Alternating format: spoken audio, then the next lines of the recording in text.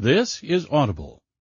Tantor Audio presents Hungry Like the Wolf, Special Wolf Alpha Team by Paige Tyler. Narrated by Abby Creighton. Prologue. Gage Dixon strained against the heavy barbell, relishing the resistance as the stacked metal plates on either end of the solid steel bar made the whole thing flex. The bar quivered slightly as it reached that sweet spot of the lift, where his pecs stopped doing all the work, and his triceps and shoulders kicked in. But he'd already been punishing his body for over an hour, and this time the bar momentarily stopped moving upward, gravity insisting that down would be a much better and easier direction to go.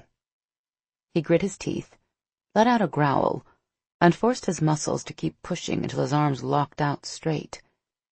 He racked the load with a clatter of metal on metal. Even then, the bar still bowed and flexed.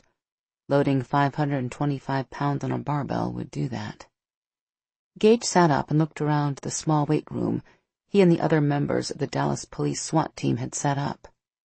It wouldn't measure up to any of the fancy gyms in the area, but considering they'd paid out of their own pockets for the mirrors, heavy-duty lifting equipment, and free weights, it wasn't too shabby. It would have been nice if it were bigger, though.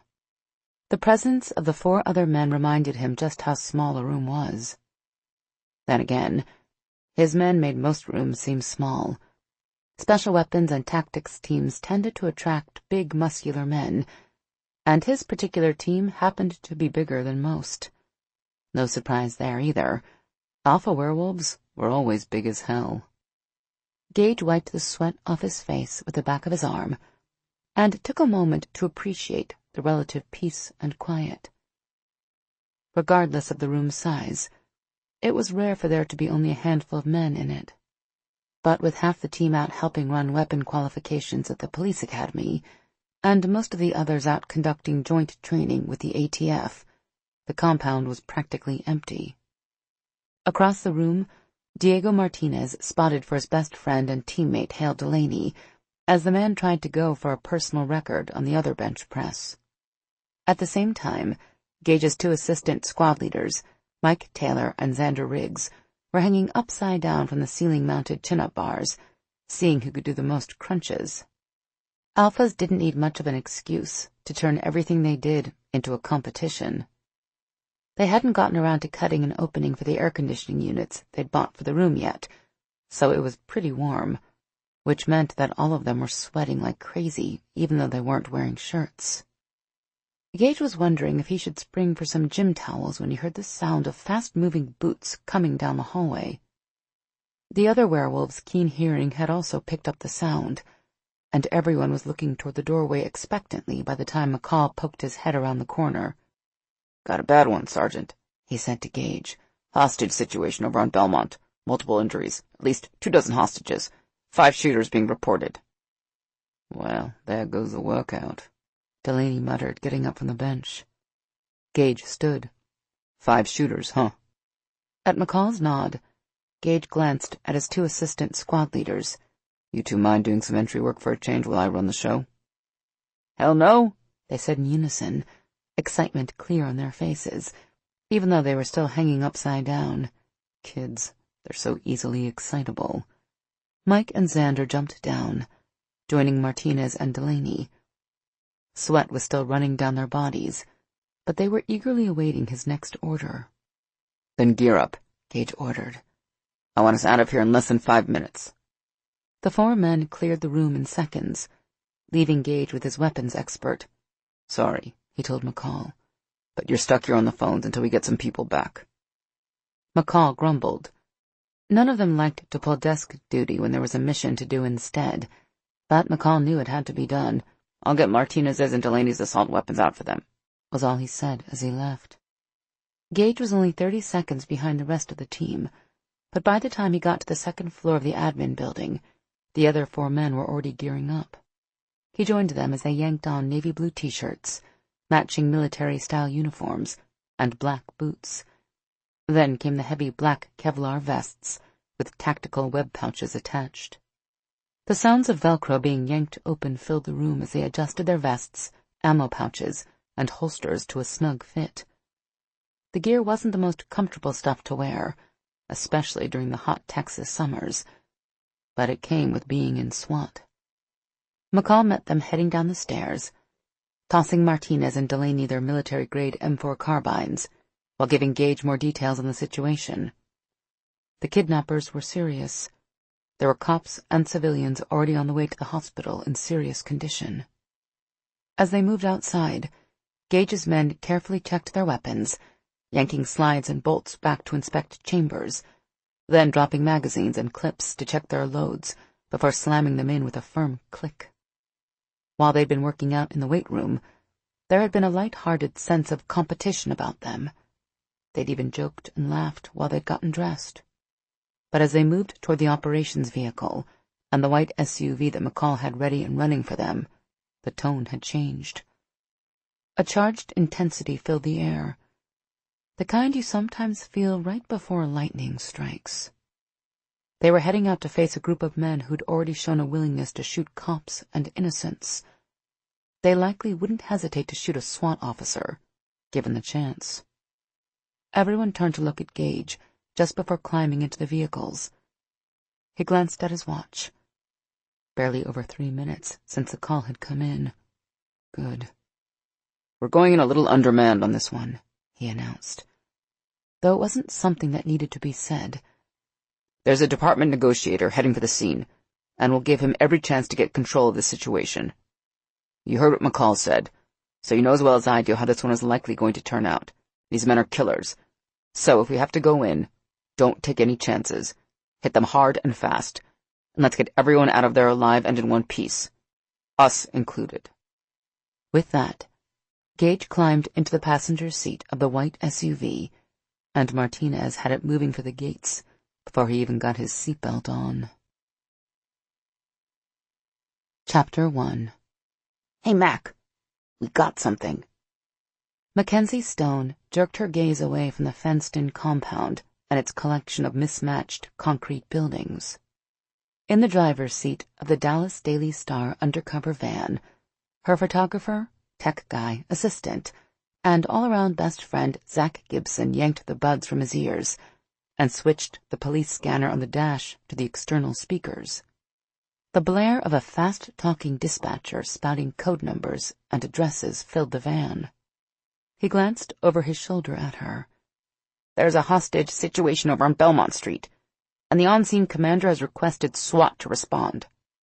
About damn time. Excellent. Let's go.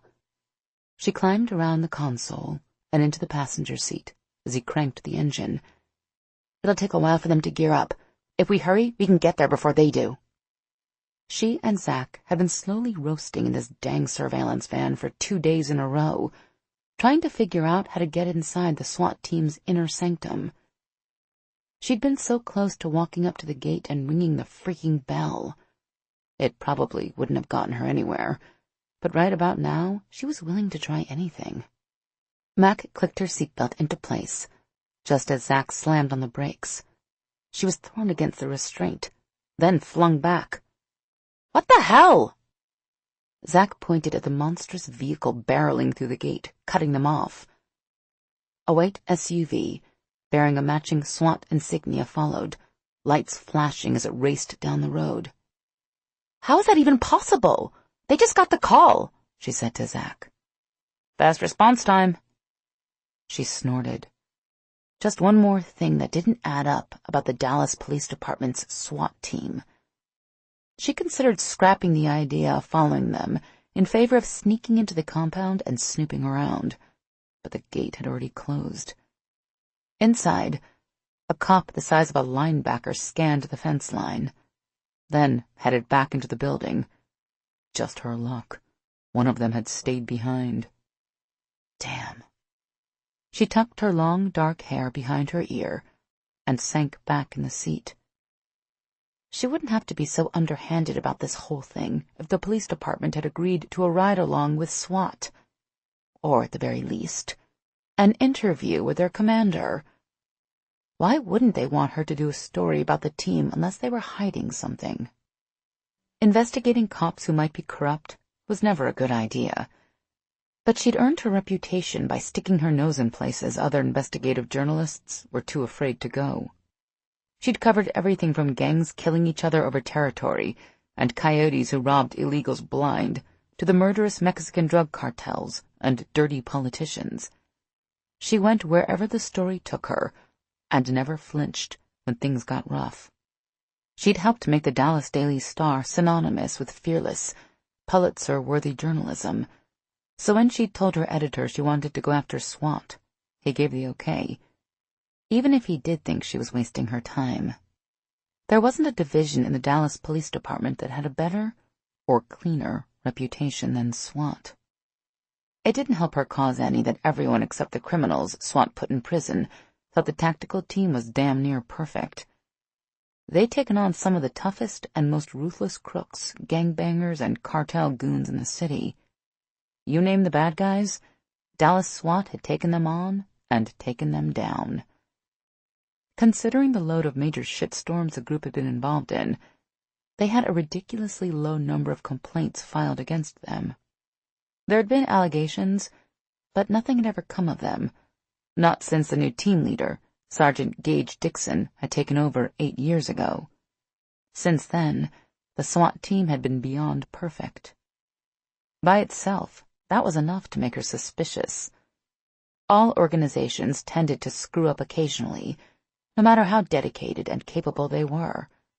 But that rule didn't seem to apply to the Dallas PD SWAT. The police chief held them up as an example for the rest of the department to emulate, and for reasons she couldn't figure out, the other divisions seemed eager to try. The mayor even used their exploits to roast other civic leaders across Texas and the Southwest. Hell, even the Girl Scouts wanted to be associated with them, and SWAT was happy to oblige by lending their muscle-bound presence to the annual cookie sale kickoff every winter. As far as everyone in Dallas was concerned, the SWAT team was better than sliced bread, PB&J with the crusts cut off, and sex in an air-conditioned room combined. Just what do you expect to find, Mac? That they don't floss after eating popcorn? Her editor had asked in his deep Texas drawl. Maybe the Dallas PD finally got something right for once. Maybe this city just has the best damn SWAT team in the country. Mac had good reason to believe the SWAT team was crooked and a danger to everyone around them. But she had to be damn careful how she sold it to her editor. She had a hard time believing the story, and she'd heard it firsthand from an eyewitness named Marvin Cole. Marvin was a 2-time loser, currently out on bail awaiting trial, this time for kidnapping, assault, and resisting arrest. Normally, Mac wouldn't have given the guy the time it took to call security to escort him out of the building. But then he had something on the one group of people in Dallas who were damn near untouchable. SWAT. She was intrigued, so she'd bought him a cup of coffee in the newspaper's break room and listened to his story. She figured it was sour grapes. They had busted his ass, after all. But she pretended to pay attention as Marvin described how 2 big SWAT guys had smashed in the reinforced door of his secret hideout, tossed him around like a rag doll, and took the kid he'd been holding for ransom. She didn't exactly swoon from excitement, but then Marvin described how one of the SWAT officers had growled like an animal, then grabbed him and shoved him up against the wall, holding him there with one hand as his feet dangled above the floor. The only reason that got her attention was because Marvin weighed about 350 pounds, and most of it was muscle. Still, SWAT guys were big and tough. Everyone knew that. Marvin must have seen how skeptical she was, because he opened his shirt and showed her the 2 sets of 4 parallel scratches gouged in the muscles of his enormous chest. He looked as if he'd been clawed by a big animal. Son of a bitch did that with his bare hands. I'd done the streets my whole life, so I know when someone's messed up, he said, as he slowly buttoned his shirt and sat down. Those SWAT dudes that everyone's so freaking impressed with, they're on something. She lifted a brow. You mean like steroids? Marvin shook his head. Hell no, lady. Shit, I take steroids, and I ain't never acted like that. No, those cats are on something really serious. Something that makes them crazy strong. The idea that SWAT members were on some kind of designer drug was insane, but Marvin wasn't making up the ragged marks on his chest. "What do you hope to gain from telling me this?" she asked him. "Even if this is a case of police brutality, I don't think it's going to keep you out of jail." Marvin shrugged. "Probably not, but maybe I might land one of them in there with me." She'd sat in the conference room for a long time figuring out what to do. The possibility that Marvin was right had buried itself in her soul too deep to let go. But while convincing her boss to let her run the story had been easy, getting close enough to any of the guys on the SWAT team to find out what they were hiding, if anything, was damn near impossible. As far as she could tell, they only hung out with each other, and it wasn't at any bar or club she could find. They only worked out at their own facility, so she couldn't bump into them at the gym or along a running path somewhere. And if they bought their groceries from a store anywhere in the Dallas area, she couldn't figure out where. Well, today she was going to talk to the elusive SWAT commander, even if she had to take the man hostage. Okay, maybe not, but she was going to talk to him, damn it. Even though Zach drove like a madman, they couldn't keep up with the SWAT vehicles, so the scene was already well established by the time they pulled up to the industrial district on Belmont. There was crime tape going up everywhere, but fortunately Zach found a space near the curb, only 2 blocks down the street from the SWAT tactical operations vehicle. It was usually impossible to get this close to an active shooter situation. That probably meant there weren't enough uniformed officers available to both set the perimeter and evacuate the surrounding buildings. No doubt the cops would remedy that soon. Until then, she might be lucky enough to get a few action shots and gain a bit of insight into how the mysterious SWAT team worked. Zach leaned forward to get a better look, making a face when a pair of EMTs ran across the street, half carrying, half dragging a man covered in blood. "You think maybe we should move a little farther back?" he asked, as the EMTs put the man in the ambulance and jumped in after him. The ambulance peeled away from the curb. "I don't think so. It looks like all the action out here is over with. We'll be fine." Mac held a pair of binoculars to her eyes and scanned the area in front of the building. "So, what's our situation?" Zach pulled out the buds he'd stuck back in his ears so he could listen to the scanner on the drive over. Thank God he was good at figuring out all those silly-ass codes and cop acronyms, because it was like a foreign language to her even after 10 years as a journalist. "Sun Community Bank over on 1st and Devon got hit by a crew about an hour ago." He fished his camera out of the back and swapped out his normal lens for something bigger. "Someone got to the silent alarm and the cops were waiting for the bank robbers the second they walked out. That's when all hell broke loose." Zach stopped as he fiddled with one of the option settings on the top of the camera. "The cops ID'd at least 7 bad guys armed with automatic weapons, some of whom were set up outside the bank while the rest went inside." Mac set down the binoculars and climbed in the back to grab her own gear. "That doesn't sound like your ordinary bank robbers to me." She took a binder out of her bag and started flipping pages. "More like a gang with military training." She'd spent enough time investigating gangs on both sides of the border to recognize their handiwork.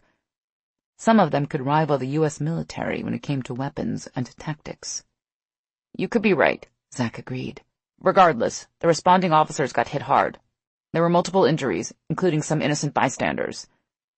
Cops took down at least 2 of the robbers, but the rest got to their vehicles and turned it into a car chase." He pointed at the industrial building in front of them. "They're holed up in there."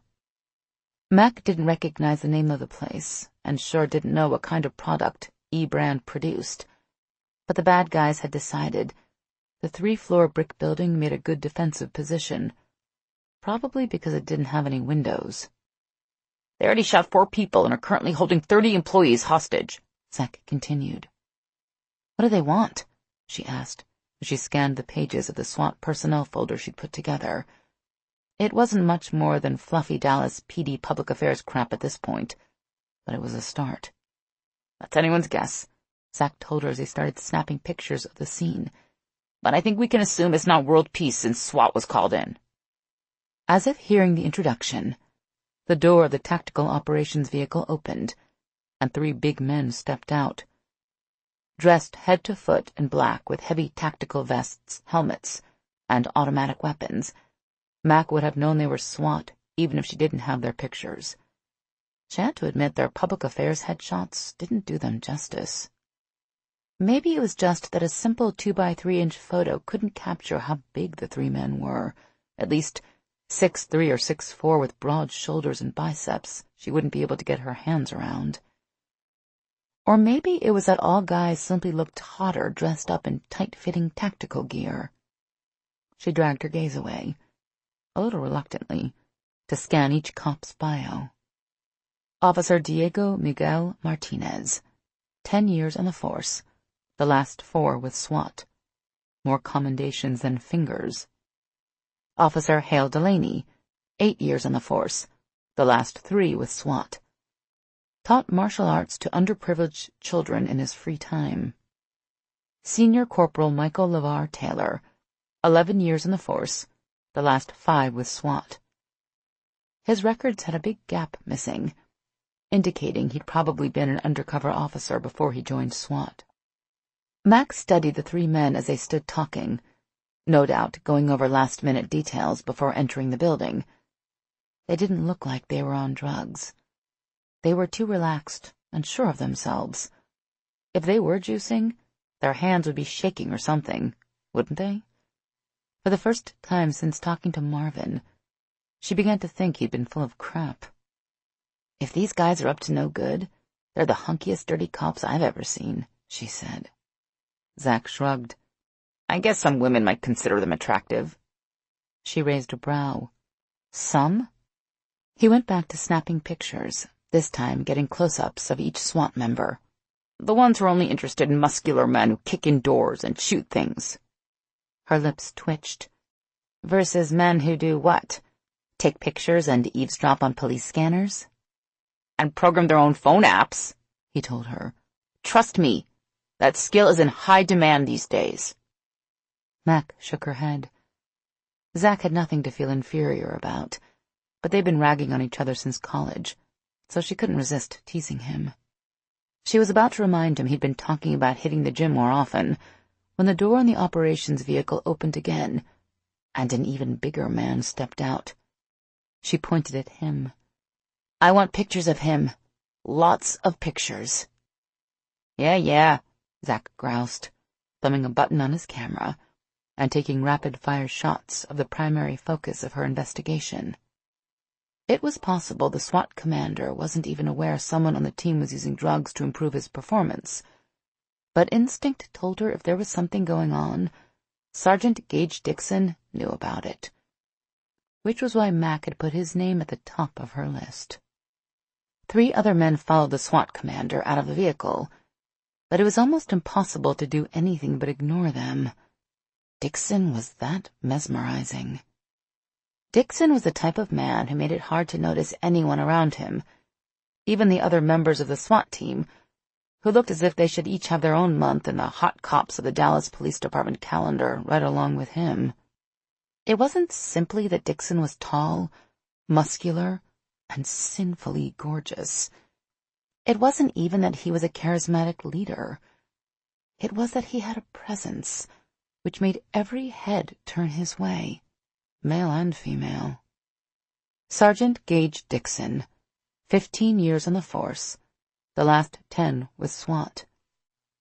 Previous military experience as a U.S. Army Ranger, 2 years in the Narcotics Division, and commendations out the wazoo. She didn't have to refer to her personnel record to remember those facts.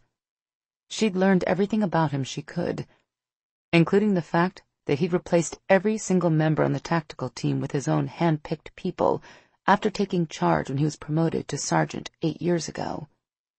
That by itself gave her reason to think something was fishy. Organizational trends being what they were, it was highly unusual there'd be a 100% turnover in such a peach assignment in such a short period of time, unless someone pushed to make that happen, and that someone was Gage Dixon. She finally forced her attention to the other men who'd come out of the operations vehicle behind Dixon, trying to figure out who they were. The one wearing a uniform was obviously a cop, a lieutenant, she guessed, probably the on-scene commander who'd called in the SWAT team. The shorter guy next to him was also easy to ID. The white shirt, hard hat, big radio on his belt, and a familiar logo above the pocket on his shirt indicated he worked for the local power company. The last guy had her stumped, though. He had unkempt hair and wore a cheap herringbone sports coat, but he didn't have a sidearm or radio that she could see. Whoever he was, he got along well with Dixon. They shook hands, then did one of those weird shoulder squeeze things men did when they were giving an enthusiastic hug. Zach was snapping photos of the man fest, so Mac asked him, "Any idea who that man is in the sports coat? I don't recognize him." "Not surprising. He doesn't get a lot of press. He's one of the department's new civilian crisis negotiators." "But SWAT has its own negotiators." "3 of them, to be precise. Diego Martinez, Trevor McCall, and Zane Kendrick." Zach shrugged. "Maybe the department brought him in to soften up SWAT's image." And he was on good terms with the commander of the unit? What was next? Dogs and cats sleeping together? Dixon finished up his conversation with the lieutenant and 2 civilians, who disappeared back into the operations vehicle. The SWAT commander then turned and said something to Taylor, who nodded. Damn, she wished she could hear what they were saying. A few moments later, Taylor and the other 2 SWAT officers headed for the brick building, reaching under their helmets to pull knit caps down to cover their faces as they went. Before they got there, the 3 men split up, each disappearing around a different part of the building. "You'd think they would go in with more people than that," she said. "Maybe some of them entered the building before we got here," Zach suggested. "You know, like an advanced recon team." Mac blinked. Where the hell had that come from? "An advanced recon team?" He stopped taking pictures to give her a superior look. "Hey, I play video games. I know the lingo." She shook her head. Men. Mac turned back to see what Dixon was up to, and saw him looking over their undercover van. Crap. She started to duck down in the seat, but caught herself. What the heck was she worrying about? The windows were too tinted for him to see anything at this distance. His gaze lingered on them for a moment longer before he said something to the 2 patrol officers nearby, then climbed into the operations vehicle. Mac grabbed the door handle. "Where are you going?" Zach asked in a voice that said he knew exactly where she was going, and that he also knew he couldn't stop her. He'd given up trying a long time ago. "I'm going to look around, see if there's anything interesting happening, maybe get a few pictures." Zach frowned but held his tongue. Another thing he'd learned over time. "I'll go with you." She reached into her bag for the digital camera she carried on little sneak-and-peek missions like this. It was small, simple to operate, and took higher-quality pictures than her cell phone. She tucked it in her back pocket. "Nah, I'm good. I'll be back in a few minutes." She slipped out the door and closed it before Zach could insist, and he would, on principle. But she didn't like him getting involved in this kind of stuff. She was willing to be stupid with her own neck, but she sure wasn't going to let him risk his. Zach was good at a lot of things, but he sucked at the sneaky, danger mouse stuff. Fortunately, he knew it and never tried to force her to take him along.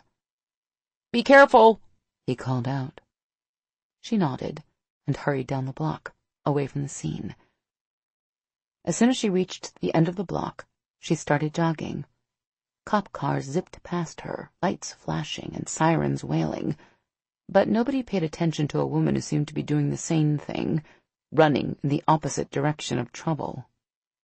The moment she was out of sight, she turned down an alley and worked her way back toward the rear of the building, where all the crap was going down.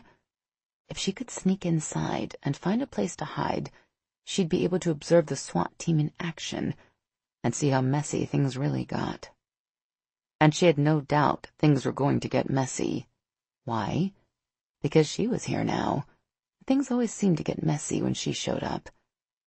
Zach said it was because she had a nose for finding trouble. Maybe he was right. That used to scare her parents to death when she was a kid. It probably still did, but it proved to be an invaluable talent for a journalist. She looked left, then right, then darted across the street. She couldn't believe the SWAT team didn't have anyone covering the back door of the building, but there wasn't a cop in sight. Maybe they weren't the hot shots everyone made them out to be. She was just about to grab the handle when the door burst open. Mac barely had time to gasp before a man with a baseball cap on backward and a chest full of tattoos lifted a big rifle and aimed it at her. Her heart stopped. Instinct told her to run, or at least scream for help, but before she could do either, a SWAT officer in tactical gear dropped from above and knocked the thug to the ground with some kind of martial arts chop to the back of his tattooed neck. She stared at the man lying unconscious on the ground, then at the cop before looking up to see a rappelling rope swaying back and forth against the side of the 3-story building. How the heck had he dropped down fast enough to do that? Mac opened her mouth to identify herself, but the SWAT officer closed the space between them in the blink of an eye and slapped a gloved hand over her mouth. She automatically reached up to grab his hand, but then froze as she locked eyes with his. He was wearing his ski mask, so all she could see were those eyes and a small amount of smooth brown skin around them. It had to be Mike Taylor or Jaden Brooks, the only 2 African-American members of the team. Since she hadn't seen Brooks go in, it had to be Taylor. But for the life of her, she didn't remember his eyes being a shocking shade of gold in his personnel file photo. Movement caught her attention, and Mac darted a quick look to her right to see 2 uniformed officers appear out of nowhere. When had her SWAT savior called them? "Get them out of here," the gold-eyed man said softly, "and keep her quiet." And just like that, one of the uniformed cops wrapped his arm around her waist from behind and picked her up, putting his hand over her mouth when Taylor pulled his away.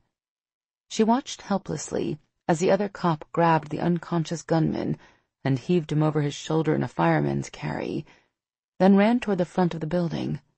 When she looked back, the SWAT officer was nowhere to be seen. Where the heck had he gone? If all the guys in the tactical unit were this fast and powerful, she could imagine why Marvin thought they were on something. Nobody should be able to move that fast. Her captor followed his partner, running down the alley with her like she was an unruly kid in a movie theater. She was so shocked she didn't even struggle, and by the time she thought about it, they were at the SWAT operations vehicle. The minute he planted her firmly on her feet and took his hand away from her mouth, she whirled around to chew him out for manhandling her, and was amazed to discover he was the same uniformed cop Dixon had spoken to earlier. Had the SWAT commander seen the news van and told the cop to keep an eye on her? But that was impossible. No one had eyesight that good. The officer reached around her and opened the door of the operations vehicle, then motioned her in. She'd about had enough of the caveman crap for today. "I'm not going in there." "In here, or in the backseat of a cruiser until this is done," a deep voice said from inside. "You're calm, Miss Stone, but make it quickly." The cop raised an eyebrow, gesturing with one hand toward the open door, and the other across the street where his cruiser was parked. Well, she'd wanted to get an inside look at how the SWAT team operated. Mac ignored the hand the cop put out to help her, and tried not to stamp her foot as she stepped into the vehicle. "Please close the door, Officer Danner," said that same deep voice. The door slammed shut, making her jump. Mac pushed her sunglasses up on her head and surveyed the inside of the huge vehicle. The 3 men she'd seen earlier were eyeing her curiously. Gage Dixon, on the other hand, wasn't paying attention to her at all. He stood with his back to her, his focus locked on the computer monitors attached to the far wall of the vehicle. All 6 screens were on, but the images on 4 of them were moving and changing so fast it made her dizzy to look at them. It took her a moment to realize she was seeing live feeds from cameras mounted on his men's helmets. Funny, she hadn't seen one mounted on Taylor's. Who the hell was she kidding? She hadn't noticed much of anything besides his big muscles and seriously mesmerizing eyes. He might have been naked for all she knew. Nah, she would have noticed that. She never missed a naked man. But the 4 moving cameras meant Zach had been right. There were more than 3 SWAT officers in there. There were 4. Not that 4 seemed like enough to her, either. She'd want like 50 or so to do the job. The other 2 screens were stable, showing the inside of the building from 2 different angles. Mac took a step closer to get a better look and saw people lying face down on the floor. At first, she thought they were dead, but then she picked up movement. She surveyed the inside of the operations vehicle and was disappointed to see it was nothing more than an RV without all the good stuff that came with it. That wasn't to say it was empty. There were racks for equipment, racks for weapons, and racks for radios, computers, and cameras. There were even 2 whiteboards and a corkboard. A rather detailed drawing of the exterior of the building had been drawn on the whiteboard. Double red lines marked what looked like entry points. Mac glanced at Dixon and the other men. They were all staring at the monitors. Figuring this was her chance to pick up some intel, she slid her hand into her back pocket for her camera. "Please put your camera away, Miss Stone," Dixon said. Mac froze. Damn. Everyone turned to look at her. Well, everyone except Dixon. He was still glued to the monitors. She pushed the camera back into her pocket. How the hell had he known what she was doing? Dixon reached out and thumbed a switch on a box near the monitors. "We just got audio from the room where they're holding the hostages." The sound of quiet sobs and pitiful moans, punctuated with a whole lot of shouting for the hostages to "shut the F up," filled the operations vehicle. When the hostages were only silent, black and white video images, it had been possible for Mac to distance herself from the fact that the people lying on the floor, most of whom were women, were real, live human beings with mothers and fathers, sisters and brothers, boyfriends and husbands, maybe even kids, and that they were scared to death. But now it was impossible to remain detached. Mac edged closer, holding her breath, without even meaning to. One of the gunmen weaved in and out of the hostages, kicking them in an attempt to get them to move somewhere. Most of the women just curled up in the fetal position and cried harder, which only seemed to infuriate the guy kicking them even more. Cursing, he grabbed one of the women by the hair and dragged her out of the camera's view. The woman's terrified screams echoed through the speakers, chilling Mac to the core. She'd seen a lot of violence in her line of work, but that didn't mean she was used to it. She covered her mouth with her hands to keep from shouting at Dixon to tell his damn SWAT team to do something to help. She was a journalist. She was supposed to stay neutral in every situation and just observe. But it was damn hard when she knew that thug in there was moments away from killing that poor woman. Or worse. "Shit, this is bad," the hostage negotiator said. "Those animals are on the edge and ready to go over. If your team is going in there, they'd better be quick." Dixon didn't answer, but just spoke softly into the mic he was wearing. A moment later, he turned to the man from the power company. "Are your people ready?" Hardhat looked nervous, but he nodded. "When you say the word." Dixon turned his attention to the uniformed officer. "I know you were hoping we wouldn't have to do this, but I need to get my people in there." The man didn't look happy about it, but he nodded. "Do whatever you have to do. Just be careful. There are a lot of hostages in there." Mark wasn't sure in a case like this who got to make the call as to when SWAT went in, but regardless, Dixon had smoothly put the lieutenant in a decision loop, making sure he didn't step on any toes he didn't have to. She'd used that trick herself a few times in the past to keep herself on people's good side, even when she could have trampled all over them. He was pretty smart for a big, muscle-bound trigger puller. Dixon threw a glance at Hardhat. "On my mark. In 3, 2, 1, now." At the SWAT commander's signal, Hardhat said a single word into his radio. All at once, every screen on the wall went black. For a moment, Mac thought the SWAT vehicle had lost power, Then she heard screaming over the speakers and realized they'd cut the power to the building. Half a second later, gunfire erupted. Mac couldn't see a damn thing on the monitors except the occasional bright orange flashes that reflected off the walls. But while she couldn't see much, she could hear plenty.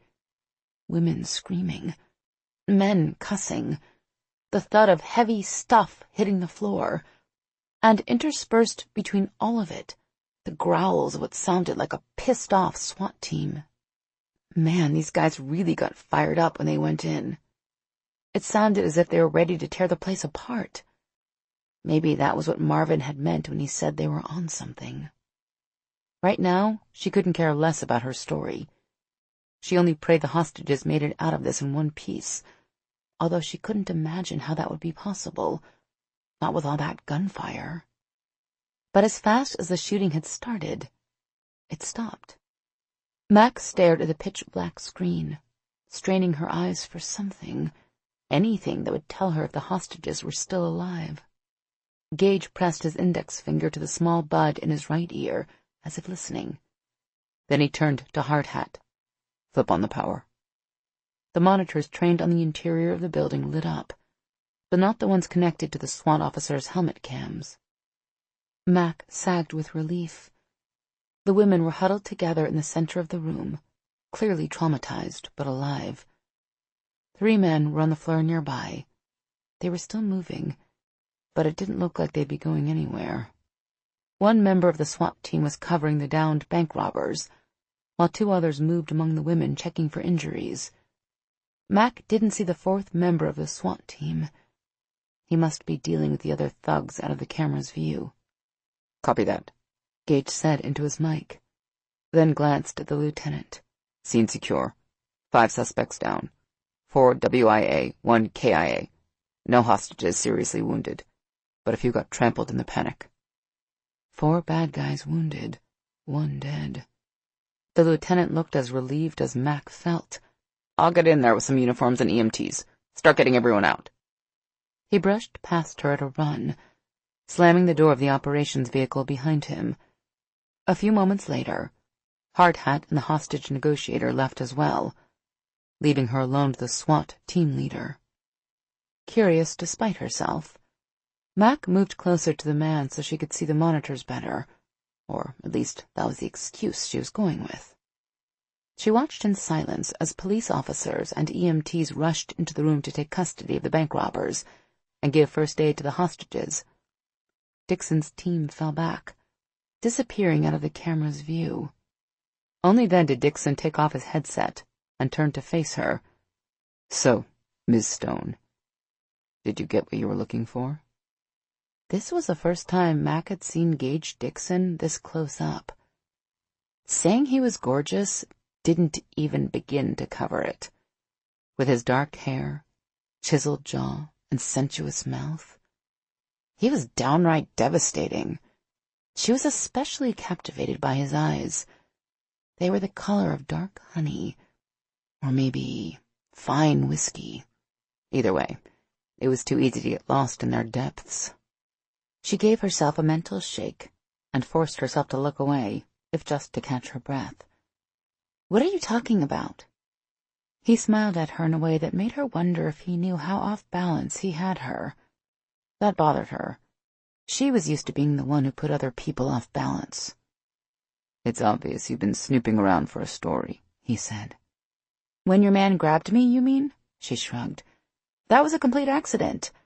I got turned around and ended up back there." He chuckled. "Right. Just like it's a complete accident that your unmarked news van has been parked outside my SWAT compound for the last 2 days. She tried not to let her surprise show, but failed miserably. Mouth twitching, he turned and switched off the monitors. How the hell had Dixon made her so easily? She and Zach weren't that sloppy, were they? Dixon turned off the monitors, then picked up a cloth and wiped down the whiteboard. "Okay, you caught me," she said. "But I only resorted to that because the department turned down my request for an interview and a ride-along." He stopped wiping and turned to her, his brow raised in a way that did interesting things to her tummy. Damn, The man had quite the smolder. Most reporters would be able to infer from that answer that they should go after a different story. Mac knew it was crazy, but if she didn't know better, she'd think Dixon was teasing her, if not outright flirting. Well, she could play that game too, but while she wasn't above using her feminine wiles to get a story, she needed to make sure she was right about him first. She moved a little closer. If he backed up, she'd assume she read him wrong and would retreat accordingly. If he didn't, she might be able to work him a little bit. Dixon did neither. Instead, he took a step toward her so that they were standing even closer together. She hadn't realized how big the SWAT officer was until that moment. He towered over her by almost a foot, and his shoulders were nearly twice as wide as she was. She decided she suddenly liked really big men. Damn, it was going to be hard remembering this guy was the target of her next in-depth investigative article. I've never been very good at picking up subtle hints. She gave him her best award-winning smile, the one she used on her editor when she wanted a really juicy story, and moved a fraction of an inch closer. He smelled nice. I was simply waiting outside the compound so I could talk to you and straighten out the obvious misunderstanding the department had. Of course. He returned her smile with one of the sexiest grins she'd ever seen. Because it must have been a mistake. After all, what cop wouldn't want to talk to the ever-insightful Ms. Mackenzie Stone, right? Exactly. Mac gave him a real smile this time. It was hard not to. He was one of those rare men who could be charming with a few carefully chosen words, and he seemed attracted to her. At least, she was pretty sure he was. She was trying to figure out how to use that attraction to weasel an invite for an in-depth interview with a hunky SWAT commander when the door to the operations vehicle opened and two of his men climbed in. They hesitated for a moment when they saw her, as if surprised to find their superior alone with a woman in the back of the operations vehicle. She wasn't sure why. It wasn't as if they could know she was a journalist looking for a story. One of the men was Senior Corporal Michael Taylor, the man who'd saved her life before. The other wasn't one of the three she'd ID'd earlier, but she recognized him from the files anyway. Senior Corporal Xander Riggs. He must have been the one who'd slipped into the building before she and Zach got there. Dixon took a step back, putting some space between them as Taylor closed the door behind him and Riggs. This is Mackenzie Stone from the Dallas Daily Star. Miss Stone, meet Mike Taylor and Xander Riggs, two of my senior team members. Being surrounded by three guys so big and muscular in a confined space like the operations vehicle should have made her feel claustrophobic, but that definitely wasn't how Mac felt right then. She had to make a serious effort to keep her mind in gear as she shook their hands. She had 100 questions about the operation she'd just witnessed, but there was one thing she needed to get straight first. Sergeant Dixon said that one of the bank robbers was KIA. That means he was killed in action, right? Riggs glanced at his boss, his dark eyes questioning. Dixon nodded, signaling he was okay to talk to her. Yes, one of the suspects was shot and killed by a member of the team. He left us no choice. When the power went out, he grabbed a hostage. We ordered him to drop his weapon, but he pointed it at the woman's head and was about to pull the trigger. A disabling shot wasn't an option because he was behind the woman. Mac noticed Riggs didn't say which member of the team had shot the suspect, but based on the level of detail he provided and the way the muscle in his jaw flexed, she guessed it was him. That must have been a pretty tough shot, considering how crazy it was in there, she said. And in the pitch black, too. Xander's eyes narrowed, but he didn't say anything. She thought he would have taken it as a compliment, but instead he looked uncomfortable. Why did men find it necessary to downplay every heroic thing they did? We have excellent night vision goggles, Taylor said. They help. Of course. She smiled at him. By the way, thanks for helping me out back in that alley. It's possible I might have been in a bit of trouble. Taylor's mouth curved. When he smiled, he seemed a lot less intimidating. Something tells me you find yourself in trouble like that frequently. Mac shrugged. Every now and then, she said before turning back to Riggs. I didn't see you enter the building with the rest of the team. Did you go in before I got here? Riggs threw Dixon a sharp look. Instead of giving the corporal the okay, he answered her question this time. We dropped Corporal Riggs off a few blocks out from the scene. He hoofed it in over the rooftops while we were getting into position outside.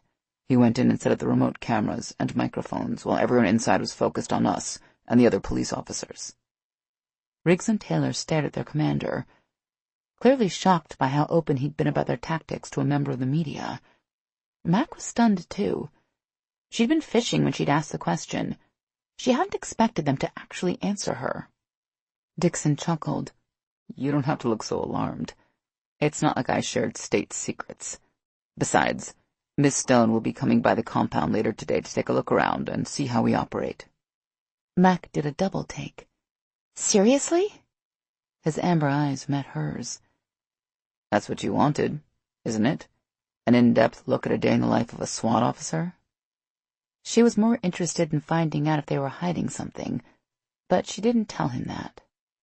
I figured if I didn't make the offer, you'd only hang around outside the compound for months until I agreed to let you in, or until you tried to sneak into the middle of the next hostage situation, he said. This way we can do our job without worrying about you popping up out of nowhere, and you get to do yours without risking your life. She opened her mouth to thank him, but he held up a finger. There's one condition, though. Name it. You agree not to detail any of our tactical procedures or techniques like the one I just told you about. You print those, and you'll get my team killed. He lifted a brow. Do we have an agreement? Mac nodded eagerly. Yes.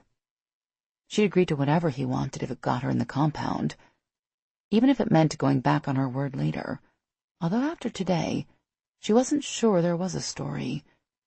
She seriously doubted these guys were doing drugs, regardless of what Marvin said. But that didn't matter. No way was she passing up an opportunity like this. I'll see you at the compound this afternoon, then, Dixon said as he opened the door for her. Say 3 o'clock? She smiled up at him. I'll be there. Mac had to resist the urge to do a little happy dance as she hurried back to the news van. She wasn't sure how it had happened, but somehow she'd gotten herself an engraved invitation to get up close and personal with the country's most elite tactical unit, the Dallas PD SWAT. Chapter 2.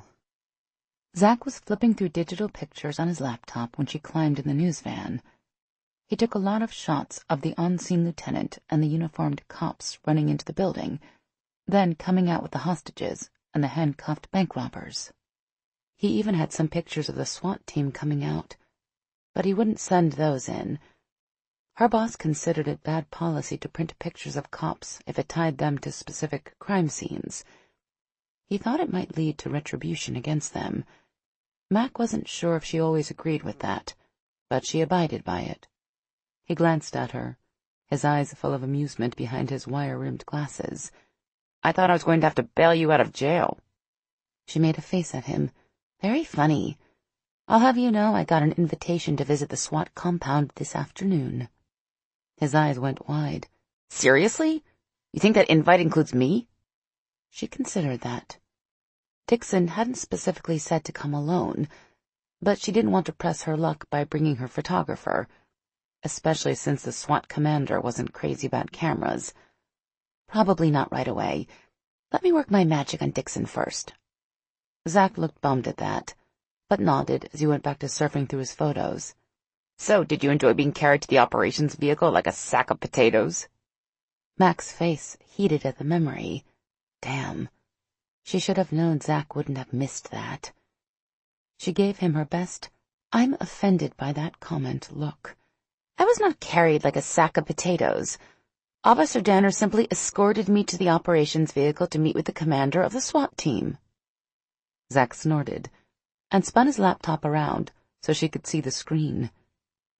There was a picture of Officer Danner running across the street with her in his arms, his hand over her mouth. Her color deepened. He kind of was carrying her like a sack of potatoes. God, that looked bad. Maybe you could keep that one off the shared drive, she asked Zach. He laughed. Sure thing. but it's definitely going on the best of Mac's Stone disc. Mac stuck her tongue out at him. Zach loved reminding her he had visual evidence of all of her most embarrassing moments, and that she shouldn't forget it. He was still flipping through photos when something caught her attention. "Stop! Go back a couple pics." Zach didn't ask why, but just scrolled back a half-dozen pictures. "Stop," she said. "Go slow from there." He clicked one picture at a time, giving her a chance to look at each of them before moving to the next. She studied each SWAT officer's photo as it filled the screen. Zach had captured them coming out of the brick building. They had their ski masks pulled up, and under their helmets, each man's handsome face was covered with a light sheen of glistening sweat. Zach moved from the SWAT guys to random pictures of hostages, EMTs, and bank robbers. When he got to the end, she had him back up and scroll through the same pictures again. Mac leaned closer, focusing on the photos of Martinez, Delaney, Taylor, and Riggs. She didn't know what it was, but something was gnawing at her. Then she had it. "These were taken the moment the SWAT team first came out of the building, right?" "Yeah. I was focused on those doors from the moment the cops and EMTs ran in until you came out of the truck. That's where all the action was." He frowned at her. "What's up?" Mac studied the pictures one more time, just to be sure she hadn't missed anything. But she hadn't. None of the men were holding anything other than their weapons, and none of their tactical vests had pouches that could hold what she was looking for. Zach looked from her to the photo of the 4 highly trained officers coming out of the warehouse, then back to her. "What is it?" "They shut down the power to the building before they went in. It was pitch black in there. I saw it on the monitors in the truck, but the SWAT guys aren't carrying any night vision goggles." Zach glanced at the picture again. "Maybe they left them in the warehouse." She shook her head. "No way. Those things cost a fortune."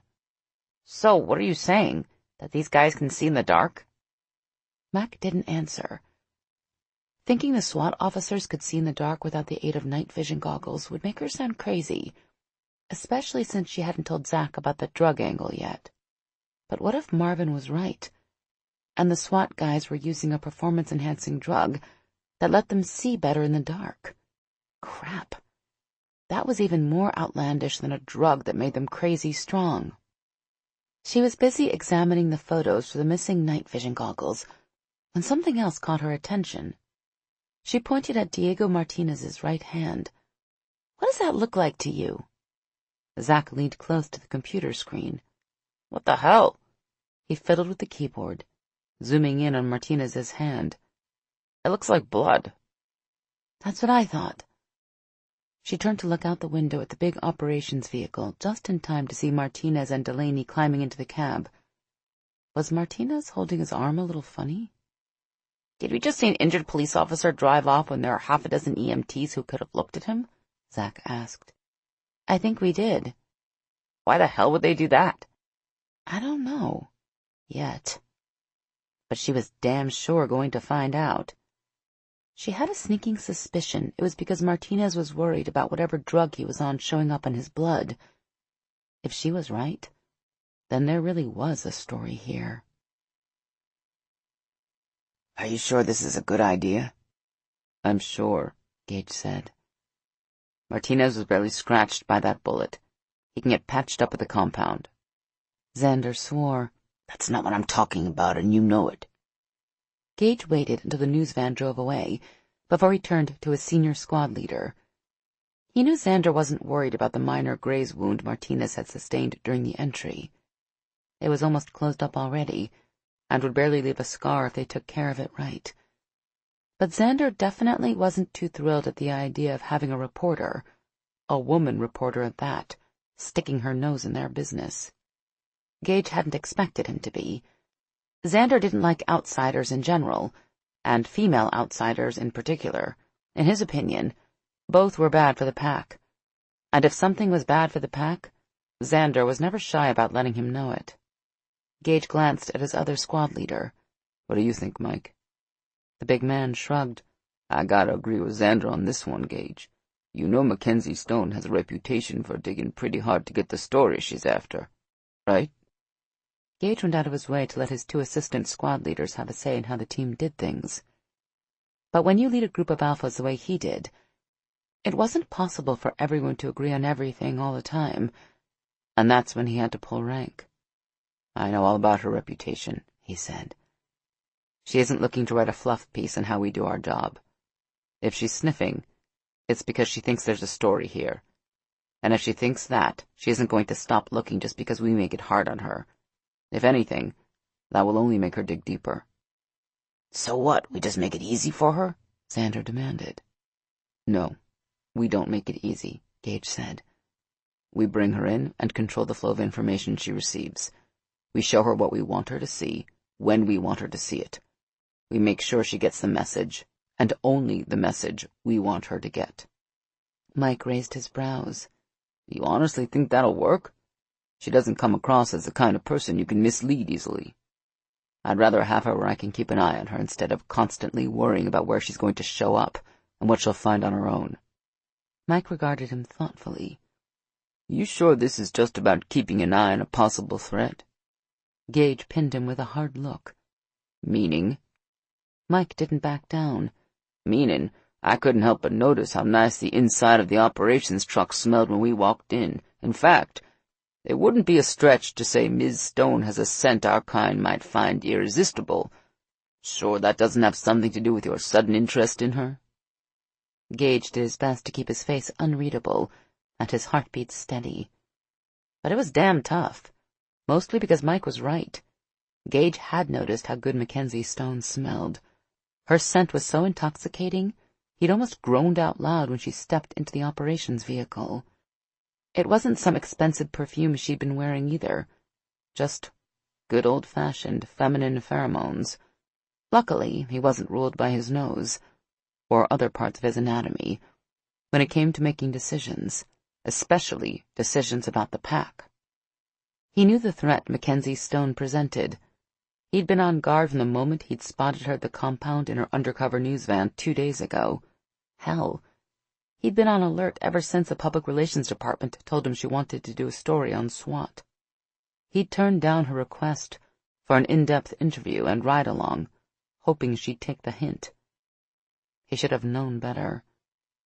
After the stunt she pulled today, he figured the only way to get rid of her was to give her the interview she wanted. I make decisions about pack affairs with the head above my shoulders, not the one below my belt, he said to Mike. If I think it's a good idea we keep Ms. Stone close, it's because it's best for the pack, not because she smells good. Mike shrugged. Just checking. If you're not interested in her that way, maybe I'll look at her Facebook page, see if she's available. Mike might have sounded casual, but he was still testing him. He wanted to know if Mackenzie's pheromones were making Gage think with his dick instead of his head. You could do that, Gage said, but I wouldn't if I were you. Mike tensed, as if bracing for a fight. Beside him, Xander did the same. Why's that? Mike asked. Because I don't think she's that into you, Gage told him. I mean, you're not very attractive, and you sweat. A lot. Women find that gross. Mike stared at him, speechless for once. Xander laughed and slapped Mike on the shoulder. Dude, I've told you that sweating thing is going to ruin your love life. Now even the boss man has noticed. You need to get that looked at.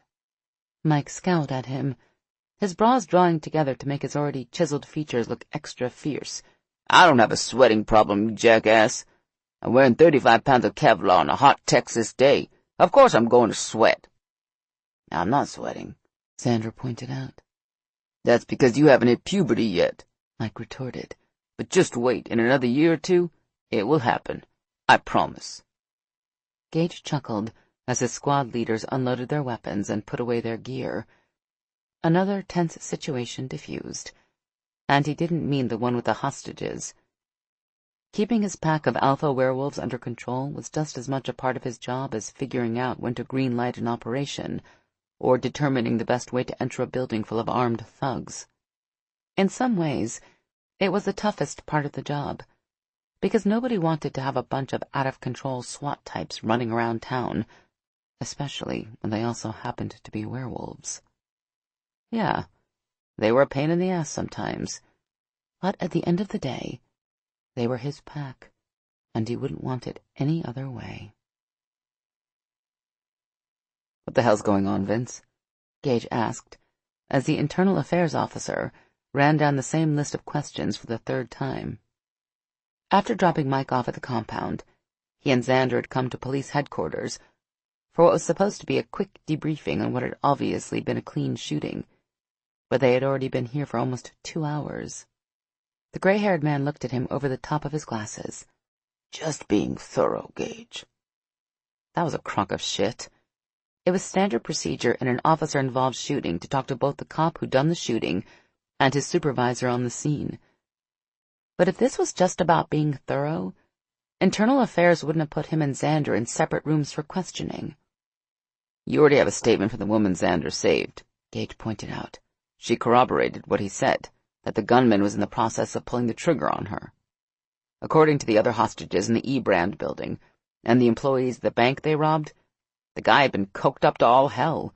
Even his own crew admitted he hadn't been in control. How much more thorough do you need to be? Just work with me on this, okay? Vince sighed. Trust me, we have our reasons.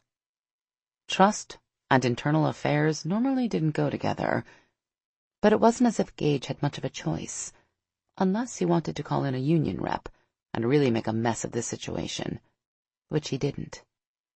So Gage leaned back in his chair and answered Vince Coletti's questions again. God, he hoped Xander was keeping his cool in the other room. His senior squad leader was smart and had been in these shooting reviews before, so he knew what to say, and more importantly, what not to say. If the questioning seemed like it was heading in a bad direction, he was savvy enough to ask for his union rep.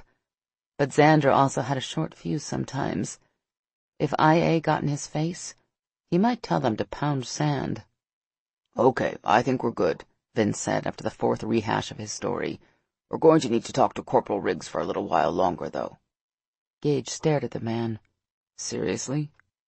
Vince gave him what was probably supposed to be a placating smile. Don't worry. I'll have Patrol give him a ride out to the compound.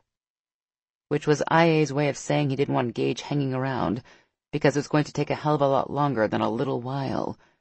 But getting into it with Coletti wasn't going to help. While he might be more than ready to rip someone in half right now, Gage reined in his inner wolf. He jerked open the door and stormed out of the interrogation room, almost running over his boss, Deputy Chief Hal Mason. If he didn't know better, he'd think Hal had been waiting for him. Why the hell is IA grilling my senior corporal? Gage demanded. Hal waited until Vince had gone into the room where they were questioning Xander before answering. IA is just doing their due diligence on the shooting, that's all. They aren't trying to screw Corporal Riggs. You have my word on that. Gage snorted. You could have fooled me. The way his boss was looking at him made Gage think Hal wasn't telling him everything, but the deputy chief only sighed. Go back to work. I'll make sure Riggs gets a ride out to the compound when IA is done with him. Gage hated the idea of leaving Xander with IA, but Coletti could have him in interrogation the rest of the day, and he still had to tell the pack about Mackenzie Stone, who'd be at the compound in a little over an hour. Shit. Tell Xander I'll see him back at the compound. Hal nodded. I will. And Gage, good job out there today. Gage grunted. Luckily, there was no sign of Mackenzie Stone's news van in the lot when Gage arrived at the compound. He parked the SUV, then went around to the training building, figuring that's where everyone would probably be. He heard the sounds of growling before he even opened the door. Officers Landry Cooper and Eric Becker were sprawled on the couch in the day room watching TV and eating popcorn. What the hell's going on back there? Gage demanded, jerking his head toward the rear of the building. Cooper, the team's explosives expert and coincidentally, or maybe not so coincidentally, the most laid-back, in-control member of the pack, shrugged. Martinez and Delaney came back a little fired up from today's action, he said in his southern drawl. They got into an argument with some of the other guys, and now they're just working it out. Which was code for going at each other like a couple of MMA fighters. Gage swore. Sometimes he felt more like a damn schoolteacher than the commander of a team of highly trained police officers. And Mike didn't think it was necessary to break it up before they destroyed something expensive? Cooper grabbed a handful of popcorn from the big bowl Becker was holding. Domestic abuse call came in about an hour ago. Mike took Duncan and Boudreaux with him. Didn't you consider that maybe you should step in and do something? Gage all but snarled. Cooper didn't take his eyes off the TV show he was watching. A damn G.I. Joe cartoon, for crying out loud. Not my argument. And sometimes it felt like he was in charge of a daycare center for out-of-control werewolves. Gage didn't waste his breath asking Becker why he didn't do anything. The surveillance expert was one of the newest members of the team. He might be as big and tough as anyone in the unit, but they weren't going to pay attention to anything he said. Besides, Gage didn't think he could pry the tech and electronics experts away from their tub of popcorn. He headed toward the back of the building, wincing at a particularly loud thud. There was always a little roughhousing after a mission. It was how werewolves dealt with stress. But usually he, Xander, or Mike were around to keep things from getting out of hand. And when you had 16 oversized alpha wolves in one pack, things could get out of hand pretty damn quick. He noticed a couple broken chairs and a crushed desk as he passed the classroom. The disagreement must have started there, then moved to the back of the building where the weight room and gym were. He hoped they were in the gym instead of the weight room. Not only was there less stuff they could break, but there were also fewer things they could use as weapons. But while 3 members of the team, Senior Corporal Zane Kendrick, Senior Corporal Trevor McCall, and Officer Alex Trevino, were in the gym tossing around a basketball, they weren't the source of the racket he'd heard. His nose confirmed the identity of the men in the weight room before he got there. All 6 remaining members of the team were in the weight room. Damn it. On the bright side, only 4 of the men were fighting. 2 of them, Senior Corporals Jaden Brooks and Carter Nelson, were doing their best to keep the other cops from grabbing anything they could use as weapons, while at the same time working just as hard to keep them from destroying the workout equipment. They were only marginally successful at both tasks.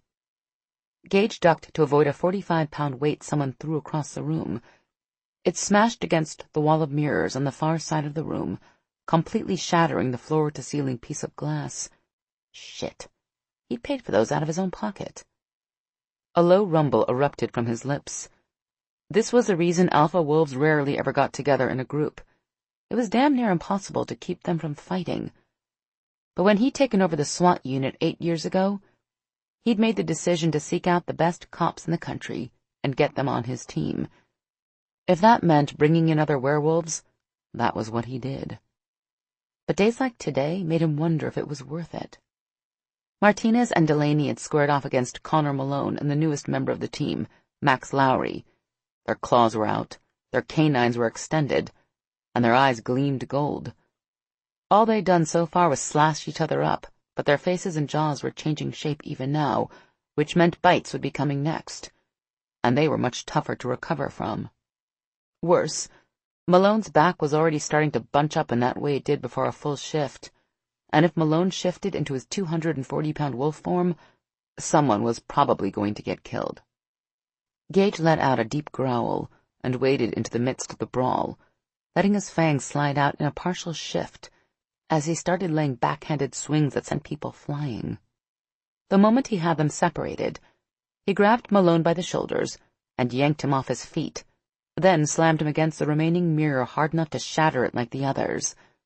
Then he bared his teeth and let loose a snarl loud enough to be heard well outside the compound. He didn't care who heard. He wanted their full attention, and he wanted it now. Malone immediately relaxed in his grip, while Martinez, Delaney, and Lowry took a few steps back. Gage held on to his lead sniper until the man had completely shed any vestige of his wolf form. By the time he turned to look at the other 3, they had shifted back too. There was no evidence of the werewolves they'd been, except for the bloody claw marks covering their bodies and shredding their uniforms. Gage didn't shift back. He wanted them to get a good look at his yellow gold eyes and gleaming fangs. "What the hell is wrong with the 4 of you?" he demanded. I walk in here expecting to find a team of professional cops, and instead I find you acting like a bunch of freaking out-of-control chihuahuas." He pointedly looked around the room at the broken mirrors, crushed weight benches, and torn mats.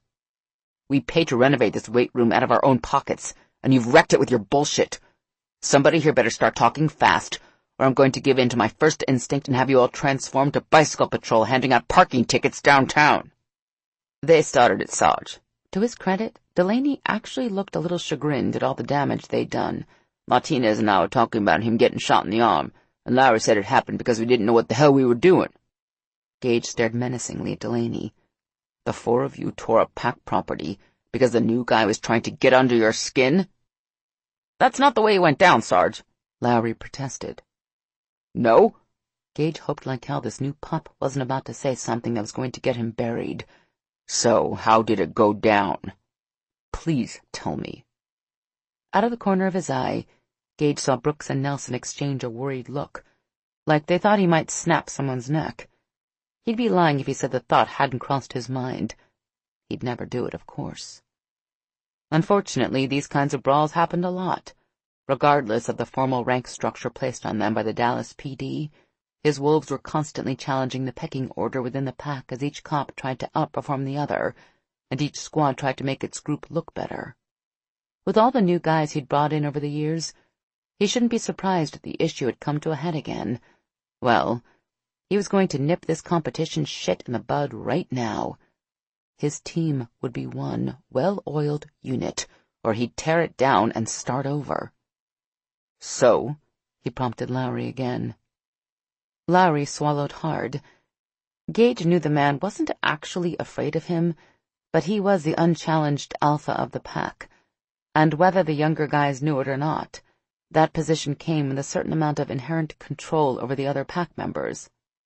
Standing this close to his pissed-off lead alpha, Lowry probably felt seriously uneasy for the first time in his life. Gage hated making any of his men feel that way, but he'd learned he had to either lead them by force of will or learn to live with chaos. Gage didn't like chaos. "It was nothing, Sarge," Lowry finally conceded. "We were just messing around and things got out of hand. It won't happen again." Gage held him there until he was sure all four of them had firmly received the message. Then he lowered Delaney to the floor. "No, it won't happen again," he agreed, "because I'm breaking up your teams. Larry, when Mike gets back, let him know you've been reassigned to Xander's team, and that Delaney's going to be your entry buddy. I want him to put you two shoulder to shoulder on every mission from this day forward." Gage ignored the look of shock on Lowry's face, and turned to look at Martinez. "I assume you got that arm looked at before you decided to get in a fight?" The stocky man flexed his injured arm. "Yeah, Trevino fixed me up the moment we got back. It's fine." "Good," Gage said, "because you'll be taking Larry's spot on Mike's team. Same thing applies. You'll be tied to Malone every time the two of you walk through a hostile doorway." Martinez opened his mouth to argue, but Gage silenced him with a glare. Malone, on the other hand, was too fuzzy from his recent near shift to keep his trap shut. "But Sarge, I'm your best sniper. I don't usually go through doors." "You do now," Gage told him. "So I suggest you spend a lot of time with your new entry buddy and learn real fast." "Sarge, you can't do this," Delaney said. "We know we screwed up and we'll fix everything, I swear. But you can't break up Martinez and me. We've been on the same team for more than 3 years. Then you'll be able to bring Lowry up to speed on Xander's tactics." "But Sarge—" "Have you ever seen how tight the shorts are on those bike cops?" Gage asked. Delaney snapped his mouth shut. Gage looked at Brooks and Nelson. "Next time I expect you two to get in the middle of a fight and break it up, or you'll be wearing the bike shorts. And I'm not sure they make any in your size, Brooks." The big African-American shifted from one foot to the other. The ex-college fullback was probably envisioning himself in tight blue shorts and perched on a bicycle. Apparently, it wasn't a very pretty image. "Sure thing, Sergeant." "Good." Gage jerked his head at the 4 junior officers. "Make sure they get those wounds cleaned up right before they start to heal, and make sure Martinez didn't rip his open again." All he needed was for Martinez to be the first werewolf who got an infection. Going to the hospital really wasn't something werewolves preferred to do. Gage started for the door, then stopped and turned back to them. and get this mess cleaned up. I want everyone in the classroom in 15 minutes. He didn't need to see his men's scowls to know he wasn't their favorite person right now. It made him wonder what they were going to think of him when he told them about Mackenzie Stone. Xander isn't getting jacked up, Gage said for the third time. He'd started their all-call meeting with a quick briefing of the hostage situation earlier, then touched on the detailed level of questioning he and Xander had gone through downtown. At least, he'd planned on it being brief. He wanted to get to the real reason he'd called everyone together, Mackenzie Stone, but he couldn't get the team to focus on anything other than internal affairs grilling one of their own. "Then why is IA still questioning him?" Remy Boudreau asked, a trace of his Louisiana accent coming through. Gage suppressed a growl. Sometimes his guys were bigger conspiracy nuts than Mulder and Scully. They're just going over his statement to make sure there aren't any inconsistencies that could end up in a lawsuit. They're trying to help him, not screw him. Besides, he's probably already on his way back. "Then if you didn't call us here to talk about Xander, what's this about?" Martinez asked. Gage was pleased to see the cop sitting beside his new best buddy, Malone. On the other side of the room, Delaney and Lowry were doing the same. Maybe they had the ability to overcome their petty squabbles faster than he'd given them credit for. "Yes, Sarge." Mike was lounging back in his chair, a knowing smile on his face. "What are we here to talk about?" Gage scowled at his squad leader. Mike wasn't going to cut him a break, damn him. And while the rest of the guys might not know what was going on, they definitely picked up on the strange vibe. Well, everyone except for Cooper. He was reading a damn comic book. "I wanted to tell you that we'll be having a visitor hanging around the compound for the next few days," Gage said. "What kind of visitor?" Cooper asked, raising his gaze from his comic book long enough to show he was capable of multitasking. Oh, hell, no way to avoid this. Might as well rip off the Band-Aid. "A reporter from the Dallas Daily Star, Mackenzie Stone."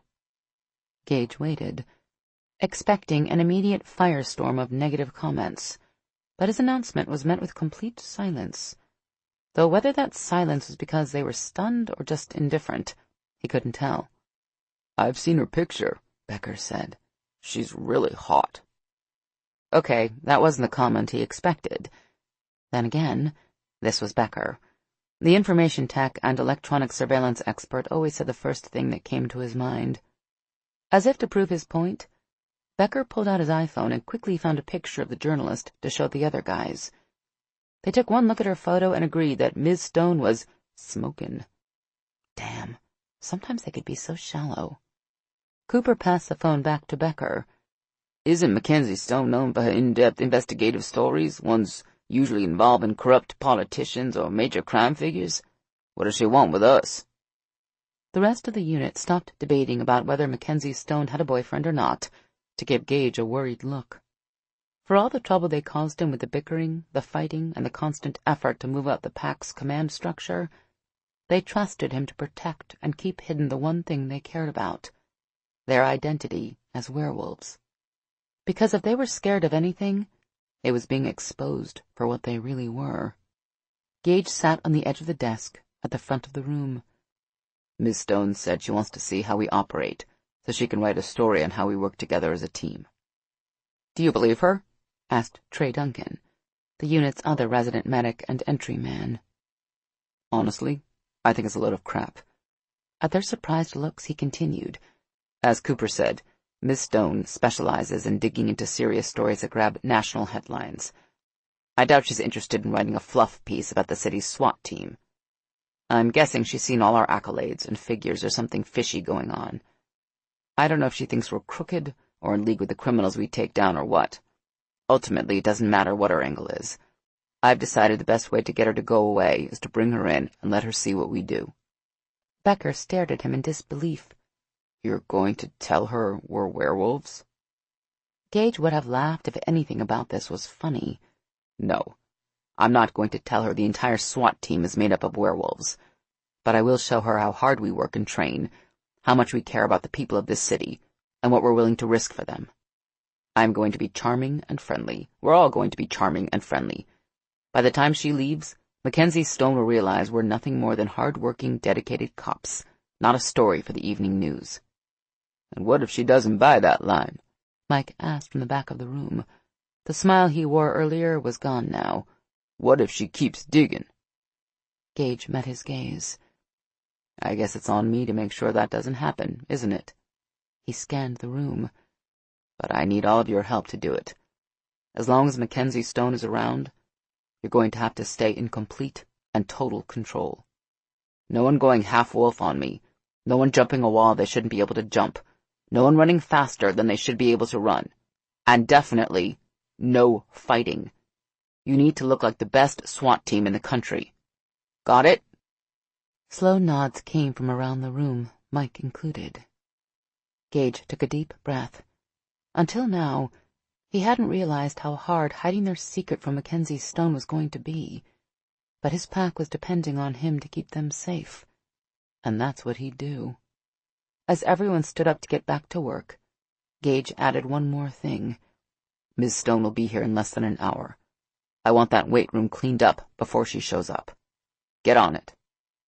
That earned him some groans, but not nearly as many as he expected. Maybe this was going to work.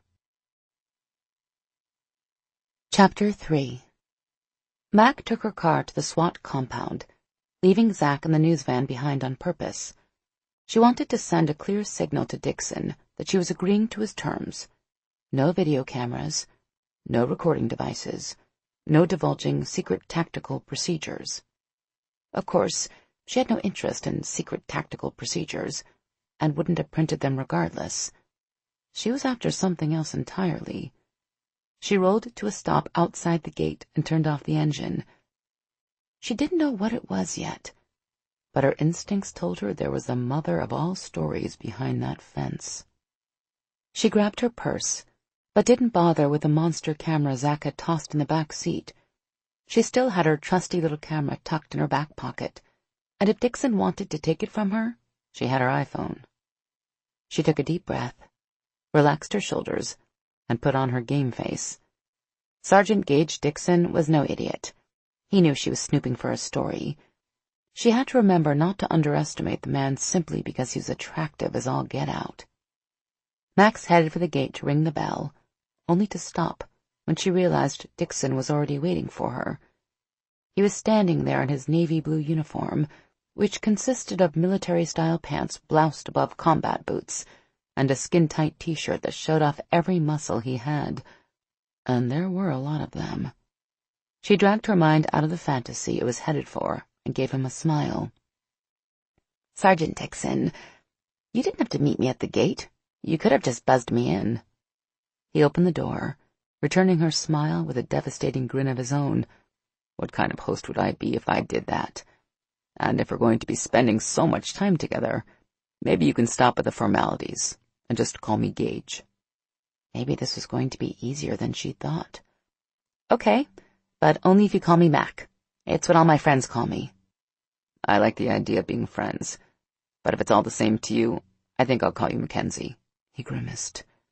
Mac makes me think of a big, overweight trucker, and you definitely don't fit that image. Mac couldn't help but laugh. He was the first guy who ever told her he wouldn't call her by her nickname. Most guys would call the woman Hannibal Lecter if they thought it'd get them in her pants. Perhaps it was an indication that working Dixon, Gage, was going to take a different approach.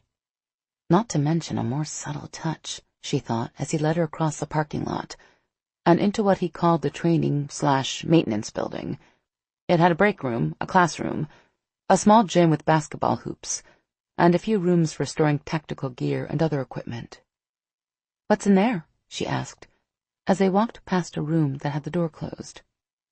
If the door was closed, it was a place she wanted to see, and if he resisted, it meant she really wanted to see it. Gage frowned.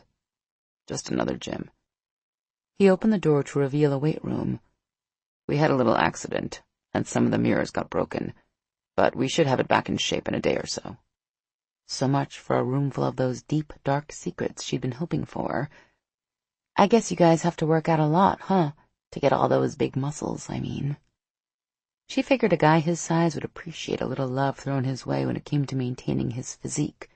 but he only chuckled. We work out, but not as much as you think. We stay in shape mostly from the training we do. You know, a lot of running, climbing obstacles, carrying heavy gear, and each other. When she lifted a brow, he added, To simulate evacuating a wounded man. The weight room is here more to give the guys something to keep their minds occupied between incidents, as well as help deal with stress afterward. She wasn't sure how much she bought that. Somebody his size needed to work out. A lot. But she certainly enjoyed the spoils of his efforts. Gage had a nice body.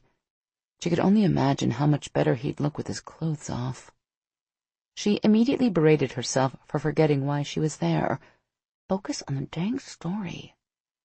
They ran into 4 members of his team as he took her on a tour of the last storage room in the building. The men were repacking some kind of gear she didn't recognize, but stopped when she and Gage walked in. Mackenzie, this is Officer Hale Delaney, one of our specialists in less lethal tactics and martial arts. Officer Eric Becker, computers and surveillance. Officer Landry Cooper, explosives and demolitions expert. And Officer Remy Boudreau, shotgun breach specialist and assistant armorer. Gage glanced at her. Meet Mackenzie Stone, from the Dallas Daily Star. Mac already knew their names and their specialties from the personnel files she'd made. She smiled and shook each of their hands, and like the other SWAT cops who'd rescued the hostages that morning, they were all big, tall, and muscular, not to mention easy on the eyes. As Gage led her over to the next building, he gave her a tutorial on how the SWAT team was organized. We have a lot of flexibility when it comes to how we operate, based on the mission, he said. We have 2 separate squads within the unit. Mike runs one, and Xander leads the other. They can operate independently or together as part of the full team. If there's more than one incident at a time, or if a particular mission calls for it, we break the team up into thirds, with me leading the 3rd squad. Do you always run the operation from the vehicle you were in today? She asked as they entered the administrative building. Normally, no. He gave her a wry smile. I try to stay as close to the action as I can, but today was a little different because I needed to be there to communicate directly with the on-scene commander and the power company. Plus, we had the department's crisis negotiator there because we were hoping to make a deal with the gunmen and avoid a confrontation, but that didn't work. When they got to the main office, he introduced her to Officers Alex Trevino and Max Lowry, 2 of the team's snipers. It seemed odd to see big, strapping men like that sitting at desks, filling out forms. SWAT officers doing paperwork? She shook her head. Tell me it isn't so. The 2 men laughed. Unfortunately, it's the bane of all police work, Gage said. The more actual cop work you do, the more reports you have to fill out. While the admin part of the job might be boring, Mac did see one thing that caught her attention. Next to the office was a room filled with filing cabinets. If there was something interesting to find around here, that'd definitely be the best place to start. She and Gage were heading out the back door of the building when they passed a set of stairs that led up to the 2nd floor. What's up there? She asked when Gage didn't offer to give her a tour. Gage paused, his hand on the doorknob. Some is storage, but most of it is barracks space. Barracks space? Yeah, you know, showers, a small kitchen, and a few bedrooms, in case we have to work late or need to keep a crew here on 24-hour shifts. Oh. It probably didn't look like a room at the Ritz, but she had a sudden urge to see it anyway. Where would men like Gage crash after pulling an all-nighter? Mind if I take a look? Just so I can get a feel for how you spend your downtime? He shrugged and gestured up the stairs. After you. Mac was about halfway up the stairs when it occurred to her that Gage might have asked her to go first so he could stare at her ass. She threw a quick glance over her shoulder to check, and was disappointed to see he wasn't even looking. Damn. If she couldn't distract him with her feminine assets, this job might turn out to be tougher than she thought, and it was already tough to begin with. As he'd said, some of the space upstairs was dedicated to storage, but there was also a small kitchen with a table and some chairs, as well as a large community shower, and a room with 4 cots that looked as if they would have fit in just fine on a military base. Or a prison. Even the blankets were rough, made of uncomfortable-looking wool. The room also had a wall of gray lockers Gage explained held extra uniforms and personal gear. Well, one thing was for sure. No one could accuse SWAT of misappropriating tax dollars for their own comfort. The place was positively Spartan. Mac turned to say as much to Gage when she caught sight of the pile of bloody gauze bandages on the counter. Gage must have seen the direction of her gaze, because he hurriedly swept them into a trash can with his arm. One of the men got nicked during the hostage rescue, he explained. Martinez. She'd almost forgotten. Is he okay? Yeah, he's fine. It was just a little scratch. One of our medics patched him up. Mac wasn't an expert on scratches, but that had certainly looked like a heck of a lot of blood for a scratch. She wished she could swipe one of those bloody bandages so she could get it tested, but there wasn't any way to do it with Gage standing there. She would have to wait until they put the trash on the curb for pickup and dig through it. Until then, the bloody bandages were just one more nugget of information to be filed away for later. As they walked through the bedroom area, she looked at the uncomfortable beds again, then glanced at Gage. Do you spend much time here? He gave her a wry smile on the way down the stairs. Unfortunately, I wasn't kidding when I said we have to do a lot of paperwork. I stay here 2 or 3 nights a week, just trying to keep up with it. Huh. Guess that answered the question as to whether he had a girlfriend. She already knew from his personnel file that he wasn't married, but with work hours like his, it was safe to assume he wasn't seeing anyone, at least not regularly. They ran into Diego Martinez on their way out of the building. He was carrying what looked like a footlocker on his shoulder. The thing had to weigh 75 pounds easy, but he held it like it was nothing. Maybe his injury hadn't been as bad as it looked, or the designer drug he might be taking made him impervious to pain as well as super strong.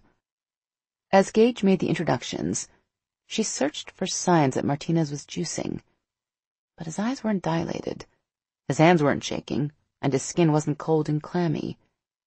If he was taking drugs, it was the type that didn't have any visible side effects. She pointed to a series of buildings as they crossed the back of the compound.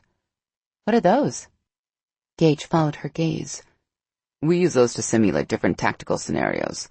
We can practice climbing, rappelling, going through windows, breaching doors, explosive entry, pretty much anything we want. As they got closer, Mac realized that what she thought were buildings were actually facades, like something on a Hollywood movie set. Gage gave her a tour, describing the kinds of things the team used them for in more detail. Even though she kept telling herself she was only there to look for evidence of some wrongdoing, she couldn't help but be fascinated by the training he and his men did. She almost wished she were writing a fluff piece on them. She found herself standing a lot closer to Gage than necessary, too, and it had nothing to do with her trying to play him. She might be a journalist, but she was a woman, too, and she couldn't deny she was flat-out attracted to Gage. Hell, she wasn't sure there were many women in the world who wouldn't be attracted to the man. She knew she should fight it, but she didn't. Instead, she put her covert mission on hold and gave herself permission to have fun. He was one of those rare people who could talk about anything she brought up, including local and national politics. She was floored he knew the names and agendas of every political mover and shaker not only in Texas, but on the national level and in Mexico, too. Before long, they were talking about topics that had nothing to do with SWAT, cops, or even journalism, and she was enjoying the heck out of it. Mac didn't even realize how much time had passed until she noticed they'd toured at least a dozen training buildings, an obstacle course, a climbing tower that was way too high in her opinion, 2 shooting ranges, and a beach volleyball court, of all things. The next thing she knew, they'd done a whole circuit of the SWAT training grounds and were heading back toward the admin building. But instead of taking her there, Gage led her to a 1-floor building without any windows. More storage, maybe? Last stop on the tour. I figured you might want to get a look at our armory. Gage flashed her a grin. No offense, but it's been my experience that reporters seem to have an unhealthy fascination with the weapons SWAT uses for some reason. She smiled up at him. No offense taken, since I'm a journalist, not a reporter. What's the difference? About $30,000 a year. He chuckled. but didn't say anything as he opened the door for her. The building was a welcome relief from the blistering temperatures outside, and Mac pushed her sunglasses up on her head. A police officer behind the counter that blocked their entry into the back half of the building looked up when they entered. "This is Senior Corporal Trevor McCall," Gage said. "Beyond his normal SWAT duties, he's also our senior armorer. He maintains and repairs all our weapons, modifying them when needed. McCall, meet Mackenzie Stone." She shook hands with the officer, marveling that here was yet another hot, muscular guy. She didn't realize it was even statistically possible for that many attractive men to be in one place. This had to be a record or something. "Come on back and I'll give you the grand tour," McCall said. Gage waited for her to walk around the counter, then followed. There were actually 2 doors between them and the room where the weapons were kept. The first was made out of wire material, while the other was a solid metal door. Big safes and cabinets lined each wall, along with several shelves with storage bins. The men led her around the room, pulling out weapons and explaining what they were, how they worked, and what the SWAT team used them for. Mac had seen quite a few weapons, from the pistols the gang members in Dallas carried to the assault rifles and machine guns the cartel drug runners used. But she wasn't an expert, and she quickly got lost in all the details as Gage and McCall explained the differences between this carbine and that rifle. She could barely recognize the difference. Then they showed her all the handguns they stored in the various safes and really confused her.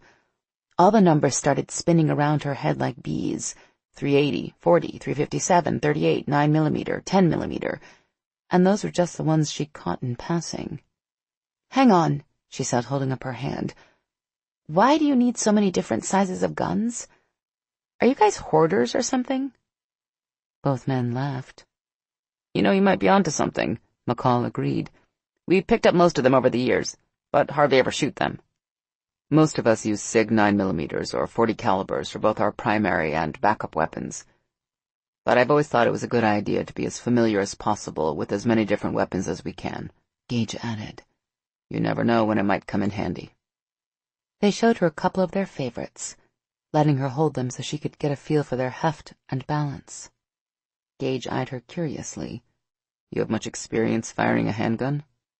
She shook her head. "Not really. I've only fired a gun once.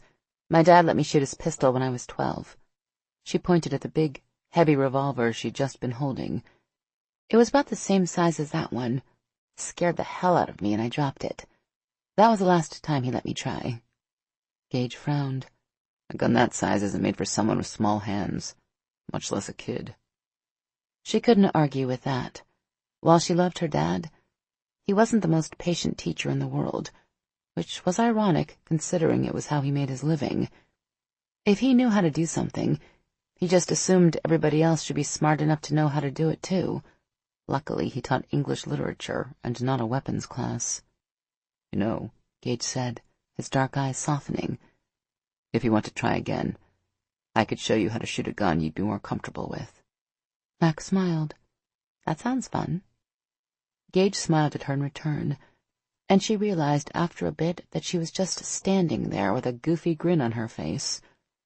She tucked a loose strand of hair behind her ear, looking away, and caught McCall looking at them expectantly.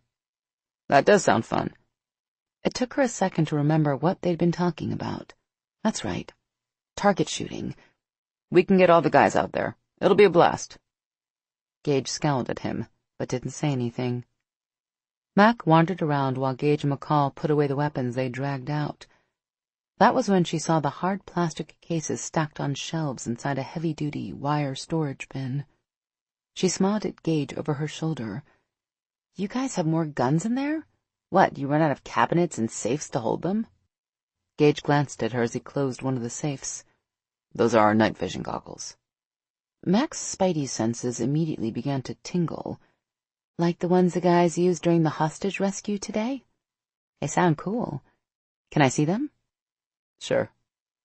Gage took the set of keys McCall held out, then opened the gate. He grabbed the first box he came to and opened it, but not before she saw the name of the SWAT officer the goggles belonged to, Mike Taylor. The same Mike Taylor who'd supposedly worn them that morning, but from the layer of dust on the top of the case, it hadn't been opened in a while, much less earlier today. "I would have thought you'd leave these on your response truck," she said as he handed her the goggles. Gage didn't answer right away. In her experience, that usually meant whatever a person said after that would be a lie. "They're expensive," he said, "so we keep them locked up here in the cage between incidents." Uh-huh. "These are PVS-14 military-grade NVGs," Gage told her. "They run about $4,000 a pop, but are worth every penny." She only half listened as he explained how to wear the goggles and turn them on, mostly because she was focused on trying to figure out what to make of this new piece of information. Obviously, they hadn't worn NVGs, as Gage called them, on the hostage rescue that morning. But why not? Because the drug they were taking allowed them to see so well in the dark that they didn't need NVGs? But that was too stupid for words. "When you come by to go target shooting, you can try out a pair of these too," Gage said as he put the goggles back in the case. She nodded. "Sounds like a plan." That could have come out a bit more enthusiastic, but she was still trying to wrap her mind around why a SWAT team would leave a critical piece of equipment behind when it went on a call. Maybe they'd forgotten to bring them. If so, Gage and his men weren't dirty, just stupid. And that didn't explain why they'd been able to see in a pitch-black building. Mac gave McCall a wave as they walked out. Damn, the sun was already starting to set. She looked at her watch and saw that she and Gage had been walking around for almost 4 hours. And while she definitely enjoyed herself, maybe a lot more than she should have, she hadn't gotten anything solid to go on. She'd been so distracted by his charm, tight t-shirt, and amazing good looks. She'd barely asked any of the questions she'd planned. The SWAT commander had handled her with ease, guiding the conversation and keeping her off her game for most of the afternoon. The only thing she could say for sure was that while she didn't have a clue how all the strange tidbits of information she'd collected were connected, she was even more certain there was a story here. But how was she going to get her hands on it? Her day with Gage and his SWAT team was about to come to an end, and she wasn't sure if a return visit was in the plans, regardless of the casual invitation to do some target shooting. "I hope I didn't bore you too much," Gage said when they reached the gate. "I couldn't help noticing you weren't interested in what I was saying about the NVGs. Not that I blame you. It's pretty dry stuff." Mac felt her face heat. She hadn't realized he'd seen her zone out. "I wasn't bored. I was just a little distracted, that's all." "Distracted? Huh." His smile was so knowing that for a moment she thought he was on to her. "Why's that?" Damn, he was making this almost too easy. "Well," she gave him a sheepish look, "I was thinking about the fact that I sort of fibbed to you a little before." "Fibbed about what?" Despite the way he crossed his arms over his chest to show off those exceptional biceps and pecs of his, he didn't seem angry, or even mildly annoyed. "Being here for an in-depth story about a day in the life of a SWAT officer," she said slowly.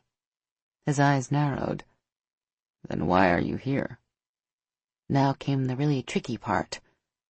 Straying too far from the truth could get her into trouble, but she couldn't be too honest either. Usually, that didn't bother her if it meant getting a story, but in this case it did. Mac ignored her guilty conscience and pushed ahead. "My editor sent me to confirm a rumor he'd heard about the SWAT team." "What rumor is that?" She felt another twinge of remorse and immediately squashed it. This next part wasn't really a lie, not completely anyway. "That your team is using performance-enhancing drugs." Gage didn't say anything. Instead, he regarded her with those beautiful dark eyes of his. Crap. What if she'd tread a little too close to the truth? But then he smiled that gorgeous smile. "Since you're telling me this, I assume you don't believe that?" She moved a little closer, letting her arm brush against his. The brief contact made her body tingle all the way down to her toes, and she quickly stepped back. He was supposed to be the one getting flustered, not her. "Of course not," she said when she finally found her voice. But my boss is going to need more to go on than my assurances, especially since I've only spent a few hours with you. He considered that. I could see how that might be a problem. Any idea how you can convince him the rumors are wrong? She threw him a quick glance from under her lashes to see if he'd caught on to her game yet, but his face gave nothing away. I thought I could hang around the compound for a few days, maybe watch the SWAT team train. Then your editor would be more likely to believe you when you told him you thoroughly checked everything out and concluded that none of us are using PEDs. Gage finished for her. She grinned. Exactly. Gage didn't return her smile. I wish I could okay something like that, but the department has policies against giving a journalist complete access to the unit. Damn. Isn't there anything we can do to get around that policy? He thought a moment. I suppose I could tell the department we'd been planning the story for a while, and that I'm okay with you hanging out with us while you write it. You'd do that for me? Sure, he said. I think we should spend a little more time talking about what you have in mind for your story before I agree, though. Say, over dinner tonight? If you're free. Okay. She hadn't expected that. Not that she minded going out with the handsome SWAT commander. In fact, she should have thought of it herself. What better way to get Gage to open up than over an intimate dinner for two? Max smiled. As a matter of fact, I am. Gage heard two men come up behind him as he watched Mackenzie Stone walk back to her car. He didn't have to turn around to know it was Mike and Xander, and he didn't have to look at them to pick up on their disapproval. You know she was playing you the whole time, right? Xander said. She's not here because she thinks we're taking steroids. Her heart was beating too fast when she said it. She was lying. Gage didn't answer. Instead, he watched Mackenzie bend over to move something around in the back seat of the car. Damn, she had an amazing ass. He could stand there and gaze at it all day.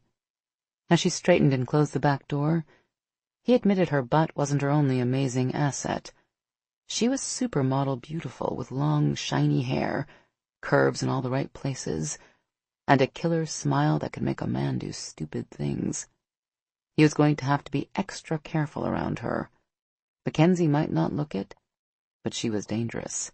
And it wasn't only because Xander had been right about her lying to him. He dragged himself away from the picture of female perfection on the other side of the fence and turned to look at Xander. How'd it go with the IA? He might have been occupied with Mackenzie all day, but that didn't mean he'd forgotten his senior squad leader was downtown getting grilled, or that Xander hadn't come back until 30 minutes ago. While Gage was worried about a reporter like Mackenzie Stone finding out the entire SWAT team was made up of werewolves, IA was the bigger threat. They had details on every arrest the team had made and raid they'd done. If anyone was going to connect the dots, it'd be internal affairs. It went fine, Xander said.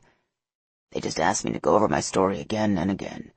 Usually that'd mean they were looking to catch me in a lie, but they didn't act as if I did anything wrong, or say anything to make me think they were suspicious about something. Tell him about the lawyer, Mike said. Gage frowned. They had a lawyer there? Yeah, that was definitely weird, Xander said. They had a city lawyer there listening to everything I said. He even asked for clarification a few times. I didn't say I could go until he gave the okay. Gage didn't like the sound of that. I didn't say why he was there? Xander shook his head. Not a thing. But since I didn't say anything to make me think I'm in trouble, I'm not going to worry about it. I am damn worried about that reporter, though. I know she was lying, but I expected that. It didn't mean Gage liked it, though. Whether she lied or not doesn't change anything. I'll keep an eye on her and make sure she doesn't discover anything that can cause a problem. Mike's face looked skeptical. You think you can honestly keep her snooping under control? She seems like a handful, if you ask me. Understatement there. I think so. You think so? Xander repeated. Not exactly the confident answer I was looking for. Confidence can be a bad thing when you're dealing with a woman like Mackenzie Stone, Gage said. She's not only smart, she's persistent, and she has better instincts than any person I've met. She might not have a clue we're werewolves, but she knows there's something going on. Mike frowned. What makes you say that? Because her heart sped up like crazy when she was looking at the night vision goggles in the armory. The NVGs? Mike looked as confused as Gage felt. Why would she care about those? Gage shrugged. I don't know, but it's part of the reason I asked her out to dinner. I have to figure out what she knows or thinks she knows, and to do that, I need to get her somewhere she'll relax and lower her guard. I have to get the upper hand in this situation, and fast. Uh-huh. That knowing grin from earlier was back on Mike's face. And what's the other part? Other part? Yeah, you said finding out what she knows is only part of the reason you asked her out to dinner. Any chance the other part might have something to do with how hard you were staring at Miss Stone's very fine ass? Gage opened his mouth to deny it, but it'd be useless. Werewolves knew when one of their own found a woman attractive. They could sense it like they sensed everything else. Mike had picked up on it the moment he'd seen Gage and Mackenzie together. Okay, I admit Mackenzie is attractive, and that might have something to do with asking her out to dinner, he added when Mike lifted a brow. What? You don't think I can have a good time with her and still take care of the pack? We'd like to think you can, but we'd have to be blind not to see the effect she has on you, Xander said. Gage clenched his jaw. What the hell is that supposed to mean? Xander looked to Mike for help, but he just shrugged. I mean that it seems like she might be the one for you, is all. The one. Capital T, capital O. Gage snorted. You know I don't believe in that crap. Mackenzie smells great. Doesn't mean she has some psychic ability to control my mind. Maybe not, Mike agreed with a laugh. But that doesn't mean she can't control the rest of you. Funny, Gage chuckled. Maybe you get a hard-on any time you're around a woman who showers more than once a week, but my standards are a little higher. It was Mike's turn to snort. You mean like a beautiful face, long silky hair, an awesome ass, and legs up to there? Because I couldn't help but notice, but Miss Stone has that going on, too. Gage growled and stepped toward Mike before he even realized what he was doing. Just the thought that his squad leader had been checking out Mackenzie's ass bothered him way more than it should have. Fortunately, Xander quickly stepped between them. Look, Gage, we're not saying there's anything wrong with her being the one. That's what she is, Xander said. The problem is that she's a reporter who wouldn't waste a second telling the whole world if she discovered our secret. The whole idea was ridiculous. But Xander hadn't been a werewolf as long as he and Mike had. He was still young enough to believe the urban legend that every werewolf had a single mate out there, and that once he found her, everything would be right with the world. That was bullshit, made up by some desperate young werewolves as a way to make themselves feel better about the fact that they could never make things work with a human woman. She's not the one. Gage forced himself not to sound too bitter. For all he knew, Xander was one of those werewolves who hoped and prayed for the legend to be true. And even if she was, it wouldn't matter. Protecting the pack is my first priority. Even if she stumbles on our secret? Mike asked. That was a question Gage didn't know how to answer. When he'd convinced Mike, Xander, and the others to come to Dallas and join a team where they wouldn't have to hide their identities from each other, he promised to keep their secret. And for 8 years, he'd been true to his word. The minute they thought he couldn't, they'd be gone. He couldn't let that happen. Not after all he'd been through to get them to where they were now. She won't, he finally said. But if she does, Xander insisted. Gage met his squad leader's gaze. Then I'll do whatever I have to do to protect the pack. Chapter 4. Mac was still giddy as she stepped out of the elevator and weaved her way through the newsroom to her desk. Today had gone better than she could have imagined.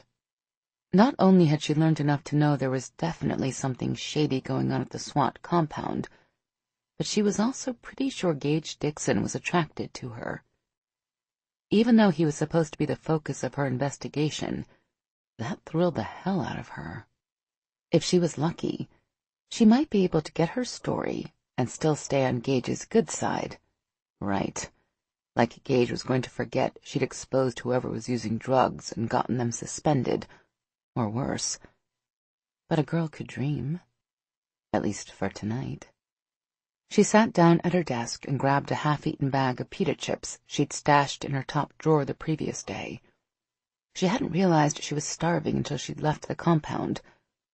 There was absolutely no way she could make it to dinner without eating. She hadn't gotten more than a handful of the salty, but supposedly healthy, chips in her mouth when Zack sauntered over. "Hey, you're back." He perched in one corner of her desk. "Ted wants to talk to you." Mac nodded and shoved another handful of chips into her mouth. "So, how things go with SWAT?" Zack asked, completely disregarding the fact she was busy with a mouthful of food. She got enough down to answer. "They went great. I mean, I haven't learned anything definitive yet, but I discovered enough to certainly pique my curiosity for sure." Zack's mouth quirked. "You are talking about the story, right?" Very funny. Yes, I was talking about the story. What the heck did you think I meant? He reached into the bag to steal some of her chips. "Well, I know you have a thing for muscular men in uniform." Mac gave him an indignant look. "I do not." "Right," he snorted. "So, what did you learn?" Mac told him about the bloody bandages and her suspicions about the night vision goggles. She left out the part about having a date with the SWAT commander. Zack was her best friend in the world, and the older brother she'd never had, but he wasn't stupid. "Okay," he said as he grabbed some more chips. "What aren't you telling me?" She stifled the urge to groan. He should have been a journalist instead of a photographer with that nose of his. He could smell a lie a mile away. But if she told him about having dinner with Gage, he'd only disapprove. Not of flirting with Gage to get a story. She'd done that before. He wouldn't even have an issue with her being attracted to Gage. That had happened a time or two as well. The thing that had bothered Zack was this crazy idea of hers that she could have her cake and eat it too. "You can't work both sides of the fence," he had said more than once. "Figure out what you want and go after it, but don't be greedy. If you do, you'll end up getting hurt, or hurting someone you end up caring about." Even though she thought he was being melodramatic, she'd always backed off. Not from going after a story she wanted, but from getting involved with whomever she was investigating.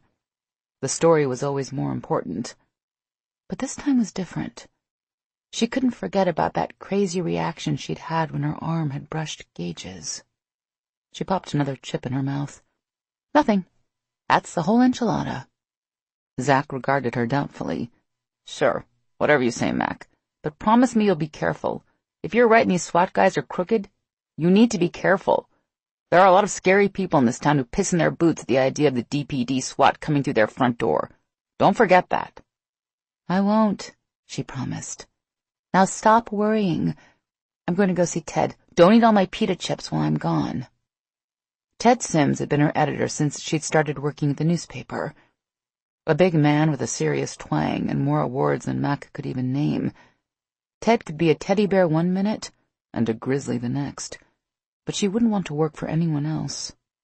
He looked up from his computer when she walked in, his bushy brows coming together over his reading glasses. "Where the hell have you been all day?" She flopped down in one of the chairs in front of his desk. "I told Zack to tell you I'd be out at the SWAT compound." "For 5 hours?" 4, actually.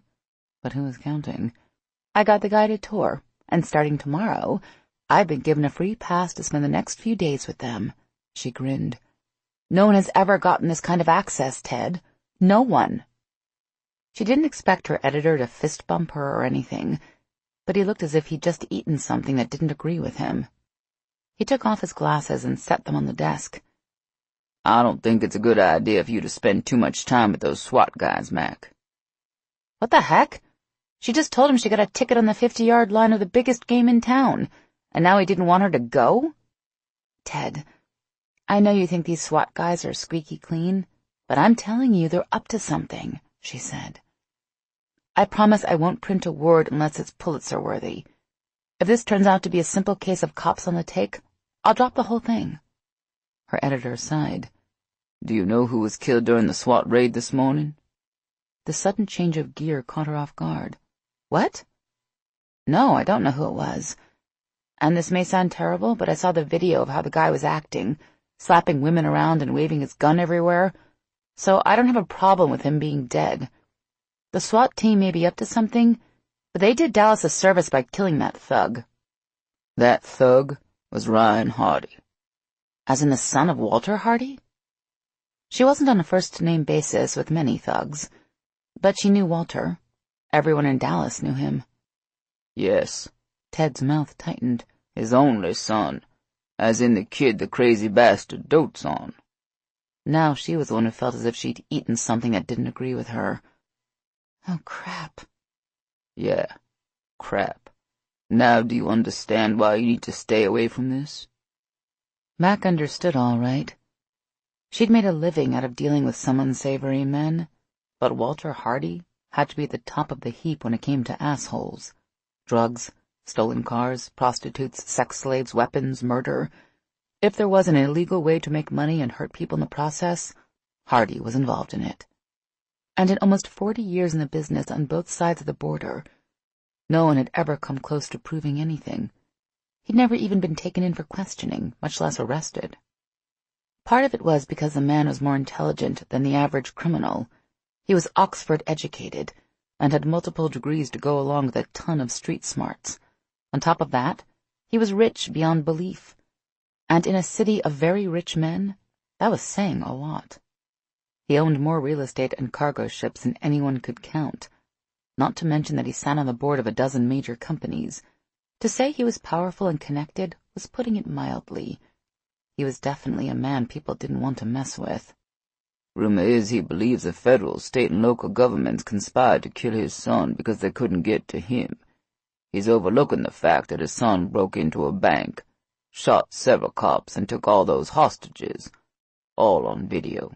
Ted shook his head.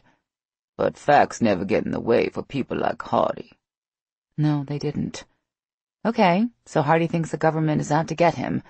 What does any of this have to do with my investigation of SWAT? Because while Hardy might not be able to go after some supposed government officials who gave the orders to kill his son, he can go after the people who pulled the trigger. He's going to make someone pay Mac.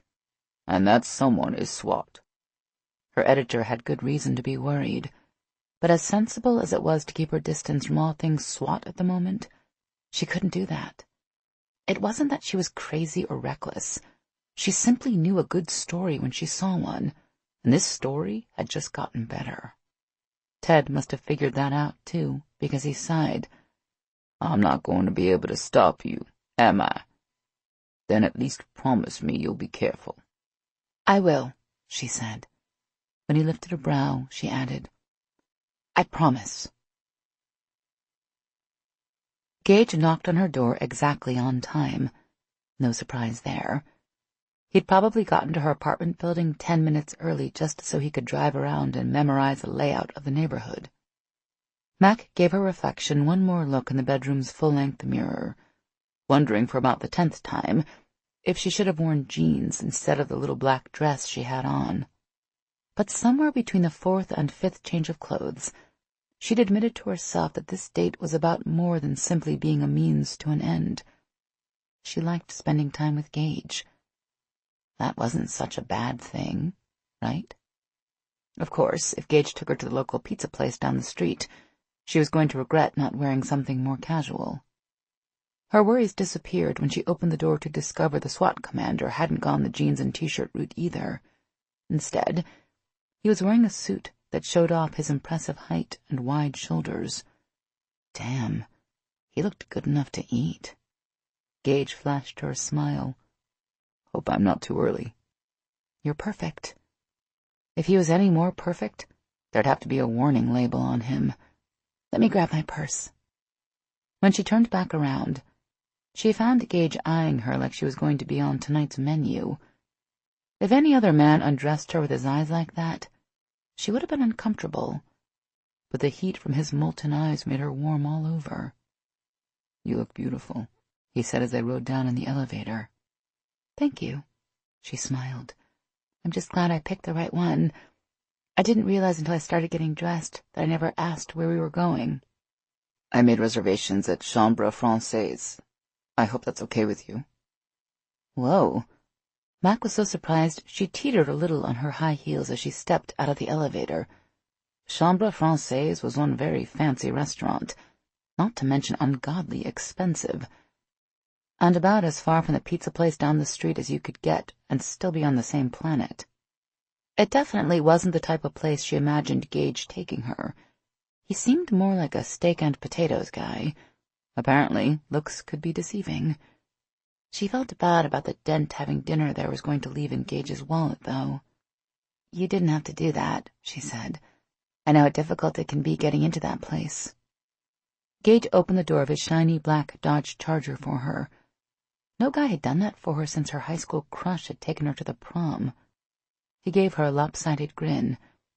"I probably shouldn't be telling you this, but the only reason I was able to get in the place at all is because I helped out the head chef's son a while back. He promised me a table for two anytime I asked." "Now that sounds like a story I'd be interested in hearing. But still," she said when he'd climbed in beside her and started the engine, "Chambre Française is a very nice place. And expensive." He glanced at her as he guided the car out of the parking garage and into downtown traffic. "I'm sure it'll be money well spent." That look turned up the heat between them even more. "You think?" "I do," he said. "Although in the interest of full disclosure, I have to tell you the table also comes with a major discount, which is actually the only way I'm able to afford to take you there. But like they say, it's the thought that counts." She couldn't help laughing. "You really do hang out with men all day, don't you? Little piece of advice. Don't let a woman know she's getting dinner at a discount. It sort of ruins the gesture." He chuckled. "For some reason I thought a journalist like you would be fixated on the truth." "I am," she said. "But just because I'm a journalist, it doesn't mean I don't appreciate a little chivalry now and then." He gave her another smoldering look. "I'll keep that in mind." 5 minutes in, and they were already flirting. At this rate, she was going to have a hard time remembering this was supposed to be a fishing expedition, because so far, it was feeling a lot more like a date to her. She needed to steer the conversation back into safer territory, and fast. So, she brought up the one subject sure to cool things down: the man his SWAT team had killed at the warehouse. "I guess by now the department has told you who that thug at the warehouse was, huh?" If Gage was caught off guard by the sudden shift in subject, he didn't let on. In fact, his expression didn't change at all as he took his eyes off the road to check the rearview mirror. "Actually, I didn't know who he was until I got home and saw it on the news." She turned a little in her seat so she could see his face better. "Seriously? Isn't the fact that a member of your team just killed the son of the most powerful criminal in the Northern Hemisphere something your boss thought he should mention?" "The department doesn't work like that," he said. "Internal affairs talk to Xander and me, but their only concern is whether it was a clean shooting or not. They rarely tell us the name of the suspect in a case like that. The shrinks think it makes it too personal for the officer and can make the post-shooting counseling session even harder." Huh. Considering their hardcore image, she hadn't thought an officer in SWAT would even attend counseling like that. "That's all fine and good if Xander shot your average guy," she agreed. "But this was Ryan Hardy, the son of a man most people consider pretty damn scary. Word on the street is that he's already blaming your SWAT team for assassinating his son." He shrugged. "People always stir up crap when things like this happen. But they get over it or they don't. What's Hardy going to do, take out a contract on the entire SWAT team?" "That's exactly what I would think he's going to do." Gage didn't act as if he thought that was very likely, but she noticed he spent a lot of time checking his mirrors. Dallas traffic was bad, but not that bad. Mac opened her mouth to call him on it, but Gage asked how long she'd lived in Dallas. Guess that was his subtle way of saying he didn't want to talk about Hardy. Okay, she wouldn't push, for now. "Since graduating from college," she said in answer to his question. "I interned at the Dallas Daily Sun in the summers and loved it so much, I couldn't turn them down when they offered me a full-time job." Gage gave her a sidelong glance. "Being a journalist is in your blood, I guess." She laughed. "I guess. I have my parents to thank for that. They're both English professors at A&M. According to them, I started writing when I was 4 and haven't stopped. I think they thought I'd follow in their footsteps, but I always wanted to be a journalist. What about you? Are you originally from Dallas?" San Antonio. She would have asked more, but they'd already pulled up in front of the restaurant. A valet immediately came around to take Gage's keys, while another opened her door. The rest of the conversation would have to wait until they were seated. There was a line of people waiting for tables, so Mac was surprised when the hostess seated them right away. But while the chef might have promised Gage a table for two any time he requested it, the Chambre Française was packed 7 days a week. So their booth ended up being very small and out of the way. It wasn't exactly in the kitchen, but close. Mac didn't mind, though. The short, rotund chef, however, was clearly embarrassed he only had the small booth to offer them. Don't worry about it, Emile. Gage stood and took the shorter man's hand in one of his, clapping him on the back with the other. The way I see it, this is the best seat in the house.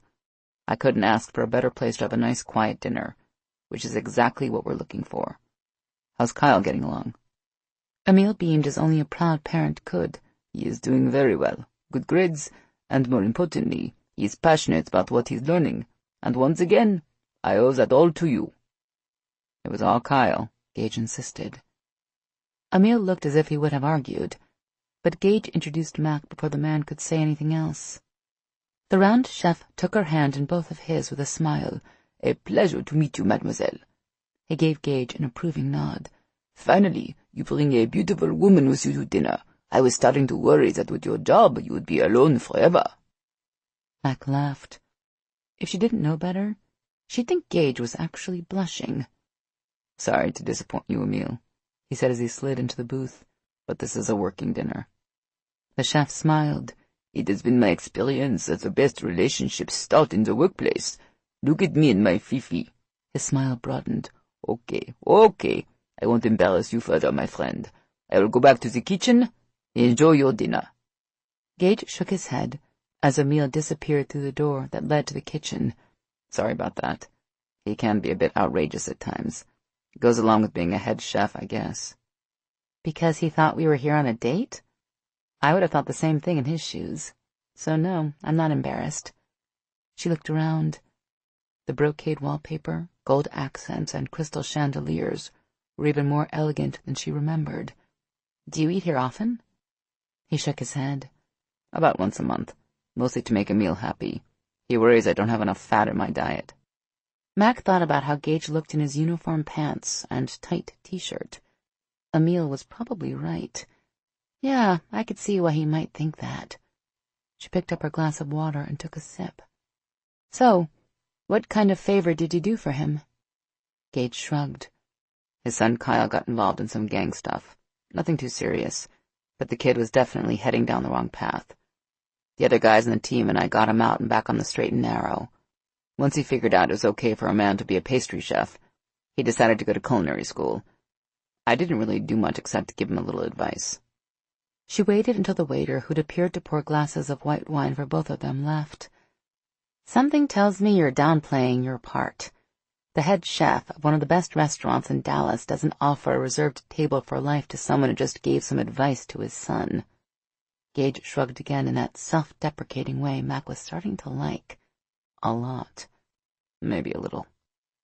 Mac would have pressed for more, but their waitress placed plates of salad in front of them.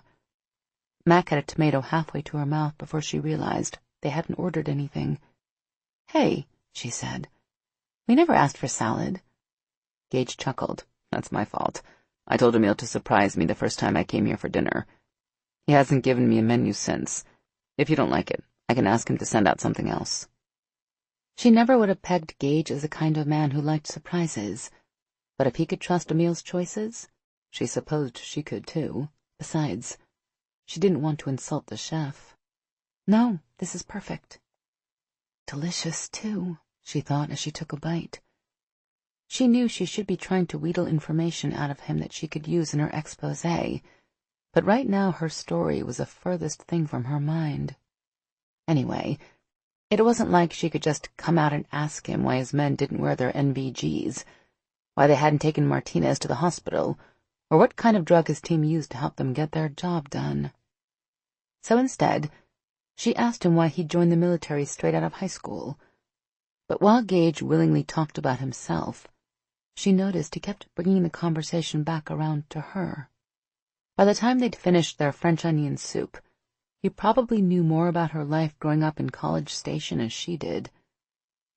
When he did talk about SWAT, it was about the men who worked for him and their accomplishments.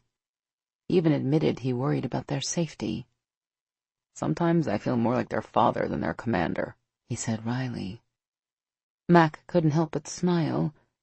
Who'd have thought a big, hunky guy like Gage Dixon would have a paternal side? One more thing to like about him. "You're definitely nowhere near old enough to be their father," she told him.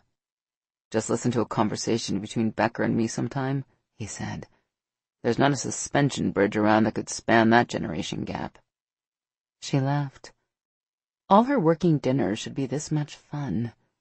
They were usually spent parked in front of her laptop with a TV dinner and the television for company.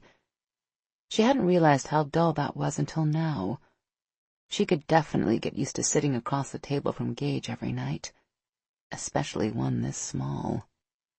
It had started with a few accidental touches as their legs brushed under the tiny table while they ate their salads. They both apologized. But when it happened again over soup, then again during the main course, she began to think maybe it wasn't accidental at all. Not that she minded. Every time his pants-covered leg pressed up against her bare one, a warm tingle spiraled through her and settled in her tummy. That was when she realized she was the one initiating the contact, not Gage. In fact, he hadn't moved at all. She blushed, attempting to restrain herself from playing footsie as she pushed a piece of lightly breaded chicken around the creamy wine sauce it was smothered in, while Gage told her why he'd become a cop after pulling a 6-year hitch in the Army. She didn't quite succeed, mostly because she couldn't bring herself to totally break contact with the solid form of his muscular thigh, but it was the best she could do given the limited space under the small table. That was a lie, though. She didn't stop because touching him felt too damn good. Hell, she couldn't even remember the last time she'd been on a date. She hadn't realized how much she missed it. She pressed her leg more firmly against his inner thigh and rubbed her knee against his as he steered the conversation back around to her again. If it bothered him, she had no doubt he'd let her know. But Gage didn't even seem to notice. Or maybe he had noticed and simply didn't want her to stop. "It sounds like you spend a lot of time at the office," Gage observed as he sipped his wine. "That's gotta be hell on your social life." Her first instinct was to deny it and tell him she was getting busy every night. Not because she wanted to play hard to get, but because she didn't want to seem like the pathetic workaholic she was. She caught herself, though.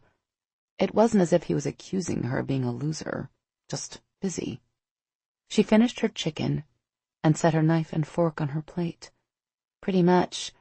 I spent most of my adult life getting to the top of my profession, and every minute since then working to stay there. It doesn't leave much time for anything else." Gage smiled, and she could have sworn she felt his knee rub against hers. "Well, it's not like I can say I'm much better. I've already admitted I spend a couple nights out of every week in the office doing paperwork, so you know my social life sucks." She let out a little snort of laughter. "We do make quite the pair, don't we?" He gave her one of those smoldering looks of his. "Yes, we do." His leg most definitely rubbed against hers. She was sure of it. By the time dessert came out, she was starting to think Emile had turned up the heat in the restaurant. At least that would explain why she suddenly felt hot all over. Of course, the recent temperature spike might also have to do with the fact that she dropped her high heel off her right foot and began casually running her toes up and down Gage's lower leg. Gage leaned back comfortably in his side of the booth, watching her with smoky eyes the whole time she did it. In between, he asked her little tidbits about her life, like whether she'd ever thought about making the jump to New York or Washington, why journalists made more money than reporters, and whether she liked to cook or order takeout. Carrying on a completely normal first-date conversation with an extremely attractive man while caressing his leg with her foot was probably the most erotic thing she'd ever done in a non-erotic setting. That the man just so happened to be the focus of her investigation also made it one of the crazier things she'd ever done. She was putting her story and her reputation at risk, and she couldn't for the life of her say why. She couldn't help it. There was something about Gage that brought out her inner seductress. The combination of physical perfection, charming personality, and vibrant masculinity did it for her. It was all she could do not to sit in his lap and kiss the hell out of him. Damn, if she could figure out how to bottle whatever it was about him that was so alluring, she'd quit her job and start a new line of men's body spray, one that actually worked, unlike the silly commercials she saw all the time. It took every ounce of self-control she possessed to keep her foot to those parts of his leg below the knee. The way he was leaning back, it was almost as if he was inviting her to run her toes up a little higher. But she knew that if she let herself start to wander, she wasn't likely to stop until she got to his crotch, and that would be totally going too far. The thought alone was enough to make her whole body tremble. Mac pulled her gaze away from Gage to see what kind of dessert Emile had selected for them. Chocolate souffle, of course. She dipped her spoon into the center and tasted it. She sighed, unable to help herself. The sound made Gage look up from his own dessert, his dark eyes almost gold in the candlelight. She smiled at him. "When you asked me to have dinner with you earlier today, you said you needed to get to know me better, so you'd feel more comfortable with me hanging around the compound." She ran her toes up and down his leg again. "Did it work?" "Mostly," he said. "I just have one more question." His face turned so serious that she stopped moving her foot and lowered it to the floor. Maybe she'd been wrong to try and mix business with pleasure. What if he thought her flirting was a game to get him to agree to let her hang around the compound? She wasn't above flirting to get a scoop, but that wasn't what she'd been doing with him. She was seriously attracted to Gage. "Okay," she said. "What's your question?" He was silent, as if he was searching for the right words. His eyes were so intense it almost took her breath away. "Would you print the story of a lifetime if it meant that innocent people got hurt?"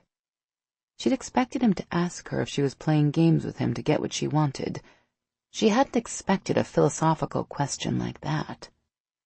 But looking into Gage's dark eyes, she realized it hadn't been a philosophical question about a hypothetical story.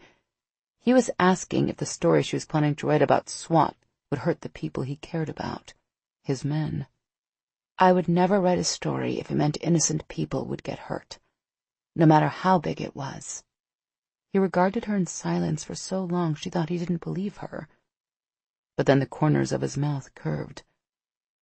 "Then consider me completely comfortable with you hanging around the compound." Mac almost sagged with relief. "Are you sure the department won't mind?" "They won't mind." He took a bite of the rich dessert. "They're always trying to get me to do more community outreach.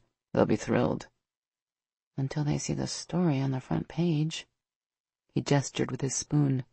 "Eat your souffle before it gets cold." She spooned another scoop of the scrumptious chocolate dessert into her mouth, chewing slowly as she wondered whether she should go back to playing footsie again when she felt Gage's hand on her knee. The sigh she let out this time had nothing to do with how good Emile's souffle was. She thought for sure the sexual thermostat had been turned down for the evening after what they'd just discussed. Guess she'd been wrong. Mac forced herself to play it cool while they talked about her newest obsession, pita chips, and the sweet older lady who lived in the apartment next door to hers. But it was nearly impossible not to sigh with pleasure as Gage made slow, little circles on her knee with his finger. He never ventured more than an inch or two up her thigh, even though she silently prayed he would, but it still felt heavenly. The tingling she'd felt before had disappeared, replaced by a warm rush of heat between her thighs. She bit her lip. Damn, she really needed to get out more. All Gage did was caress her knee and she got wet. If he touched her anywhere else, she'd probably pass out. But she was willing to risk it. It was in that moment of bliss that Emile decided to come over and wish them a pleasurable evening. Mac had to bite her tongue to keep from telling the men that she and Gage were already in the pleasurable part of the evening. Thank you, and please go away. She almost groaned when Gage took his hand off her knee so he could shake the man's hand again. She pushed herself up on weak legs to do the same.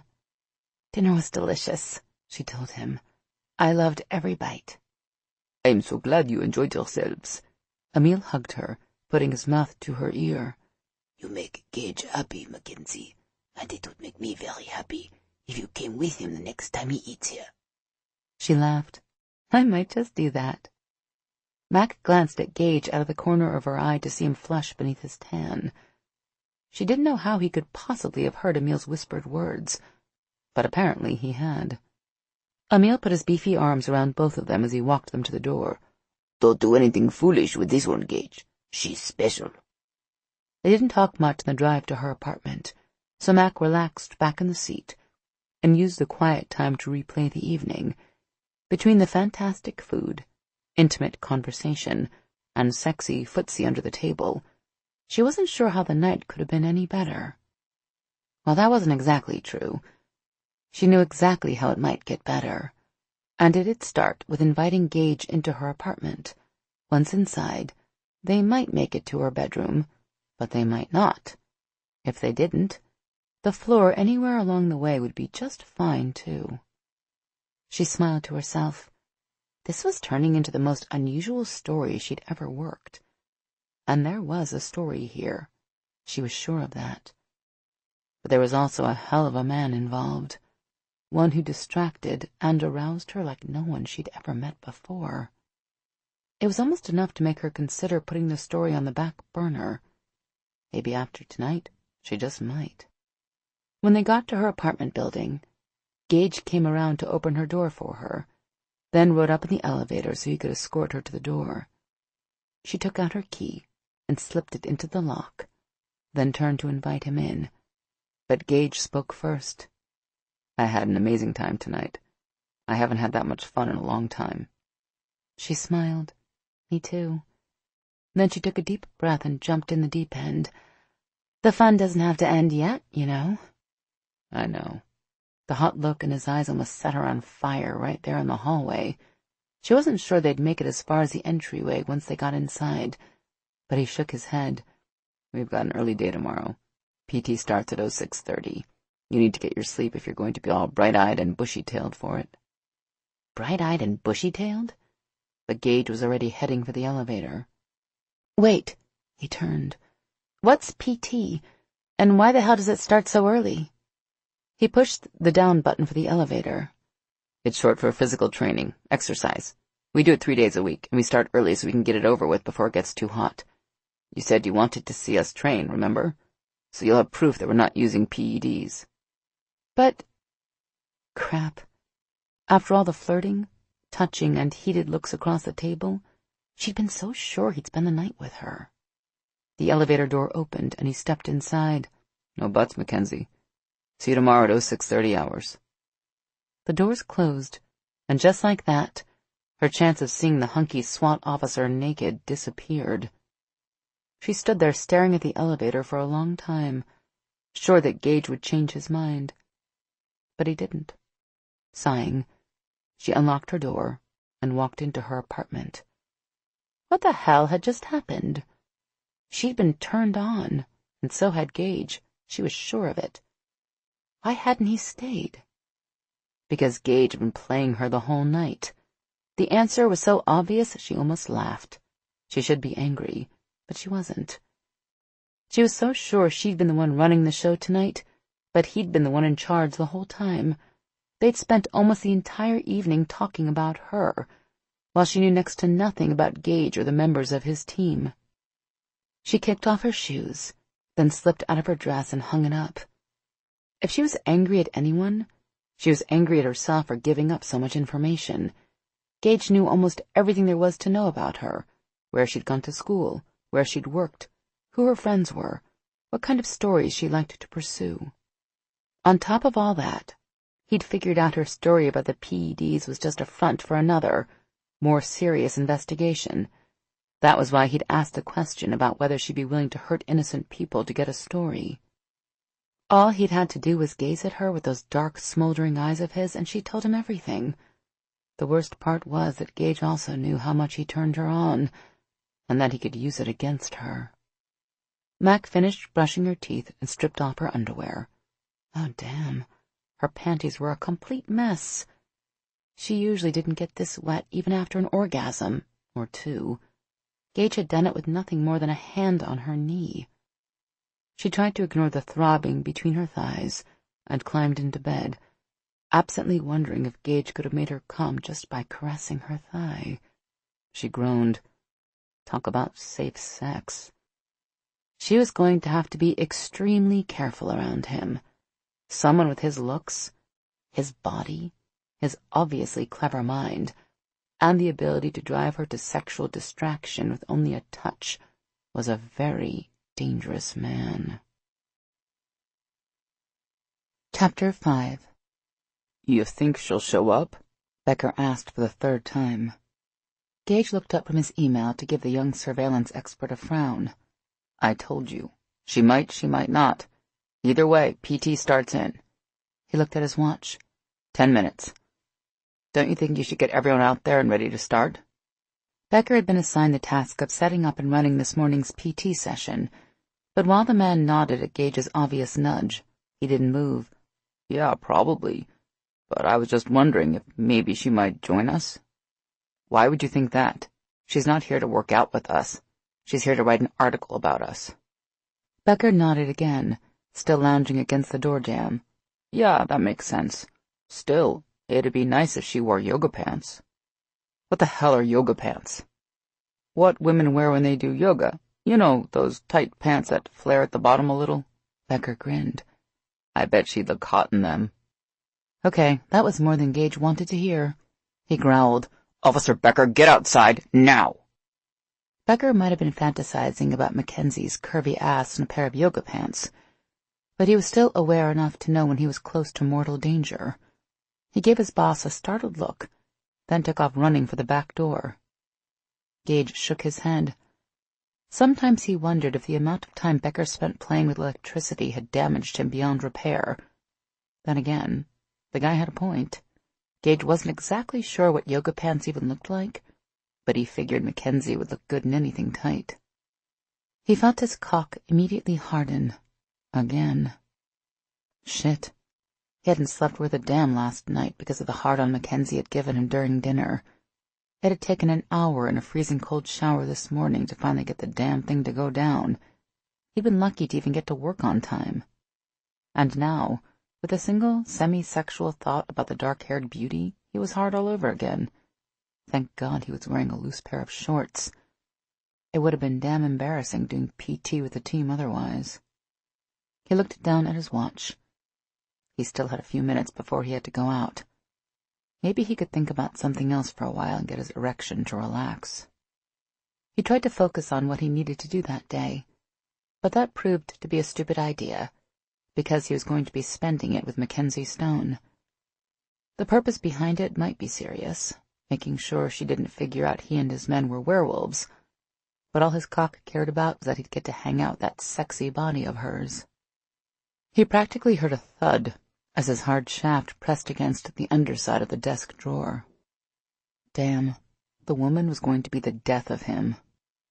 It had hit him like a sledgehammer when he'd gotten in his car with Mackenzie last night. She'd smelled really nice at the compound earlier in the day, and her scent had been even more delicious when she'd opened the door of her apartment. But that all paled in comparison to what it was like to be in a small, enclosed space with her. The perfume she'd worn combined perfectly with her natural scent to create a fragrance so alluring he had almost driven off the road, he was so distracted. And that had just been the beginning. The entire dinner with her had been one long, slow tease. The way they'd been squeezed into that tight booth. The way her knee had brushed up against his leg most of the night.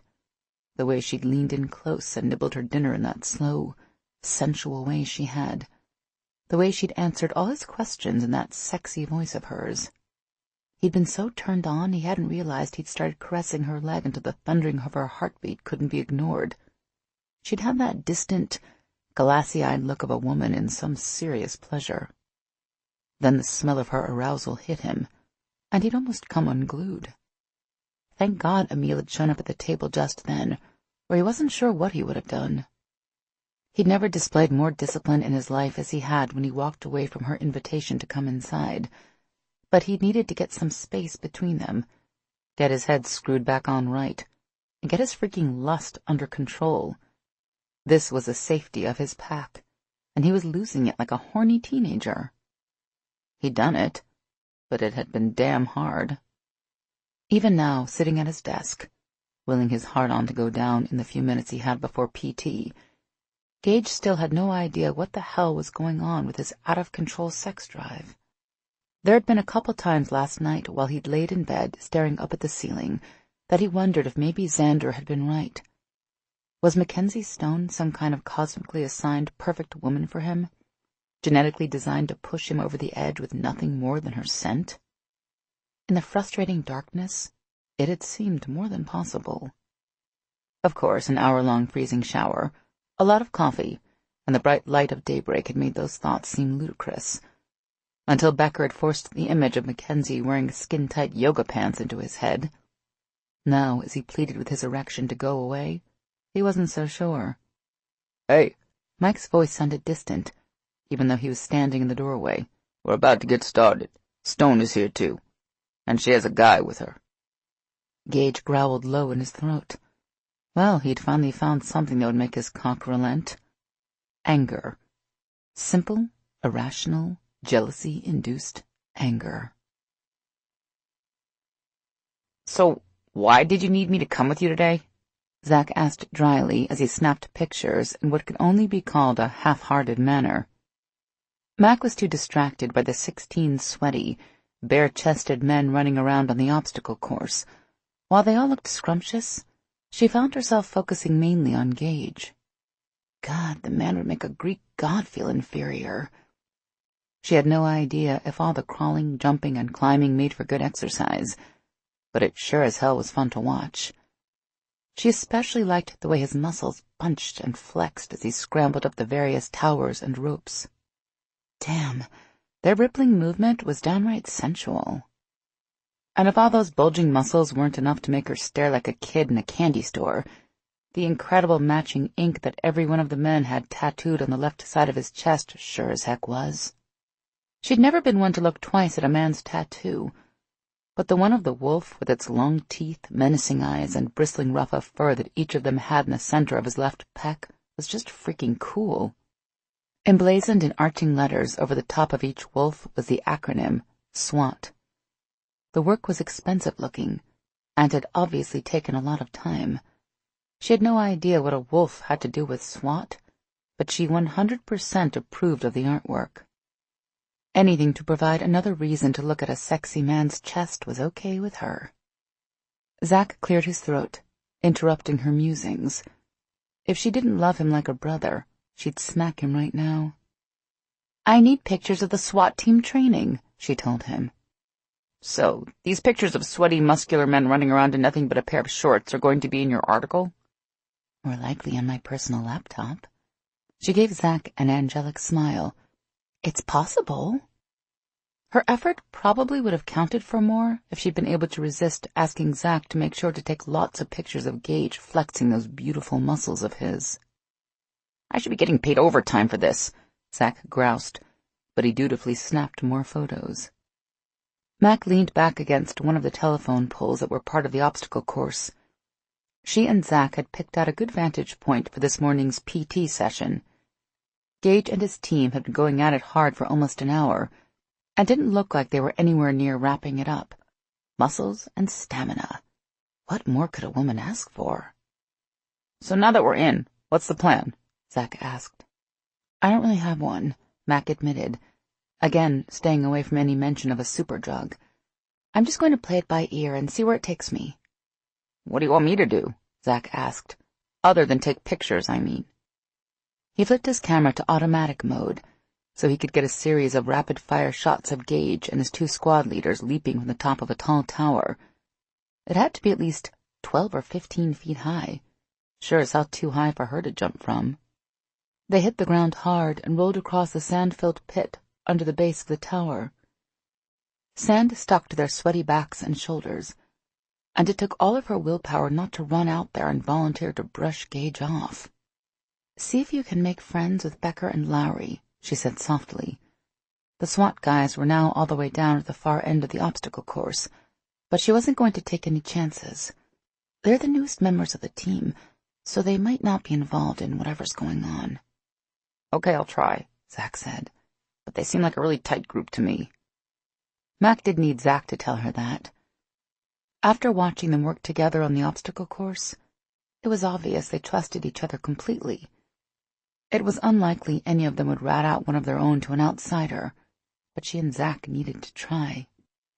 By the time Gage and the other men finished PT, Mac was worn out, and all she'd done was watch. The SWAT guys, however, looked as if they'd just woken up from a refreshing nap.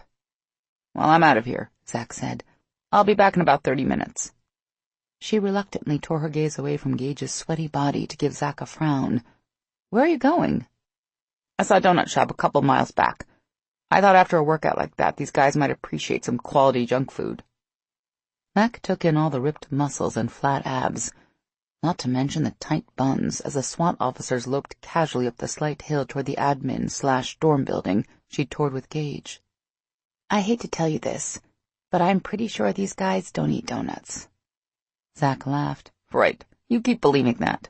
Just a word of advice, don't get between these guys and the boxes when I throw them down on the table, or you might get run over." She shook her head as Zach headed toward the front gate. He was going to be embarrassed when he bought a half-dozen boxes of donuts, thinking it'd get him in good with the guys, only to have no one touch them. Mac started for the admin building, wondering what she should do while Gage cleaned up. When he suddenly appeared at her side, she jumped. "Crap, you scared me." "Sorry about that," he grinned.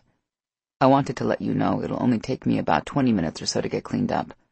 Feel free to roam around the compound if you want, or you can watch TV over in the training building." Mac was about to tell Gage to take his time, and that she'd go watch the morning news when she got a whiff of his sweat-soaked body. The scent immediately transported her back to the lusty state she'd been in last night, when he'd left her alone and unsatisfied at her front door. She'd never found men particularly sexy after a workout, but Gage was a completely different story. He smelled so scrumptious she thought she might drool. "Thanks," she finally managed to spit out. "I'll probably walk around some, then head over and look at the news." "Okay, I'll be quick," he said, then turned and jogged toward the admin building. Mac didn't realize she was following him until she was halfway to the admin building.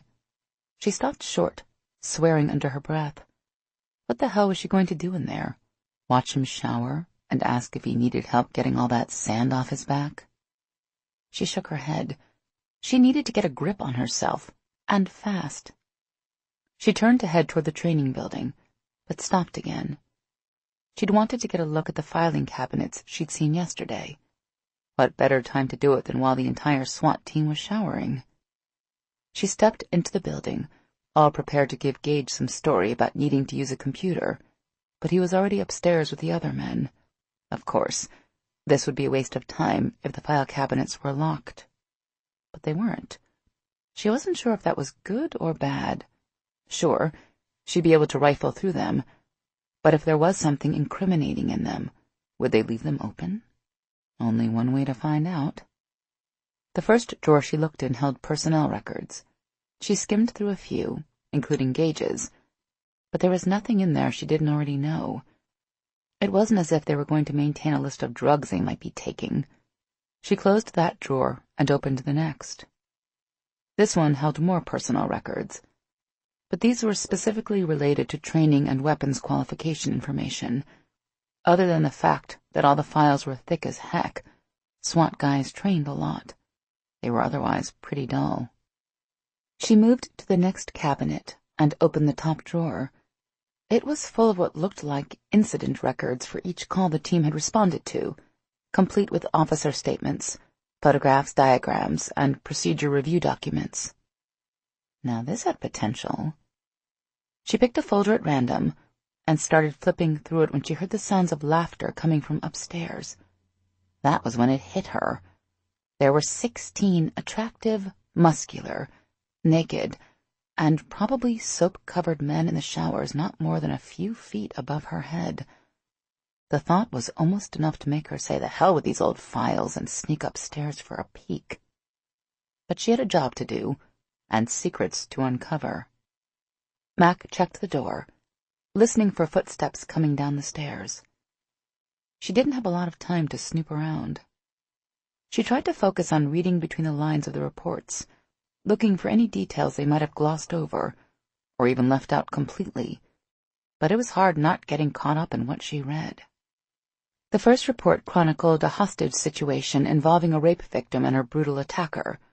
The next was a father who'd killed 2 of his own children before Gage and his men had gotten there just in time to save the mother and a newborn baby. Murderers barricaded in their homes, thugs who'd robbed convenience stores, everyday people who'd snapped and started shooting everyone they came across, depressed people who wanted a way out and thought pointing a gun at a bunch of people might get them what they were looking for. Mac was stunned by how many of the incidents ended with the suspects getting arrested instead of shot by SWAT. She'd always assumed SWAT only got involved when someone needed shooting. She jumped ahead to the date Marvin Cole had been arrested. It took her a few minutes to thumb through the files, but she finally found the incident report she was looking for. She read it through quickly, not sure what she was searching for. The report read pretty much like the story Marvin had told her, except for the part about the kidnap victim being a 12-year-old kid, and that the kidnapper, Marvin, had beaten the hell out of the kid's babysitter to get the kid away from her. Gage's report said they'd tracked Marvin to an old hotel where Senior Corporal Zane Kendrick, one of the SWAT team's negotiators, had tried to talk Marvin into giving himself up. Marvin had apparently threatened the kid's life, which had sent Gage and another senior corporal on the team, Trey Duncan, into the hotel room. It was impossible to tell because Gage's words lacked any emotion, but Mac wondered if he'd been concerned about going up against a 350-pound criminal with only 2 officers. The report provided the precise time the 2-man team had kicked in the door, then only a simple 3-sentence description of the ensuing arrest of the suspect and rescue of the hostage.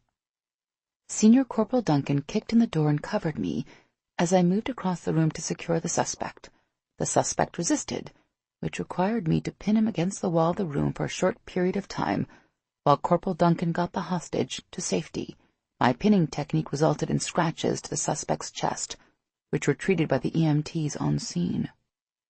She was just flipping to the back of the report, which included pictures of Marvin and the familiar scratches on his chest, when she heard the thump of heavy boots on the stairs. Crap.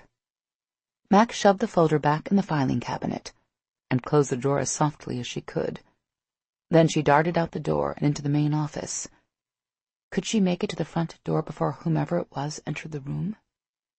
She decided against it, and instead threw her butt into one of the office chairs and grabbed the first thing to read that she could find on the adjacent desk, a magazine about handguns. She just crossed her legs and opened the magazine to a page advertising real bleeding zombies, available for target practice now, when Gage walked into the room. I thought you'd be watching TV. She looked up slowly, acting as if she was mesmerized by the magazine. Oh, yeah, I was going to, but then I saw this magazine and I got interested in it. I didn't realize I'd be sitting here that long until you came down. Really? Gage casually made his way toward the filing room. I never would have pegged you as someone to read a gun magazine. Mac almost gasped out loud as he walked in the room and looked around. Oh, God. Had she left the drawer open on one of the filing cabinets? Hey! She practically shouted. Did you know they make zombie targets that bleed? Gage looked around the filing room, then reached over and switched off the light. Yeah, I've seen them. Unfortunately, they're not suitable for real training. Really? She hadn't expected him to do more than laugh at how silly bleeding zombies were, not respond seriously to her question. But now he'd gone and made her curious. Why not? He came around and plunked himself down in the chair beside her. For one thing, they're too damn expensive. For another, it encourages bad shooting habits. Everyone wants to shoot the zombie in the head instead of the center of the chest. She couldn't help but laugh as she envisioned the SWAT team being pelted with bad press because they were caught preparing for the coming zombie apocalypse. I guess I see your point. It could turn into a PR nightmare. Gage chuckled. Not nearly as bad as the trouble we got into when Xander brought in the fiberglass clown he found. He thought it'd be a great idea to use it as a bad guy in a live-fire hostage training scenario. The company that owns the burger franchise that uses the clown as a mascot didn't agree. Mac laughed. I wonder why. I know, right? She tossed the magazine on the desk, glad she'd been able to successfully distract Gage from looking too closely at the file room. She was sure she didn't leave any of the drawers open, but she needed to be more careful. She'd have a hard time finding anything on these guys if she ended up getting caught and tossed out of the compound. Not that she was going to learn anything worthwhile by reading through the files. The only thing she'd gained by going in there was to verify that Gage had been the one who'd pinned Marvin up against the wall and put those scratches on him. He'd come right out and confessed to it in his report.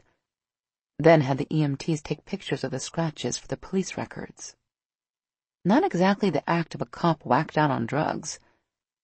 And Marvin's assertion that only someone on drugs could pick him up and pin him against a wall, that seemed more than a little dubious now that she'd met Gage and seen all those rippling muscles. She got the feeling Gage might weightlift criminals like Marvin for fun.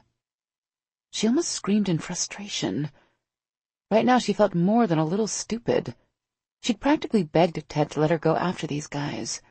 And other than the mysterious issue of the dusty NVG cases, and at least one team member who was too stupid to get his injuries checked out by a hospital, she had nothing. Even the injury angle was looking like a bust. She'd done some serious eyeballing of every member of Gage's team during PT. Considering that none of them had been wearing much more than socks, sneakers, and shorts, there had been a lot to eyeball. And she couldn't find a wound on any of them, Martinez included. Apparently, Gage had been right about that scratch thing. For the first time that she could remember, Mac doubted her instincts. She'd sworn there was something going on here, but now she wasn't as sure. She was still musing about how she could have been so wrong when she realized at the start that Gage wasn't talking anymore. She looked up to see him regarding her with mild amusement. How long had she zoned out? Oh, crap. She was completely losing it on this case. So, what's on the agenda for today? She asked. Mike and Xander have some squad-level training they'll be doing. We can go watch that. He gestured to the magazine on the table beside her. Or, since you seem to have taken a sudden interest in handguns, I can take you out for that shooting lesson we talked about yesterday. Mac's heart beat faster. She knew she shouldn't do it. Her best chance to learn something, if there was even something to learn, was to stay with the largest number of team members. You never knew who'd slip up and say something. So the more people you were around, the higher the probability. But that was logic talking, and right then, for some reason, logic wasn't making decisions for her. Her rapidly increasing heart rate was. Besides, she'd just been thinking this story was looking more and more like a bust anyway. Just the two of us, you mean? He gave her a sinful smile, as if he knew that was exactly what she was hoping he meant. Well, yeah, unless you'd prefer to have a few other people come along with us. She didn't. It turned out that Zach had been right about the donuts. The SWAT guys did indeed eat donuts. Voraciously. She'd been shocked when her friend had walked into the training classroom with 6 boxes of assorted death-by-sugar bribes. It was one thing trying to get on someone's good side, but it was another to do it so blatantly, or with that many donuts. That was crazy. But it was kind of scary the way the men ripped into the boxes. They'd cleaned out 3 boxes before she'd even picked through them, looking for something with sprinkles on it. Zach looked at her smugly. She ignored him. After the donuts were gone, Xander and Mike gave the training briefing. She and Gage sat in the back of the classroom so he could explain what was going on. This is a standard hostage training scenario for us, Gage said softly into her ear. His breath felt deliciously warm against her neck. Xander's team will play the part of the bad guys, while your photographer will play the part of the hostage. Mac almost laughed. Zach wasn't going to like that. And again, he might. He seemed psyched about the idea. Probably all those video games he'd played. I thought maybe Ms. Stone could be the hostage, Becker said, half turning in his seat to give her an expectant look. You know, give her a better perspective on how we operate. The rest of the men nodded in agreement. Miss Stone will be taking part in the training exercise, Xander said firmly, but she will be sticking her head in occasionally to watch. So you might want to pay attention to the briefing. That way you won't make idiots of yourselves when she happens to look your way. A few of the men laughed, but Becker looked positively glum. It was enough to make Mac feel bad. She leaned over to whisper in Gage's ear. I guess we could put off our shooting lesson for a little while, if it would help. I can play a very convincing hostage. The muscle in Gage's jaw flexed. Zach will work fine as the hostage. Besides, Becker just wants to see you tied to a chair, squirming to get loose. I think he has a thing for you. Mac laughed, until she caught Becker studying her, and he wasn't the only one. She wouldn't go so far as to say their looks were predatory, but she could have sworn the temperature in the training room jumped up 3 or 4 degrees.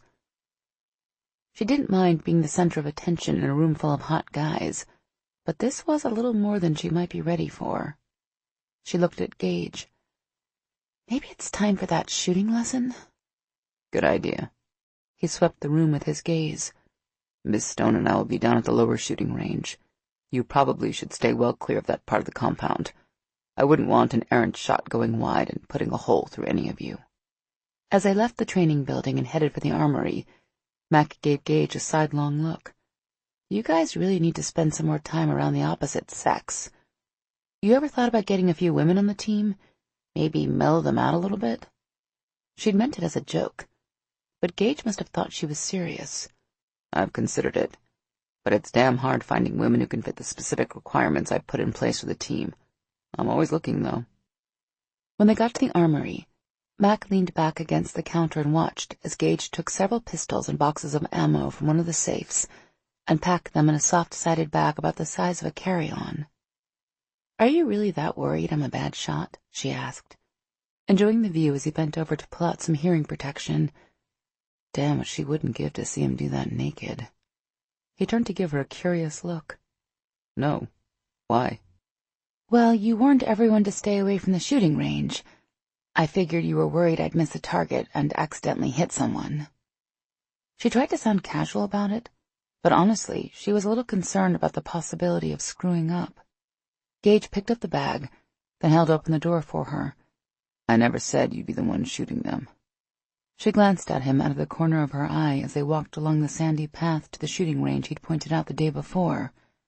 So you were just making sure we had some privacy? He grinned. I thought you might be more relaxed if it was just the two of us. She smiled back at him, keenly aware of the familiar heat swirling in her tummy again. Target shooting as a form of foreplay?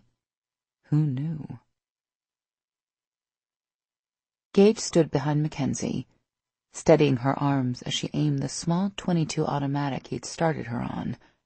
She was actually better at this than she'd given herself credit for, especially when she realized that not every handgun was so powerful it had put her on her ass to fire it. The .22 was a perfect gun for her because it wasn't too loud, didn't have much recoil, and was easy to aim. And now that she'd figured it out, she was starting to enjoy herself. He knew he sure as hell was, mostly because Mackenzie had a bad habit of leaning forward when she pulled the trigger. It helped her line up the sights, but made for an unstable shooting base. On the bright side, her unorthodox stance did cause her butt to stick out nicely. And as close as he was standing, that ass of hers was doing some interesting things to his focus as well. At first he tried to keep his rapidly hardening cock from grazing her bottom, but that quickly became impossible. He was simply standing too close to her. He would have felt bad about getting hard during a shooting lesson if it wasn't for the fact that Mackenzie was just as turned on as he was, maybe more so. He knew because he could smell her arousal. That uniquely feminine scent was so heady and overwhelming that it was almost hard to see straight. much less instruct her in the finer points of handgun use. Worse, his mind kept slipping to the idea of how much better she'd smell if she was naked. It'd probably bring him to his knees. He swallowed a groan and tried not to think about it. Yeah, like that was going to work. His hard-on was threatening to rip through the front of his uniform pants to get closer to her. He wasn't doing a good job of thinking about anything but how tempting Mackenzie smelled. After coming downstairs and finding Mackenzie's scent all over the filing room, he'd realized that last night's dinner had done nothing to dissuade her from pursuing her story. He'd known right then that he'd be spending the next several days working his ass off to keep her distracted. Of course, he'd assumed he'd spend the time distracting her the old-fashioned way, not the sexual way. But hey, this way was much better anyhow. "I don't think I'm doing this right," Mackenzie complained. "I've only hit the target a few times." She fired the last bullet in the clip, missing again. He reluctantly moved away from her to reload the magazine. He would reload the 4 others she'd already fired while he was at it. She loved the little .22, and had gone through the first 50 rounds and nothing flat. "You're doing better than you think. It's just that the bullet holes are so small. You can't see the holes in the target." "You can?" She squinted at the target. God, her face was so cute when she scrunched it up like that. "Yeah," he said, "but it's just because I've been doing this for a while. Trust me, you're putting almost all your shots on the paper." She picked up one of the magazines and loaded it, her hands moving more confidently than they had the first time. "Yeah, but I was aiming for the center of the target. What am I doing wrong?" He watched as she slid the magazine back in the pistol and released the receiver. Damn, she was getting good at that. "Let's see how you shoot this magazine. Then I'll give you some ideas on how you can improve." Gage took up the guide position behind her that he'd been in before. Mackenzie didn't complain. Hell, if anything, she pushed her jean-clad ass back a little more than necessary, just so they'd be in close contact. Man, this woman was dangerous. She could turn him to mush with no effort at all. The scary part was that he could actually feel that tingling in his gums that told him his fangs were trying to slip out. Her mind-numbing scent practically had him on the edge of losing control. Damn, he hadn't experienced control issues like this since he'd first turned years ago. And if her rapidly beating heart was any indication, this attraction wasn't all one-sided. She was feeling the same way. He'd thought so last night, but he hadn't been sure of anything until they'd gotten on the range. He had to admit, he'd been jealous as hell when Mike told him Mackenzie had brought some guy with her that morning, for some stupid reason that had pissed him off. He'd been out of his seat and headed for the gate before he even knew what he was doing. The moment he'd laid eyes on Zach, though, his anger had disappeared. In a way only a werewolf could know, Zach had "friend" written all over him. That was also when Gage knew Mackenzie Stone had gotten to him. "Okay," he said loud enough for her to hear over the sound of the pistol. "Stop for a minute. I know what you're doing wrong." He reached around and put his hands under hers, supporting the lightweight weapon. "First of all, you're not breathing like I told you to. Take a deep breath and let it half out. Pause, then shoot." Mackenzie practiced breathing deep like that a few times, which made for an enjoyable view of her expanding t-shirt. He barely stifled the groan this time. God save him. "This next part is critical." He moved his mouth closer to her muff-covered ears so he wouldn't have to shout. "You're jerking too hard." She turned her head to give him a teasing smile. Jerking too hard? Is that even possible? Okay, maybe picking a word that had such a sexual connotation hadn't been the best idea. Oh yeah, it's possible. And you're doing it. Huh. So, can you show me the proper way I should be jerking it? Gage groaned. Thank God none of the guys were close enough to hear this little exchange. He'd never live it down. He repositioned her fingers around the grip, then moved her left hand into a better position to support the weapon. Remember to squeeze it firmly, but not hard. You want your grip to be tight enough that it won't pop out when it bucks, but not so tight that your fingers get tired. Wouldn't want my fingers to get tired, she agreed. Okay, now what? Just shoot? No, not yet. You've got the breathing and the grip down. Now I have to make sure you know how to stroke the trigger. That flirty smile of hers was back. You're making this up, right? Absolutely not. These are time-honored shooting tips that everyone in SWAT learns. Uh-huh. She looked down the barrel of the .22 again. So, are you going to share these tips, or do I just have to guess? You can't rush these things. He pressed himself more tightly against her and put his mouth close to her ear. He was about to tell her to tighten her grip on the pistol when he felt her bottom moving slightly side to side, like she was shifting her weight from foot to foot.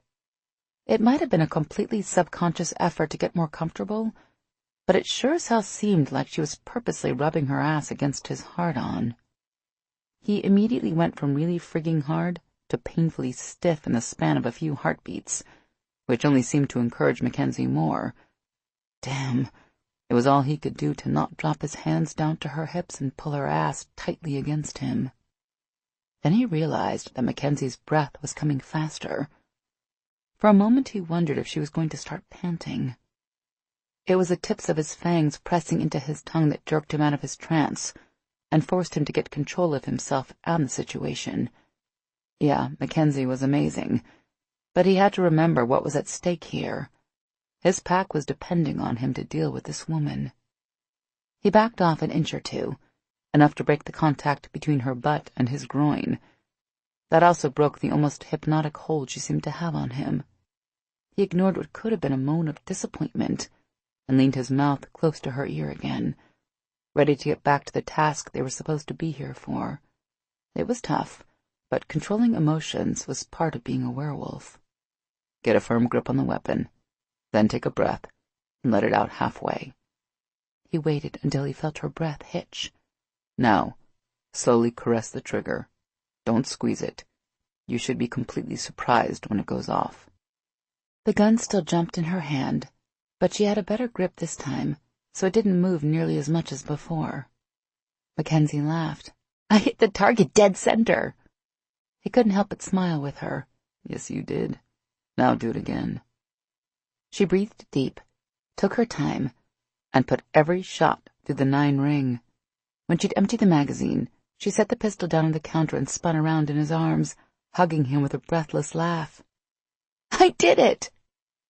Even though he knew he shouldn't, Gage found himself automatically wrapping his arms around her. Her breasts were soft against his chest, her hips enticing, and her lips. The way they were parted, it was like they were begging to be kissed.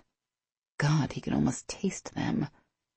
Something told him one kiss wouldn't be enough, but he was willing to take the risk. He might have done it too, but luckily she pulled away. I want to do it again, she said excitedly. Okay, he laughed. Unless you want to. Unless I want to. The way she was looking at him almost made him forget again that she was here looking for a story that could destroy his life and the lives of his pack members. And just like that, Gage felt the stirrings of a foolish emotion he shouldn't be feeling right now. Definitely not this fast, and definitely not for this woman. He reached around her, picking up the 9mm he'd brought. Or we could try something a little bigger. Her lips curved. You think I can handle something bigger? He turned her around so that her ass was pressed snugly against him, then placed the 9mm in her hands and aimed it at the target. Something tells me you can handle just about anything. Mac had no idea target shooting could be so much fun, but she was hooked. She was already thinking about what kind of handgun she wanted to buy for herself. She adored the .22 she fired first, but the 9mm had been so fun. And Gage had told her that most of the well-known manufacturers even had model lines specifically for women, with accessories like pink hand grips. She was definitely getting one of those. She wanted to tell Zach about her shooting lessons, but everyone around the handful of tables the restaurant staff had pushed together for the SWAT team in the large back room of the steakhouse had a story to tell. And Zach was talking louder than any of them. It turned out that in order to escape the horrible villains holding him hostage, Zach had to take a more active role than expected of an average hostage. Mac couldn't stop laughing as Zach described how he'd been cut loose by some of the guys on Mike's squad, then crawled out of the dark building on his hands and knees, only to find himself on the roof. Then he'd been taught enough about rappelling to lower himself down to the ground. Unfortunately, just when it seemed that he'd get away safely, Xander's squad had reappeared and started shooting at him with paintball guns. Zach, who was covered from head to toe in orange paint, had picked up a weapon when one of Mike's team had gone down and helped the team fight their way to freedom. "I have to admit, I didn't think you had it in you," Mike said to Zach, "but you did good." Everyone around the table applauded, including Mac. She wasn't sure how much training the guys had accomplished that morning, considering that paintball was involved, but it sounded like they had fun. "Did you know they were going to do that to Zach?" she whispered to Gage. "I figured they'd do something to have a little fun with him, but I didn't think they'd break out the paintball guns," he said. "They only do that when they think a person can handle it. Your photographer must have a little action hero in him." She laughed. "I wouldn't have figured that in 100 years, but I guess so." 2 waitresses came to take their orders, which reduced the noise around the table to a mild roar. When Gage leaned in to tell her about something on the menu, he still had to put his mouth close to her ear. The feel of his warm breath on her skin made her shiver, and she closed her eyes until it passed. When she opened them, Mac saw that Zach was smiling at her from the other side of the table. She stuck out her tongue at him. "What was that about?" Gage asked. She turned and leaned in close again, enjoying the feeling of heat coming off his skin. If it were anyone else, she'd think he had a fever. But instinct told her Gage ran hot. "Nothing. You know, I was just thinking that I really owe you one for that shooting lesson." "You don't owe me anything," he grinned. "I'm glad you enjoyed yourself." Oh, she had enjoyed herself. If she thought he'd gotten her hot and bothered last night, that was nothing in comparison to what it was like to have Gage's big arms around her and his hard-on pressing into her ass as she practiced shooting targets.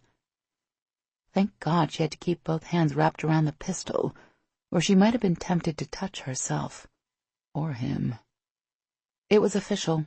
Gage Dixon could arouse her just by being near her. Something else was official, too. She was seriously close to tanking the story idea. She was so crazy about Gage that she was ready to ignore anything he'd ever done wrong short of a felony. And from the way Zach was laughing and joking with the SWAT officers at the table, he'd agree with her. Maybe she'd do a story on the day in the life of the men who made up the SWAT unit, and leave it at that. The men tore into their meals with the same gusto they'd attacked the donuts that morning. Mac didn't know whether to laugh or shake her head. They ate like a pack of wild animals. She was still cutting her baked chicken and steamed vegetables when the whole table suddenly fell silent. She looked up, watching as each of the men set their forks and knives down, as if they were done eating, which didn't make sense, not with that much food left in their plates. What was going on? She gave Zach a questioning look, but he seemed as confused as she did. Mac turned to ask Gage, but the words died on her lips as 8 men strode into the room. She wasn't sure how it was possible, but something told her they were the reason the SWAT guys suddenly went on high alert. Despite their expensive suits and clean-cut looks, the men were trouble. She'd seen enough men like them in her line of work to be sure of that. They spread out along the wall behind her, surrounding the table while at the same time blocking the doorway. Mac's heart kicked into high gear as she caught a glimpse of the pistol underneath the coat of the man closest to her. "I'm looking for Gage Dixon," the man with the gun said. Gage was on his feet before Mac even saw him move. A single step put him inches away from the man, making their difference in height immediately apparent. The guy in the suit backed up almost involuntarily. "It's your lucky day, then," Gage said in a much calmer voice than she could have managed. "You found him." "I need you to come with me," the man said. "I'm in the middle of lunch." The man's lip curled. "That's too damn bad. The man I work for wants to talk to you." When Gage didn't say anything, the man opened his jacket to show him the large handgun in an underarm holster. "Now." Crap.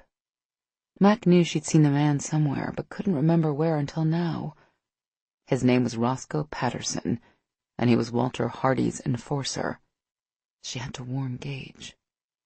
She started to get to her feet, but Xander pulled her back down and shook his head. What the hell? How could he and the rest of the SWAT team just sit there while Hardy's thugs dragged Gage out of the restaurant? She whirled around in her seat just in time to see Patterson put his hand on Gage's shoulder and shove him toward the door. But Gage didn't go anywhere. He didn't move at all. I said, I'm in the middle of lunch. If you give me a name and an address, I'll stop by and see your boss when I get a chance. Patterson's eyes narrowed. Are you stupid? I have a gun. Yeah, I noticed that, Gage said. Funny thing about guns, they don't work if they're shoved up your ass. Mac was glad she hadn't eaten anything yet because her stomach was one big knot. She didn't know Patterson very well, but he looked like the kind of guy who wouldn't be afraid to pull his gun and shoot Gage right there in front of 15 other cops. But Gage didn't give him the chance.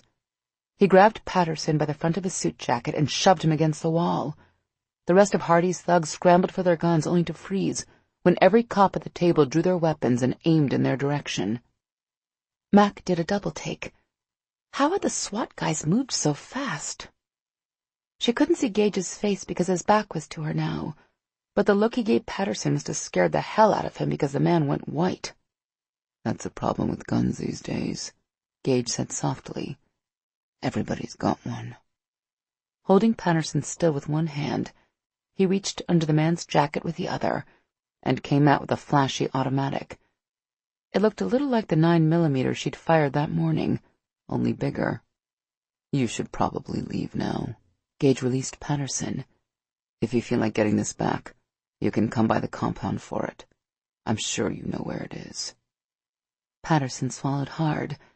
His eyes darted around the room, a frown creasing his brow as if he couldn't understand how the tables had turned so quickly on him and his men. He gave them a nod and jerked his head toward the door.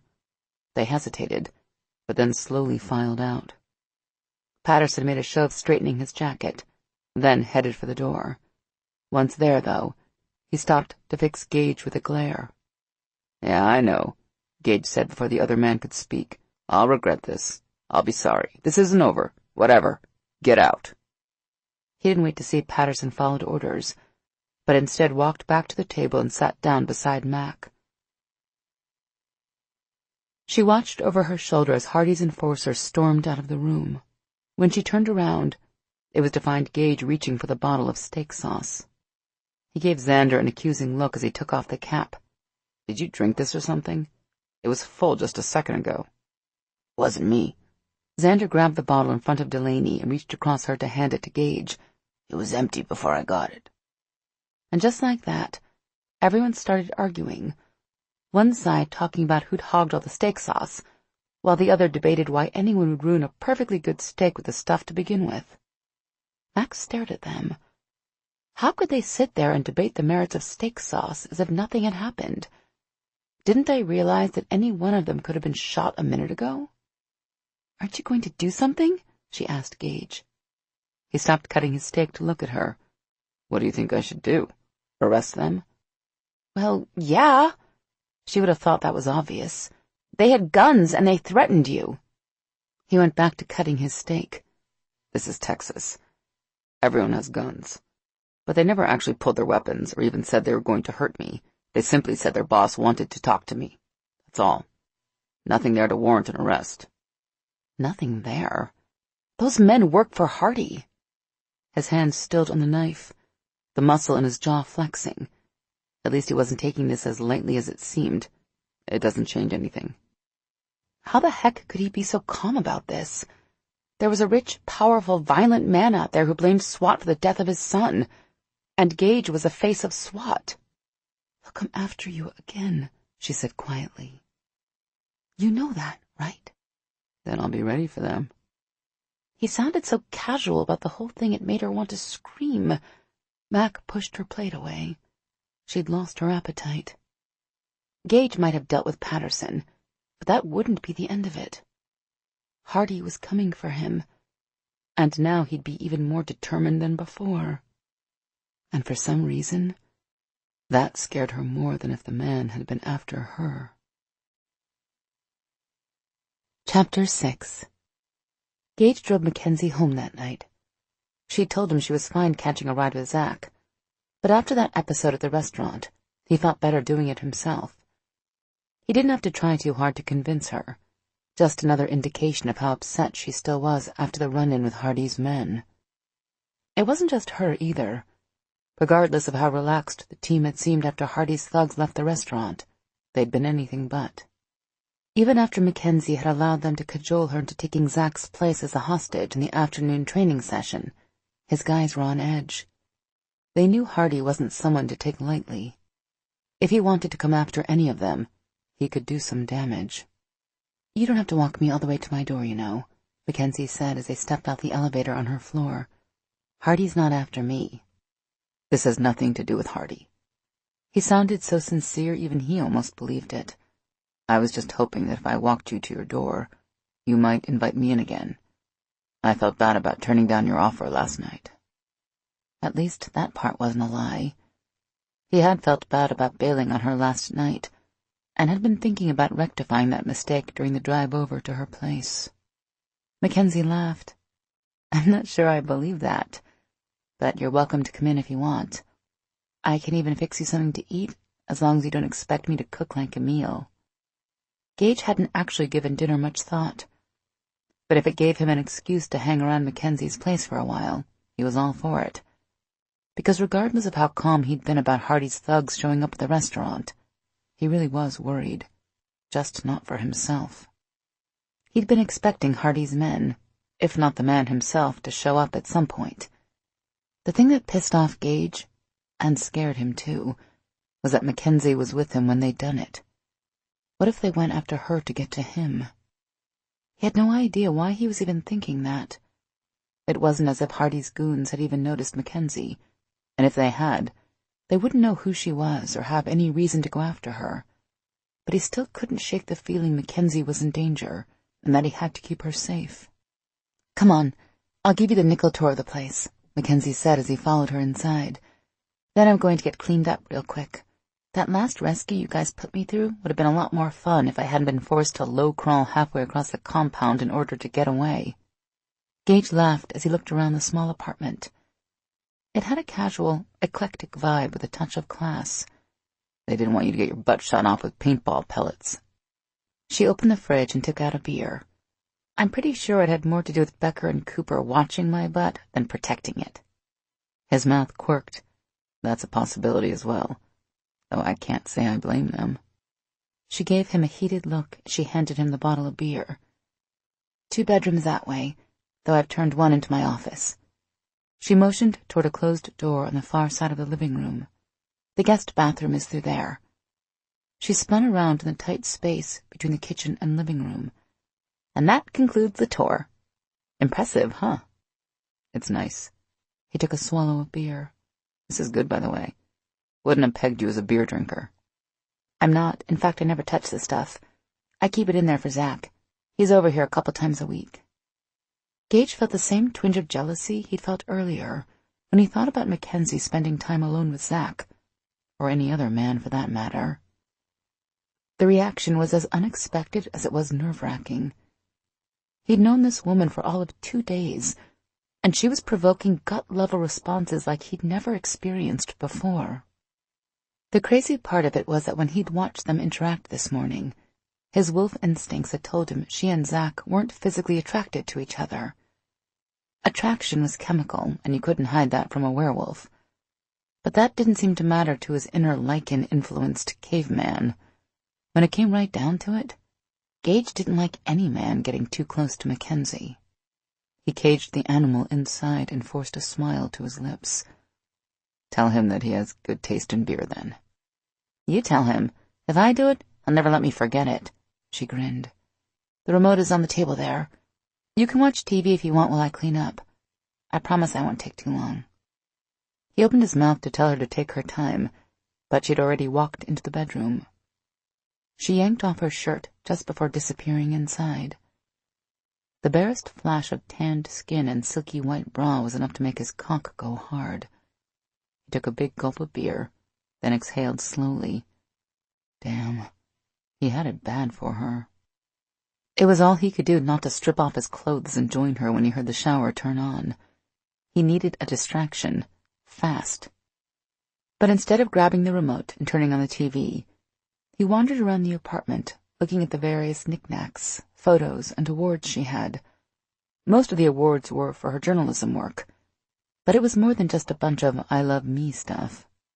Sure, there were some personal awards lined up neatly along the wall of the hallway, but more of the space was dedicated to the everyday people she ran into and the amazing places she'd been. A grin tugged at the corner of his mouth. He was still looking at her collage of news articles she'd written, arranged to look like a silhouette of Mickey Mouse, when he heard her coming down the hall.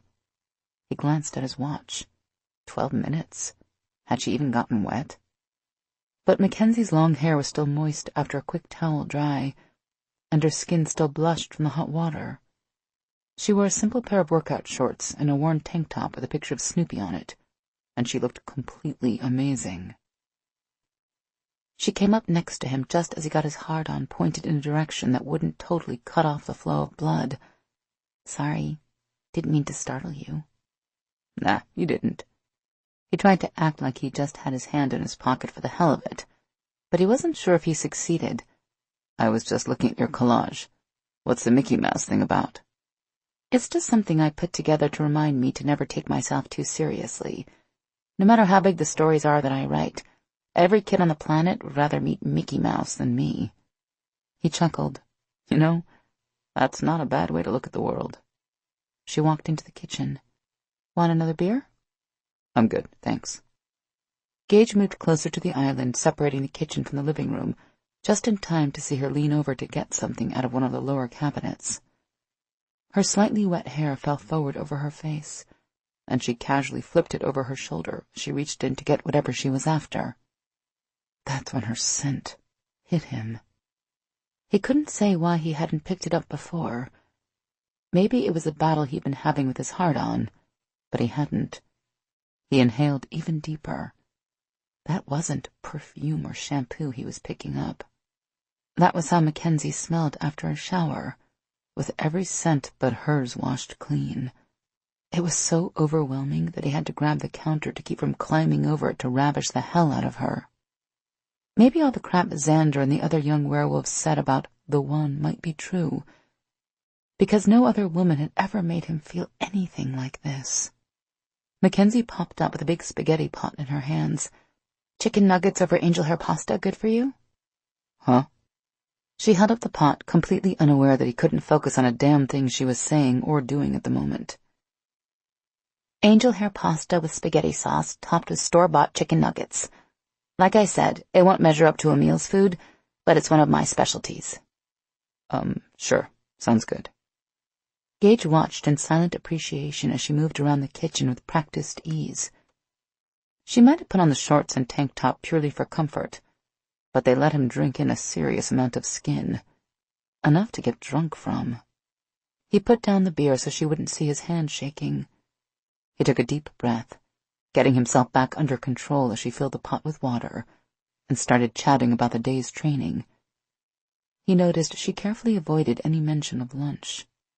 She threw him a smile as she opened the fridge and pulled out a bag of frozen chicken nuggets. These things are awesome. She dumped some into a glass bowl, looked at him, then dumped even more in the bowl. She filled a second glass bowl with an entire jar of pre-made spaghetti sauce that she took from an upper cabinet.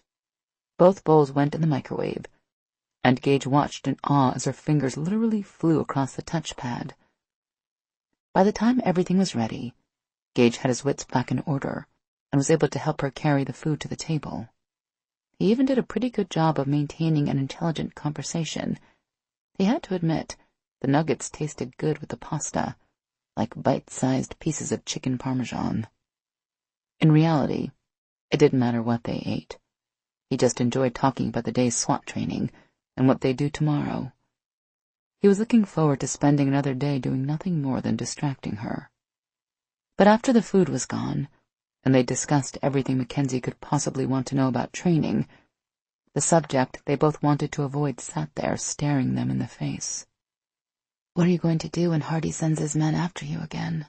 she asked softly. She was really worried. He knew because he could hear her heart speed up. He was worried, too. If that happens, and I'm not necessarily sure it will, I'll deal with them, he said. Gage was very sure Hardy would come at him again, but he wanted Mackenzie to at least think there might be a possibility it wouldn't happen. Just like that? You'll deal with them? He didn't miss the twinge of sarcasm in her voice. That doesn't seem like much of a plan. His mouth quirked. Coming from a woman who's made her living walking into dangerous situations when most rational people wouldn't, you should appreciate when someone doesn't overthink things. If they show up, I'll let my instincts and training dictate how I react. Thinking too much about things like that ahead of time would just slow my reaction time. She picked up the plates and carried them over to the sink. I usually don't have much of a plan when I walk into those situations because I'm lousy at thinking too far ahead. Maybe I don't like to think too far ahead myself. Perhaps there are times I prefer to just be in the moment. She came over and leaned her hip against the edge of the table. She was so close they were nearly touching. And is right now one of those times? He moved one hand over until his forefinger was able to gently caress her hand where it rested on the table. Yeah, I think now might be one of those times. Her lips curved. Then maybe you'd like to be in the moment over on the couch? The couch would be nice. He followed her over to the sectional piled high with a crazy amount of pillows. Mackenzie shoved a bunch of them aside, making room for them both. When he sat down next to her, she immediately turned to face him, pulling her knees up so she was sitting cross-legged.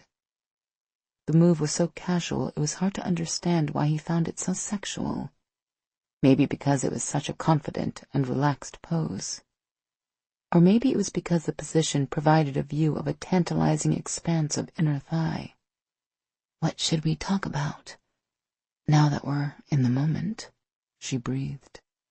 There was some tiny part of him, the part that agreed with Mike and Xander about his needing to be on guard around her, that warned him he was on dangerous ground.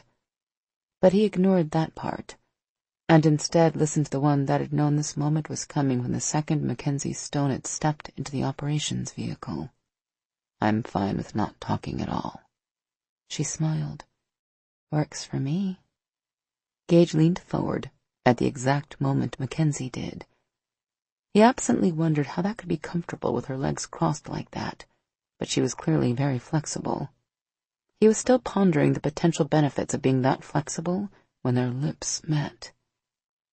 There weren't any fireworks or sparks, or any of that silly stuff young werewolves insisted happened when you kissed the one. But that didn't mean kissing her wasn't amazing. Gage slipped his tongue into her mouth, teasing hers to come out and play. Mackenzie was more than willing, even moaning a little as their tongues tangled. He slid his hand into her hair, growling as he pulled her closer. She tasted so damn good, like strawberries on a hot summer day, only sweeter. Mackenzie pulled away with a husky laugh. Never had a man growl while he kissed me before. I think I like it. Reminding himself to keep his inner wolf in check, Gage tugged her close, trailing kisses from her mouth all the way down her neck and back up again. Mackenzie's heart was beating out of control, thudding in his ears. Her pheromones filled his nose, evidence of her arousal. Mackenzie slowly and sensually uncoiled from her cross-legged position and straddled his lap. His hands slid down her back to rest on her hips. He could barely think, much less maintain control. And it only got worse when she started grinding against his hard-on. He swore he could feel the warmth of her pussy through his uniform pants. He couldn't believe how badly he wanted to let his claws slip out so he could rip off her tank top and shorts and eat her up. Gage didn't know how he managed to keep it together, but he had to. He had to protect his pack. He wanted to think Mackenzie was focused more on him than the story she was chasing, but he couldn't be sure. Until he knew for certain his pack wasn't in danger of being exposed, he couldn't afford to let himself be distracted by her searing hot kisses, soft skin, or enticing curves. That was easier said than done. Resisting her would have been hard as hell if he'd been a normal man, but he was a werewolf, which meant he had to battle the added temptation of her arousal too.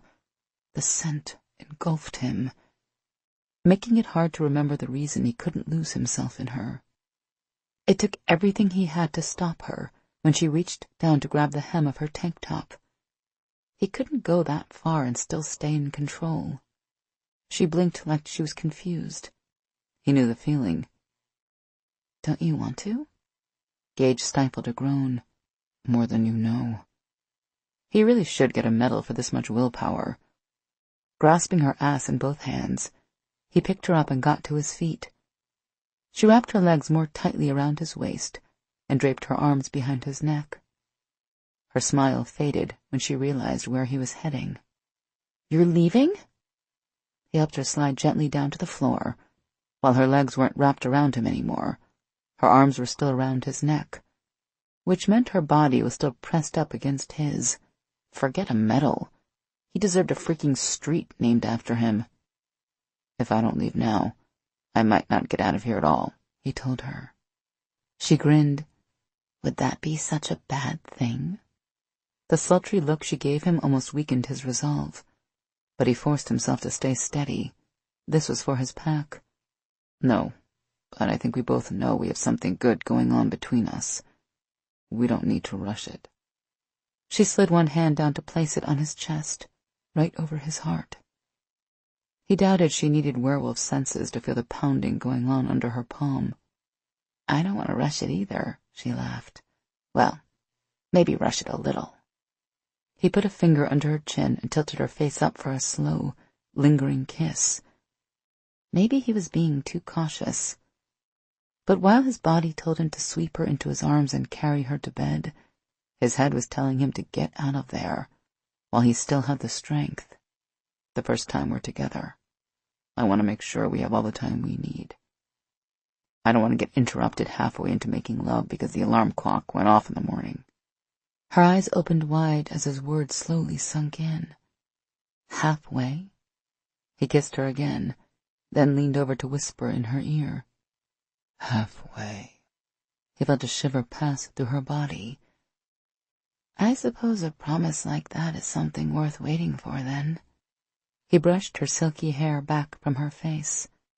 "See you bright and early at the compound tomorrow?" She nodded, but then frowned. "Well, maybe not too early. About 9? 9 o'clock is fine." He opened the door, but Mackenzie yanked him in for another hard kiss before he could leave. He buried his hand in her hair, returning the kiss with an intensity that confused him. Why the hell was he so out of control around her? Thank God she was the one who broke the kiss this time. He wasn't sure he would have had the fortitude. "There's more where that came from," she whispered. "Don't make me wait too long, okay?" Gage felt Mackenzie's eyes on him as he walked down the hall to the elevator. Risking a glance in her direction was dangerous, but he pushed the button and did it anyway. She was standing in the doorway, her face flushed, her eyes full of desire. How could he walk away from her? He was on the verge of telling his conscience to go to hell when the elevator doors opened. He stepped inside and pushed the button for the lobby, then leaned back against the wall and closed his eyes. He only prayed Mackenzie Stone, the journalist, would drop her story and be content to be Mackenzie Stone, the woman, and soon, because he didn't think he could hold out much longer. Chapter 7. "Did you even hear a word I just said?" Zach asked as they drove to the SWAT compound the next morning. Mac gave herself a shake. "Yeah, of course I did." Zach raised a brow. She felt her face color. Damn it. He could always tell when she was lying. "Okay, not all of it. Sorry. I was thinking." He gave her a sideways glance as he turned the news van onto the road that led to the SWAT compound. "About what?" Gage, or more precisely, the handsome SWAT commander's promise. The one about the two of them making love all night, but she wasn't going to tell Zach that. She'd hardly slept a wink after Gage left. How could any woman expect to fall asleep when they were fantasizing about a man like that? She'd been so turned on she finally pulled out her vibrator for some relief. But unfortunately the bunny didn't keep going and going, and she was still unsatisfied. When she finally fell asleep, she'd alternated between dreams of making love with Gage and wondering why the hell she was so crazy for him. She'd never had it this bad for a guy in her life. "Let me guess," Zach said when she didn't answer. "You're not sure you want to keep investigating Gage and the SWAT team, right?" Mac didn't say anything. Besides the fact that investigating SWAT would probably end up being a waste of time, there was a bigger ethical issue of writing a story about a man while she was desperately trying to get him into her bed. People in her line of work called that a conflict of interest. She just called it stupid. "Yeah," she finally said. "I've been thinking that maybe there isn't as much going on here as I thought." She waited for Zach to question where this sudden case of self-doubt was coming from, but he surprised her. "I know I'm just your photographer, but for what it's worth, I think you're right. These guys seem clean to me." Max stared at him. Who was this guy, and what had he done with the real Zach? Because the Zach she knew never hesitated to call it like he saw it. Besides, he was more than her photographer. "Okay," she said slowly. "I agree with you. But why do you think so?" "I spent a lot of time with them yesterday while you were out shooting with Gage, and then I went out to some clubs and stuff with them last night." It was her turn to lift a brow. Zach didn't usually go clubbing, and he especially didn't go clubbing during Shark Week. That must have been interesting. "Hey, I get out sometimes, you know. But I was just saying, they were really cool to hang with. They didn't get drunk or stupid. We just sat around, had a few beers, and talked." "You're telling me those guys went clubbing and all they did was hang out with you?" "Well, they danced some too. Actually, they danced a lot." He frowned. "Women seem to gravitate to them for some reason. But the important thing is that we talked long enough for me to get a good feel for them. I really think they're stand-up guys." She could have ragged Zach about his legendary instincts when it came to telling the difference between good guys and bad guys, but she didn't because she knew he was right this time. "Yeah, I think so too." "So, what are you going to do?" he asked. That was a damn good question. "I don't know. I guess I'll just let the next few days play out. If you're right and we don't find anything, I'll drop the story." His mouth edged up into a smile. "I'm guessing the fact that you're attracted to Dixon sort of makes your decision a bit more complicated than it should be." Zach didn't miss much. "When did you know?" "The moment you walked out of the operations vehicle on Belmont the other day." She laughed. "Now you're just making crap up. Even I didn't realize I liked him at that point." Zach shook his head with a sigh. "You always were a little slow about that kind of stuff." Mac opened her mouth to tell him she wasn't slow, thank you very much. But the two SUVs heading out the gate, just as they were pulling in, stopped her. The big operations vehicle was right behind the first two vehicles. Gage leaned out of the window just long enough to tell her he was going on a call at a shopping mall in Arlington. "Xander's inside. He's arranged for you to sit down and talk to some of the other guys." Gage flashed her a smile. "I figured you'd want to get some background on someone besides me." Not really. But he was gone before she could even consider telling him that out loud, or try and invite herself along. Mac climbed out of the news van and fell into step beside Zach. Maybe it would be a good idea to talk to a few of the other guys, just to get a different perspective on her theoretical story. God knew she couldn't focus on anything when Gage was around. The rest of the team was waiting for her and Zach in the classroom in the training building. While they greeted her warmly and fist-bumped Zach for bringing more donuts, there seemed to be a weird vibe in the room, kind of like walking in a friend's house after she and her husband had a fight. Did it have something to do with the incident Gage had gone on? Then again, considering that several of the men were going out of their way not to look at her, maybe not. And every time she caught them checking her out, they quickly looked away, all the men except Cooper. He held her gaze for a long time before he finally grabbed a donut at random and walked off without a word. What the hell was that about? Mac wandered over to the desk at the front of the room to see if there were any donuts with sprinkles left when Xander walked in. Miss Stone. Corporal Riggs, she smiled. Donut? He shook his head. I saw you talking to Sergeant Dixon before he left. He asked me to keep you occupied while he was gone. What was she, a puppy? Keep me occupied? Xander winced. Not exactly the way Sergeant Dixon put it. Now you see why he does all the talking when it comes to the press. She might have laughed if she thought Xander had been joking, but he looked even more intense and serious than usual. Is something wrong? Surprise flickered across his face, but it was gone just as quickly, replaced with the same austere expression. He glanced over at the other men. They were leaning back in their chairs, laughing at something Zach had said. The tension she'd picked up earlier seemed to have faded. She turned her attention back to Xander and found him regarding her with a suspicious look. What? Nothing, he said. There was definitely something going on behind those dark eyes, but damned if she could figure out what it was. You didn't answer my question. We just kind of got into it about something before you got here. His smile didn't quite reach his eyes. It wasn't a big deal. Just guy stuff. Uh-huh. And by something, do you mean me? No, of course not. Xander was lying his ass off and not doing a very good job of it. Why had they been arguing about her? She wanted to ask, but Xander probably wouldn't tell her anyway. Time to change the subject. Gage said something about me interviewing the men while I waited for him to come back, she said. The muscle in Xander's jaw jumped. She was going to have to be careful trying to manipulate him. He had a suspicious streak a mile wide, and he definitely didn't trust her. Yeah, he said. He mentioned that. Would you like to be first? Xander didn't look any more thrilled about the idea than she was, but he nodded. We can talk in the weight room.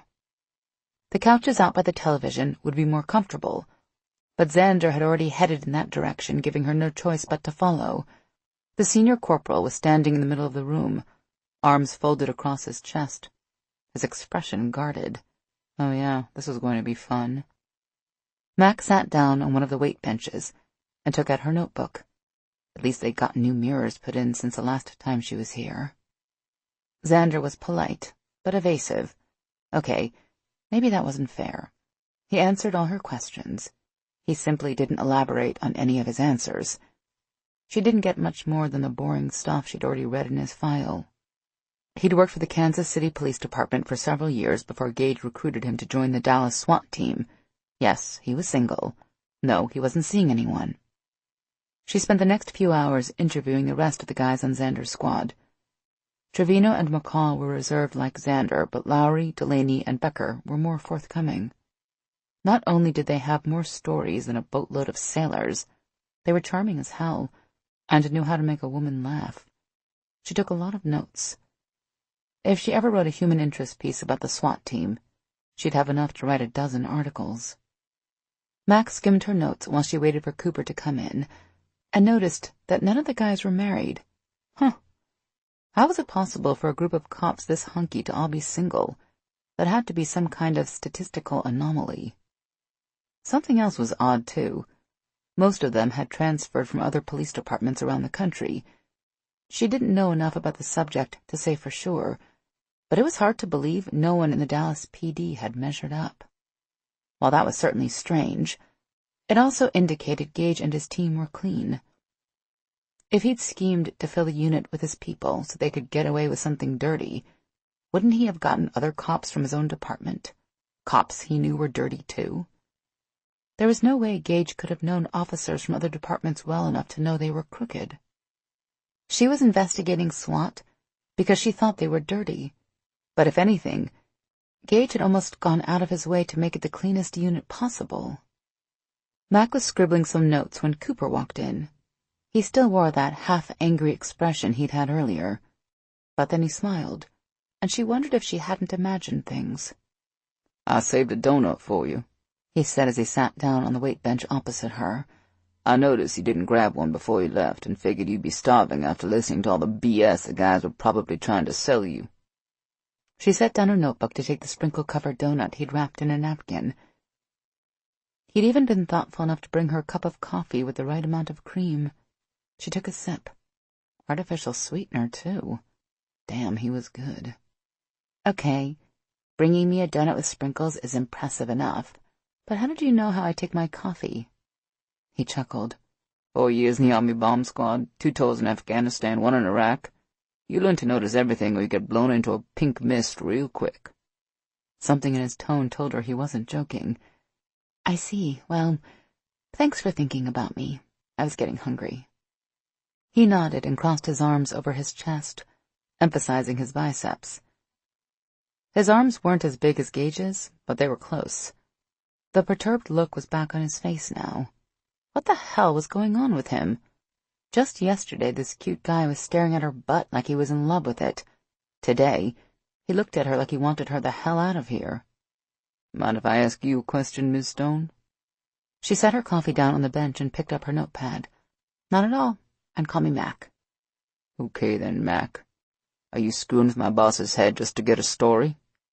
Mac was pretty sure her jaw dropped, and people said she was direct. I don't know what you mean. God, that sounded horribly lame. He snorted. Sure you do. It's a simple question. Do you honestly care about Gage, or are you planning to screw him over to get the story you're after? If anyone else on the team had asked her that question, she probably would have BS'd her way through it. But she didn't think she could do that with Cooper. Does it matter how I answer? She asked. You have no reason to believe me, even if I tell you the truth. Just answer the question. I'll know if you're telling the truth. Mac wasn't sure how he could tell, but she believed him. Yes, I honestly care about Gage. So he's important to you? Yes. Why the heck was she answering like she was on a witness stand? She was supposed to be the one asking questions. Are you in love with him? She didn't know why she even hesitated. How could you fall in love with any man that you'd just met a few days ago? Even if he was as hunky, sexy, arousing, and tempting as Gage. Hell, she hadn't even slept with him yet. She opened her mouth to tell Cooper she wasn't in love with his boss. Not that it was any of his business, but she couldn't get the words out. She might not know if she loved him. She was a practical woman, and practical women didn't fall in love in 3 days. But she felt something for him. Something stronger than she'd ever felt for any other man.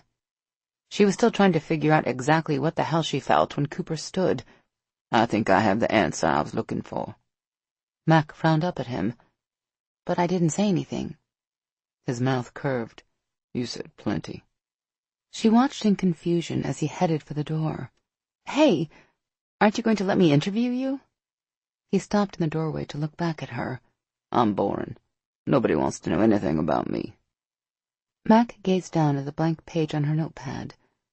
If she didn't know better, she'd think that Cooper just Dr. Phil'd her butt. Because as crazy as it sounded, things seemed a whole lot clearer than they'd been a little while ago. Mac was snooping around the upstairs bedroom a few hours later, and finding nothing, when a pair of strong arms wrapped around her waist.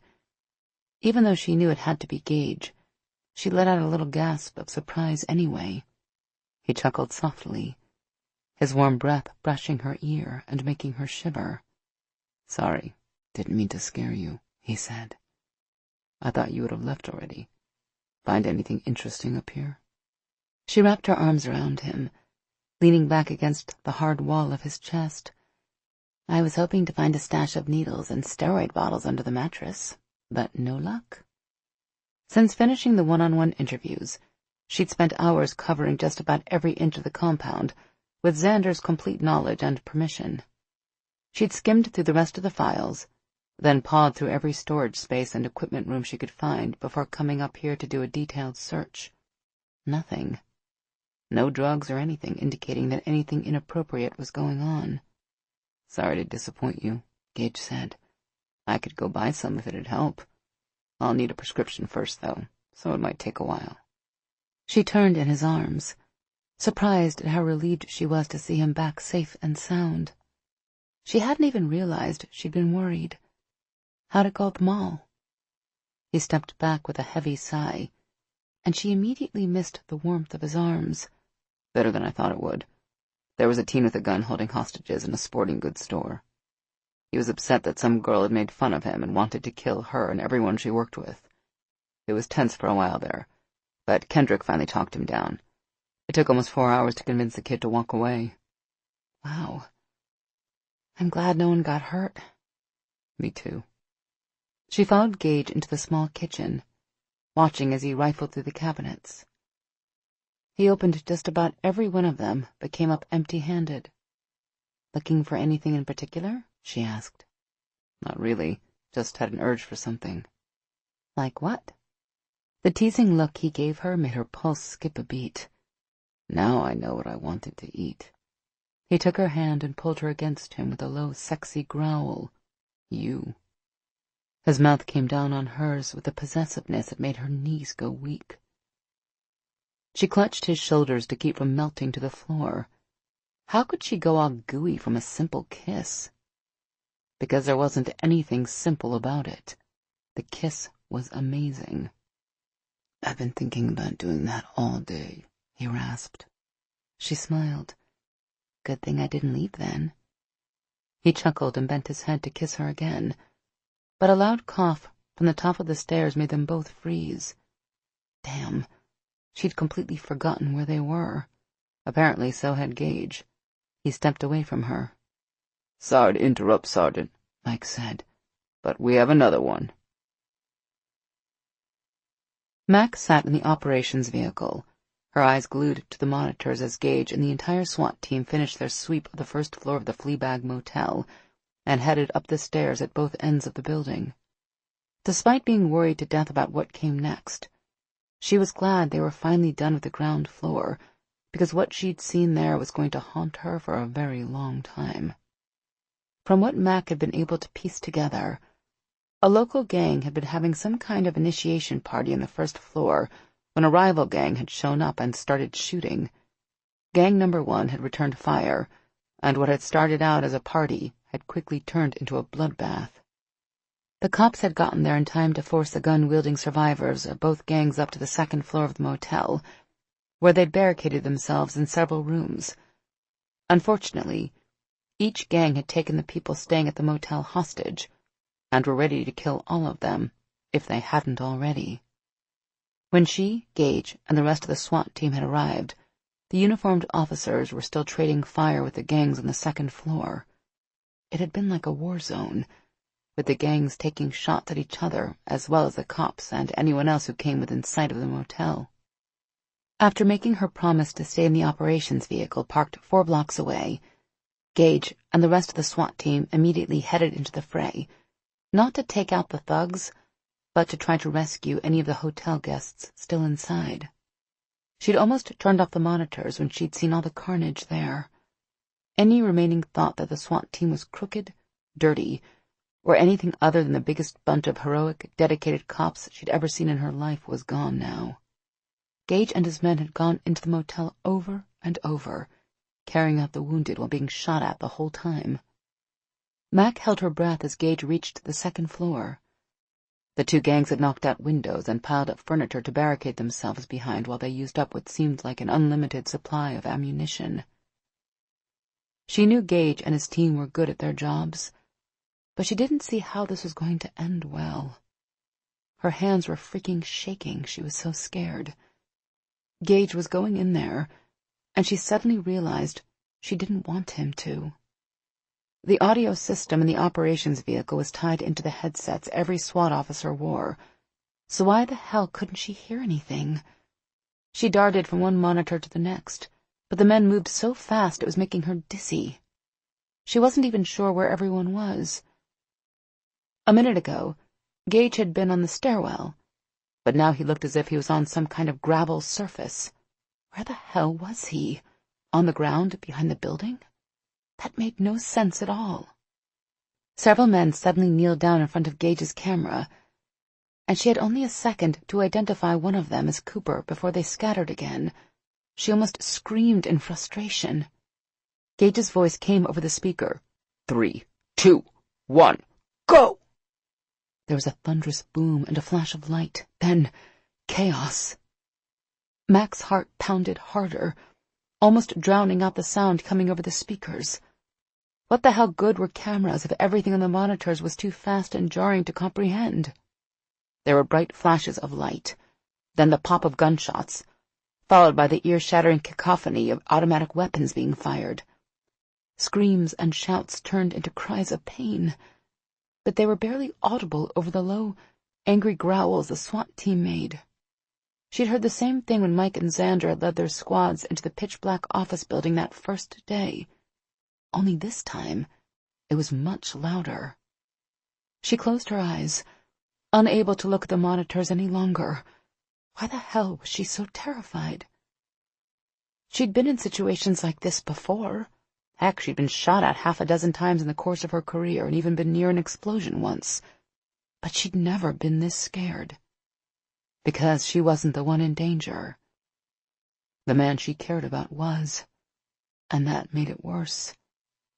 She prayed Gage and his men made it through this safely. Mac didn't know how long she sat there with her eyes closed, but when she opened them again, an eerie kind of quiet had descended upon the motel. She could still hear moans, whimpers, and the occasional sob, but no gunfire. Then Mike's voice came over the speaker. 1 clear. 2 clear, said Xander. 3 clear, reported Cooper. The SWAT team was calling in by some kind of number pattern, letting Gage and everyone else know they were alive and that their area of responsibility had been cleared. She held her breath as 15 numbers were announced. All clear, Gage said. Get the EMTs in here. Mac slumped down in the seat, more exhausted than if she'd run a marathon. Behind her, the doors of the operations vehicle opened. She jerked around to see Zach sticking his head. Everyone's running inside. What happened? Mac had completely forgotten Zach had been outside taking pictures of the scene.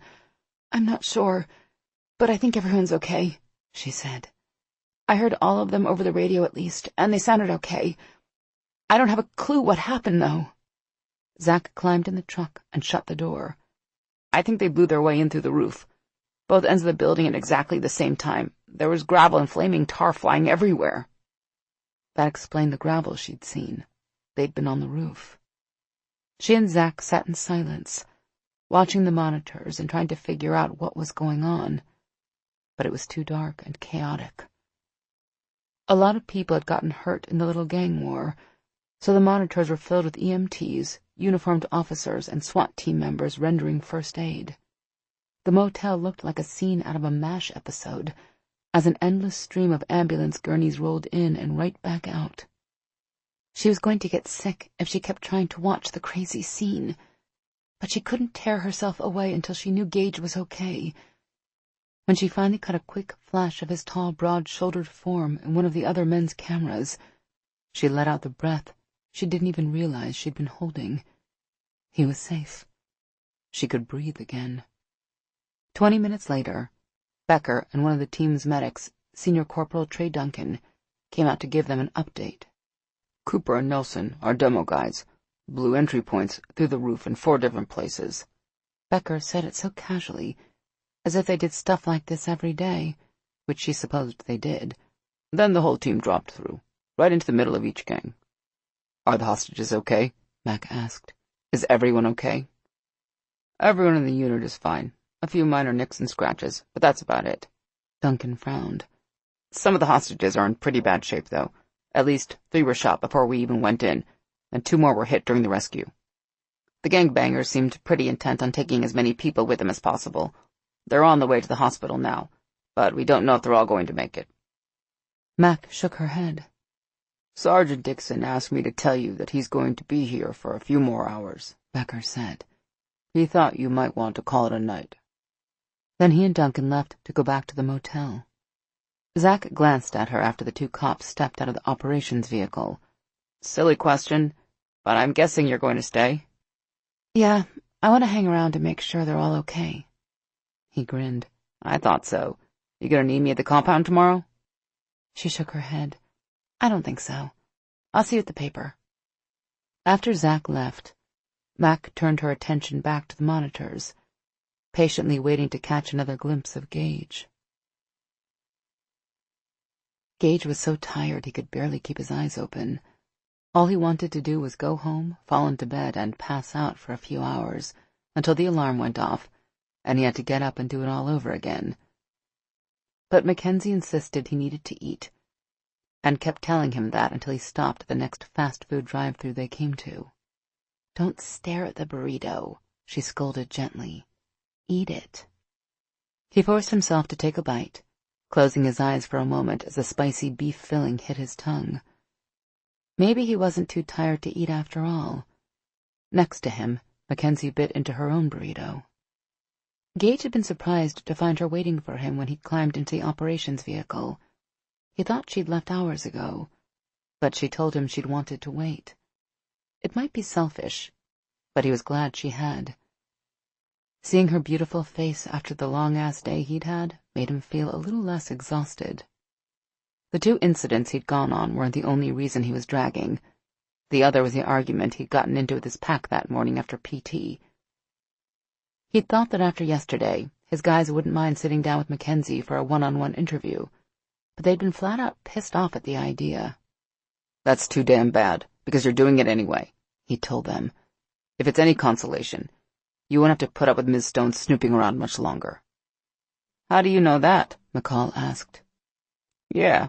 Kendrick's eyes narrowed. "Just how involved with this reporter are you? Is there something going on that you haven't told us?" Gage bit back a snarl. "What the hell is that supposed to mean?" Cooper looked up from the graphic novel he was thumbing through. "He means, are you sleeping with her?" Gage had been so shocked, he just stood there staring at his explosives expert like a damn pig with a Rolex. "What are you?" Cooper demanded. Gage had to clench his hands into fists to keep from slugging the man. Getting into a brawl with Cooper might be satisfying as hell, but it would only confirm what he and the rest of the men feared, that he was letting his attraction to Mackenzie cloud his judgment, and it was putting the pack at risk. He understood where their concern was coming from, even if it was misplaced. "No," he said as evenly as he could manage. "We're not sleeping together." "Bullshit," Xander snarled. "We can smell her all over you." Gage didn't even realize he'd moved toward his senior squad leader until Mike stepped in front of him and put a hand on his chest. Brooks moved to stand next to Xander. "Sergeant, how do we know she isn't playing you?" "She's not playing me," he growled. "How can you be sure?" Mike asked. "I just know, damn it," he snapped. That probably wouldn't be good enough for them, but he didn't know how to put it into words. Mackenzie might have come here looking for a story that first day, but something in his gut told him that wasn't the reason she kept coming back. Xander swore under his breath. "It's not just about her finding about us, Gage. Having her around is dangerous." Gage frowned. "What the hell are you talking about?" "For one thing, you're not thinking clearly," Xander said. "Hardy sent his goons to rough you up, and you don't seem to give a damn." "Like hell I don't." "Yeah? Well, you haven't mentioned what you're going to do about it." Xander shook his head. "Anyway, it's not just that. She's putting off pheromones all of us are picking up, and it's affecting some of the younger wolves. To say it's a distraction is an understatement. It's going to get someone killed." That's when things had gotten really ugly.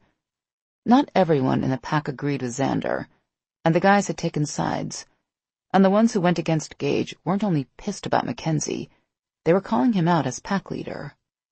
There had been a few stare-downs over the years, but it had never gone further than that, and certainly never with any of the more senior werewolves. But this fight was going to make the scuffle in the weight room the other day look like child's play. Blood would definitely be shed. Or it would have been if Cooper hadn't diffused the situation with one simple question. "Mac's the one, isn't she?" Gage didn't answer. He didn't have to. The rest of the pack retracted their claws, suddenly more interested in debating whether the myth was real, and what that meant for the pack. If Mackenzie Stone was really the one for him, would it keep her from spilling their secret if and when she discovered it? Did the intense attraction have the same effect on her, too? Gage hoped to God it did, but he didn't know much about it. Unfortunately, neither did Cooper. But before Gage could say anything, Dispatch had called about the hostage situation at the mall. Should we drive through again and get you another burrito? Mackenzie's soft voice interrupted his thoughts, and he looked down to see he'd not only eaten the entire burrito, but had practically licked the wrapper clean, too. He grinned and crumpled the wrapper. Nah, I think I'm good. She didn't look convinced. You can have some of mine if you want. Thanks, but I think it's time we get you home. It's late. She didn't protest as he started the car. It was well after midnight, and she looked as exhausted as he did. She finished the rest of her burrito in silence, then leaned back in the seat. Gage had to resist the urge to pull over just so he could see if her lips were as sweet as he remembered from that afternoon. He tightened his grip on the wheel and forced his attention back to the road. Xander had been right. He didn't think clearly when he was around her. Xander was right about something else, too. Mackenzie was a distraction to the team. Gage had thought they were tense because they were worried she'd stumble on their secret, but now he realized it was because her pheromones were making them crazy. Mackenzie was jonesing bad for him, and his pack knew it. Gage thought again about what Cooper said. He'd never believed the myth about every werewolf having one perfect soulmate waiting somewhere out there for him. He'd always thought it was something werewolves came up with to explain why they had such shitty luck with women. They had shitty luck with women because werewolves were moody, secretive, aggressive, and just plain crappy at connecting on a human level. Or so he thought. But maybe Cooper was onto something. Maybe Mackenzie was the one. What else explained why he couldn't think clearly when he was with her? Because he dated a lot of women, and none of them had ever had this kind of effect on him. And how do you know she's not just playing you? Brooks's words echoed in his head. What if he was so blinded by Mackenzie that he couldn't see what was right in front of him? Gage glanced at her as he pulled into the parking garage. She could barely keep her eyes open, she was so tired. Looking at her right then, he was ashamed for even thinking she might be using him. Do you want to come in for a while? Mackenzie asked when they got to her door. Man, he wanted to. But he needed to put some space between them if he was ever going to sort out the jumbled mess of emotions he was feeling. It's late, and we're both beat. He brushed her hair back from her face. Rain check? Of course, she said, then frowned. Are you sure you're not too tired to drive home? Maybe you should stay and sleep on the couch. He chuckled. If I stay, something tells me neither one of us will be getting any sleep. I think it's better if I go.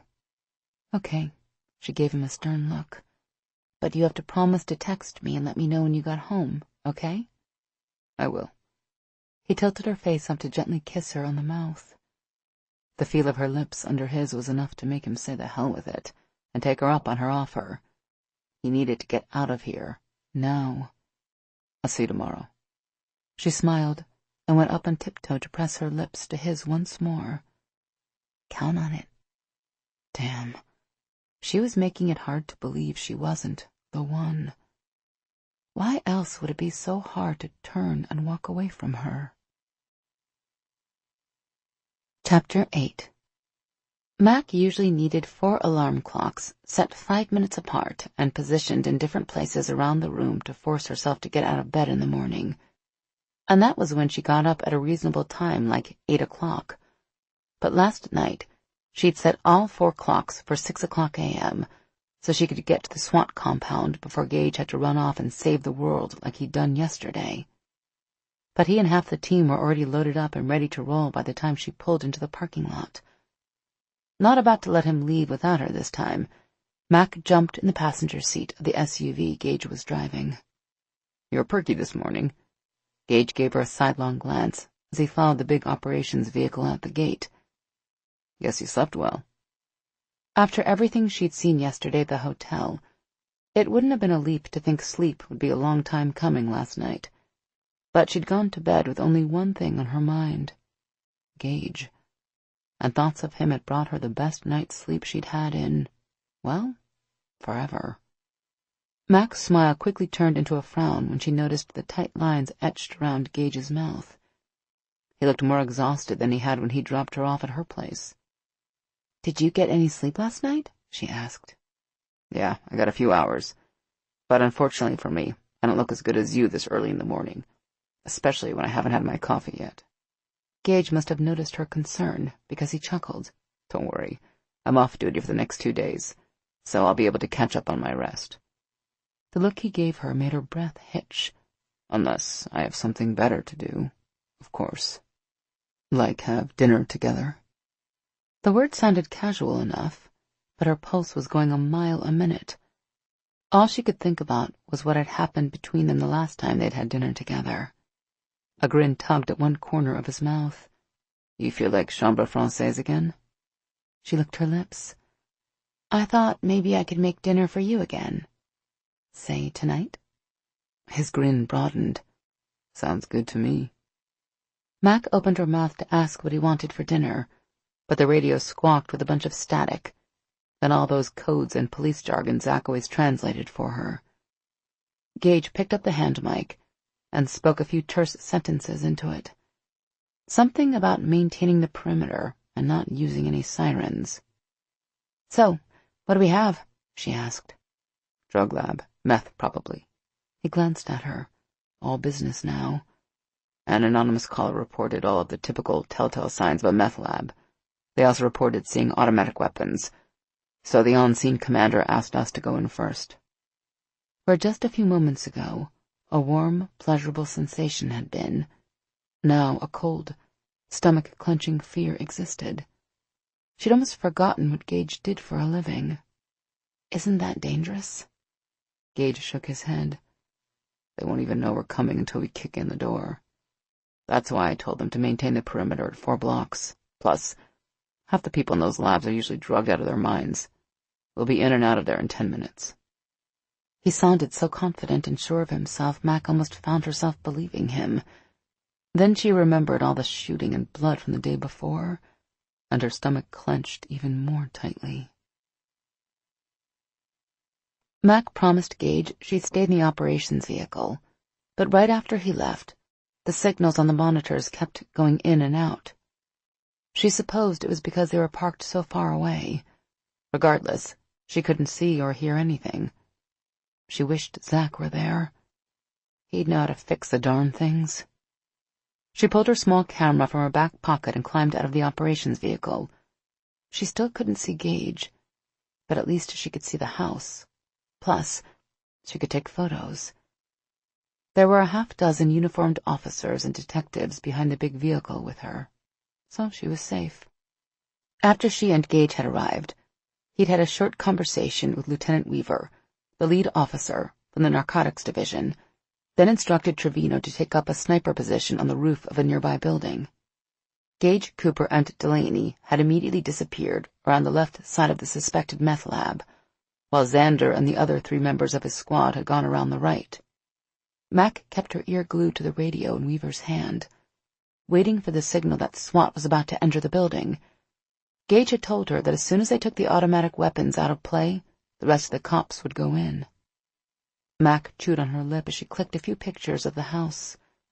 The place didn't look like much. While it was dilapidated, there wasn't anything about the 2-story structure that made her think it was a drug lab.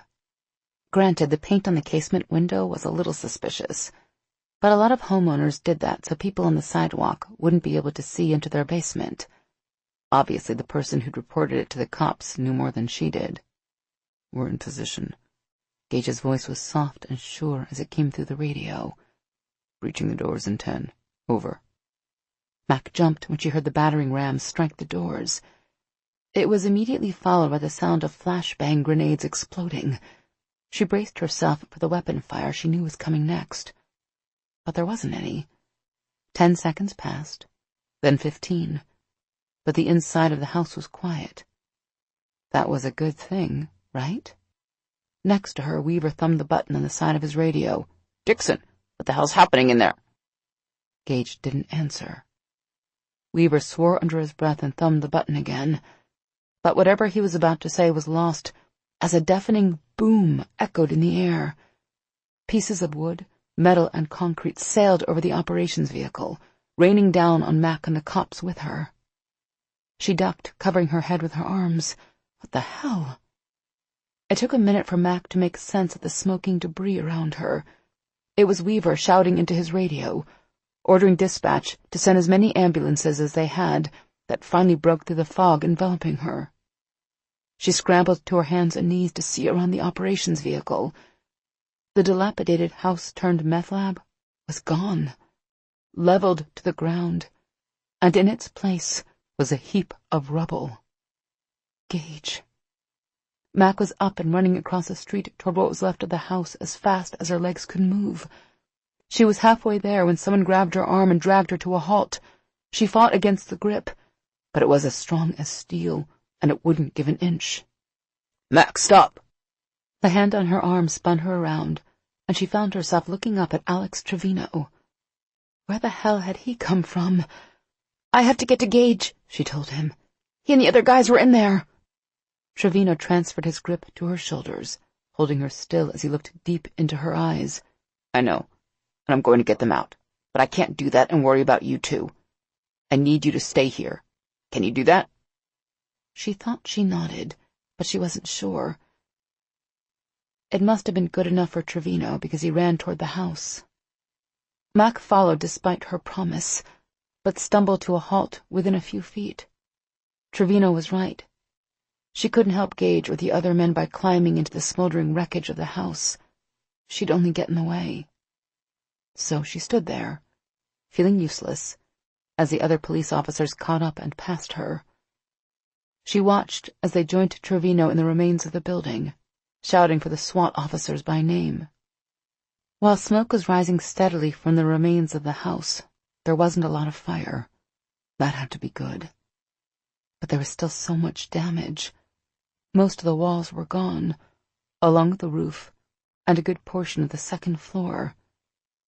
Jagged pieces of beams and steel pipes stood up in crazy angles, a testament to the force of the blast that had destroyed the place.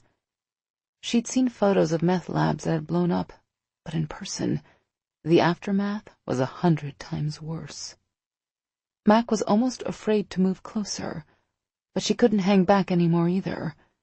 As the minutes slowly ticked by, she lost more and more hope. There was just so much damage.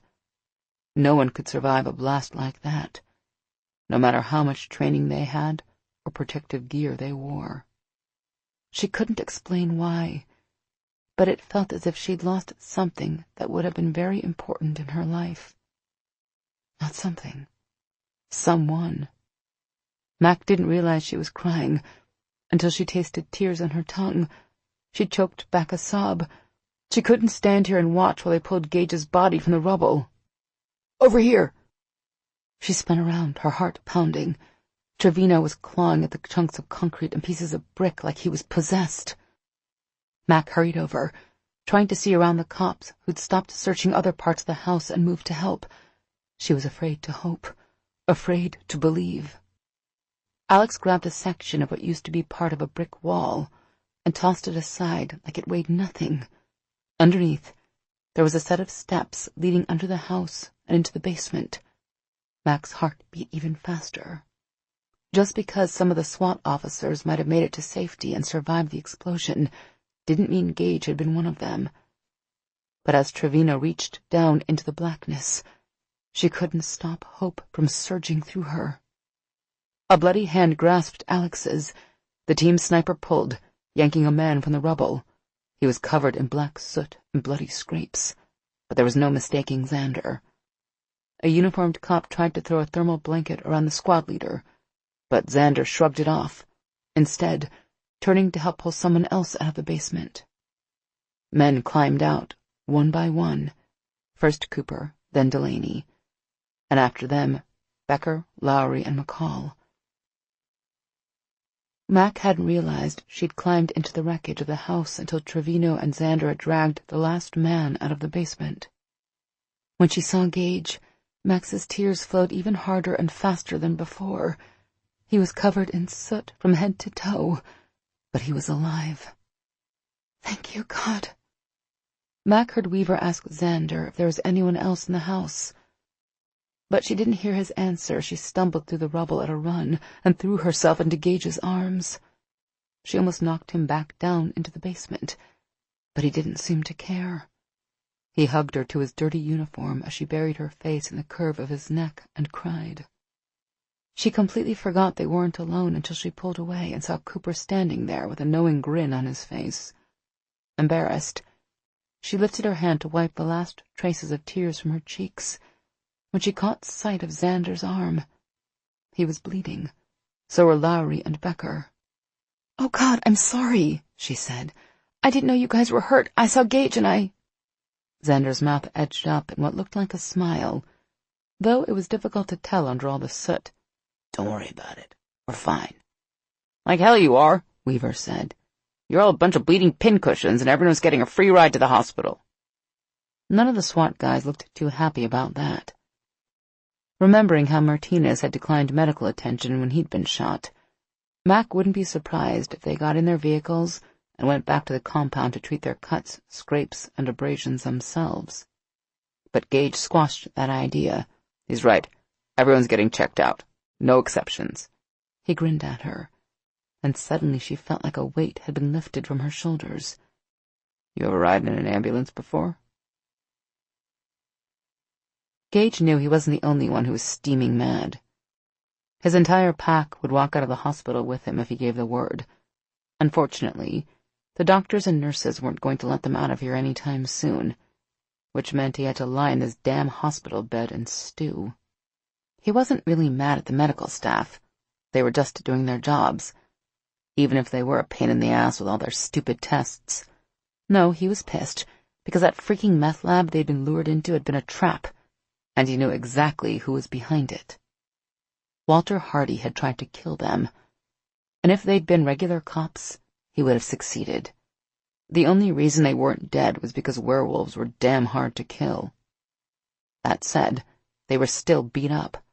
Of all of them, Xander and Becker had gotten the worst of it, which meant they'd probably be staying in the hospital overnight for observation.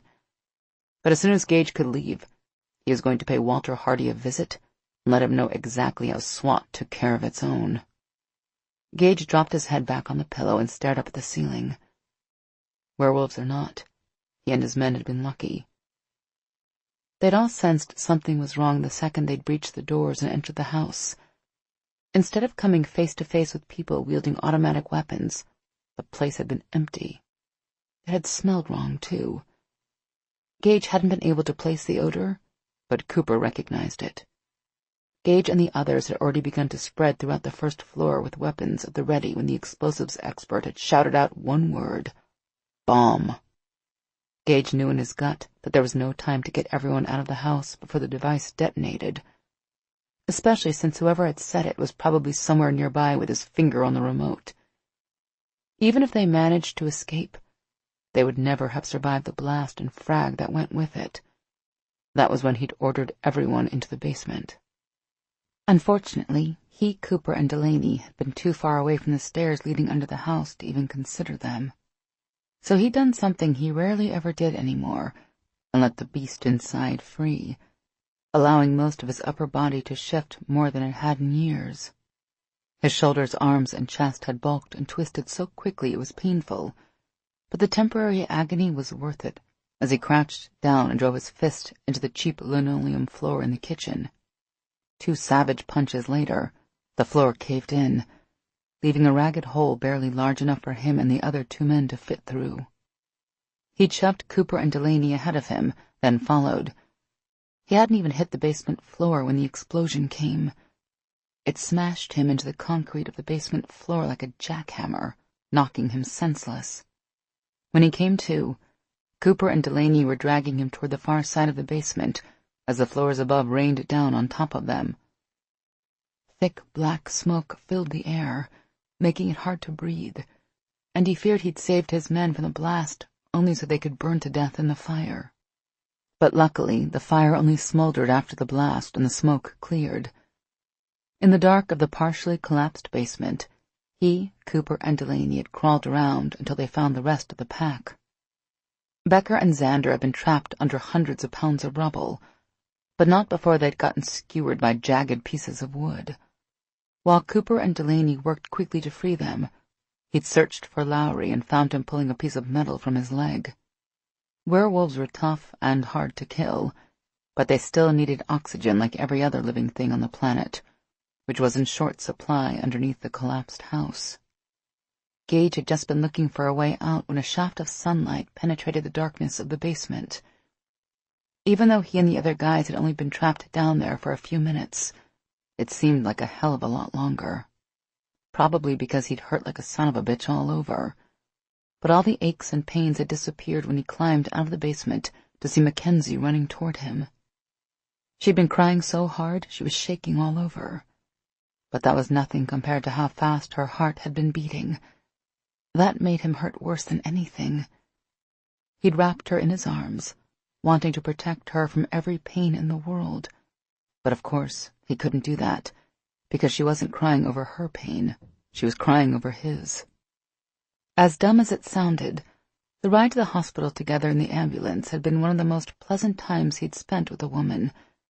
Mackenzie had simply sat beside him and held his hand, leaning down to kiss him whenever the EMT wasn't fussing over him. That was when he'd finally decided to accept Cooper's silly-ass theory that she was the one, because as far as he could tell, she was. Apparently the rest of the pack had come to the same conclusion. After seeing the way she'd reacted, it was obvious she wasn't playing him. Even Xander couldn't dispute that. Gage turned his head on the pillow, looking for her. She'd been in and out of his room several times over the past 2 hours, but kept getting chased out by the nurses and their damn tests. He smiled when he saw her. She was sitting in the hallway with Mike and Zach. His senior squad leader had gotten to the hospital minutes after Gage and the rest of the guys had been brought in. The photographer showed up 15 minutes later, telling Mackenzie he'd heard about the blast on the scanner. Gage was just about to get out of bed and go join them, screw the nurses, but then he saw Mackenzie, Mike, and Zach stand up quickly. That could only mean the doctor had finally come back. About damn time. They'd been taking x-rays, running a dozen tests, and rechecking his vitals to cover their asses. He couldn't blame them, he supposed, but he needed to get out of here. He had someplace to be. The doctor walked in with Mackenzie on his heels. She looked concerned, and more than a little scared. Shit. Gage hoped that look meant the good doc hadn't told her much of anything. Zach and Mike followed, but stayed near the door. "What's the word, Doc?" Gage asked. He smiled at Mackenzie. She smiled back, and some of the aches and pains that still lingered magically felt better. "You're damn lucky, that's the word." The gray-haired man gave him a surprisingly stern look. "You came through the explosion surprisingly intact, but whatever accident you had recently caused a lot of damage. You have stress fractures to half a dozen bones, including 2 ribs and both bones of your right forearm. You shouldn't even be on duty, much less raiding a meth lab." Mackenzie's eyes went wide. "You were in an accident? When? What happened?" Gage swore under his breath. Between punching his way through the kitchen floor and getting smashed into the basement, he'd done more damage than he thought. Of course his x-rays wouldn't show much. Just a couple of 2-week-old stress fractures. Werewolves healed fast. If the doctor took x-rays again in a couple of days, they wouldn't show anything at all, but Gage would make sure that didn't happen. "It was nothing, just a training accident while rappelling. I didn't even realize I'd hurt myself," he told Mackenzie. The doctor's eyes narrowed suspiciously behind his glasses. He was probably wondering how a cop with all those stress fractures had walked around for 2 weeks without major painkillers. "I'll get some rest, Doc. Promise," he added. "What about my team?" "They're doing as well as can be expected, considering they almost got blown up. I'll be keeping 3 of them." He glanced down at the clipboard in his hand. "Becker, Lowry, and Riggs. They're fine, but I want to keep them overnight to watch for signs of concussion. They should be able to leave in the morning." All 3 men would hate staying here, but it was actually a good thing. Cooling his heels for the night would give Xander time to calm down, not to mention keep him from doing something stupid, like inviting himself along when Gage confronted Walter Hardy. After putting on the spare uniform Mike had brought him, Gage stopped in to see Xander, Becker, and Lowry before meeting up with the other guys. Mackenzie hovered beside him the whole time, as if she was worried she'd have to catch him any second when he fainted from exhaustion. He had to admit, it was kind of cute. When they reached the parking lot, he automatically followed Mike and the others, but Mackenzie darted in front of him and put a hand on his chest. "Where do you think you're going?" "To the compound for a few hours to catch up on some paperwork," he told her. It wasn't entirely a lie. He did have to write up the incident report for the raid on the meth lab that wasn't a meth lab, but his main purpose was to find out where Hardy lived, then go scope out the place. One look at Mackenzie told him she wasn't going to cooperate with that plan. "No way," she said. "You just promised the doctor you'd get some rest, and I'm going to make sure you do. Your paperwork can wait." He'd known Mackenzie Stone was strong-willed, but he didn't know she could be so fierce, too. But damn, she looked as if she could make a grizzly bear back down. He knew where she was coming from. He really did. She'd watched someone drop a house on him, and it had scared the hell out of her. But he needed to send a message to Hardy that the shit that had happened today would never be allowed to happen again, and he needed to do it fast. But as he stood there gazing down at Mackenzie, he realized something. If Cooper was right about them being cosmically connected, a possibility that was looking more and more likely by the minute, then he needed to make decisions based on what was important to her, too. That was a big leap for him. "Okay," he agreed. "But I do have to brief the deputy chief on what happened today." She opened her mouth to protest, but Mike cut her off. "I'll brief the deputy chief," he said. "Go home and get some rest. Don't worry, I know what to say to Mason." Which was Mike's way of telling him that he wouldn't say anything about the bomb to the deputy chief. If Mason knew it was an assassination attempt, he'd want to put the entire SWAT team in protective custody until they could bring Hardy up on charges. Luckily, it would take a while for the arson investigators to piece everything together. But Gage still hesitated anyway. Then he noticed that Mike and the other men were all grinning at him. Gage shook his head. He was outnumbered. He turned his attention back to Mackenzie. She still had her hand on his chest, as if she could hold him back with nothing more than her willpower. He was starting to think she could probably do it, too. "So, Miss Stone, what do you have in mind?" he asked. "To make sure I get my rest, I mean." She gave him that devastating smile. "Well, I did offer to make you dinner, so how about we start with that?" "I don't suppose we're invited, too?" Cooper asked. "No," Gage said before Mackenzie could answer. "But since you're being nice and filling out the reports on the explosion at the meth lab for me, I'll make sure Emile gets you a table at Chambre Française the next time you want to impress a woman." That seemed to satisfy them. After a reminder to take it easy, they headed across the parking lot, leaving Gage and Mackenzie with the senior squad leader and her photographer. "Mind if I talk to Mike for a second?" he said. "If I'm going to blow off work early, I need to make sure a few things are taken care of." Mackenzie regarded him suspiciously. "Okay, but don't be too long. You need to get some rest." Gage wasn't sure how much rest he was going to get if he went home with her, but he nodded anyway. As soon as Mackenzie and Zach were out of earshot, Gage turned to Mike. "I need you to find out where Hardy's going to be tonight." Mike lifted a brow.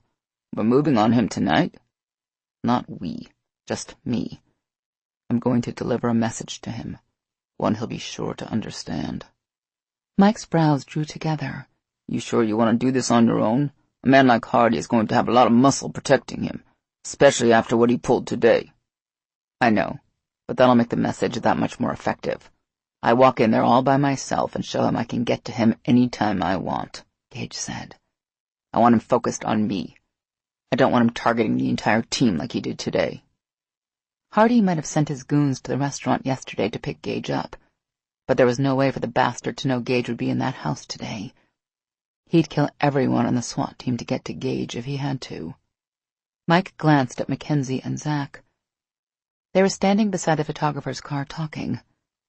"I'll text you the information," he said. "But how the hell are you going to slip away from Mac? She's not stupid. If you say you're running to the store for a carton of milk, she's going to know what you're up to. And I don't think she's the kind to let you do it." "No kidding." She was already looking at him impatiently. Then I guess I'll have to make sure she's so exhausted when I leave that she won't know I'm gone. And he knew exactly how to do it.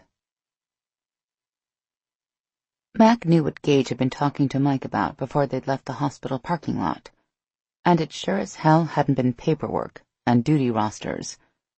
They were discussing what they were going to do about Walter Hardy and the assassination attempt he'd made on Gage and his team. While she'd been waiting in the hallway outside his room, she'd overheard Cooper tell Mike there'd been a bomb in the house. She'd been terrified Gage was going to make up a reason to leave so he could go to Hardy's place and beat the hell out of him, at the very least.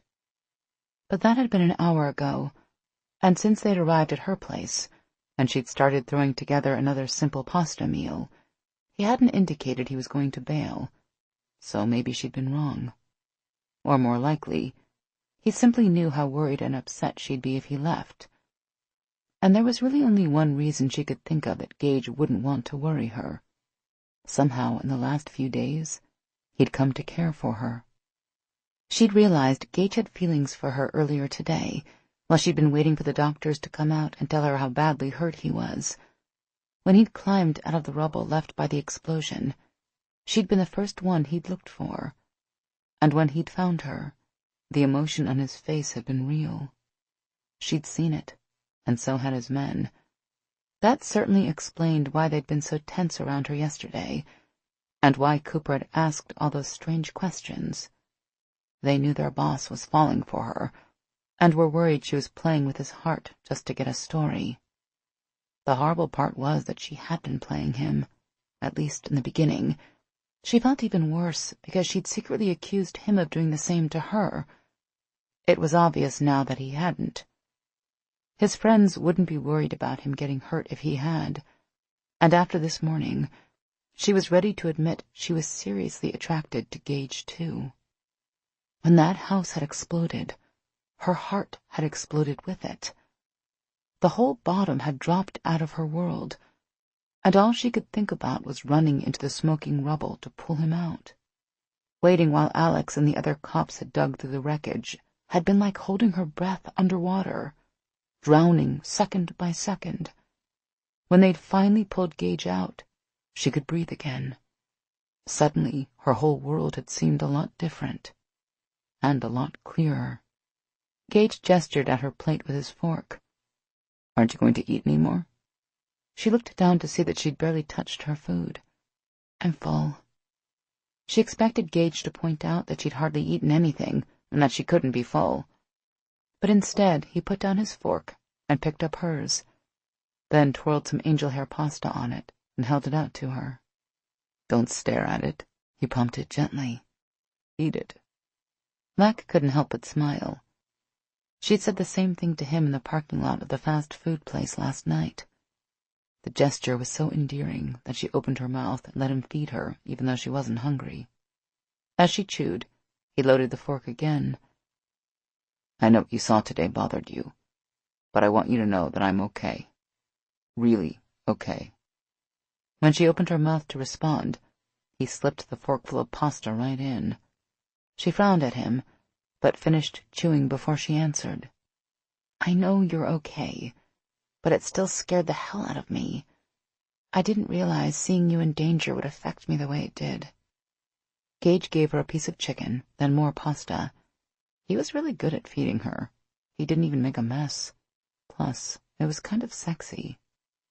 "I'm sorry I scared you," he said softly. "It's not your fault," she told him equally softly. "I'm just glad you're safe." He kept feeding her, and she kept eating for him. There was something so fascinating about such a big man using her fork so carefully. It made her wonder what he'd be like in bed, just as slow and considerate as he was at the table, she was sure. "I think I really am getting full now," she said with a smile. He speared another piece of chicken. "Eat a little more. You're going to need your energy for later." She raised an eyebrow. "I thought the plan was for you to get your rest." He grinned as he fed her the piece of chicken. "There'll be plenty of time for rest. I'm off for the next 2 days, remember?" Mac laughed. "I remember. But if we're not going to be resting, what are we going to be doing? He put down her fork and pushed his chair away from the table, then stood and moved around behind her. He leaned down so his mouth was right near her ear. I thought we might burn off all those calories from dinner. Mac couldn't suppress a shiver that ran through her. After the last few days of playing the sexual equivalent of hide-and-seek, she was so ready to burn some calories. She laughed as Gage tugged her to her feet. She put both her arms around his neck and pulled him in for a kiss as his hand slid down to her waist and lifted her easily off her feet. She wrapped her legs around him as he carried her to the bedroom. When Gage draped her across the queen-sized bed, then joined her, she discovered it wasn't quite as roomy as she'd thought. With Gage's broad shoulders and long legs, the two of them were going to have a hard time fitting. I think we're going to need a bigger bed, she said. Gage let out a throaty chuckle. Don't worry, we'll make do. Just stay close.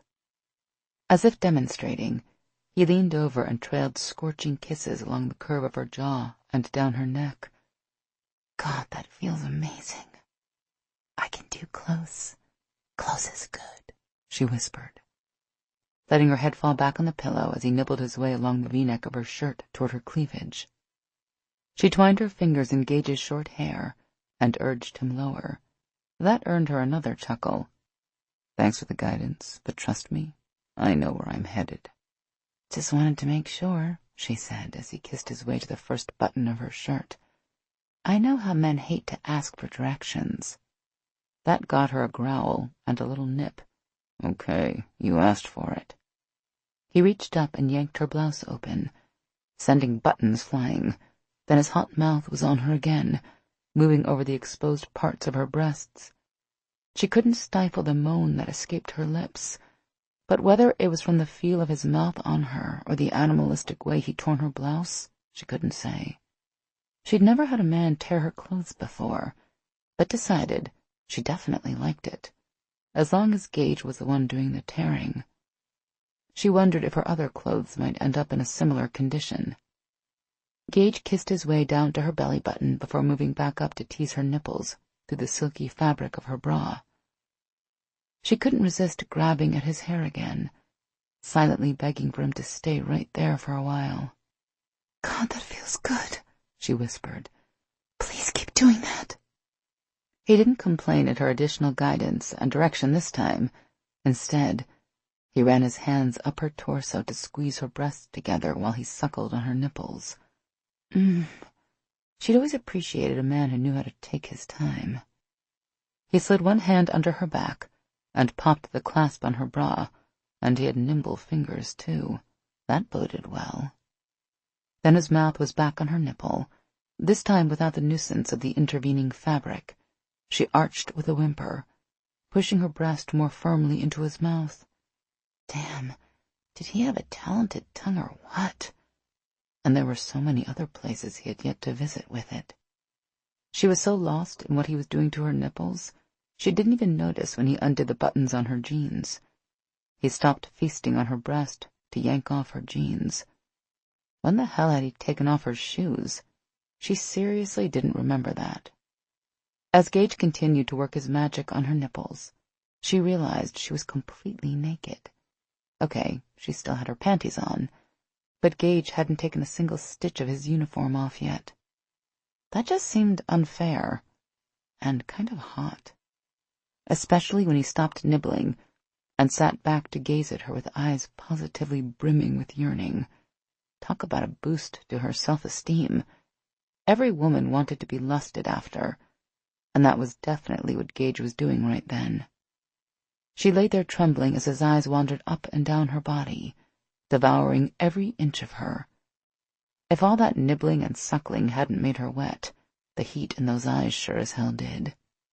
Mac sat up on her elbows looking at him. I couldn't help noticing that I'm almost naked, and you're still completely dressed. Are you planning on doing anything about that? The smolder in his eyes as he grinned was almost enough to make her moan. There is one thing I could do. Holding her captive with nothing more than his eyes, He tucked his fingers in the waistband of her panties and slipped them off as smooth as silk. She was left gasping by the heart-thudding sexiness of the move.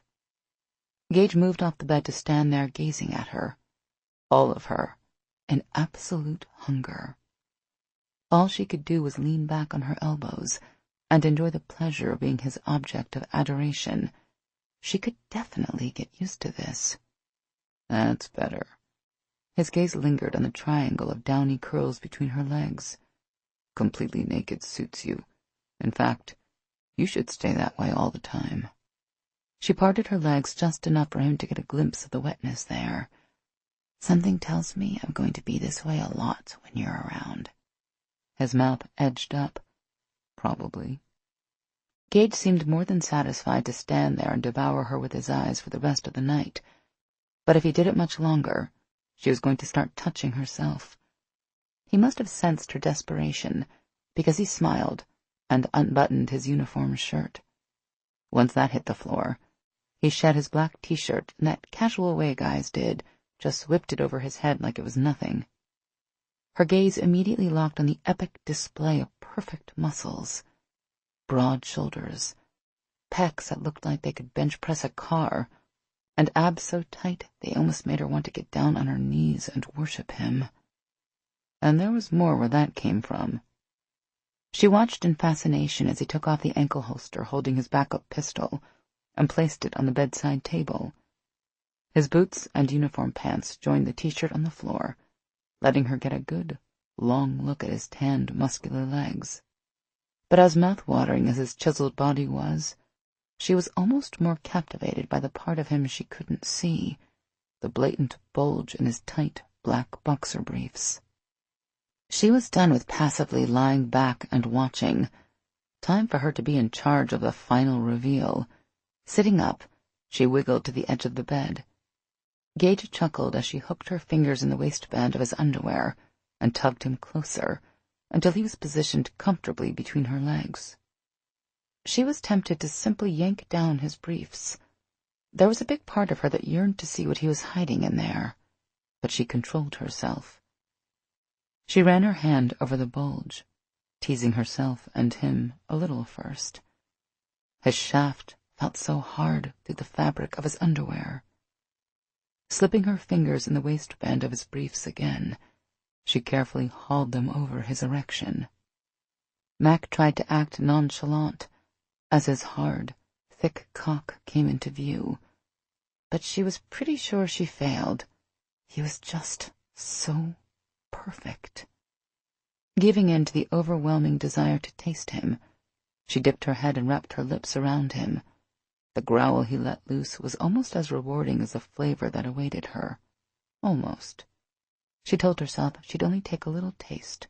No need to go too crazy. But once she started, she couldn't control herself. He tasted like heaven. Gage slid his hand in her hair, encouraging her to keep doing what she was doing. She let herself go, licking and nibbling up and down the shaft, swirling her tongue around and around the head, moaning as his essence filled her mouth and coated her tongue. She didn't know whether to be thankful or annoyed when Gage took charge and gently nudged her back on the bed. She suspected her lover had other plans. Her pulse quickened as he spread her legs and kissed his way up the inside of her right leg. For such a big man, he had the gentlest touch. Her body quivered as he moved higher and higher. By the time he reached her inner thigh, she was practically squirming. He lifted his head, a smile tugging playfully at his mouth. Is this too much? I can stop if you want. She shook her head. No, I'm fine. Keep going. He chuckled and spread her legs even more, then pressed his very warm lips to the sensitive skin of her inner thigh. But whereas he'd moved quickly before, now he practically went at a snail's pace, which just about drove her crazy. When he got to the tender flesh just inches from her sex, he lingered there, teasing her. She bit back a scream of frustration and got her fingers in his hair, tugging him right where she needed him. He didn't fight her, and she almost let out a cheer as that talented mouth of his finally settled onto her very wet pussy. His tongue moved up and down the folds, swirling around her clit every time it reached the apex. "Oh, yeah," she breathed. "Just like that." He probably didn't need the directions. In fact, he was doing just fine without them, but she couldn't stop herself from babbling. Talking soon became impossible as Gage spent more time focusing on her sensitive nub. Moaning was still an option, though. She did a lot of that. Mac ran her hands over his scalp, loving the feel of his short hair under her fingers as he ravaged her with his mouth. She especially liked the way he slipped his big hands under her ass and lifted her up to devour like she was a juicy slice of watermelon. It didn't take long before she felt the familiar tingles that told her an orgasm was on the way. She clenched her fingers into the hair on the back of Gage's head and wiggled her hips in tight little circles. He must have picked up on her signals, because he pulled her tighter to his mouth and focused solely on her clit. Mac tensed, her breathing coming faster and faster as the tingles got stronger. This was going to be a strong one. She could feel it. "Please don't stop," she begged, not thinking for a second that he would. Gage continued moving his mouth in that perfect rhythm, pushing her higher and higher until it was hard to breathe. The pressure of her orgasm building was like a flood that was barely being held back. When the dam finally broke, she screamed loud enough for the whole apartment building to hear, and when the wave crashed over her, it swept her up and carried her out with the tide until her whole body spasmed. The first wave receded, only to be followed by a second one that was almost as strong. The third, fourth, and fifth waves weren't nearly as intense, but they were just as pleasurable. Gage kept licking her, using the perfect amount of pressure to make her body tremble for a long time. Damn, even the aftershocks were better than a lot of the orgasms she'd had. When she finally surfaced and figured out which way was up, she lifted her head to see Gage regarding her with a very satisfied smile. "You look beautiful when you come. Did you know that?" She felt her face heat. Or maybe her face was still flushed from orgasm. "Thank you," she said softly. "Though I must admit, I'm impressed with your multitasking, making me come and watching me at the same time. I didn't think guys could do two things at once." Gage nipped her inner thigh. Not hard, but enough to make her jump. While she was still recovering from that surprise, he smoothly climbed up her body until his eyes were level with hers. Wow, he was really nimble for a guy his size. He gave her a wolfish grin. "I'm going to enjoy showing you how many things I can do all at the same time." His erection pressed against the inner thigh he'd just bitten, as if he was kissing it to make it feel better. "I look forward to it." She reached down between her legs to wrap her hand around him. "But maybe we should start with this first." He sucked in a breath. "Condoms. Do you have any?" Mac felt a moment of panic. She still had some from when she'd gone out with that guy from the mayor's office a few months ago, didn't she? "In the top drawer of the nightstand." She hoped. She was forced to let go of his cock so he could get the condom. Thankfully, he moved quickly, and was soon kneeling between her legs again. She caught her lower lip between her teeth as he rolled the thin latex down his shaft. He braced himself with a strong, muscular arm on either side of her head, and nudged her wet opening with the tip of his erection. "Where were we?" "I think you were about to impress me with your multitasking skills," she said. He grinned. "Oh, yeah, I remember now." Gage dipped his head, capturing her mouth with his at the same time he slowly eased himself inside her. She was wet and oh so ready for him, but it still made her catch her breath. He was just as built below the belt as he was everywhere else. But he moved carefully, waiting for her to relax before going deeper. Mac was more than a little eager for him to pick up the pace, but he refused no matter how much she lifted her hips. Even when she wrapped her legs around him and urged him to giddy-up with her heels, he continued his leisurely thrusts. He definitely had the multitasking thing down, too. He kept up a perfect steady rhythm with his hips, while kissing her so thoroughly she was almost dizzy from it. She slipped her hands up his powerful arms, their muscles bulging from the exertion of holding himself perched above her, to his broad shoulders, and finally around the back of his head, where she got a firm grip so she could kiss him hard.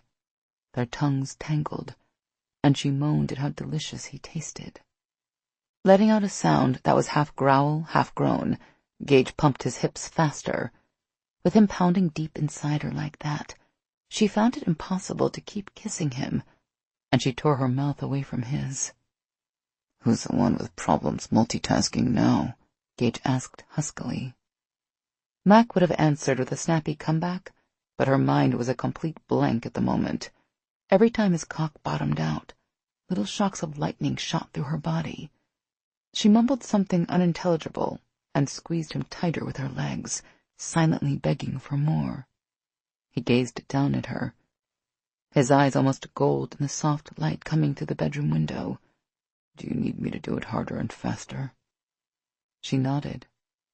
But instead of going harder and faster, Gage slowed down, hesitating when he pulled out, then sliding back in inch by glorious inch. She whimpered. "What's wrong?" Gage asked softly. She shook her head, unable to do more than mutter incoherently. He kissed her again, sucking gently on her lower lip before trailing his mouth over to her ear. "Tell me exactly what you need, Mackenzie." She had no idea why, but the way he whispered her name, her full name, in her ear that way, demanding that she communicate exactly what she wanted him to do, turned her on like mad. She probably wouldn't have been able to say it, not if he'd been looking at her, but with his mouth by her ear like it was, that wasn't a problem. "I need you to take me hard and fast, Gage." He gave her exactly what she asked for, pounding into her with a powerful rhythm that threatened to break the bed. On either side of her head, Gage's arms were tense as he balanced above her in an effort to keep his weight from crushing her. She wrapped her arms around him, pulling him down even as she lifted her hips to meet his. Instead of feeling smothered by his big, muscular body, she felt protected by it, and that only made the orgasm rolling through her even more powerful. She buried her face in the curve of his neck and dug her nails into the rippling muscles of his shoulders. She didn't mean to hurt him, but she was too far gone to do anything about it. She cried out, squeezing him so tightly with her legs she had no idea how he could even keep thrusting, but he did, and it transported her to a world of pleasure she hadn't known existed until tonight. When she felt him stiffen above her, felt every muscle in that spectacular body of his contracting at once, she knew he was coming with her. It was amazing. It was beautiful. It was perfect. Gage rolled onto his side and pulled her into his arms. Mac snuggled up to him, throwing her arm possessively over his chest. This felt so completely right, like she'd won the boyfriend lottery. Gage was the guy she'd been looking for without even knowing she was looking. She laughed at how crazy that was. "What's so funny?" Gage asked softly. Since it might be a little early to confess she might be falling in love with him, she'd decided to fib. Men could get so squirrely about stuff like that. Nothing. She traced her fingers over the perfectly sculpted muscle of his chest. It's just that was the best sex of my life. That hadn't been a fib, though. Sex like that was probably illegal in some states. It was his turn to laugh. She tilted her head to look at him. "What?" "Nothing," he mimicked. "It's just that you're talking like the night's over, when it's only just getting started." "Seriously?" He rolled her onto her back, balancing above her. His eyes had taken on that smolder she was getting to be familiar with. "Seriously." That was when she realized the cock pressing against her was well on its way to getting hard again. She sucked in her breath as he slid his shaft up and down her pussy like a sex toy. She sighed. "And what do you have in mind this time?" He gave her a lazy grin. "I don't know. Maybe we'll try out a half dozen different positions or so until you find one that's your favorite. Then we'll just Stay in that one until you tell me you can't come anymore." Fresh heat pooled between her thighs, and she bit her lip. "I think I can come a lot before calling it quits." "Then I guess we're in for a really long night." Gage rolled off her and repositioned her on her hands and knees. His breath was warm on the skin of her lower back as he pressed a kiss to her bottom. She buried her face into the bedding and moaned, "The longer, the better." Chapter 9. Gage sat on the edge of the bed, watching Mackenzie sleep. He could tell from her slow, steady heart rate and even breathing that she was well on her way to dreamland. Not surprising. They'd gone at it for hours. She was sleeping the deep sleep of a well-satisfied woman. He only wished he could stay in bed with her. She'd worn him out, too. After spending hours with her, rolling around in bed, on the floor, and up against the wall, he knew she was the one, period. He believed to his very core she was the woman he was supposed to spend the rest of his life with. He glanced at the clock. 0400 hours. He needed to move. Even though every fiber of his being demanded he climb into bed with Mackenzie, wrap his body protectively around her, and never let her go. Perversely, that was part of the reason he had to leave. Mackenzie was in his life now, and that meant she was in danger unless he dealt with Hardy. Putting it off would only endanger Mackenzie even more. He scribbled a quick note on a scrap of paper he found in her nightstand, something about needing to get more condoms and donuts. He didn't think she'd wake up before he got back, but if she did, he didn't want her freaking out and leaving the apartment looking for him, or thinking he'd left her. Gage dressed quickly and silently, then grabbed a copy of the apartment key Mackenzie had hanging on a hook in the kitchen. He checked his phone as he waited for the elevator, and found that Mike had left a text with Hardy's address. There were also notes about the layout of the place, like the number of guards and existing perimeter security systems. Efficient as always. At that early hour, it took less than 30 minutes to get to Hardy's residence just outside South Lake on a wooded section of Grapevine Lake. Gage stopped his car along a quiet lane near the shore. If anyone saw it, they'd assume it was a couple of kids making out down by the water. Few people, even cops, would get suspicious. South Lake wasn't the kind of place where lowlifes hung out. He weaved through the trees, letting his superior night vision guide him. Thank God Hardy liked his privacy. There were very few houses along this section of the lake. Not that Gage gave a damn. He would have found a way onto Hardy's property without being seen if the man lived in the middle of a mall food court. Gage found the perimeter fence quickly enough. It was an 8-foot-high chain-link deal, with a few sections filled in with older mortared stone. He prowled the length of it, checking for guards, cameras, and motion sensors. He found the only 2 cameras that covered this side of the property without even trying. They weren't well hidden. It wasn't difficult to stand out of their field of view, since they seemed to be aimed to catch people in a narrow, paved pathway that ran just inside the fence. Apparently security wasn't too worried about someone hopping over the fence. But then again, who'd be dumb enough to trespass on property owned by Walter Hardy? Next, Gage confirmed there were no passive infrared or microwave motion sensors, active infrared beams, or pressure pad sensors. He could have bypassed them. But it said a hell of a lot about Hardy's arrogance. There was nothing to keep a person from slipping onto his property, except a reputation for brutality and ruthlessness. Gage had downplayed it for Mackenzie's benefit, but he'd been worried about Hardy, and what the man might do from the moment he'd learned his identity. Gage knew he was a powerful and dangerous man, who wouldn't hesitate to come after them if he believed they were responsible for his son's death. By standing up to his thugs, Gage had hoped Hardy might back off. But from the bomb at the fake meth lab, it was obvious that plan hadn't worked.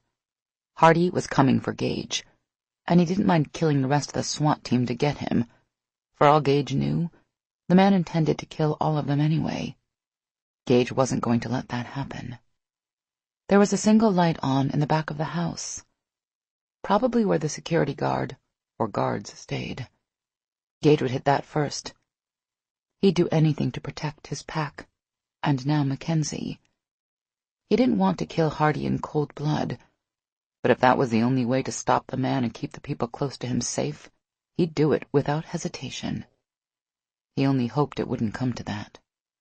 Gage moved along the fence until he was in a dead spot between the cameras. He still didn't see any guards, but he could pick up their scent. It was blanketed by the stronger smell of gasoline, which made him think they'd probably patrol the property in a golf cart at night. Since both odors lingered heavily in the air, that meant they'd been through here recently. He found a place where the fence was screened by the low-hanging limbs of a big tree and placed his hand close to the chain link, but not quite touching. He didn't feel anything that indicated it was electrified. Gage looked around one more time, then let the claws on his right hand extend to their full length. God, that felt good. He hadn't done it in a while. There wasn't a lot of call for it in his day-to-day work, but he missed being able to let go and shift like that. He slashed at the fence, sending pieces of chain link flying and opening a gap large enough for him to step through. Once he was on the other side, he listened carefully, but there still weren't any sounds coming from the house.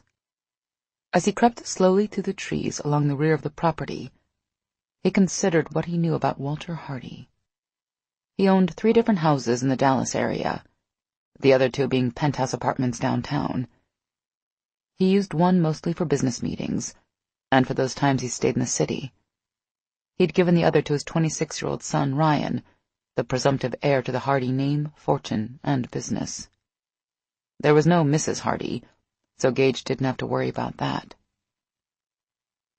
Ryan's mother had divorced Walter and disappeared back to someplace in Eastern Europe years ago. Gage kept moving toward the back door of the house, pulling on gloves as he went. He still had no idea what he was going to do once he got inside, but he didn't want to leave fingerprints regardless. He was about 15 feet away from the back door of the house when it opened, and a big man in dress pants, a white shirt, and a military buzz cut walked out. Shit. Gage thought for sure the guy had seen him, but one look at the man's face changed his mind. He had that sleepy-eyed look of someone who'd just gotten out of bed, probably a guard starting his shift.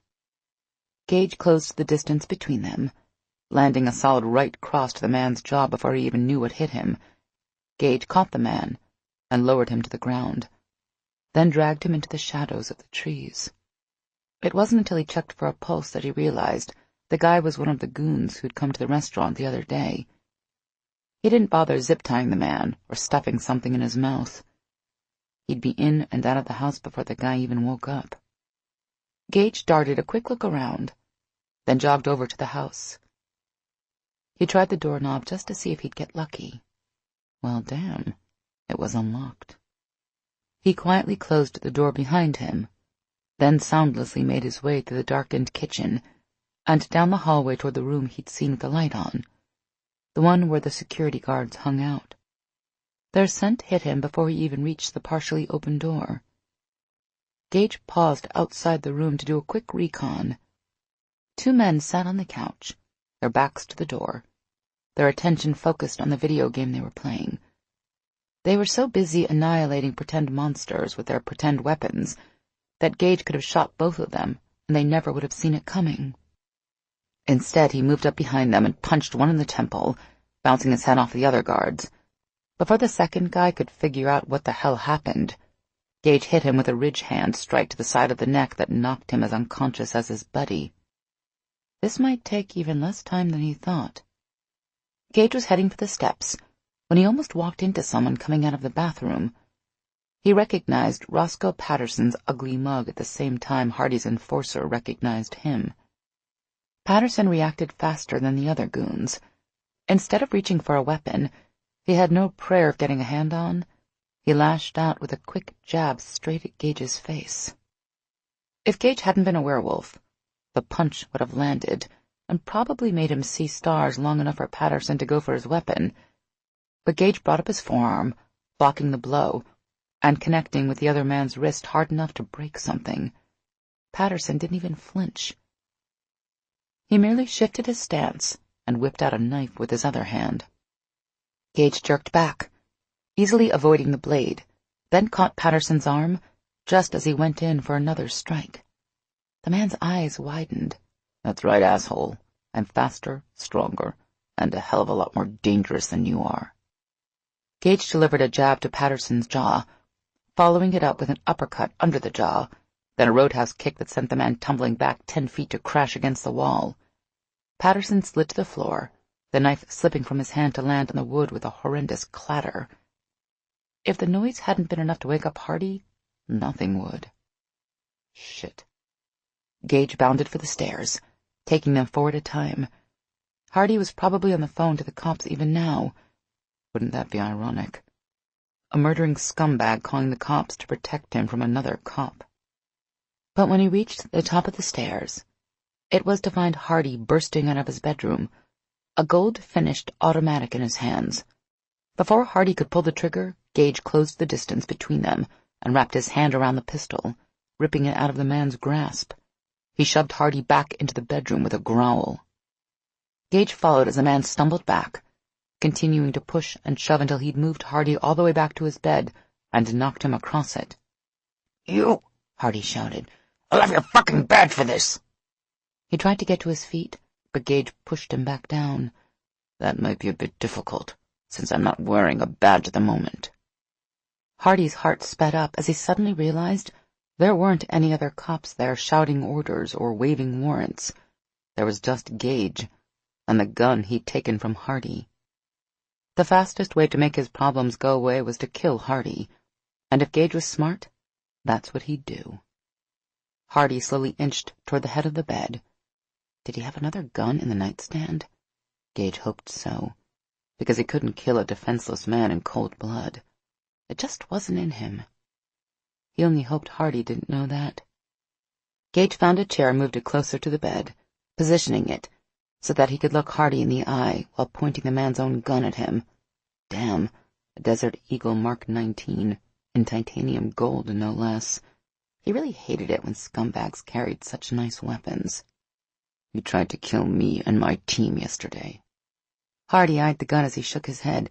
"I have no idea what you're talking about. I was at a meeting with the mayor all day yesterday. As a matter of fact, we spent some of that time talking about your out-of-control SWAT team and about how you killed my son." Gage leveled the gun at the space right between the man's eyes. Do you think I care that you had one of your people set that bomb, or make the call to lure us there? You made it happen, which is all that matters. Hardy's gaze nervously darted to the gun again. And as for your son, you know as well as I do that he signed his own execution order the moment he decided to kill innocent people. Hardy didn't respond to Gage's statement, but he didn't deny it either. "You won't shoot me," he finally said. Gage could tell by the man's erratic heartbeat Hardy didn't really believe that. I just walked into your house all by myself, put down 4 guards like they weren't even there, then took this thing away from you like you were a 2-year-old. Gage gestured with the Desert Eagle. Tell me again why I won't do exactly anything I want. Clearly, Hardy had been under the assumption that if he held out long enough and kept the conversation going just a little longer, his men would come running to the rescue. The man had spent most of his adult life scaring the hell out of people, but Gage wasn't scared, and Hardy knew it. "What do you want?" Hardy demanded. "If you wanted me dead, you would have done it already. So what is it? Money?" Typical. The bastard thought all he had to do was wave a wad of cash in someone's face and all his problems would go away. Gage bit back a snarl. I don't want your money. "What then?" Gage stood up and moved closer to the bed, keeping the pistol trained on the bullseye he'd mentally painted on Hardy's forehead. He didn't want to kill Hardy. Even after what the man had tried to do to his pack, Gage couldn't just execute him in cold blood. That would make him no better than Hardy.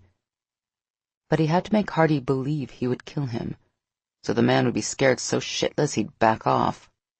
It's simple, really, he said. If you ever make a move against me, or anyone close to me again, I'll track you down, kill every one of your guards, then rip out your fucking heart. To make sure Hardy knew he meant every word, Gage jammed the bolt carrier back so hard he ripped it off the rails. He tossed both pieces of the weapon on the bed beside Hardy. Is that easy enough for you to understand? Hardy didn't answer. He was too busy staring at the Desert Eagle Gage had just destroyed as easily as if it had been made of plastic. Gage let out the same low-throated growl he used when he wanted to force a member of his pack to pay attention or behave. It had the same effect on Hardy. Do I make myself clear? He asked. Hardy swallowed hard. Yes. Then we're done here. With that, Gage turned and walked out. Gage walked back into Mackenzie's apartment just before 6 a.m., including the stop at the store for donuts and condoms, a purchase that had earned him one hell of a strange look from the cashier. He'd been gone for an hour and 35 minutes. He didn't hear any movements coming from the bedroom, so he left the donuts on the kitchen counter and silently made his way in that direction. The sun was peeking in the window at Mackenzie, who was huddled under the blanket fast asleep. She looked so beautiful it made his chest hurt. Gage stripped off his clothes and set the economy-sized box of condoms on the nightstand, then climbed into bed. He pulled her into his arms and buried his face in her silky hair, breathing in her scent. God, she was like heaven. Mackenzie mumbled something unintelligible and pressed herself back against him. He tightened his arm around her, holding her close. He hadn't intended to do anything more than fall asleep with her, but she wiggled her bottom against his crotch, making his cock harden. He stifled a groan and tried to put a little space between his hard-on and her very warm, very soft ass, but it was impossible. Even though she seemed to be completely zonked out, she scooted back even more and rotated her hips in a very sexy dance that made his cock poke her in certain places completely on its own. Mackenzie stirred. Ah, hell. He might be dead tired, but apparently certain parts of his anatomy weren't. Reaching for the box of condoms, he couldn't think of a better way to start the day. Mac snuggled into the pillow with a sigh. Was that bacon and eggs she smelled? She inhaled deeply. Damn, it was. Gage was making breakfast for her, which meant he must have run to the store because she hadn't bought bacon and eggs in forever. Normally, she didn't eat stuff like that, but she was starving. Not surprising. She and Gage had worked up quite an appetite last night, not to mention this morning. She smiled at the memory. She had been awakened at an insanely early hour by Gage's very hard cock slowly sliding into her very wet pussy. He'd made slow, teasing love to her as they spooned together in bed. He had moved in and out of her from behind, while one hand caressed every inch of her body, her face, her neck, her breasts, her stomach, her thighs, her clit. Oh, yes, her clit. It was, without a doubt, the most romantic sex she'd ever had in her life. And afterward, all she could do was pull his arm around her and go back to sleep. Now he was making breakfast for her? What had she done to deserve this man? It was hard to leave the cozy nest of blankets, but she forced herself to climb out of bed. She washed her face and brushed her teeth, then pulled on the first piece of clothing at hand, Gage's uniform t-shirt. But if she was wearing his t-shirt, what was Gage wearing? Eager to find out, she ran a brush through her hair and hurried out of the bedroom. The sight that met her as she walked into the kitchen was even better than she'd imagined. Her big, strapping lover was at the stove wearing nothing but those really tight boxer briefs of his. Wow, he had a great butt. Mac went up behind him and wrapped her arms around his stomach, pressing herself against him as she kissed the warm skin of his back. He smiled over his shoulder at her. You could have stayed in bed. I was planning to bring this in to you. She ran her hands over the muscles of his chest and abs as she rested her cheek against his back. As much as I like the idea of breakfast in bed, I don't think we would have gotten to the bacon and eggs part if you served them to me dressed like this." He chuckled as he finished cooking the eggs, 6 over medium by the looks of them, and transferred them to plates where the bacon and toast were already waiting. She couldn't help but shake her head as she watched him work. He moved with the quick grace of a person who'd been working a grill for years.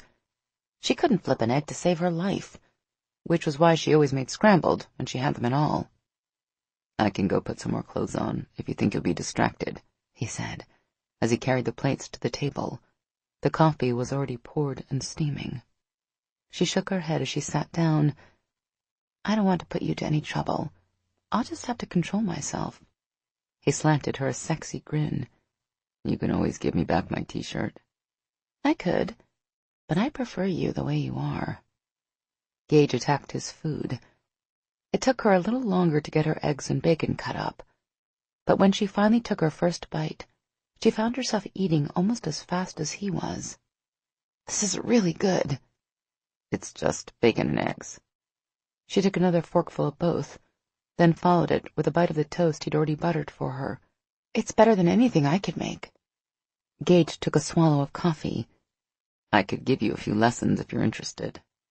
She wouldn't mind getting some lessons from him in the kitchen, just not the kind he was talking about. "I have a better idea. If you keep making breakfast for us, I'll make sure you always wake up hungry." "How's that?" The heat in his eyes almost made her swoon. "Deal." She took another bite of toast. "So, what's on the agenda today, if we assume that you're planning to follow your doctor's order and get some rest?" He wiped up his plate with the rest of his toast, then popped it in his mouth, devouring her with his eyes as he chewed. She wondered if he was envisioning all the different ways they could have sex together for the next 2 days. If so, she liked the way he thought. "I thought we might just hang out together, if that's okay with you," he said when he was done chewing. "Though I guess I need to run by my place and grab some clothes and stuff." She eyed him over the rim of her mug. "Seems like you have all the clothes you need, if you ask me." He chuckled. "While I don't have a problem with that, I think we'll have to leave your apartment at least once. You don't have enough food in here to keep us both going for a whole weekend." Mac thought about how much he'd eaten last night and this morning. He'd consumed about 3 days' worth of food in less than 24 hours. Yeah, maybe they'd need to go out and shop some. "Okay," she agreed, "but I'm coming with you. I want to see where you live." "Sounds good. Just don't hold what you see there against me. I don't spend a lot of time at my place, so it's not as nice as yours." She steeled herself. When a guy said something like that, it usually meant he hadn't cleaned in a month. It turned out that Gage's place was nothing like what he'd described, and a lot cleaner than she'd expected. It was a first-floor, 1-bedroom apartment with a tiny eat-in kitchen, an equally small living room, and a guest bathroom. It was probably less than 800 square feet total, but while there wasn't much in the place, what was there was neat, organized, and dust-free. She couldn't say the same for her apartment. "I'm going to pack a bag," Gage said as he headed for the bedroom. "There's some soda in the fridge if you want it." She didn't really want a soda, but she did want to check out the fridge. You could learn a lot about a man from what he had in there. Like the rest of his place, Gage's refrigerator was clean and organized, and way better stocked than hers. In addition to soda, beer, and bottled water, there were a variety of lunch meats, cheeses, and condiments. Gage was obviously big into sandwiches, but a look in the freezer showed a distinct lack of TV dinners. There was plenty of meat, though. Maybe the two of them should hang out over here. They'd definitely eat better. She grabbed one of the bottles of water and wandered into the living room. Gage's apartment lacked that cozy feminine touch. It was sparely furnished, with a utilitarian-looking sofa and matching chair. It was also sparsely decorated, with the exception of one wall that held a dozen framed photographs and a few military-themed knickknacks sitting on a shelf in the bookcase. She found herself smiling at the pictures of Gage in various military and police settings. He was younger in the military ones, but she still recognized him. Most of them were of Gage with 8 other men, usually hamming it up for the photo, with their arms around each other or with their various weapons held casually in their hands. Gage looked really happy in all the pictures. She couldn't help noticing that while the poses were very similar in all the recent photos, Gage wasn't smiling in any of them.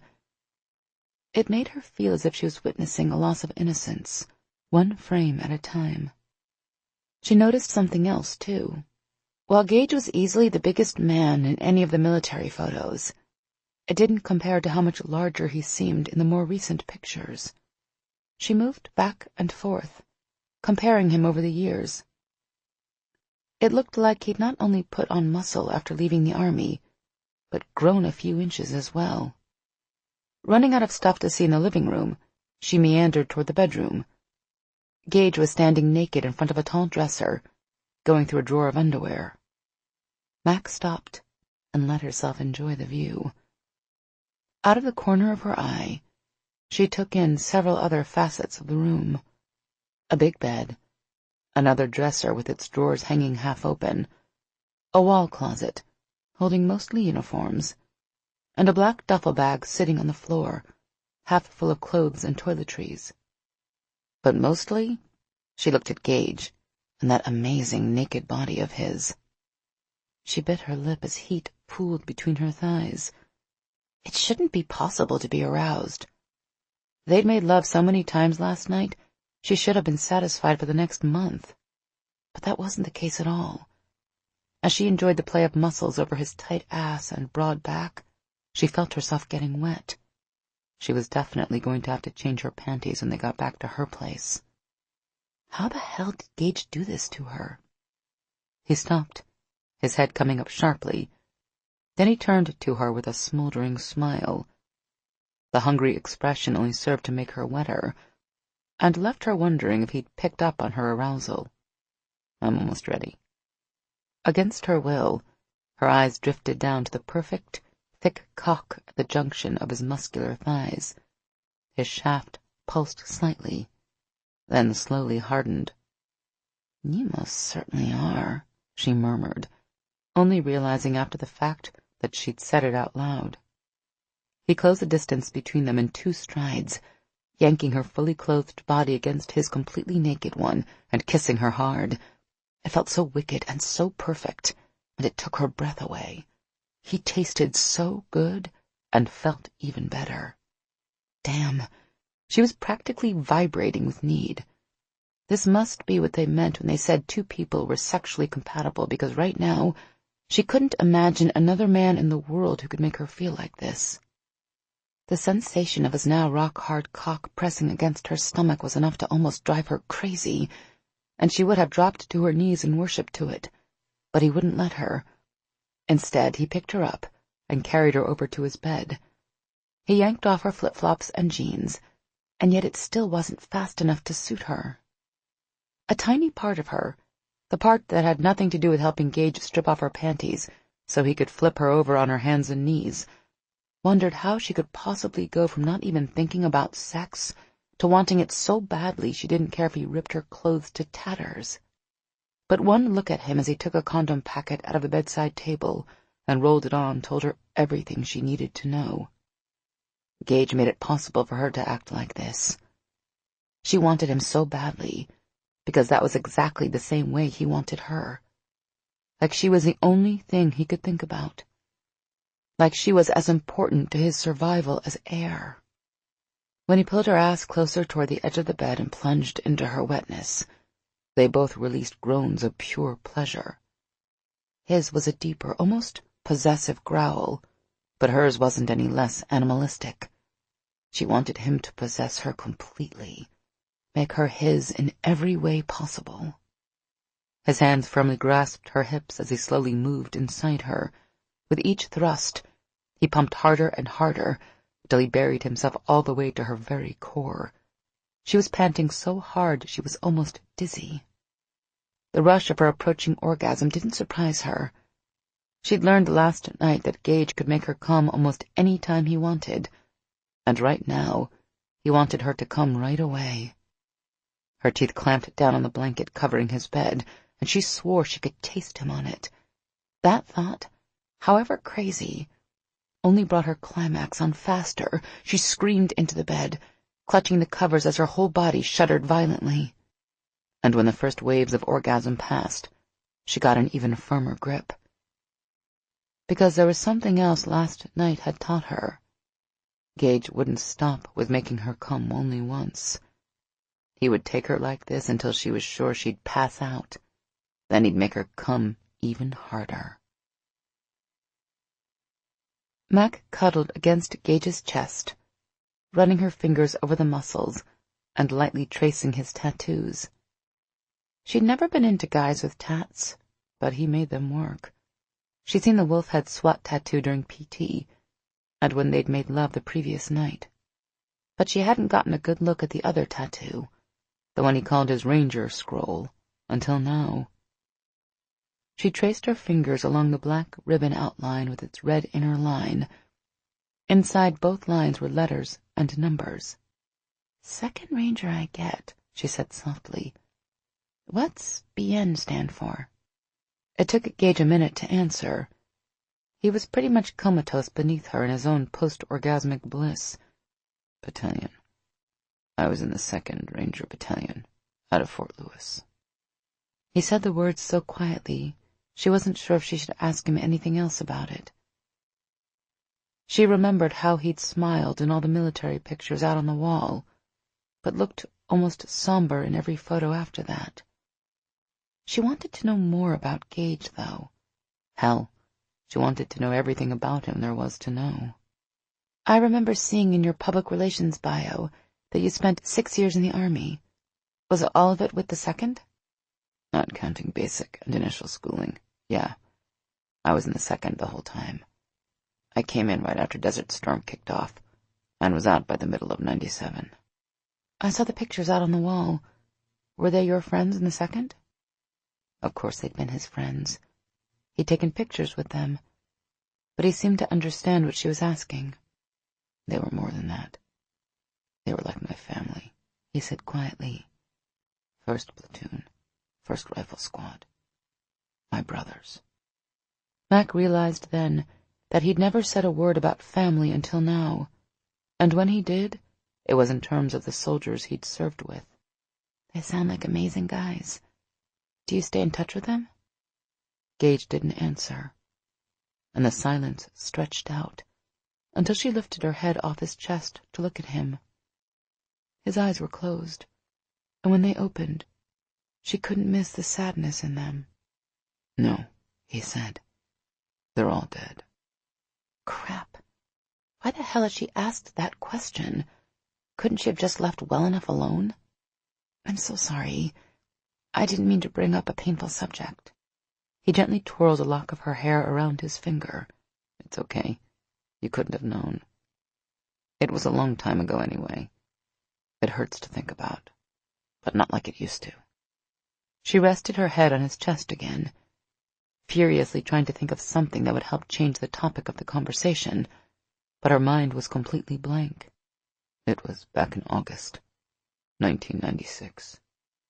Gage's voice was soft, and so full of sadness that she almost stopped him, but she didn't.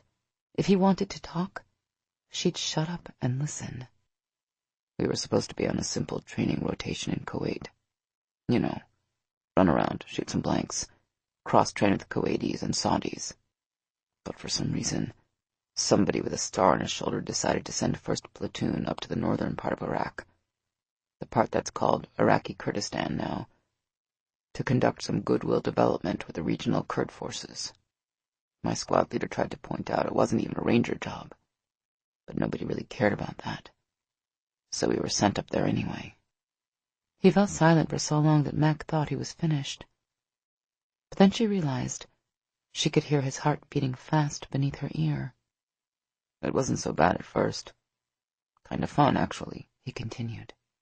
The platoon leader had each of the squads farmed out, working with a different part of the Kurdish militia.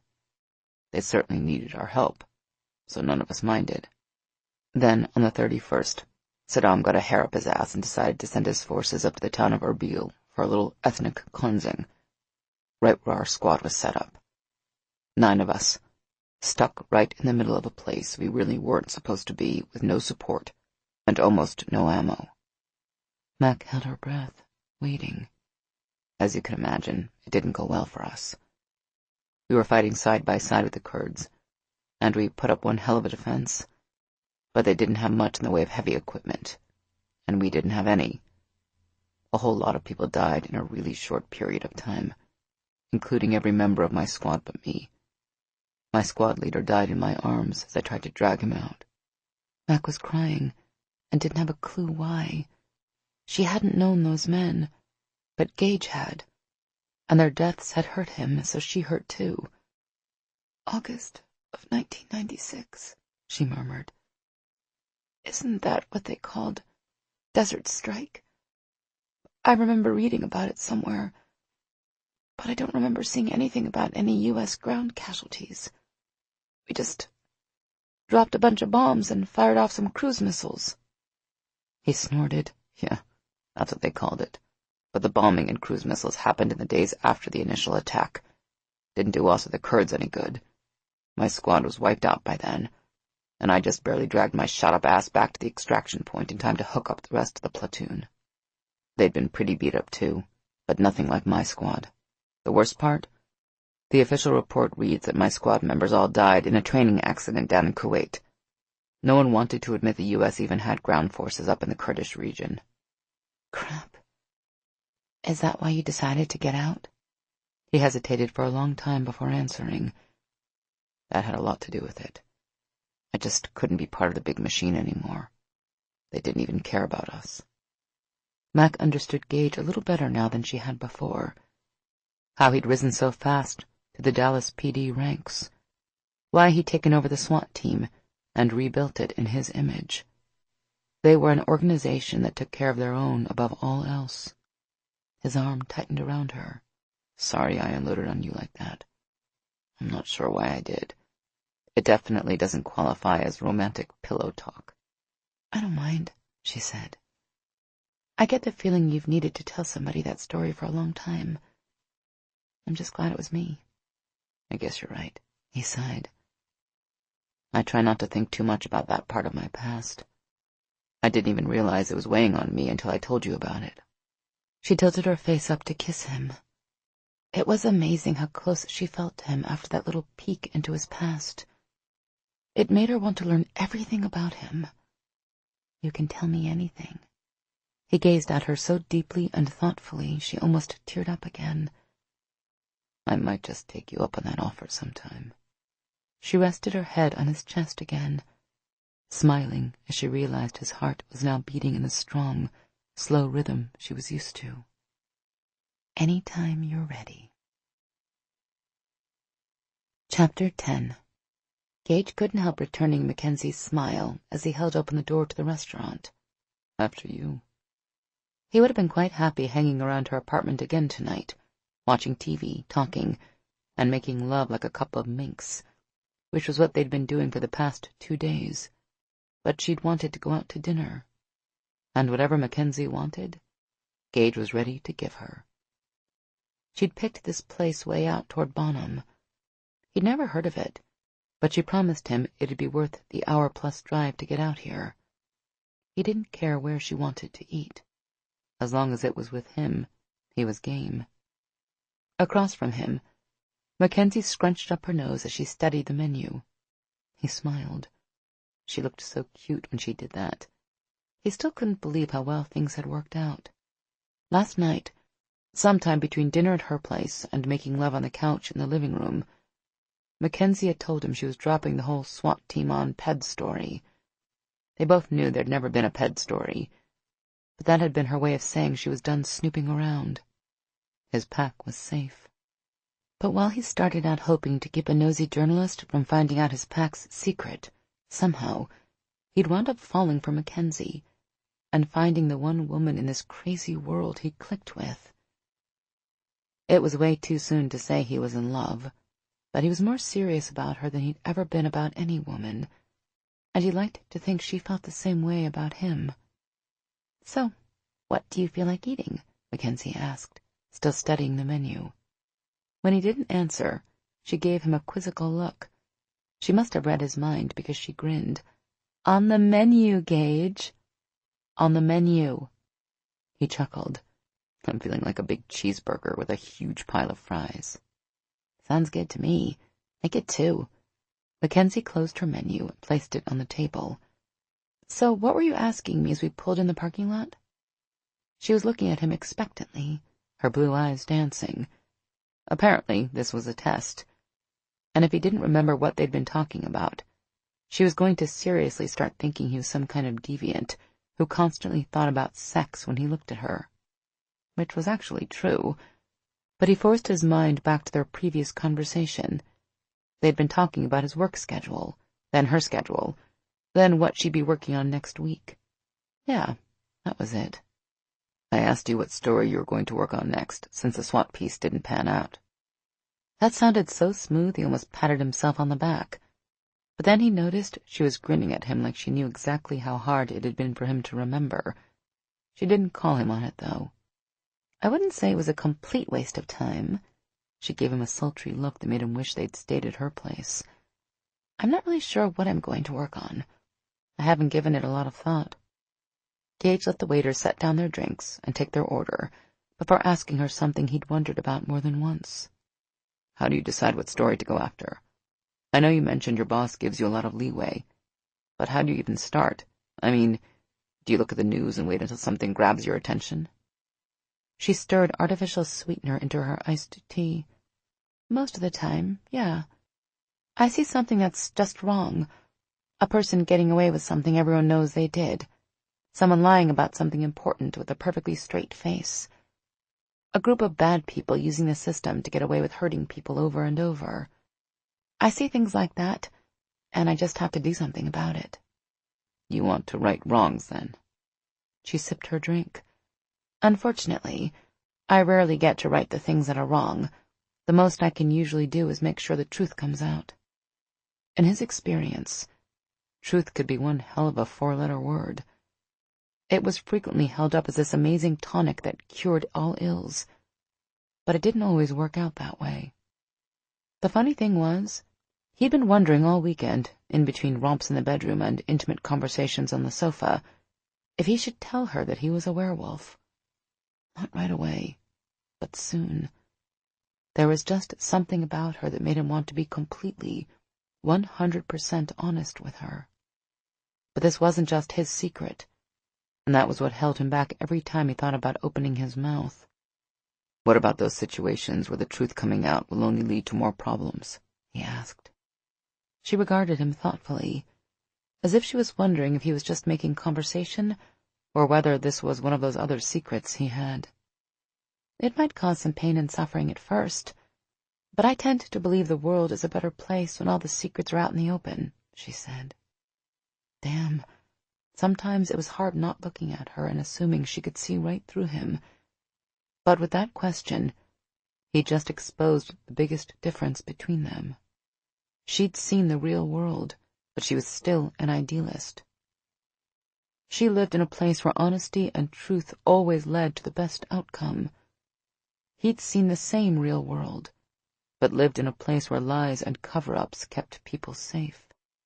What about secrets the world isn't ready to handle yet? He asked.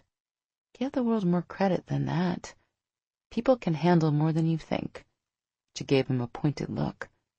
Besides, no one has the right to decide what secrets another person can and can't handle. Yeah, Mackenzie had definitely figured out this wasn't a theoretical discussion. Not surprising. She was a journalist, after all. But when the burgers showed up, she changed the subject and started talking about the last time she had a burger this big and how much she loved them. Great. Now Gage felt like shit. She probably thought he was trying to work the courage up to tell her about something else that had happened when he was in the army, and that he'd tell her when he was ready. She'd freak if he told her his biggest secret, that he hadn't gotten out of the army because he couldn't deal with the death of his friends, but because he couldn't deal with becoming a werewolf. No matter how well Mackenzie thought she could handle things, she wasn't ready for that kind of secret. He wasn't sure she'd ever be ready for that. He shoved those thoughts aside and focused on his burger. At least that wouldn't make him feel depressed. He'd just drowned his fries in ketchup and taken the first bite of his burger when his phone rang. Mackenzie looked at him, a French fry poised halfway to her mouth. Guess you have to answer that, don't you? He reached in his pocket and pulled out his damn phone. One weekend. That was all he'd been looking for. Yeah, they wouldn't call if it wasn't important. Of course, it might not be work. Gage glanced at the call display. It was Mike's cell, not the main line of the compound. He thumbed the accept button. Yeah, Mike, what's up? Damn, I'm glad you picked up. I was worried you'd let it go to voicemail. The tone in Mike's voice immediately made his inner werewolf go on alert, and all kinds of bad shit start running through his head. What's wrong? I just got a call from a guy I know over in Customs and Border Protection at Dallas Fort Worth International, Mike said. We've got trouble. What kind of trouble? Red flags have been coming in on nearly every flight inbound from Mexico and South America since 0900 this morning. We're talking more than a dozen guys, all cartel-connected and all well-known killers.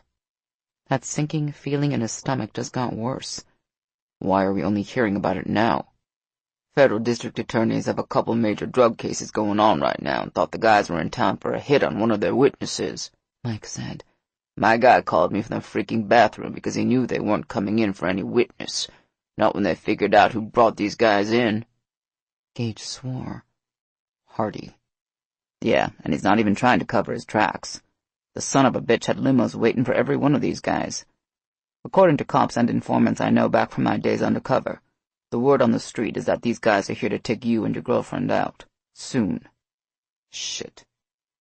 On the other side of the table, Mackenzie had put down her burger and was looking at him with concern. Gage, the deputy chief is going to want to put the two of you in protective custody. You know that, right? Mike asked. That sure as hell isn't going to happen, Gage growled. No shit, Mike agreed. Hardy has men on the inside. He'd know where you were going before you got there. What do you ought to do? Gage hesitated. His first instinct was to protect Mackenzie. His second was to protect his pack. But the pack could take care of themselves, and Mackenzie if they were warned, and if they were together. Call everyone in and get loaded up and ready. Mackenzie and I will be there within the hour. We'll go from there. Mike didn't argue. He didn't comment about the fact that Gage's visit to Hardy's residence hadn't had the desired effect either. Damn it. He should have killed Hardy when he had the chance. Badge be damned. What's wrong? Mackenzie asked when Gage hung up. Gage didn't have a clue what dinner cost, but he pulled $50 out of his wallet and tossed it on the table. Then he stood and held out his hand to Mackenzie. I'll tell you on the way to the compound. Mackenzie didn't demand answers, but just took his hand and let him lead her out of the restaurant. Even though she was the poster girl for calm, he could hear her heart pounding. Gage, you're scaring me, she said when he made her wait while he scanned the parking lot. What's going on? He hurried her across the lot, his nose taking in 100 different scents, his eyes shifting just enough to sharpen his night vision without giving off that telltale glow. The sun was just going down, so it wasn't completely dark out, but he still focused as he peered into the deepening shadows. The parking lot was clear, and he hustled Mackenzie in the car before he'd even thought about how to answer her question. He seriously considered making something up, but he wouldn't make her any safer by lying to her. In fact, he'd probably do the opposite. If she didn't know the danger she was in, she might take a careless risk without even realizing it. So, as he spun out of the parking lot, he told her the truth. Hardy's brought in a bunch of heavy cartel muscle from outside the country. They started arriving earlier today, and everyone who knows anyone has it on good authority that they're here to kill me. He slanted her a glance. And my girlfriend. He sped down the road, checking every mirror in quick rotation as he waited for her to say something. Girlfriend, huh? He glanced at her out of the corner of his eye. Mackenzie had always struck him as a pretty cool character, but of all the things he'd expected her to say, that wasn't one of them. That's the word on the street, according to Mike. I wonder how Hardy found out about us so quickly. Gage shook his head. You did hear the part about them planning to kill us, right? Yeah, but I could have told you that. In fact, I'm pretty sure I did, she said. "He must have had someone watching you for the past few days, and they saw us together. I wonder why he's making such an aggressive move now, though. I thought someone like Hardy would have taken a more calculated approach." Gage took the opportunity to check his mirrors again. He knew exactly why Hardy had hired those hitmen, because Gage had miscalculated and poked the man with a stick. "I know there was a bomb in that meth lab the other day." When Gage did a double-take at that, she added, "I overheard Cooper tell Mike at the hospital." He swore under his breath. "Hardy was behind it, wasn't he?" Gage nodded, his gaze going to the mirrors. Mackenzie looked over her shoulder, out the back window. "You think those hitmen are going to come at us while we're driving, don't you?" He forced himself to stop looking in the mirror every 5 seconds. "Not really. I doubt anyone could have followed us all the way out here along these back roads without me noticing them. And no one could have guessed this is where we'd go. I don't think many people in Dallas even know that place is out here." She sat back in the seat, looking surprisingly relaxed. Well, as relaxed as a person could look knowing that a rich, powerful man wanted you dead. "So, what's the plan?" she asked. "Are they going to put us in protective custody?" Gage couldn't believe how well she was taking this. Most women, hell, most people, would have been freaking out by now. "I'm sure Mason is talking to the chief of police right now about putting together a protective detail. But I trust my own people a whole lot more," Gage told her. "We're heading straight to the compound." "Okay, but then what?" Gage was trying to figure out how to answer that question when the glare of headlights reflecting sharply off the rearview mirror caught his attention. He had just enough time to punch the accelerator to the floor and tighten his grip on the wheel when the car coming up behind them smashed into his bumper. If the Charger had been any lighter, or if he hadn't looked out and seen the asshole coming, the collision would have knocked his car completely out of control. As it was, he and Mackenzie nearly slid sideways into a ditch. Tires squealed as the sports car threatened to roll on him. He fought for control of the wheel as he tried to figure out where the psycho behind them had gone. "Watch out!" Mackenzie screamed. Gage snapped his head around just in time to see 2 cars pull across the road in a classic roadblock position. There was no way he could bull his way through, and he sure as hell didn't want to stop. He slammed on the brake, trying to steer toward the side of the road. He had to get around them. His werewolf reflexes were good enough to pull it off, but whoever was in the cars blocking the road started peppering the Charger with rounds from what sounded like an automatic weapon.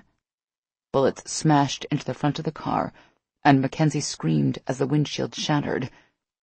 Gage threw as much of his body in front of hers as he could, considering he was wearing his seatbelt and needed to keep one hand on the wheel. He was still moving fast when he clipped the rear of one of the blocking cars, smashing it to pieces and sending him and Mackenzie hurtling off the road and into the ditch. He gripped the wheel tightly as they bottomed out in the ravine, then bounced up the far side. Mackenzie screamed again as they ran into a line of small trees at the top of the embankment. There were so many bullets hitting the car that Gage couldn't believe neither of them had been hit yet. That wouldn't last long. He needed to get them out of here, and fast. With all the trees, he had no choice but to put the Charger into a sideways slide, to bring the car to a halt the hard way, by smashing it broadside into a thick hardwood. He grabbed Mackenzie and tried to protect her from the impact as best he could, but she still slammed against the inside of the door pretty hard. He reached over to unbuckle her seatbelt. They had to get out of the car now.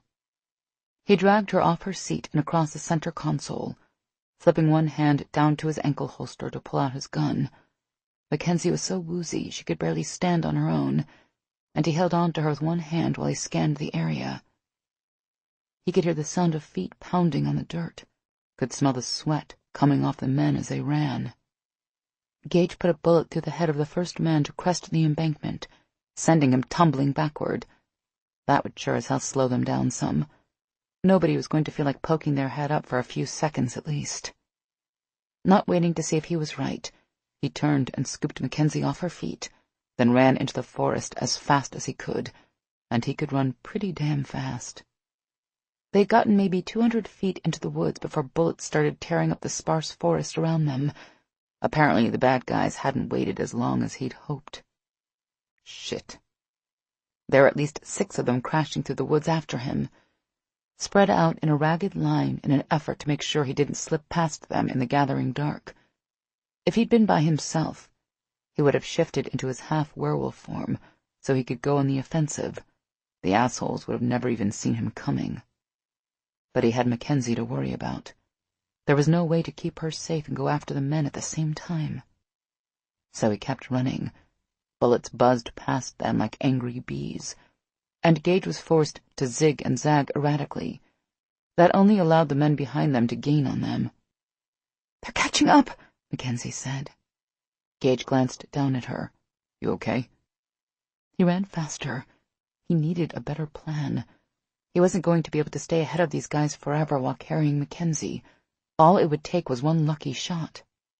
"Yeah, I bounced my head against the window, but I'm okay," she said. "Put me down. We'll be able to run faster." Gage wasn't so sure of that, but what he was doing sure as hell wasn't working. He caught sight of a barbed wire fence up ahead. He sprinted to it and set her down on the other side, then vaulted over it while she was facing away from him. Their pursuers were only about 60 feet behind them and closing fast.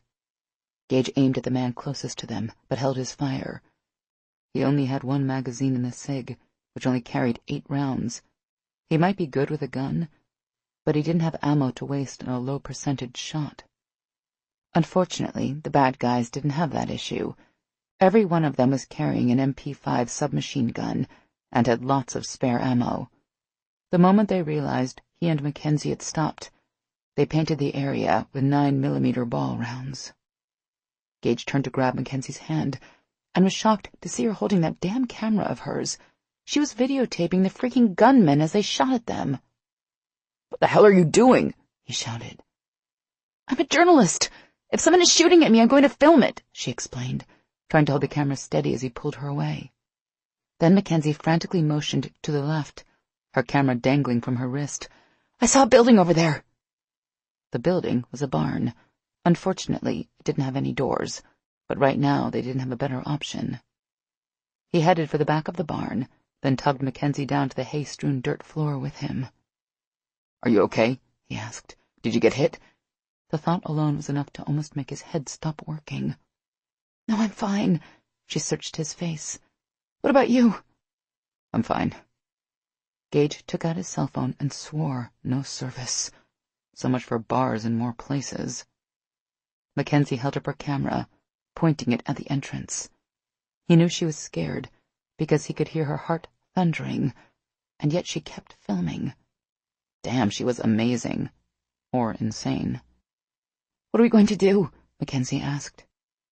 Gage shoved his phone back in his front pocket, hoping for inspiration to tell him how to answer that question when gunfire sounded from the front of the barn. He pushed Mackenzie to the floor, covering her body with his as bullets zipped over their heads. Ragged chunks of wood went flying every which way thanks to the 6 men and their automatic weapons. No, not 6. 4. Where the hell were the other 2? He lifted his head as he caught their scent. They were in the barn, just inside the door. All at once, the gunfire stopped. It had only been a diversion to make him duck so he wouldn't see the men come in. Shit.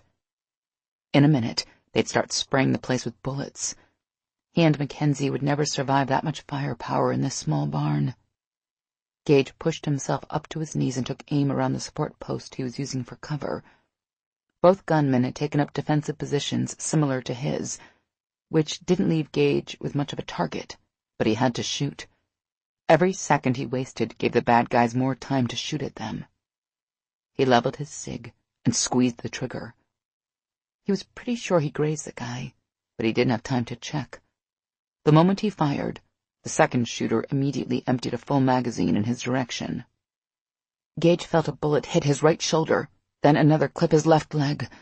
He ignored the white-hot flash of pain and adjusted his sights on the second gunman. He got the guy just as he was reloading, putting 2 rounds in his chest. Then he turned his attention back to the first guy, to find him lining Gage up for the kill shot. Gage squeezed off around the man's general direction, praying it found its target. Unfortunately, it was about half a foot above the shooter's head. It made the man flinch and jump out from his hiding place, though. That was all the opening Gage needed. He put the gunman down with a shot dead through the center of his chest. Gage waited for the 4 men outside to rush in, guns blazing. Maybe they'd figured things hadn't gone according to plan. They probably thought Gage had killed their buddies and was waiting for the rest of them to come in so he could do the same to them. They had no way of knowing Gage had been hit twice, but neither shot was life-threatening for a werewolf. Right now, he was more concerned with the fact that he only had 2 rounds left in his SIG and 4 gunmen still waiting outside. "Oh, God, Gage, you're bleeding!" Mackenzie cried. She caught his arm, trying to pull him down with her. He resisted, keeping his gaze trained on the door. If the bad guys came at them now, he wasn't going to have many options. But he'd protect Mackenzie, no matter what. "Gage," she said, "you've been shot." If he thought her heart had been beating fast before, that didn't compare to how it was racing now. He glanced at her. "I'm okay. It's just a graze wound." "Let me see," she insisted. "Not now. The rest of those assholes could come in here any second, and I'm almost out of ammo." That got her attention. "You're not carrying another magazine?" He shook his head. God, what he wouldn't give to get his hands on those 2 machine guns lying on the ground on the far side of the barn. It'd be crazy to try it, though. The men outside knew those weapons were there, too. Going for them would require him to step directly into their line of sight. In his human form, he wouldn't be fast enough to pull that off without getting hit a lot. And contrary to pop culture, you didn't need a silver bullet to kill a werewolf.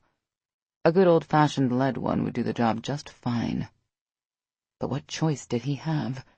If he could have shifted, it would have drastically improved his odds. But with Mackenzie here, he couldn't do that. Gage tensed, ready to sprint across the barn when he smelled smoke. What the hell? The men had set fire to the barn. If they couldn't come in, they were going to burn him and Mackenzie out. Shit. He jerked around to see flames creeping along the walls behind them. "Gage, the barn's on fire." Mackenzie's voice was much calmer than it should have been in a situation like this. She was even filming again. No doubt about it. She was crazy. Or maybe she didn't realize how screwed they really were. The men had started the fire to drive their prey out of the barn. They were standing out there with every weapon pointed at the entryway, and the weapons lying on the floor in the opening. When Gage made a move for them, they'd take him out before he even had a chance to pick them up. And then they'd come for Mackenzie. But if they stayed where they were, they'd roast, and Mackenzie would still be dead. His mind raced at 1,000 miles an hour as Mackenzie began to cough. There was a third option, a way to take out the men, or at least distract them long enough for Mackenzie to escape. He was going to have to shift. He might still not survive the hit he was going to take from their automatic weapons, but Mackenzie would be safe, and that was what mattered. But if he did this, everything would change, no matter how it turned out. Gage took the camera out of Mackenzie's grasp to let it hang by its cord from her wrist. Then he gently pushed his pistol into her hand. I have to get rid of those guys before this whole place goes up in flames. And there's only one way to do it. And it's going to scare the hell out of you. She tried to push the gun back into his hand. "Gage, what are you talking about? How can you get those men without a weapon? It's—" He didn't know if she had been about to say it was crazy, or stupid, or impossible, because she started to cough from the thick smoke rolling off the back wall. He wrapped her fingers around the pistol grip and curled her index finger in the trigger guard. This is going to be hard on you, but you have to do it, no matter how scared you are. I need you to count to 5, then follow me outside. You only have 2 rounds. If there's anyone left out there when I'm done, you need to make those 2 rounds count. Do you understand?" She coughed again, tears running down her face. He told himself it was the smoke making her cry, but he knew that was bull. He slid his hands in her hair and kissed her hard. He wanted to tell her what she meant to him, tell her how he felt about her, tell her what he really was, but one kiss was all he had time for. When he lifted his head, she was gazing up at him with tear-filled eyes, and the sight of them tore at his heart. Remember, count to 5, okay? Why, Gage? What are you going to do? Whatever I have to do to protect you. The whole back of the barn was engulfed in flames now. He rose to his feet, ignoring the pain of his wounds. I'm sorry, he said raggedly, then turned and ran toward the door, shifting as he ran. It was almost a relief to finally allow his teeth to elongate and his claws to come out. He wouldn't need the MP5s on the floor now. With his speed, strength, claws, and fangs, he was a killing machine. Mackenzie didn't know that, of course, and as he ran out of the barn, she screamed his name. Mac knew Gage was going to do something reckless and dangerous when he'd shoved his pistol into her hand. She just hadn't known what. When he'd said he was going to get rid of the men, she thought he was going to grab one of the machine guns the thugs had dropped, but he hadn't. Why would he do something so insane? She wiped away a tear with her free hand. She had to get it together. Gage was depending on her to go out there in 5 seconds. How long had it been? Longer than 5 seconds, she was sure. Outside, the sounds of gunfire filled the night, followed by shouting. Mac's blood turned to ice in her veins. There was no way Gage could survive that many bullets. She jumped to her feet and ran across the barn. The fire and smoke had sucked the oxygen out of the place, and it was hard to breathe. Pieces of hay and wood floated through the air like dandelion fluff, burning her skin, but she ignored them. Fresh air hit her like a slap to the face when she got outside, but it was nothing compared to what she saw that completely took her breath away again. 2 of the gunmen were already dead, their bodies torn and bloody.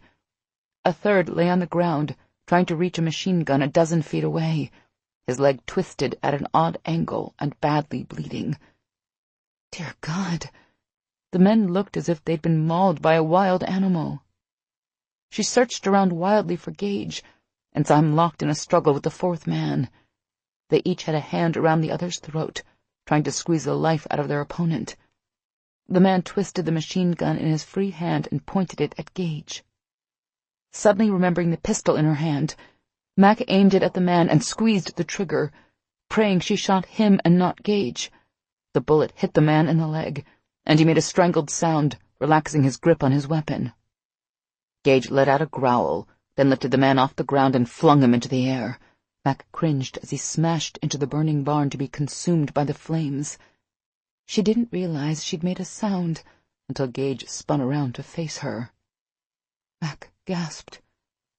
At first, she thought the smoke from the fire was still affecting her, or that shock was making her too dizzy to see straight, because what she saw couldn't be real. Gage's shoulders were broader, his brow heavier and more furrowed, his hair longer, his stubble thicker, his ears slightly pointed at the tips, his jaw wider, his canine teeth now long, dangerous-looking fangs, and his eyes no longer a soulful brown, but a deep yellow gold so bright they almost glowed, and on each hand his nails had turned into wickedly sharp claws. She was so focused on Gage she completely forgot about the man with the leg wound, until Gage growled and leaped 15 feet to land behind the guy.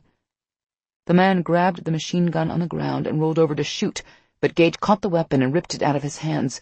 He punched the guy in the face, hard. That was it. One punch and it was over.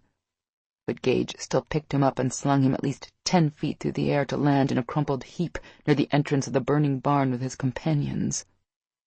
Gage turned to her, his body tense, his eyes on fire, and his lips pulled back in an angry snarl. Mac took a step back, her hands bringing up the pistol before she even realized what she was doing. That was when she noticed she was holding the camera, too. She was a journalist. Catching action on film was second nature to her. She did it without thinking. When Gage stepped closer, she stepped back. He stopped and raised his hands in a silent gesture.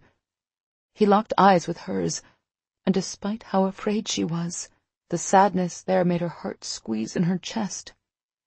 Mac shoved the camera in her rear pocket so she could use 2 hands to steady the gun. She wanted to think Gage wouldn't hurt her, but she didn't even know if the thing in front of her was Gage anymore. "What are you?" she asked. As she watched, The monster in front of her slowly shifted back into the form of the man she knew, or thought she knew, but the 4 dead bodies made it impossible to forget what she'd seen. "I'm sorry you had to see that," Gage said quietly. "And I'm sorry I scared you." The hurt in his eyes tore at her, but she refused to give in to it. "Answer my question! What are you?" The muscle in Gage's jaw ticked. "I'm a werewolf." A werewolf? It was insane. And if she hadn't seen the sharp claws and wicked fangs with her own eyes, she wouldn't have believed it. But she had seen them. And every suspicious thing she'd had no explanation for now made perfect sense. The feeling that Gage and the rest of his SWAT team were hiding something, the fact that they didn't use their night vision goggles during their missions, the lack of concern over Martinez's injury. She looked at Gage's shoulder. The gunshot wound that had been bleeding freely just a few minutes ago in the barn was now miraculously healed. She thought back to how the SWAT team had reacted at the restaurant when Hardy's men had come in, how hard they trained, and how they'd survived a freaking house collapsing on them. And finally, she remembered the wolf head tattoo that every member of the team wore. She lowered the gun. "You're all werewolves, aren't you? The whole SWAT team?" Gage's eyes widened in alarm. "I know what you're thinking, Mackenzie, but you can't tell anyone." Was he kidding? This was huge. Bigger than huge. The biggest story she'd ever stumbled on. Werewolves were real, and she'd captured one on camera. She took a deep breath. Crap. Werewolves were real, and a whole pack of them were employed by the city of Dallas. Did the chief of police know? What about the mayor? Were they werewolves too? How was any of this possible? There was so much she wanted to know. Like who turned Gage into a werewolf, and whether he'd turned all the other men in the unit. But she couldn't ask any of those questions yet. The public has a right to know the truth. The worried look disappeared, replaced by one of irritation. Gage snatched the gun out of her hand and shoved it back in his ankle holster. "Damn it, Mackenzie, this isn't a game." What the hell did he have to be angry about? He was the one who'd lied to her. That thought led to a place she didn't want to go. Had Gage played her over the last several days? Had he slept with her because he was worried she'd find out he was a werewolf? She opened her mouth to ask him when he slipped one arm under her legs and the other around her shoulder and swung her up in his arms like he was some damn caveman. She immediately struggled to free herself. "Let me go!" He did, but only after carrying her 30 feet away from the burning barn. She stumbled backward and fell on her butt. She glared up at him. "What the hell was that about?" "That." Gage pointed at the barn, which was nothing more than a huge bonfire now. As she watched, the front wall fell in on itself, beams and flaming pieces of wood going everywhere, including where she and Gage had been standing. He had saved her life. Again. She frowned as she realized the structure had collapsed on top of the 3 bodies lying outside the door of the barn, too. There'd be no mangled bodies for Gage to have to explain. If she didn't know better, she'd think he had orchestrated that. He held out his hand for her. After several long moments, she finally took it and let him help her up. But the moment she was on her feet, she put some distance between them. It was a joke. She'd seen how fast he could move. In the distance, she could hear sirens approaching. Someone had called the cops. Gage swore under his breath. "Mackenzie, you have to promise me you'll never tell anyone about what you saw. If you breathe a word of this, my life and the lives of every man on the SWAT team will be destroyed." His face was so earnest, it almost brought fresh tears to her eyes. "It won't be like that, Gage. You're a cop. You were defending us. You'll be a hero. That's the way I'll write it." The sirens got louder as they drew closer. Gage's jaw tightened. Yeah, if your editor doesn't demand you change it, he said bitterly. Even if he doesn't, what happens after that, huh? When the other reporters who aren't as idealistic as you get a hold of the footage on that camera of yours and see how I tore that man apart. You think they'll treat us like heroes? They'll think we're monsters. Mac flushed. She couldn't very well say he was wrong when she thought the same thing a few moments ago. It's like I told you back at the restaurant. Secrets are better when they're out in the open. You don't get to decide that, he growled. People like me have a right to know that people like you exist.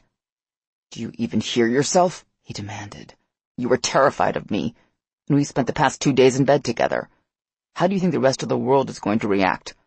The ones who don't want to hunt us down and kill us outright will want to capture us and cut us up for research.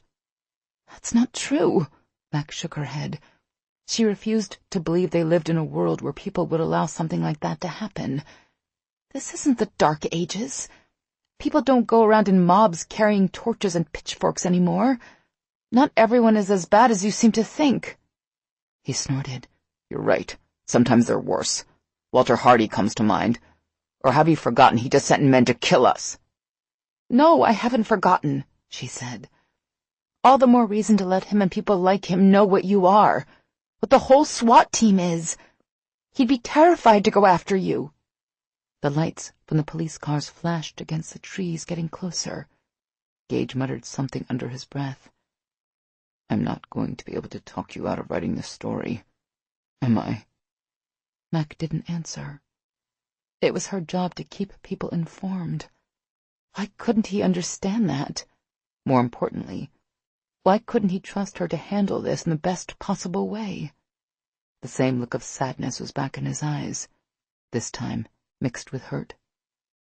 At least give me 24 hours before you run it. I think you owe me that much, don't you? If it were anyone else, she never would have agreed. But he was right. After what they'd shared, she owed him that much. In truth, she owed him a hell of a lot more.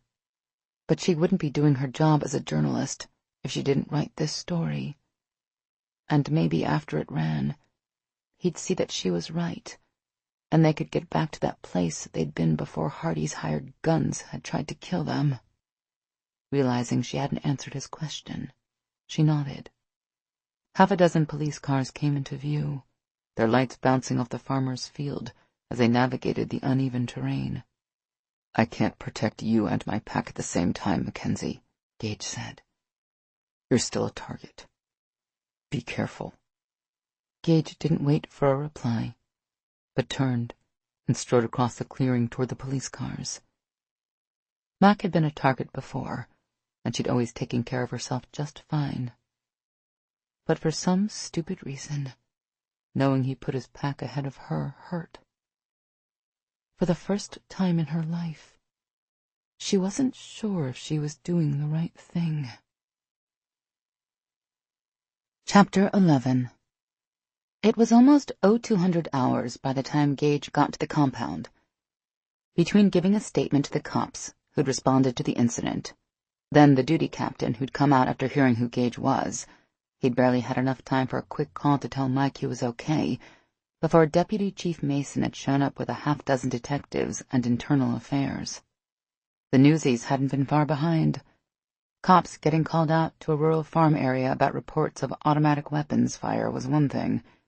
Finding out that a member of the city's SWAT team had been targeted and ambushed by 7 foreign killers armed with those automatic weapons, that was something completely different, and it drew a lot of attention. It had taken a long time to answer internal affairs questions. It was tough making up a story that explained everything that had happened, especially when he was thinking of Mackenzie, and what a damn fool he'd been to trust her. Luckily, the entire department had heard the rumors about Hardy bringing in some hired killers, so they were more than ready to believe the men had come to kill him and Mackenzie. The part they had a hard time believing was how one man, even if he was SWAT, managed to kill 7 cold-blooded killers with just his off-duty weapon and his bare hands. Gage had really outdone himself on that part of the story. He should get a freaking Oscar for his acting skills. And while they were handing out awards, Mackenzie should get one too, because she'd really made him believe she gave a damn about him. But all she'd ever wanted was a fucking story, and he'd been so convinced she was the one, he hadn't even seen it. Fool that he was. He thought he might be able to make one last appeal to her after internal affairs had finished with him, but Mason told him she'd asked if one of the uniformed officers could take her home. While he was still mad as hell at Mackenzie, Gage was also worried about her. He hadn't been making that crap up about her being a target, but as much as he wanted to protect her, his first priority was to his pack. Besides, she'd made her decision. She was probably back at the newsroom going over her video evidence and writing the first draft of a story that'd earn her another award for her wall and end his life, and those of men who were like brothers to him. It was his own damn fault. He never should have let her get so close. Hell, he should never have let her into the compound. But he'd been fooled by her smile and her pretty face, and yeah, her sexy body too, and ignored the fact that she'd been after one thing, and one thing only, a story. And when her smile and pretty face hadn't gotten her anywhere, she'd used her body to get what she wanted. She'd slept with him, and made him feel things that weren't real. And when he'd gotten careless, she'd been there to record the whole thing. So why didn't he hate her? Because he was in love with her. He had to be, right? Why else would he feel as if his soul had been ripped out? Gage punched his code into the control on the compound's gate and let himself in. The deputy chief had wanted him to relocate to a protective services safe house immediately, but Gage refused. When Mason insisted, Gage had told his boss he'd quit right there on the spot. That hadn't earned him any future favors with his division chief, but it had ended the discussion, which was all Gage cared about. After tonight, he wouldn't be working for the Dallas PD anymore anyway. Gage closed the gate behind him, then headed for the training building. The guys were waiting for him inside. They looked concerned and wired. "Where's Mac?" Cooper asked. "Is she okay?" Gage set his duffel bag on the floor. "She's fine. She's probably at the Dallas Daily Star working on her story."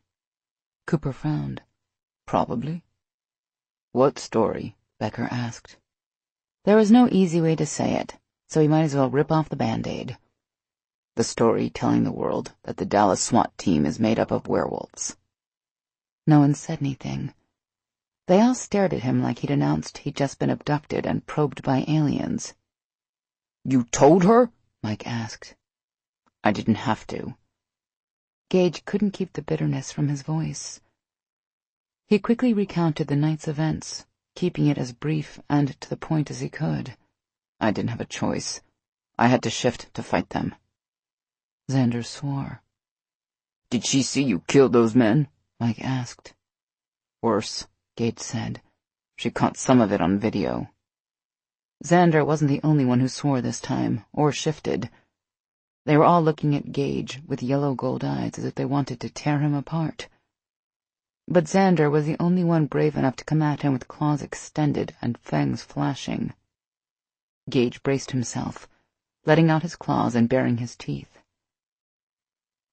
Unfortunately, Mike and Nelson grabbed Xander, holding him back. Too bad. He wouldn't have minded putting his fist in someone's face right then, and something told him Xander would have given him a good fight. "This is all your fault," Xander snarled. "Don't you think I fucking know that?" Gage roared. He clenched his fists, welcoming the pain as his claws dug into his palms. "I never should have let Mackenzie step foot in this compound, but I did, and saying I'm sorry isn't going to change it." "He's right," Mike said. "Our faces are going to be on every newspaper and television station in the country by tomorrow night. Let's just worry about that right now." Xander pinned Mike with a glare, but only shook off his packmate's hold and stepped back. "So what are we going to do?" Lowry asked, his golden eyes filled with concern. "Disappear," Gage said. "Change our names and go somewhere no one can find us. There are already fake IDs and passports in the safe in my office, along with burner phones for each of us." They all looked stunned by that. He couldn't blame them. Besides having a job they all loved, they had parents and siblings and friends they'd never be able to see again. Parents, siblings, and friends who'd be hounded by reporters like Mackenzie for a soundbite. She wouldn't only destroy his pack in her quest for truth, she'd destroy the lives of everyone close to them. Becker shook his head. Damn, how long have you been planning this? Us going on the run, I mean. Right after I recruited Xander and Mike, Gage said. I always knew there was a chance someone would find out what we are, and I wanted to be prepared. Xander looked at him scornfully. And because you let some woman lead you around by the dick, we have to go on the run like the criminals we put in prison? Gage let out a soft growl. He didn't need the reminder. We don't have a choice. Yeah, we do, Xander said. We can get the video back from Mac and make sure she doesn't talk. The entire room went still, though whether it was because the rest of the pack was shocked by Xander's words or because they agreed with him, Gage didn't know, and he didn't care. He fixed his senior squad leader with a hard look. Anyone who wants to try it will have to come through me first. Gage slowly and deliberately locked eyes with every member of the pack. And you'd better be ready to kill me. No one seemed to want to take him up on it, not even Xander. Mackenzie said she'd give us 24 hours before she ran the story. But I want you all out of here before noon tomorrow, he continued. Wait a minute. What about you? Becker asked. You're making it sound like you aren't coming with us. I'm not, at least not right away, Gage added. I can't leave until I make sure Hardy is no longer a threat to Mackenzie. Xander cursed. I can't believe you can even give a damn about her after what she did to us. He gives a damn about her because she's the one for him, Cooper said. That's bullshit. There's no one perfect mate for any of us. Xander gave Gage a disgusted look. And if you think there is, you're a damn fool. He shook his head. I'm going to get some air. Gage watched him go. He was tempted to follow just to make sure Xander didn't do something stupid, like go after Mackenzie. Because he'd meant what he said. He'd fight his entire pack before he'd let them hurt her. Instead of running up to her apartment the minute the police officer dropped her off so she could start her story, Mac jumped in her car and drove straight to Zach's apartment. She needed someone to tell her she was doing the right thing, or the wrong thing, because she was so confused right then she didn't know what to think. As she knocked on his door a half-hour later, she realized she probably should have called first. It was after midnight. But Zach jerked open the door before she'd even finished knocking. He was wearing jeans and a Texas A&M t-shirt. The way his hair was sticking up all over the place made her think she'd woken him up. Mac, thank God, I've been worried as hell about you. Mac brushed past him. I think I really screwed up. Zach shut the door. I've been calling you for the past 2 hours. You're all over the news. Something about machine guns and a barn catching fire. What happened? Hardy sent a bunch of hired guns to kill Gage and me, she told him. But that's not important. His eyes went wide behind his glasses. You almost get killed and it's not important? She waved her hand. No, I found out what SWAT's been hiding. And it's huge. Okay. When she didn't elaborate, he frowned. So, what is it? She opened her mouth, then closed it again. Maybe you should sit down first. Zach gave her a curious look, but did as she suggested, parking himself in the overstuffed chair he'd had since his college days. Mac sat on the adjacent matching couch. Well? He prompted. Mac felt as if he was looking right through her, but he could always do that. The difference now was that she had something to feel guilty about. Gage is a werewolf. It sounded crazy. She'd seen Gage turn into one, and she could hardly believe it herself. Gage is what? Zach asked. She tried again and failed miserably. Maybe I should just show you. She took out her camera and turned it on. Her finger hovered over the video playback button, but she didn't click on it. Mac, I thought you dropped the whole idea of doing a story on SWAT. I did, but then I found out what Gage has been hiding, and I... Damn, Mac, you just couldn't let this one go, could you? She looked up, shocked. He actually sounded mad at her. It could be the biggest story of my career. Zach sat back, studying her from behind his glasses. But if you run with it, you'll lose Gage. She gave him a miserable look. I think I already have. He sighed. Maybe you should start at the beginning. Mac told him everything. Well, not everything. She didn't talk about the sacks, of course, which meant that there were huge periods of time throughout the weekend she didn't mention at all. And she didn't tell Zach the things Gage had shared with her about his life before SWAT, when he was an Army Ranger. She didn't feel right sharing that. But she told Zach the most important parts, about hanging around her apartment for hours doing nothing more than talking, about the feelings she had for Gage, and believing he'd felt the same things for her. So, what changed? Zach asked. She told him about going to her favorite restaurant out in Bonham, and about Mike calling to tell them Hardy had sent men to kill them, then about the car ramming them, the chase through the woods, and finally the fight in the barn. That's when I went outside and saw Gage. Zach, he was... Mac faltered again. Damn it. Why couldn't she just say it? Was it illegal? She looked at Zach in confusion. What? Whatever Gage did, Zach explained. Was it illegal? No. Immoral? No. Did it save your life? She remembered the burning barn and the gunmen waiting outside to shoot her and Gage the moment they ran out. Yes. Now for a tough one, Zach said. Is Gage or anyone else on the SWAT team going to be hurt if you write this story? Exposing the truth was her job. She wasn't responsible for what other people did with that truth once she exposed it. But then she thought about what Gage said.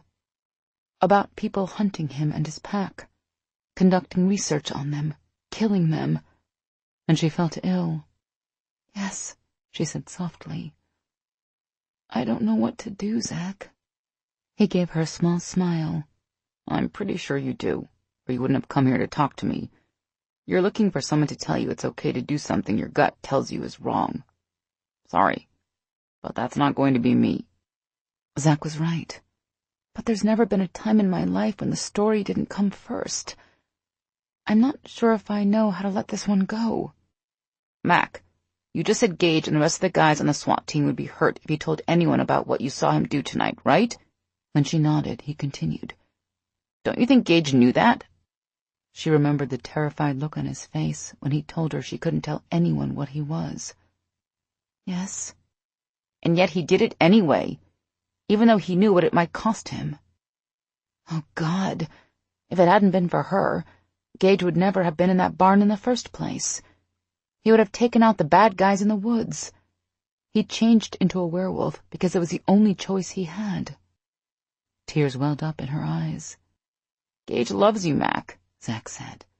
And I'm pretty sure you love him, even if you haven't admitted it to yourself yet. Mac covered her face in her hands. How could she have been so stupid? And why could Zach see everything so clearly when she'd been so blind? She just screwed up the best thing that had ever happened to her for the sake of a stupid-ass story. Go talk to him, Mac. She lowered her hands to look at Zach. He made it sound so simple. But how do I even begin to apologize to him? It's not that complicated. Just open your mouth and say, I'm sorry. His mouth edged up. It's pretty easy after that. She turned off her camera and shoved it in her pocket, then got to her feet and gave Zach a hug. Thank you. He grinned. For what? You already knew what you were going to do. She laughed. Maybe. But I just needed my big brother to tell me I was doing the right thing. He opened the door for her. Tell Gage I said hey. I will. On the way to her car, she pulled out her phone and called Gage, but it went to voicemail. Damn it. Gage lived across town, so Mac had almost half an hour to rehearse what she was going to say to him, if he even let her in. She'd bang on his door until he opened it if she had to, and when he did, she'd tell him she didn't care that he was a werewolf. Then she'd make him see what he meant to her. But when she got to his place and knocked on the door, there wasn't any answer. His car wasn't in its parking space either. She took out her cell and called him again. Again, it went to voicemail. Maybe he was asleep, though she didn't know how he could sleep after what happened tonight. He probably knew it was her, was pretending he wasn't home. At the risk of looking like a complete stalker, Mac climbed behind the hedges to peek through the window. The living room was empty. So was the kitchen. She cupped her hands against the glass and leaned closer. Then she frowned. In the light coming from the kitchen, she saw that the framed photos were no longer on the wall above the bookcase. That was odd. She shifted to see better into the kitchen, but all she saw was a neat pile of stuff on the counter. She couldn't make out everything from this distance, but she recognized Gage's cell phone sitting on top. Okay, that was even weirder. Oh, crap. What if he'd asked her to wait 24 hours so he and the rest of the team, his pack, could leave town? She suddenly broke out in a cold sweat. Gage had left, and she was never going to get the chance to tell him she'd made a mistake, or tell him that she loved him. Tears blurring her vision, Mac stumbled out from behind the hedges and ran to her car. Gage wouldn't leave without making sure his pack was safe first. Hopefully they'd still be at the compound planning or coordinating, or whatever it was werewolves did before they went on the run. She didn't take her foot off the gas the entire way there. It was only by some miracle she didn't get pulled over. She breathed a huge sigh of relief when she stopped outside the gate and saw that the parking area was full of vehicles. Gage's Charger wasn't there, but again, that didn't mean anything. Please let him still be here. Mac hurried over to ring the bell, only to jerk to a halt when she heard a low, menacing growl. Yellow eyes gleamed in the darkness. She cringed when she saw it was Xander. Why couldn't Gage have been the one prowling around out here? Or Becker. Hell, anyone but Xander. The senior corporal had never been warm to her, but after the explosion at the meth lab, she thought maybe he'd thawed a little. He probably hated her more now. One more thing she'd damaged. Eyes narrowing, he scanned the darkness behind her before giving her a look that could have melted paint off a car. I knew Gage was stupid to believe you'd actually give us time to get out of here, he snarled, showing her a pair of wickedly sharp canine teeth. What? Did you decide you need some more footage before you wrote your story? Maybe get some pictures of the freaks running for their lives? Her face flamed. It's not like that. Really? Then how is it? Xander's eyes flashed, and she had to force herself not to take a step back at the anger rolling off him. She moved closer to the gate and looked him straight in his yellow eyes. I'm here to apologize to Gage, and to tell him that I won't be telling anyone about your pack. Xander couldn't completely hide the surprise that came over his face, but he sure as hell tried. Did you expect me to believe that? She swallowed hard. I know you don't have any reason to trust me or believe anything I say, but I'm hoping you'll at least give me a chance to talk to Gage. He snorted. Trust me, Gage isn't interested in seeing you right now. He's a little busy trying to get us all out of the country before the mob of angry villagers shows up with their torches and pitchforks. She hooked her fingers in the chain link. I don't blame him for not wanting to see me. I said some really stupid things tonight. I only want to make it right. Mac thought she saw doubt creep across Xander's face, but it disappeared too quickly to be sure. You don't get it, do you? He asked harshly. You didn't just hurt him. You definitely messed him up good, that's for damn sure. But more than that, you threatened the safety of his pack. That's not something you can fix by batting your eyelashes at him and saying you're sorry. His pack. When Gage had used the word before, she hadn't truly realized what it meant. The SWAT officers weren't merely a team. They were a family. She'd not only ripped out Gage's heart, she'd threatened his family. Why the hell would he listen to a word she had to say? Tears flooded her eyes, and she blinked them back. She had to talk to him, if for no other reason than to let him know that she'd never tell a soul about his pack. Even if she couldn't get him to listen to anything else, she wanted him to know he wouldn't need to look over his shoulder for the rest of his life. After all the damage she'd inflicted, that was all she could hope for. It would have to be enough. She gave Xander a beseeching look, not caring that her eyes were wet with tears. "I don't know if I can fix this either, but I have to try. 5 minutes. That's all I'm asking for. If Gage wants me to leave after he hears what I have to say, I'll go. I promise." Xander was silent for so long she was afraid he'd turn around and walk away. But instead he unlocked the gate and jerked it open. "You've got 5 minutes," he told her. "You'd better make them count." Mac had to practically run to keep up with Xander as he led the way to the training building. When they got there, he yanked open the door and waited for her to go ahead of him. She took a deep breath and walked in, and immediately felt like she'd stepped off a bus at the wrong stop. 14 pairs of yellow eyes turned her way. There was shock in some of them, disbelief in others, and outright hatred in the rest.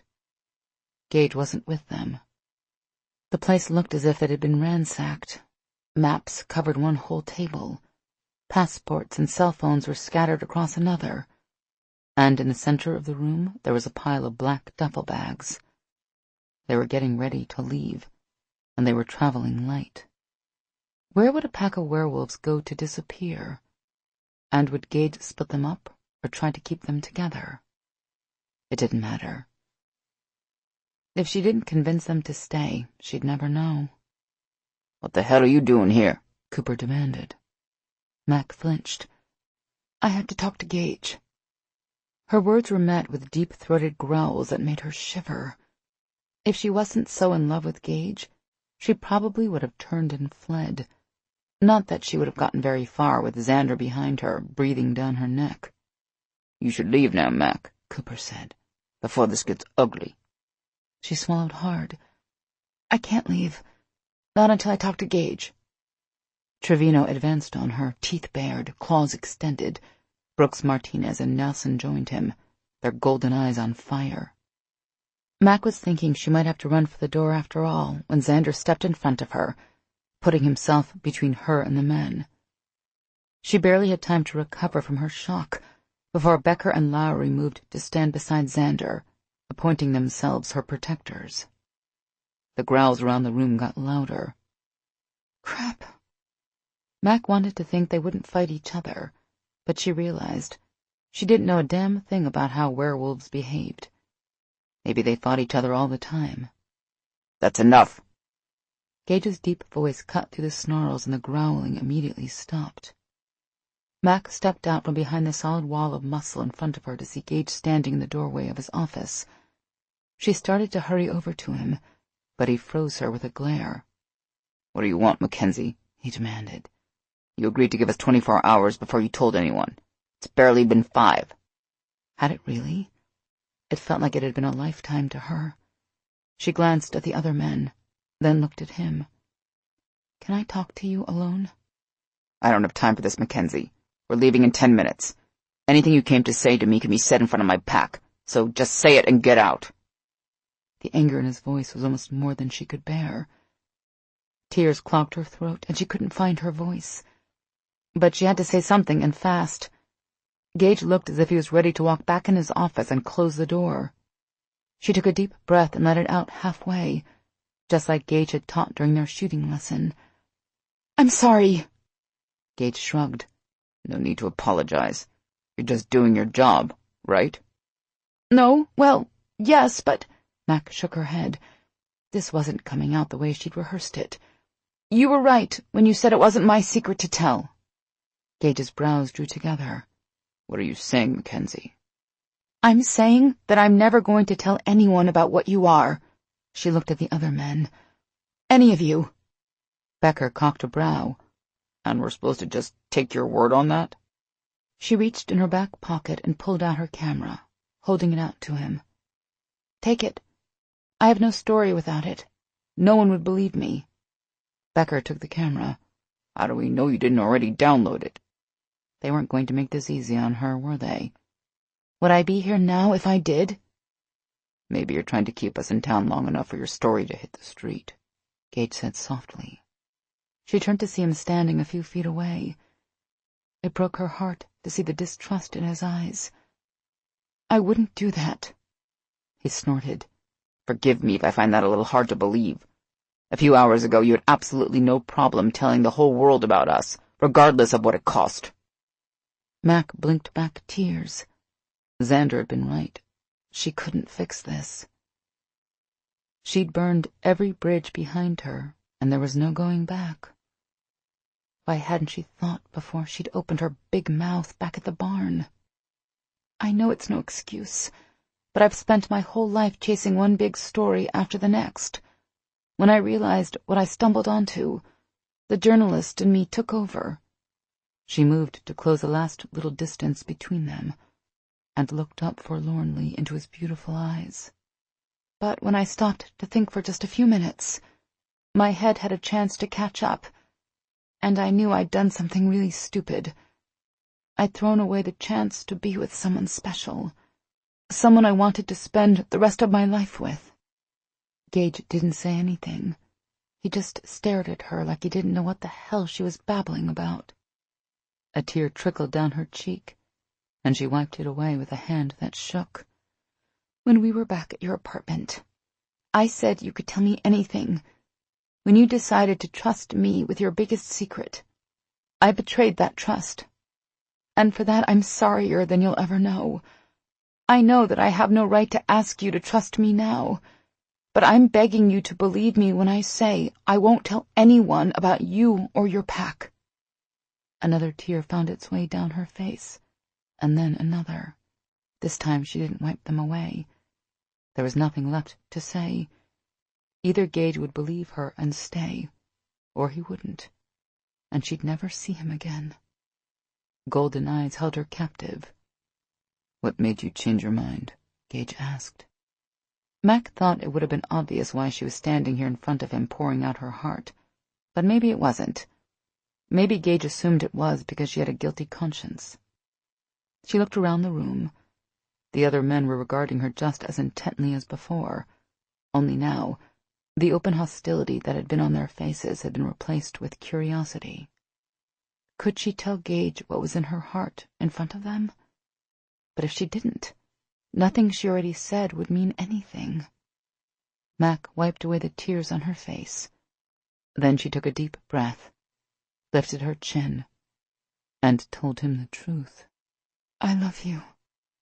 She held her breath, waiting for him to say something, and waited, and waited, and waited. But Gage just stood there still as a statue, his face unreadable. Sarge, I'm not real familiar with this part, but I think you're supposed to say something," Cooper said softly. Gage still didn't say anything. Instead, he took her hand and led her across the room toward his office. Before she had time to think, they were in his office, and he'd closed the door behind them. He was standing so close to her that it was almost hard to breathe. "Just like that?" he asked hoarsely. "You're going to just spring that on me in front of everyone?" Was he angry? Her stomach lurched at the thought. But she'd said it, and there was no taking it back. "I wanted to talk to you privately, but you wanted to talk right there in front of your pack, so I said it in front of them." He slipped a finger under her chin and tilted her head up. "And were you telling the truth?" Mac pulled away from his finger. He might be the injured party in this whole thing, but that didn't mean she wasn't hurting too, and right now his attitude was annoying. "Of course I was, but I doubt you'd believe me no matter what I said." He slipped his finger under her chin and very gently lifted her face up again. "Try me. Say it again. Just to me." His eyes were glowing that deep gold yellow they'd been back at the barn. It was hard to look into those eyes and not be drawn in. She licked her lips. It had almost been easier to say those words with a crowd around her, but it was impossible to be this close to him and not say what she felt. "I love you," she told him softly, not pulling away this time. "Is that so impossible to believe?" "Impossible? No," he murmured. "But surprising? Yes. Just a few hours ago, you were ready to expose my secret to the world. Now you've decided that you're in love with me." Before dropping his finger, he let it trace down the line of her throat just a bit. She tried not to let herself shiver at his touch. She'd never expected to feel it again. "Can I ask what brought on this epiphany?" he said. "I'd like to claim that I figured it all out on my own, but to be honest, it was Zach." Gage frowned. "You told Zach about us?" She took a step back so she could think straight. "That you and the rest of the SWAT team are werewolves? No. But I did tell him about you and me. It didn't take him long to point out that I was destroying the best relationship I've ever had with the only man I've ever loved." Gage smiled just a little, but it felt like the sun finally coming out after a really long rain. "Pretty perceptive, for a guy." "True," she agreed. "He's good at seeing the things I frequently miss, and he's never afraid to tell me when I'm being stupid." Gage was the one to close the distance this time, and she sighed when she felt his big hands slide down her arms to pull her even closer. "So you love me, huh?" She dropped her head. "I know you don't have any reason to believe me, but it's true." "I believe you." She looked up at him. "You do?" He nodded. "I'd know if you were lying. When a person lies, their pulse races, their breath hitches, their muscles tense. They even release certain pheromones. You're not doing any of that." She frowned. "You can smell if a person is lying?" "Uh-huh. And hearing you say those words, and knowing you aren't lying, that means a lot." Her pulse kicked into high gear. "Does that mean you won't be leaving?" His mouth curved. "I suppose I don't have a reason to leave now, do I?" She shook her head, fresh tears forming in her eyes, the happy kind this time. Gage searched her face, his yellow gaze bright. "Does it bother you when my eyes are like this?" She shook her head, not trusting herself to speak, afraid she'd say something wrong again and destroy everything. "And is it hard for you to be this close to me? To have me touching you, knowing what I am?" "No." She gave him a sheepish smile. "I'm just glad you're still willing to touch me." He pushed her hair back, gently cupping her face in his hand. "I never wanted to stop." Mac caught her lip between her teeth. As much as she loved hearing him say that, it only reminded her that even though they were standing close together, and even after all that had been said, the apologies and declarations of love, there was still a tremendous, yawning chasm between them. There was one more leap of faith she'd need to take before they could completely close that gap. If she didn't make the first move, he might always think she feared what he was. She went up on tiptoe and gave him the gentlest of kisses, hoping it would convey how much she loved him. The glow in his eyes flared, then he bent his head and kissed her back. That kiss started out tenderly, too, but as her hands found their way to his chest and he pulled her against him, his mouth moved more urgently over hers, his fingers twisting into her hair. And just like that, it was as if none of the idiocy had ever happened. When he broke the kiss, Gage's eyes were back to their normal, deep, honeyed brown, and he stared at her with a hunger she yearned for. Mac pulled him down for another kiss, but he stopped her with a look. "I love you, too," he whispered. Gage's actions at the barn had proclaimed his feelings for her far better than any mere words, but still, the words were nice, really nice. Then he was kissing her again. Knowing she'd regained what she'd been so sure she'd lost made her so giddy she felt like screaming. But with Gage's pack, she still couldn't believe how easily that rolled off the tongue, right outside in the other room. A scream probably wasn't a good idea. So she did the next best thing and started undoing the buttons on his shirt.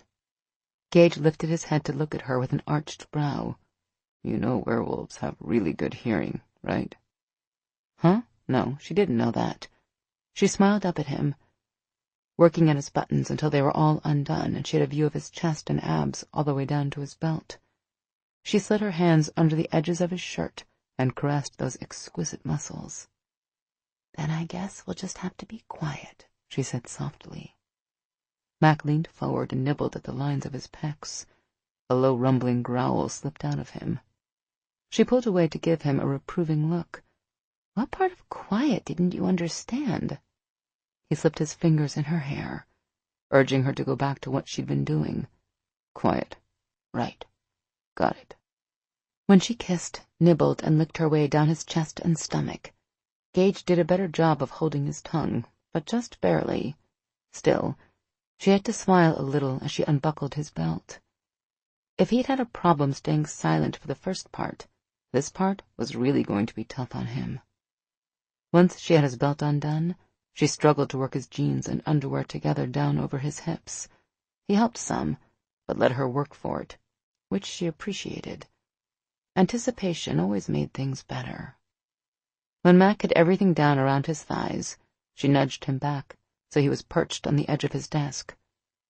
She wanted him to be able to lean back and relax, because she was going to make sure he never forgot what he meant to her. His cock was already hard and jutting out eagerly before her.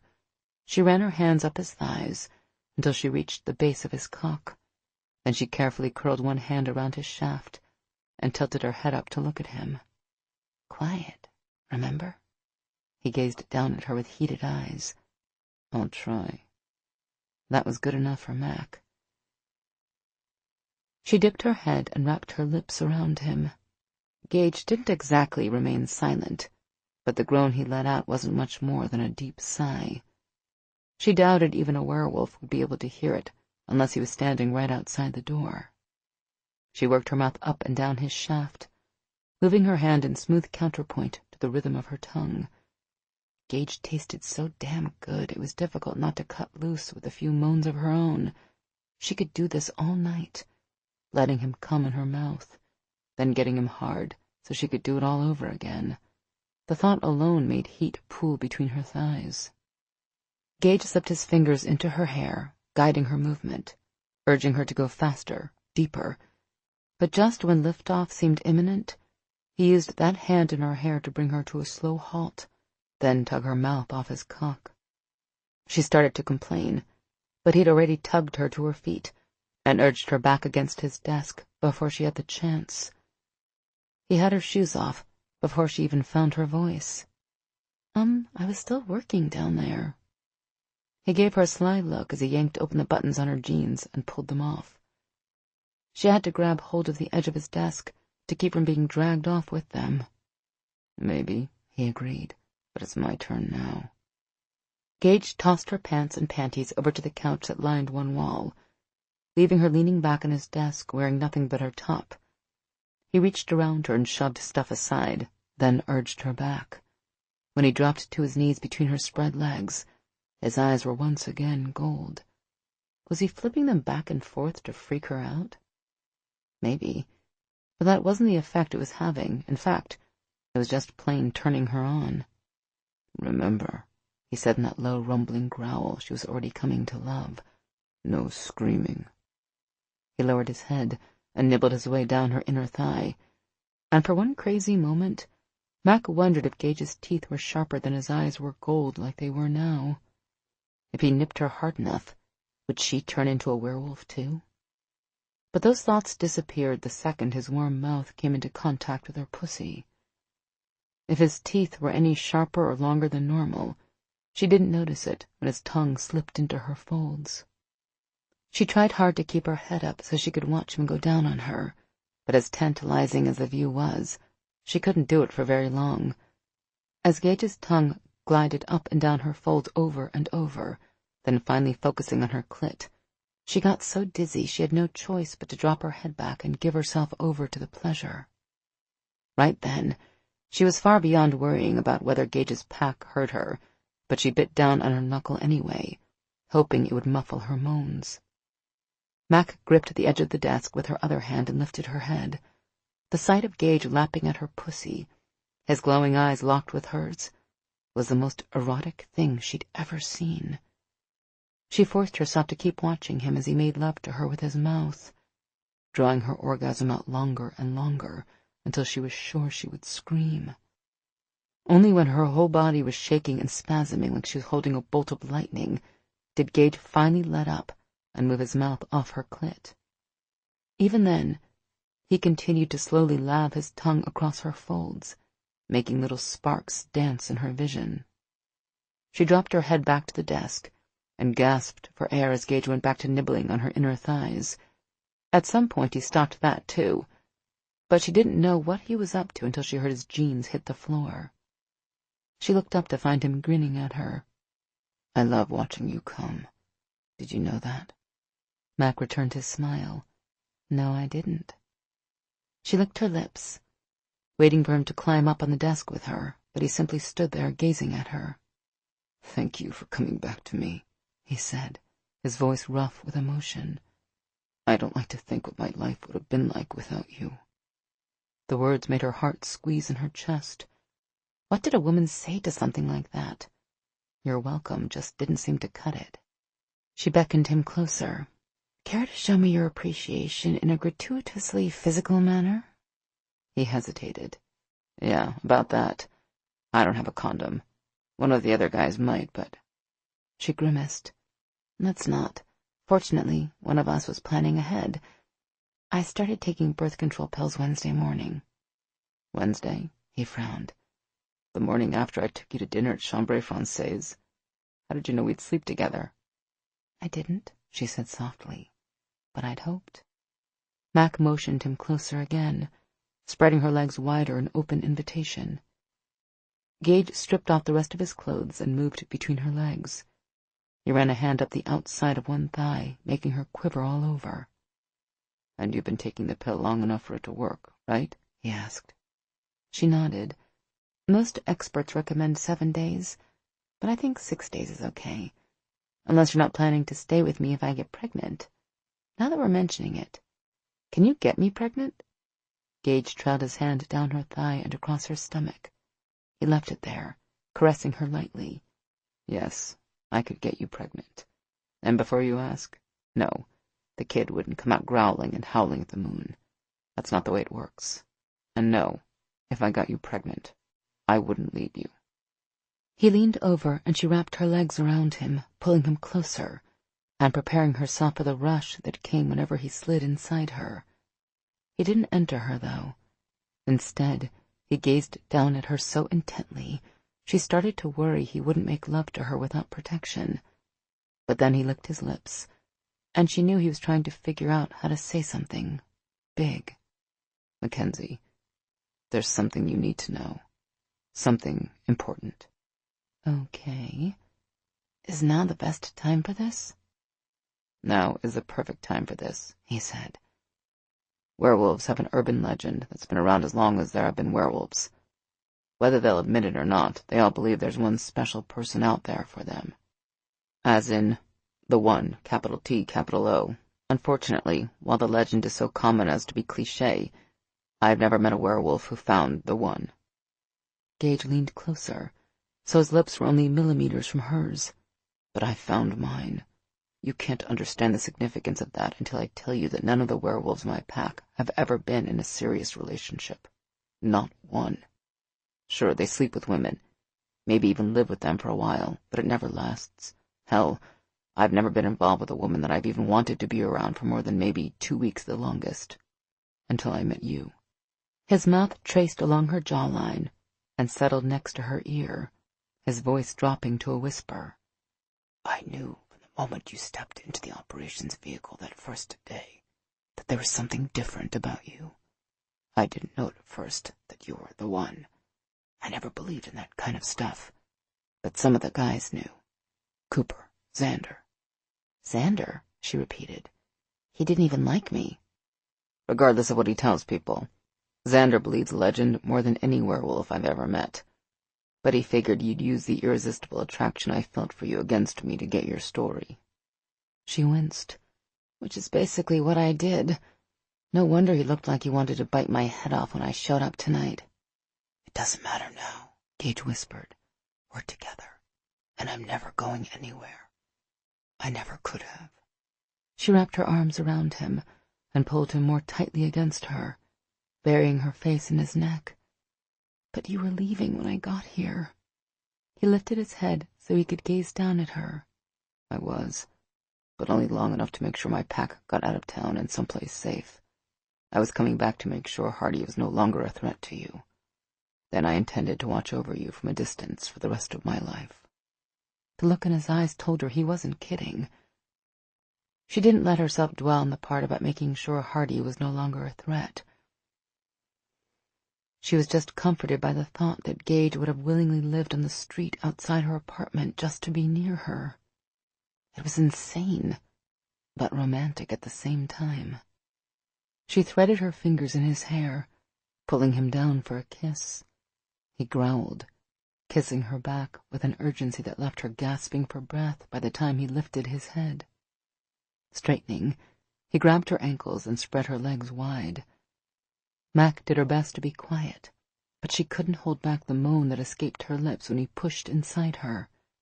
Right then, she didn't want to be quiet. She wanted to shout her pleasure to the world, and if his pack heard, oh well. Gage took her slowly, sliding his thickness deep with steady, even strokes that made her whole body tremble. He moved in and out of her over and over, and the whole time he gazed down at her with those vivid gold eyes. She was so in love with him that it hurt, and right there in the middle of their lovemaking, she thanked God for helping her repair the damage she'd done and for making this moment possible. Her orgasm built higher and higher, but it wouldn't crest, even though Mac was sure she was about to explode at any minute. "Harder," she begged softly. "You sure you won't scream?" She nodded. It was possible that a little cry slipped out when she orgasmed, but she was too busy coming to care. And when Gage stiffened and came inside her, it was like heaven. The closeness she felt with him at that moment was the only thing that could ever rival the pleasure she'd felt from the orgasm he'd given her. Then Gage was leaning over her, kissing her hotly on the mouth, while his cock still pulsed inside her. It was impossible not to whimper a little with the aftershocks of her orgasm vibrating through her. Mac felt wetness on her face and realized that she was crying. Gage gently kissed away her tears. "That was amazing," she said softly. "Yeah, it was." He gave her another kiss, then gently pulled her into a sitting position. "We should probably get back out there." But he made no move to get dressed. Instead, he stood there between her legs, gazing down at her. Mac traced her fingers over the tattoo of the wolf on his chest. The design certainly held a lot more meaning than it had the first time she'd seen it. "So, what's up with this tattoo?" she asked softly. Gage chuckled. "It's the ultimate inside joke. For us, SWAT stands for Special Wolf Alpha Team, since we're all werewolves and alpha male types. Get it?" She poked him hard in the ribs. "Yeah, I get it. I'm sex-addled, not slow." Gage laughed again. Mac went back to playing with his tattoo. She'd never get tired of seeing the way the wolf image moved over his well-muscled skin. Who was she kidding? She'd love playing with his chest if there was a hippo tattooed on it. She thought back to what Gage had said about her being the one. Maybe he and the werewolf legend were onto something. How else could she explain why she'd tossed aside a once-in-a-lifetime story for a man she'd met less than a week ago? Or that the thought of not having him in her life made her hyperventilate? They were truly made for each other. And if that meant there was some mythical force at work here, she was more than ready to believe it. If werewolves could be real, why not a cosmic love connection? Mac lifted her head to look at him. "So, what I saw tonight, is that as werewolfy as you get?" His mouth twitched. "Not exactly. I get a little bit more werewolfy." "How much more?" "Think 4 paws and a tail." Her eyes went wide. "Like a real wolf? Seriously?" He nodded. "Can I see?" He chuckled. "Not right now. Let's take baby steps with this, okay?" She made a face. "Okay, but you have to promise to show me." A few hours ago, she was freaked out about him being a werewolf, and now she couldn't wait to see him turn again. Love could do that to a woman. Mac went back to playing with his tattoo again. Did you bite all the guys in your pack to turn them into werewolves? He snorted. Hell no. Then how did you do it? I didn't. You can't turn someone into a werewolf by biting them like in the movies. We're born like this. When she jerked up to look at him, he laughed. I don't mean we're born with claws and fangs. That might be a little hard to hide. What then? From what we've been able to figure out, there's something in our DNA that triggers our change into werewolves when the right set of circumstances come along. What kind of circumstances? A person carrying the werewolf gene, or whatever you call it, has to be exposed to a high-stress, life-threatening situation. If the person makes it through the situation, they come out the other side a werewolf. She chewed on her lips as she considered that. That's what happened to you in Iraq, wasn't it? When all the other members of your squad were killed? He nodded. That's why I had to get out of the army. I didn't have a clue what was happening to me, and I needed time to figure it out. As if seeing all his friends killed wasn't enough, he then had to figure out what it meant to be a werewolf, too. Is that how it happened to your pack, too? Combat? Some of them, he said. Cooper got blown through a building in Iraq. McCall's convoy got hit in Afghanistan. That's where Duncan, our senior medic, was turned to. He got trapped in a small, forward operating base that was completely overrun. Most of the others changed while they were on the job, after getting shot. And you just found them and recruited them? Pretty much. Gage ran his hand up and down her arm. I didn't understand the significance of the pack thing until I had about a half-dozen of them together. That's when I realized we all work better and are happier in an environment like this. Max smiled. Gage just couldn't help it. He was the kind of man who worried about others. But how did you find all of them? I assume there isn't a website you can look on. I wish. He let out a short laugh. Over the years, I've gotten good at knowing what to look for. I read a lot of news articles about cops and stuff, looking for the right clues. Clever, she thought. How do you think your pack's going to handle it when you tell them that we're back together again? He chuckled. They already know. It was sort of hard to miss. I was quiet. Not to a werewolf. Even if they couldn't hear your sexy little moans, which they did, by the way, they wouldn't have been able to miss that scrumptious smell you put off when you're aroused. Mac groaned, her face hot. I'll never be able to look any of them in the eye again. Gage cupped her cheek. There aren't any secrets in the pack, babe. You're just going to have to learn to accept it. These guys are going to know every time we have sex because they'll smell my scent on you and yours on me. Will that, you and me together, cause problems? She didn't know much about wolf packs in the wild, but she thought she remembered reading something about how female wolves in heat caused all the males to go crazy. But Gage shook his head. They won't have a problem with it. You give them hope. She frowned. What do you mean? They look at you and know the legend is true, that there really is someone special out there for every one of them. He grinned. And if they tease you now and then, it's just because you're part of our pack now. Part of the pack. She liked the sound of that. He gave her a kiss. Come on, let's go see what they're up to out there.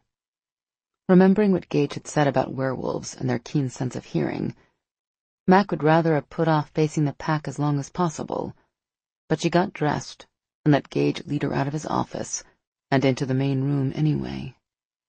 She'd hoped the guys wouldn't be there, but the entire pack was sitting around casually in their chairs, holding up cards with Olympic-style scores on them. She had more than enough imagination to figure out what they were grading them on. Her face turned bright red. Embarrassed, didn't even begin to cover it. But after a good laugh, every one of the guys gave her a hug and welcomed her into the pack. She tried not to make a big deal out of it, but she was touched. She could see Gage was touched, too. Chapter 12. The judge signed the warrants against Hardy, Gage told Mackenzie when he walked back into his office. She didn't exactly look thrilled to hear his news, but then again, he hadn't expected her to be. They'd spent a good part of the early morning hours talking about what going after Hardy would entail, And Mackenzie had been pretty clear about her feelings that she thought someone else in the department should be kicking in the man's front door instead of him and his team. They'd barely survived Hardy's first attack, and now Gage wanted to put himself right in the crazy bastard's sights. "I have to do this, sweetheart," he told her. She tried hard not to cry, but he'd seen the tears. "Why?"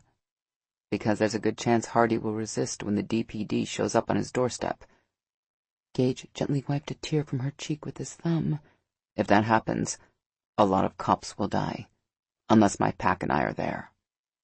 Mackenzie still hadn't liked it, but at least she'd understood. With the 24-hour news outlets already plastering Walter Hardy's face all over the TV and internet, sensationalizing the attempted murders, and detailing the supposed connections between him and the dead gunman at the barn, it hadn't been hard finding a judge to sign the search warrants the police needed. "When will you serve them?" she asked, as she sat up from the couch where she'd been napping. Her hair was a wild tumble around her shoulders, and she looked more tired than she had when he'd left to go downtown for the meeting at police headquarters at dawn this morning. Gage doubted she'd gotten any sleep. "We're going to hit all his major business locations and his residential addresses simultaneously at noon." He glanced at his watch. "In a little less than 3 hours. Mackenzie sat up straighter, alarm clear in her eyes. "That fast? Don't you need more time for planning?" Normally we'd want at least a full day to plan out an operation this ambitious, but in this case, our biggest concern is that Hardy will get wind of what we're doing and flee the country before we move on him. He likely has people on his payroll planted throughout the police department and the prosecutor's office, so our only hope is to limit the number of people who know the details and hit him faster than he expects." Gage could already hear his men getting ready outside, talking in low voices about team assignments, and how they would deal with the possibility of serious resistance at multiple locations around the Dallas area at the same time. Mackenzie stood up and crossed the room to hug him. "When do you leave?" she asked, the words muffled against his shoulder. 30 minutes. Gage hated seeing her worry like this. "I'm leading the team into Hardy's main residence. The prosecutor thinks that's where we're likely to find the most evidence." "What happens if he's already gotten rid of any evidence that could tie him directly to the people who tried to kill us, if there ever was any?" Gage didn't want to think about that. They had this one shot to find something worthwhile on Hardy. If they did, they had a good chance of getting him off the street. If they blew it, Hardy would hit back even harder than he had the last time Gage had come for him, and the son of a bitch had already shown a penchant for aiming at Mackenzie. But he didn't voice any of those thoughts. Mackenzie needed to hear that this was all going to work out okay. "That's not going to happen. We'll get him, one way or the other." Fortunately, Mackenzie was so preoccupied that the anger in his voice escaped her notice. That was good, because this was another topic they'd argued about in the early morning hours, when he'd made the mistake of saying he'd track Hardy down and tear him into several small, butterball turkey-sized pieces before he ever let the man get near her again. Mackenzie had come seriously unglued, complete with finger-waving and foot-stamping. "You aren't a murderer, and I'm not going to stand by and let you turn into one," she told him angrily. Yeah, he realized, as he stood in his office and hugged her tightly. She's still an idealist. Learning about werewolves hadn't changed that. Mac chewed on her lip as Gage loaded more equipment into the operations vehicle, then climbed in with Delaney and Lowry. There were way too many different locations to hit, and not enough SWAT officers to go around, which meant that one or two would go in with regular cops for a backup at each target. Gage, Delaney, and Lowry were hitting Hardy's home out in Southlake. Gage had assured her it wasn't any more dangerous than the other locations, but if that were true, he wouldn't have insisted on taking that one himself, and there wouldn't have been 2 other SWAT guys going to the same location. The anxious feeling that had been growing all day suddenly turned to fear. She jumped up on the running board on the passenger side of the vehicle. Grabbing Gage by the collar, she pulled him close and kissed him, not caring if she embarrassed him in front of Delaney and Lowry. "Be careful out there, okay?" she whispered. His mouth curved. "I will, and you stay inside as much as possible. If you come out, I want someone with you." Mac nodded. Cooper, Becker, and Brooks were staying back to supposedly man the compound, but in reality, they had been pulled out of action so they could be there to protect her. She expected them to be unhappy about being left behind, but they weren't nearly as upset as she thought they'd be. In some bizarre way that only a man could understand, the three werewolves took it as some kind of distinction that their alpha leader had selected them to stay back and watch over his woman. She was already comfortable with Becker and Cooper, and Brooks was so damn big that she couldn't help but feel safe around him. Still, as she watched Gage drive off, she couldn't deny she was terrified, not for herself, but for Gage and all the other guys in the pack. They might be stronger and more capable than ordinary men, but that didn't mean they couldn't get hurt, or worse. Mac and the guys spent the next few hours listening to the drama unfold over the police radio, with frequent updates from the teams. During the initial entry, there had been some resistance, but not anything extreme yet. Of course, when the press got wind of what was going down, every TV news channel lit up like a Christmas tree, so they were able to watch the whole thing going down live. Around 7 that night, Gage called to talk to Cooper. Mac worried her bottom lip as she waited for a report. "Hardy wasn't at his house or any of the places the teams have searched so far," Cooper said when he hung up. Crap. "But on the upside," Cooper continued, "Gage says they've already found evidence tying Hardy to the gunman he hired.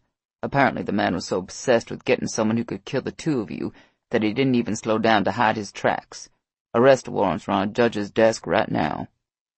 Hearing about the evidence helped, but she'd feel a whole hell of a lot better if they could locate Hardy. Mac tried calling Zach to see if he'd heard anything, but it went to his voicemail. She left a message asking him to call, then hung up. Her cell rang before she could even get it back in her pocket. Zach's name popped up on the display. That was fast. "Hey," she said. "Mackenzie Stone?" a woman's voice asked. Mac frowned, not recognizing the voice. "Yes?" "This is Amy Bronson. I'm a nurse in the intensive care unit at Mercy General. We found your name listed in Mr. Gibson's phone under his emergency contact." "Oh, God. Is Zach okay?" "We've been able to stabilize him, but he was beaten pretty badly." "Beaten? Where? By whom?" "We're not sure. A few tourists found him in an alley and brought him to the emergency room about 30 minutes ago," the nurse said. "Does Mr. Gibson have any family we can call, or would you rather do that?" "I'm the only family he has," Mac said. "Then you might want to come quickly." Mac clutched the phone to her chest. "It's Zach," she told the three werewolves. "Someone beat him up. I have to go to the hospital." She jumped to her feet, but Cooper caught her arm. "Hang on, let me call back and make sure Zach's really there. Which hospital?" Crap. Cooper thought it might be a trap. She hadn't even considered that. "Mercy General. The nurse said he was in ICU." Mac listened impatiently as Cooper identified himself and gave his badge number to whoever answered the phone. The look on his face told her all she needed to know. "He's there, and he's in bad shape," Cooper told her when he hung up. "Come on, we'll drive you." 15 minutes later, Brooks pulled the SUV up to the emergency entrance. Mac would have jumped out right away, but Cooper stopped her. "Wait until Becker gives the all clear." Becker got out and scanned the surrounding area, then nodded. Mac was out of the car and running toward the building when she heard gunshots. A lot of gunshots. She whirled around to see Cooper and Becker falling to the ground, blood staining their uniform shirts. More gunfire echoed as whoever was shooting riddled the SUV with bullets. Mac froze for a moment, then sprinted toward the downed SWAT officers. But she didn't make it more than a few steps before someone grabbed her and dragged her across the parking lot to a 4-door sedan that squealed to a stop. When the guy tossed her in the back, she immediately lunged for the opposite door, but a second man jumped in, trapping her. The man who'd first grabbed her shoved her back against the seat as the driver punched the gas. "Yeah, boss, we have her," the man in the front passenger seat said, turning to give her a smirk. Roscoe Patterson. Mac would recognize that smug face of his anywhere, even with bruises covering half of it. There was a soft cast on his wrist, too. She wondered who had beaten him up. She ran straight to the hospital, just like you said, Patterson continued. We put down 3 of those fucking SWAT assholes, too. Told you there was no reason to bring outsiders in to deal with this. We'll be at the hangar in 30 minutes. Mac swallowed hard. She wasn't sure how badly Cooper and Becker had been hit, but Hardy's thugs must have put a couple hundred rounds into the SUV. There was no way Brooks had made it through unscathed. Gage had told her werewolves weren't immortal. Could Hardy's men have killed them? Tears stung her eyes. She didn't even want to think about that. "What are you going to do to me?" Mac asked. Patterson ignored her as he said something into a handheld radio. Since he kept looking in the side mirror, he must have been talking to someone in a car behind them. She was right. A moment later, another sedan passed them and took the lead. Patterson gave her a nasty smile. Honestly, I don't know what Mr. Hardy has in store for you. But considering that your boyfriend is responsible for the destruction of his entire business empire, killed his son, then had the balls to walk in and threaten him in his own home, I assume it's going to be something very painful. I really wouldn't want to be you when the boss gets his hands on you." Mac didn't have a clue what the man meant about Gage threatening Hardy in his own home. But if Hardy had gone to the effort of grabbing her alive, it meant he had something specific in mind for her. If he'd wanted her dead, his men would have gunned her down like Cooper, Becker, and Brooks. They must have been the ones who'd beat up Zach and used him as bait to draw her out of the compound. She had no idea how Hardy could have known about her relationship with Zach, and that it was one thing that would pull her out of hiding, but somehow he had. Mac saw a blur of movement out of the corner of her eye. Up ahead in the darkness, something big slammed into the side of the car in front of them, sending it spinning out of control. The driver of the car Mac was in swerved, barely avoiding it, then slowed to a stop. "Shit," muttered the guy beside her. "That was a freaking man who hit them." "No way," Patterson said, turning to look over his shoulder at the other car that was now 30 feet behind them. "I know what I saw," the other man insisted. "It was a man. He hit them like he was tackling the damn car." Mac had seen it too, but she wasn't going to clarify that the man they'd seen wasn't really a man at all. She didn't know how it was possible, but Brooks had survived the ambush and chased down 2 speeding cars to rescue her. She hadn't realized a werewolf could do that. Then again, she didn't really know what a werewolf was capable of. Gunshots echoed in the air. Mac turned to see orange flashes of light in the dark. Patterson swore. "Get us out of here." "What about the others?" the man driving asked. "Screw them if they can't take care of themselves." Over her shoulder, Mac saw a dark shape hurtling toward them. Even though she knew it was Brooks, she still screamed when he slammed into the passenger door hard enough to shatter the glass and dent the door panel. She screamed again when he yanked off the door and dragged out the man beside her. She had enough sense to get out while she could, or would have if the man on her right hadn't grabbed her at the same time the driver floored the gas and sped away. As they did, she caught sight of movement behind them. "What the hell was that?" the driver asked. Patterson was looking around everywhere at once. "How the fuck should I know? Just get us the hell out of here." Mac jerked around, trying to get another glimpse of the werewolf chasing them, but it was too dark. It wasn't big enough to be Brooks, so it had to be either Cooper or Becker. She braced herself, expecting whoever it was to slam into the car again, but nothing happened, and the blurred shape fell back.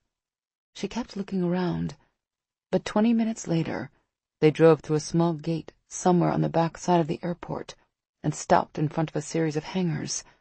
The man beside her dragged her out of the back seat. "Keep an eye out for Mr. Hardy," Patterson ordered the man, grabbing Mac's arm and pulling her toward a metal building. "We'll be leaving as soon as he takes care of her." Mac fought Patterson, trying to jerk out of his grasp, but it was no good. Even with the soft cast on his arm, Patterson easily overpowered her and dragged her toward the door that another man was holding open for them. "Stay out of the gate, and make sure no one followed us." Before Patterson shoved her through the door, she got a chance to see the man alternating looks between the ripped-up car and the darkness beyond the gate. He didn't seem like he wanted to be out there either. Patterson dragged her across the hangar and around the big, sleek jet in the middle of it, until they reached a door on the far side. Without a word, he opened the door and shoved her inside, slamming it behind her. The room was almost completely dark, except for an orange glow leaking through the row of small windows near the top of the outer wall. She looked around, but couldn't see much more than some shelves and a lot of boxes. Mac ran her hand along the door for the knob, but it was locked. She jerked on it a few times, but it didn't give. She felt her way around the room, looking for another way out, but there weren't any other doors, and the only windows were nearly 15 feet off the floor. There was no way she could get up there. She didn't like thinking about what Walter Hardy had in mind for her. He was a vicious man with nothing left to lose. As Patterson had said, Hardy blamed Gage for everything that had happened to him, from the death of his son to the cops being on his trail. The powerful man had tried to take his anger out on the commander of the SWAT team, and failed. Mac could only assume that he'd decided to go after an easier target, her. Somehow Hardy knew she and Gage were together. He figured that if he couldn't hurt Gage directly, he'd do the next best thing and hurt someone who was important to him. That thought terrified her so much it made her tremble, but one thing helped her keep it together. Gage and his pack would come for her, no matter how many of Hardy's men stood in their way. Gage had been pissed as hell to find out Hardy wasn't home. He'd really wanted to serve the man the warrants personally, but the search of the South Lake residence had still gone well. Not only had they connected Hardy to the men who'd come after him and Mackenzie, but they'd also gotten enough to put the guy away for years on racketeering charges, tax evasion, money laundering, illegal drugs, just to name a few. Gage couldn't believe Hardy had been so sloppy as to keep records of all his dealings. It was like he didn't think the cops would dare come after him. He was still worried no one had seen Hardy yet, though. Gage was just about to go check to see if the deputy chief had heard anything when his cell phone rang. Dixon. Hardy's men grabbed Mac, Brooks said simply. Gage's heart stopped. What? When? About 10 minutes ago. The bastards beat up Zach to lure Mac to the hospital. We chased them for a couple miles, but they got away. Shit. I'm on my way. Where are you? After Brooks gave him the location, Gage shoved his phone in his pocket, then shouted for Delaney and Lowry to get in the vehicle. He saw Mason glance his way. Gage pretended not to see him. They didn't need SWAT on the scene now anyway. Brooks had obviously alerted the whole team, because there were several SWAT SUVs parked along the side of the road where the senior corporal had said to meet him. The road had been blocked off around what looked like a traffic accident. A dark sedan was lying in the ditch with the driver's side door smashed in and the windows missing. Bullet holes riddled the car, and there were 4 dead bodies lying in the grass, automatic weapons alongside them. Hundreds of shell casings were scattered around the area. Gage's whole pack was clustered around the first SUV in the line. Well, not all of them. Becker and Xander were missing. Cooper was sitting on the hood of the car with his shirt off, a stoic look on his face while Trevino dug a bullet out of his shoulder. The team medic dropped it to the asphalt to join the others he'd already taken out. Shit. There were a lot of bloody bullets lying there. Brooks turned. There was a dark purple and black bruise running down the big man's neck and into his collar that probably stretched across his shoulder and chest. It looked like he'd been hit by a freaking car. Any idea where they took Mackenzie? Gage asked. We don't know for sure. All we know is that she was taken by Roscoe Patterson. Brooks briefly outlined the call Mac had gotten from the hospital, the ambush they'd walked right into, and the subsequent chase. You rammed a car off the road? Gage asked. Werewolves were strong, and Brooks was stronger than most. But tackling a car? That was extreme. Yeah, I thought it was the car Mac was in. His jaw tightened. It wasn't until I started yanking people out that I realized I'd hit the wrong one. That's when I ripped the door off the other car, but one of Hardy's thugs got in the way, Cooper said. They sped off before I could pull Mac out. I tried to keep up with them, but I couldn't. Sorry, boss. Gage appreciated the effort they'd gone to get her back. He knew there was nothing more they could have done. And no one here has any idea where the car was heading? No one who's alive, Cooper said. We're hoping Becker gets lucky. Gage frowned. Where is Becker? Trying to get in to talk to Zach, Brooks answered. According to the nurse at the hospital, a couple of tourists brought Zach in. We assume those tourists were actually some of Hardy's men, and that Zach might have overheard something, either while they were beating the hell out of him, or while they were taking him to the hospital to be bait. Gage wasn't sure what they could expect out of Zach. The guy didn't exactly seem like the kind of man who could pay attention to details while in the middle of an ass-whooping. And Xander?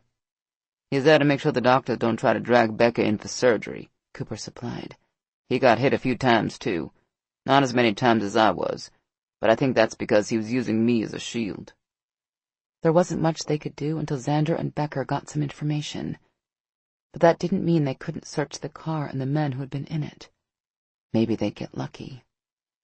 Gage was digging through some suitcases in the trunk of the sedan when 3 police cruisers and an unmarked car pulled up beside them. He spotted Deputy Chief Mason's salt and pepper hair in the front seat. Mike came over to stand next to Gage as Mason got out of the car. Shit, this was all he needed. Mason's jaw was tight as he took in the bodies on the ground, the automatic weapons, and the bullet holes in the car. His eyes narrowed when he saw Cooper sitting on the hood of the SUV with blood covering half his chest and a SWAT medic leaning over him with a pair of forceps. What the hell is going on here? He demanded, his gaze snapping to Gage and Mike. First I found out there was a shootout in front of Mercy General involving 3 of my SWAT officers. Then I learned you've ordered your entire team here. Have you lost your mind, Sergeant? Mason walked over and looked down at the first body he came to, a body that didn't have any obvious bullet wounds, but had clearly been killed in an extremely brutal fashion.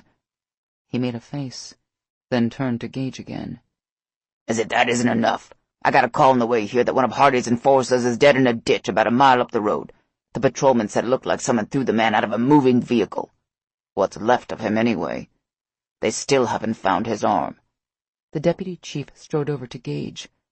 Maybe you can explain it to me? Gage wasn't going to pull any punches with his superior. He didn't have the time, and neither did Mackenzie. Hardy's men abducted Mackenzie Stone about 40 minutes ago, and have taken her who the hell knows where. My guess is that they're delivering her to Hardy as we sit here on our thumbs. Mason looked at him sharply. The reporter? What would Hardy want with her? Payback, Gage said simply. I took away someone who was important to him, so he wants to take away someone who's important to me. Mason's brows rose. You and Stone? He swore under his breath. Fuck, you should have told me. You don't have a clue where she was taken? Gage shook his head. Not yet, but I hope to soon. Mason regarded him thoughtfully. What do you plan to do once you figure out where Hardy took her? Gage didn't hesitate. I'm going to get her back. By yourself? His boss asked dryly. Without telling anyone else in the department? Gage didn't answer. He didn't give a shit about proper police procedure in a case like this. There was nothing that'd keep him from going after Mackenzie. Mason sighed. I'll get a bolo out of Ms. Stone. Maybe we'll get lucky and someone saw where they took her. Then I'll get a team out here to take care of this mess. The deputy chief walked away, leaving Gage to wonder if the man was really going to look the other way on something like this. Then his boss stopped and turned back to glare at him. Get Cooper to the hospital before he bleeds to death. Gage nodded as the deputy chief reached in the car for the radio. A few minutes later, Xander called. Tell me you talked to Zach, Gage said as he put the phone on speaker. We did, Xander replied. Hardy's men really beat the shit out of him. Probably figured he'd die from it, but he's tougher than he looks. The doctors didn't think he'd even come to for a couple of days, but he was already awake and shouting to talk to someone from the SWAT team when we walked in. Does he know where Hardy's men took Mackenzie? Maybe.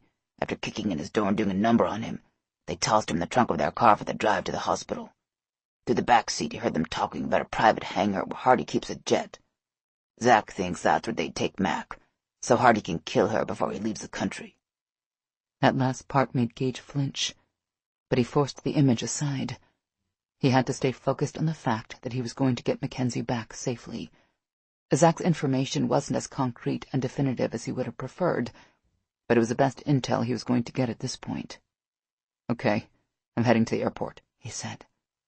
"Is Becker in good enough shape to do that computer thing he does and figure out where Hardy keeps his plane? There has to be some record somewhere that'll give us a clue where that hangar is." "Don't worry, Sarge." Becker's voice came on the line.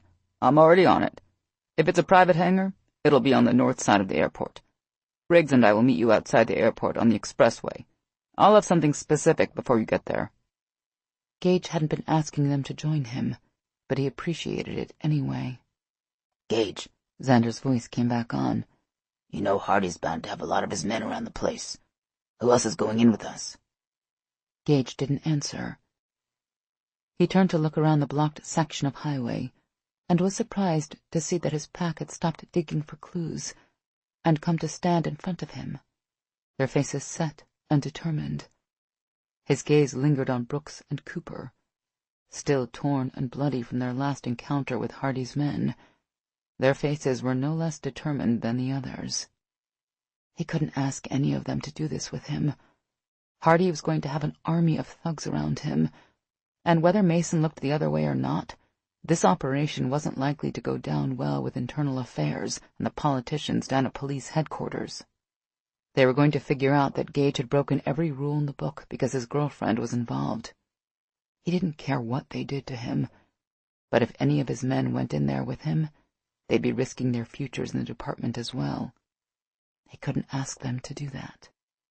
But as he looked at each of their faces, he realized he didn't have to ask them. "We're all going," he told Xander.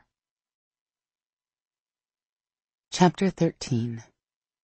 Maybe she'd heard wrong.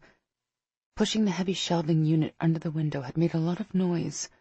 But no, she'd heard just fine. A car had pulled into the hangar. That squeal of tires had to be Hardy. She was out of time. Heart racing, Mac glanced over at the door to make sure the pieces of the ruler she'd broken and wedged underneath it were in place. They wouldn't keep Hardy and his men out, but they would slow them down long enough for her to escape, she hoped. Of course she would have been out of here 15 minutes ago if the shelf hadn't been so damn heavy to move. She was probably taking her life in her hands, climbing up on the precariously balanced boxes she'd put on the top shelf so she could reach the window, but she didn't have a choice. She couldn't wait around for Gage and his pack to show up and save her. Oh, she knew they'd come. She was just worried she'd be dead by the time they got here. She hated to think about it, but there was a real possibility that Brooks, Cooper, and Becker had succumbed to their injuries after trying to rescue her. Gage might not even know what happened to her. Max swallowed hard at that painful thought and reached for another box, just as footsteps sounded outside the door. She froze, holding her breath. "Go away," she prayed silently. "Just give me one more minute." The doorknob jiggled. Muttering a curse, she hefted another case of paper to the top shelf, then scrambled up after it. The boxes of paper made the unit top-heavy as hell, and it wobbled wildly under her weight. "Just stay together long enough to let me reach the window." It would be just her luck to have the shelf collapse. Hardy wouldn't have to kill her. She'd break her neck all on her own. The door shuddered as someone big slammed against it, but her wedges held. She quickly finished stacking the 2 cases of paper, then climbed on top of them. The shelf swayed dangerously, but she kept herself balanced in the center of her makeshift ladder and kept going. "I don't know what you think you're gaining by this, Miss Stone," Hardy shouted over the whir of a nearby jet engine. "I was only going to shoot you in the head, but if you make me work for it, I'm going to make it so much more painful for you." Not exactly a great motivational speaker, was he? Unless he was trying to get her to hurry even more. Mac grabbed the windowsill as a gunshot rang out. The bullet went clean through the door and smacked into the wall near the shelf she was standing on. If she wasn't so focused on keeping herself from tumbling off her precarious perch, she would have screamed for sure. She grabbed the handle and levered it upward, then pushed open the window. It only tilted out about a foot, but that was more than she needed. She yanked herself up to the window frame and shimmied through the narrow gap as more bullets tore through the door. If Gage and the pack were anywhere nearby, they had to have heard the gunshots, right? Mac didn't exactly climb through the window as much as she fell through it. She tried to hold on to the edge of the frame so she could hang down, then drop to the ground, but she ended up tumbling out the window in a nearly horizontal position. The asphalt came up to smack her faster than she expected, and for a moment, everything sparked, then went dark as pain engulfed the entire right side of her body. But the sound of shooting coupled with Hardy's furious shouts jarred her out of the blackness. She winced and crawled to her feet. Crap. It felt like she'd broken everything important in her body. "Get outside and find that bitch," Hardy ordered. Damn it. They were already in the room. It wouldn't take them long to figure out where she went. In the darkness, Mac looked from the open runways and planes on her right to the long continuous row of hangars on her left. She'd never make it very far if she tried to run in a straight line across the open airfield. Hardy's men would see her and shoot her down before she went 100 feet. So she turned left and stumbled along the hangars as fast as her beat-up body would allow. She needed to find someplace to hide until Gage and his pack could find her.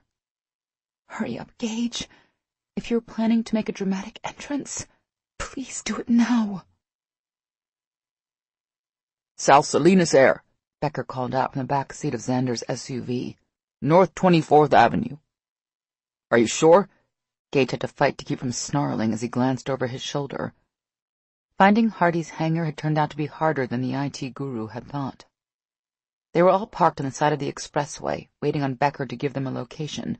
For about the 1000th time, Gage questioned the intelligence of putting all his eggs in one basket and bringing the whole team out here based on a muffled conversation a beaten man had heard while locked in a trunk. He glanced at his watch again, and this time, he didn't even try to hold in the growl that escaped his lips. It was after midnight already. Hardy's men had taken Mackenzie over an hour ago. This was taking too damn long. I'm sure, Becker said. I gave up trying to find a connection between Hardy and one of the general aviation operations out here. Instead, I tapped into the security feed for the cameras that surround the airport. I found the car that brought Mac here, and followed it camera to camera until it stopped at a small charter service called South Salinas.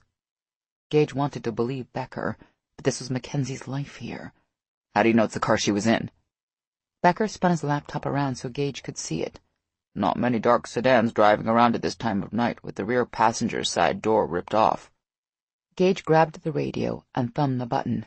Northeast quadrant of the airport, he ordered. East 16th to North 24th. Stop 3 blocks short and follow the plan.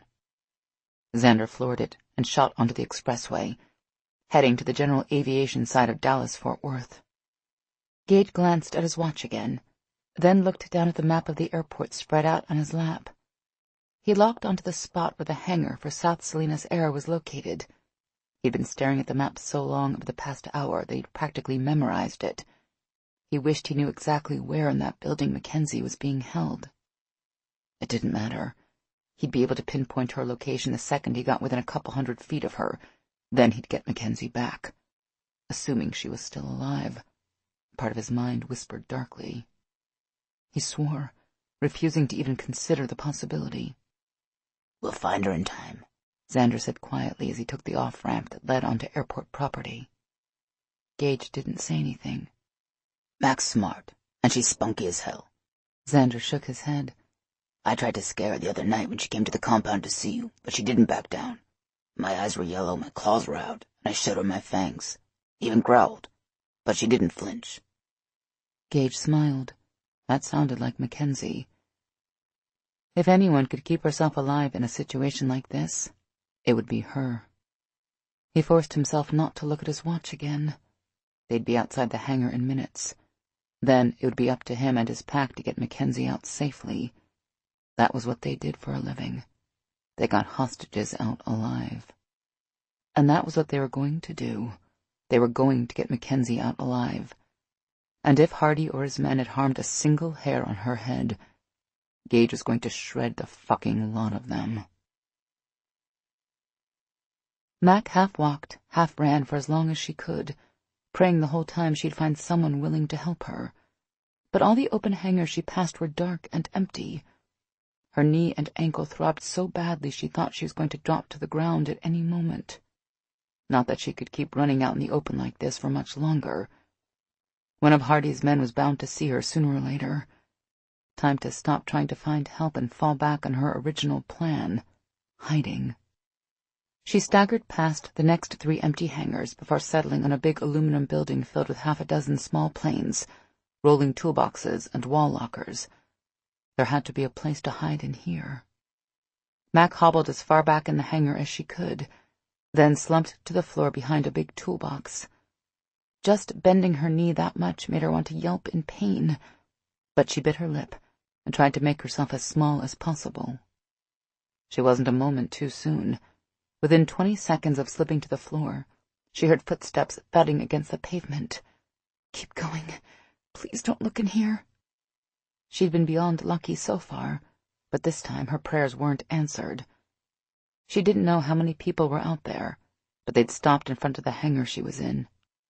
"I've got this one. Check the next," Patterson shouted. "She couldn't have gotten very far."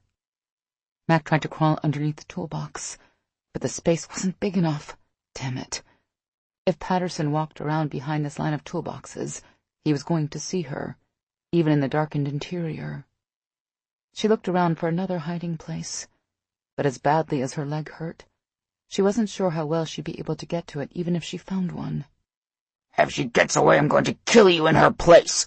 You know that, right?" The sound of Hardy's voice made her jump. Hardy and Patterson were both searching the hangar. Her luck was getting worse by the second. She heard a clicking sound that she recognized from her shooting lessons with Gage. One of the men had thumbed the hammer back on a pistol. "Unless I shoot you first," Patterson answered his boss. "Oh, please, shoot each other." Hardy laughed. "Find her and let you bring her with us to Mexico. You can do anything you want with her until we get there. Then I'll shoot her and mail the parts back to Dixon in a box." "Crap." "Deal," Patterson said.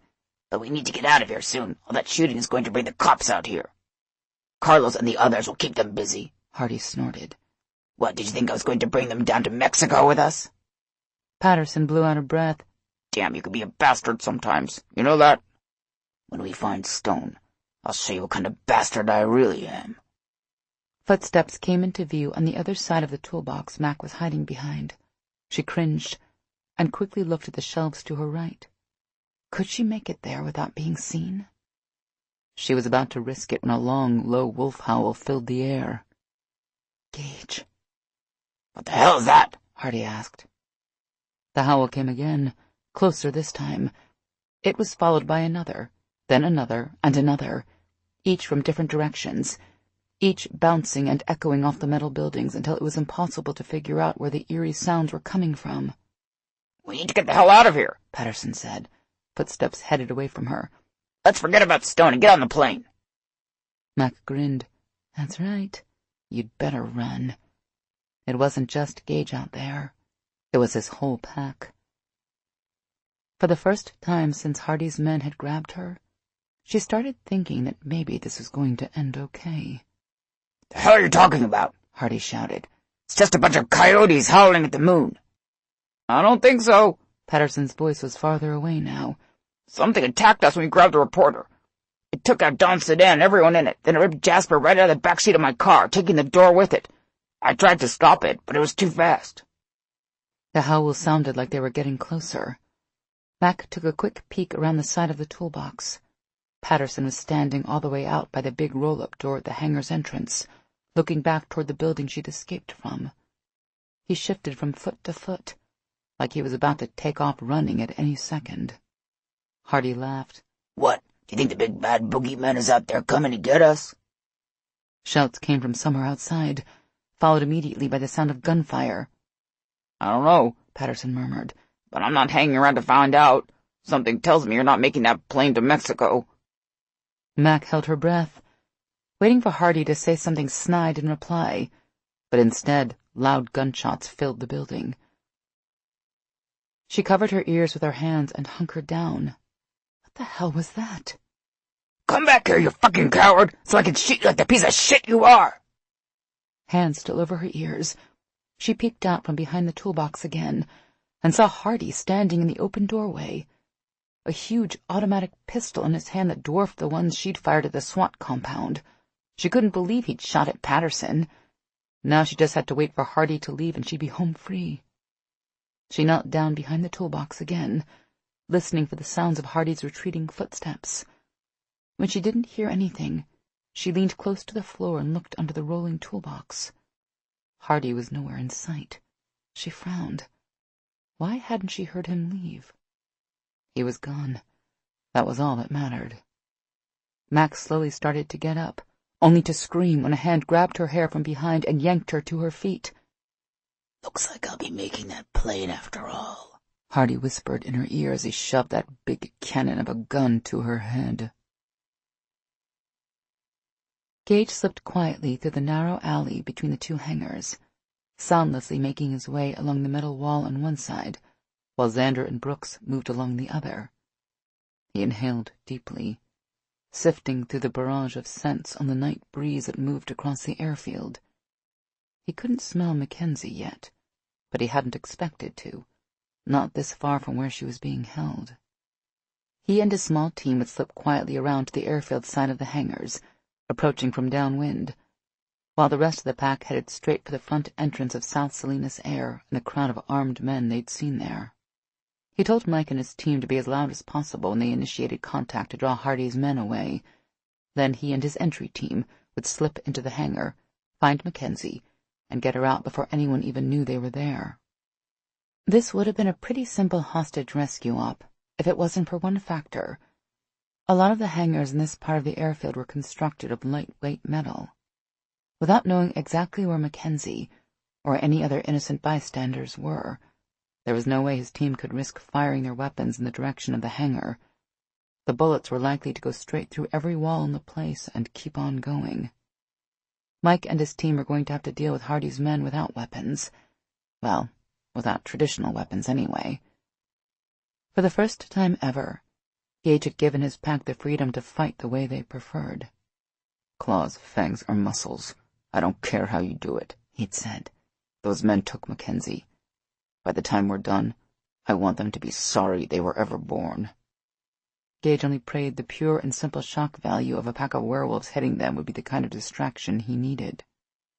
When they reached the airfield side of the hangars, a few buildings down from South Salinas, Gage tapped his radio mic 3 times in rapid succession, the go signal. Immediately, a long, drawn-out howl shattered the normal background noises of the airfield. Moments later, another howl sounded a little farther away, and then another one closer. At the same time, Gage knew Mike would be killing all power to the hangar, throwing everything in the area into total darkness. "I think that should do the job of attracting some attention," Xander whispered. A few seconds later, Gage heard gunfire coming from the front of the South Salinas hangar, followed closely by shouts as Mike's team hit the men there. "Yup, that's a distraction, all right," Brooks agreed. Gage started toward the hangar when the sounds of running footsteps caught his attention. Shit. Hardy must have had some of his men stationed along this side of the hangar, too. Time for Plan B. He pointed at Xander and Brooks, then in the direction of the footsteps. He pointed at himself, and motioned he'd continue on to the hangar. Xander frowned, clearly less than thrilled with the idea of Gage going in alone, but his squad leader didn't argue. The goal here was to get Mackenzie out, and Gage wouldn't be able to do that with bad guys chasing him from behind. Gage hesitated for half a second as Xander and Brooks stepped out from behind the concealment of the little alley they were in and streaked toward the approaching men.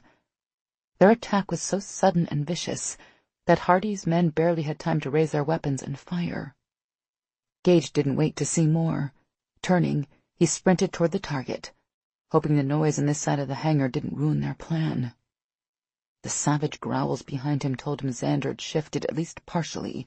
Human vocal cords couldn't make those sounds. He had no doubt that at some point Brooks would be dropping his tactical gear and shifting to his full wolf form. While several of the team's members could handle a full wolf shift, Xander, Cooper, Brady, Remy, and Carter included, Brooks was the only one besides Gage who could handle anything close to an instantaneous transformation. Gage imagined when that happened, the shouts were going to get a lot louder. He needed to get Mackenzie out before that. Gage was nearing the big open doors of the South Salinas hangar and the private jet running its engines when an unexpectedly powerful scent hit him, forcing him to slow. It was Mackenzie's.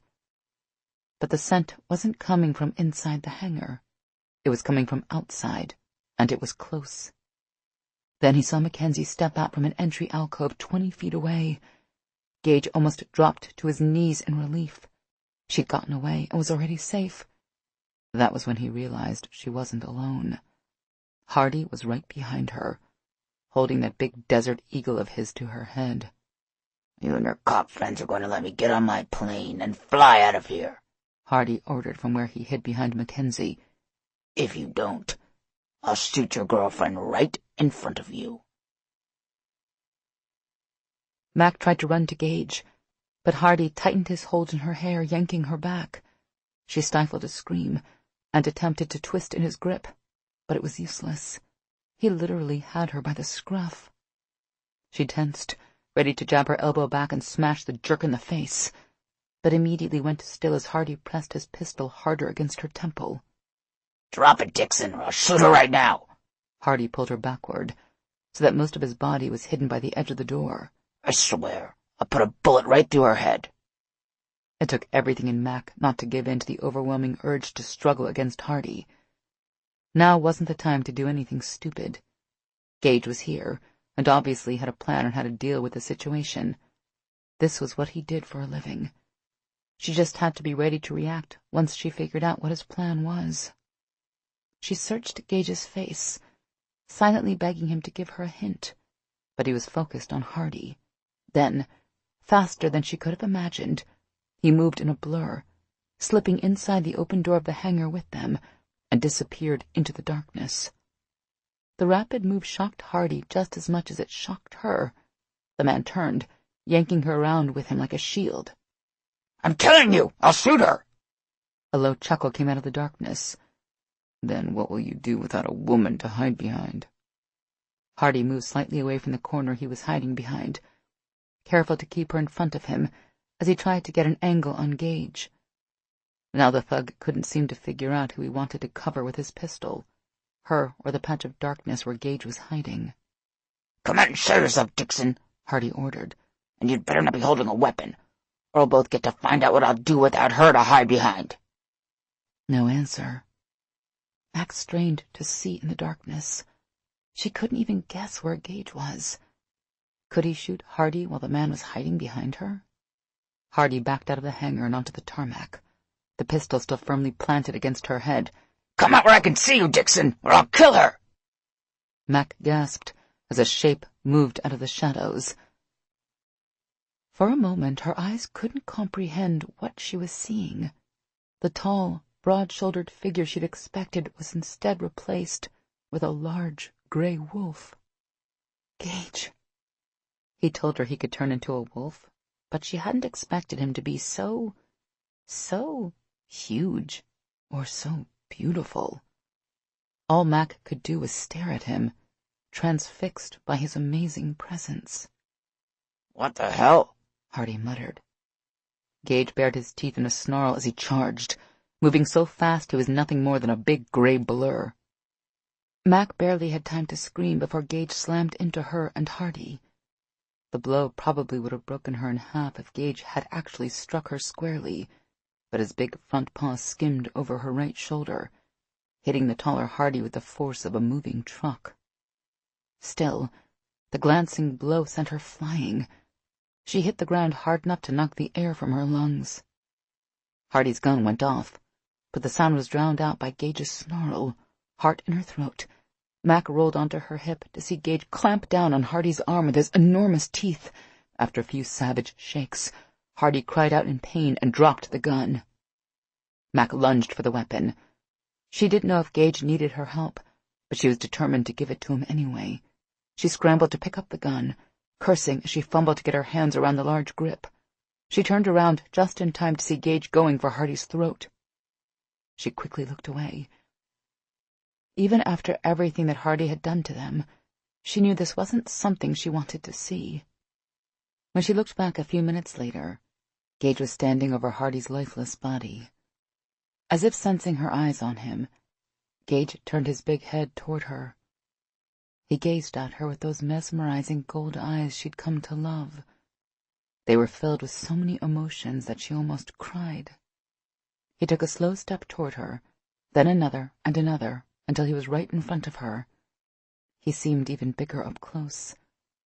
She set the gun on the ground, then went up on her knees so she could look him in the eyes.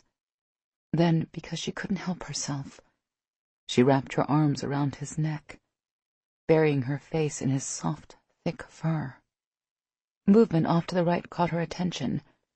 She lifted her head a little, expecting to see the rest of the pack, but instead it was Roscoe Patterson. Something glinted in the glow of a distant airfield light. A gun. And he was aiming it at Gage. Without thought, Mac grabbed the pistol from the ground, somehow getting both hands around it on the first try, then instinctively aimed it like Gage had taught her.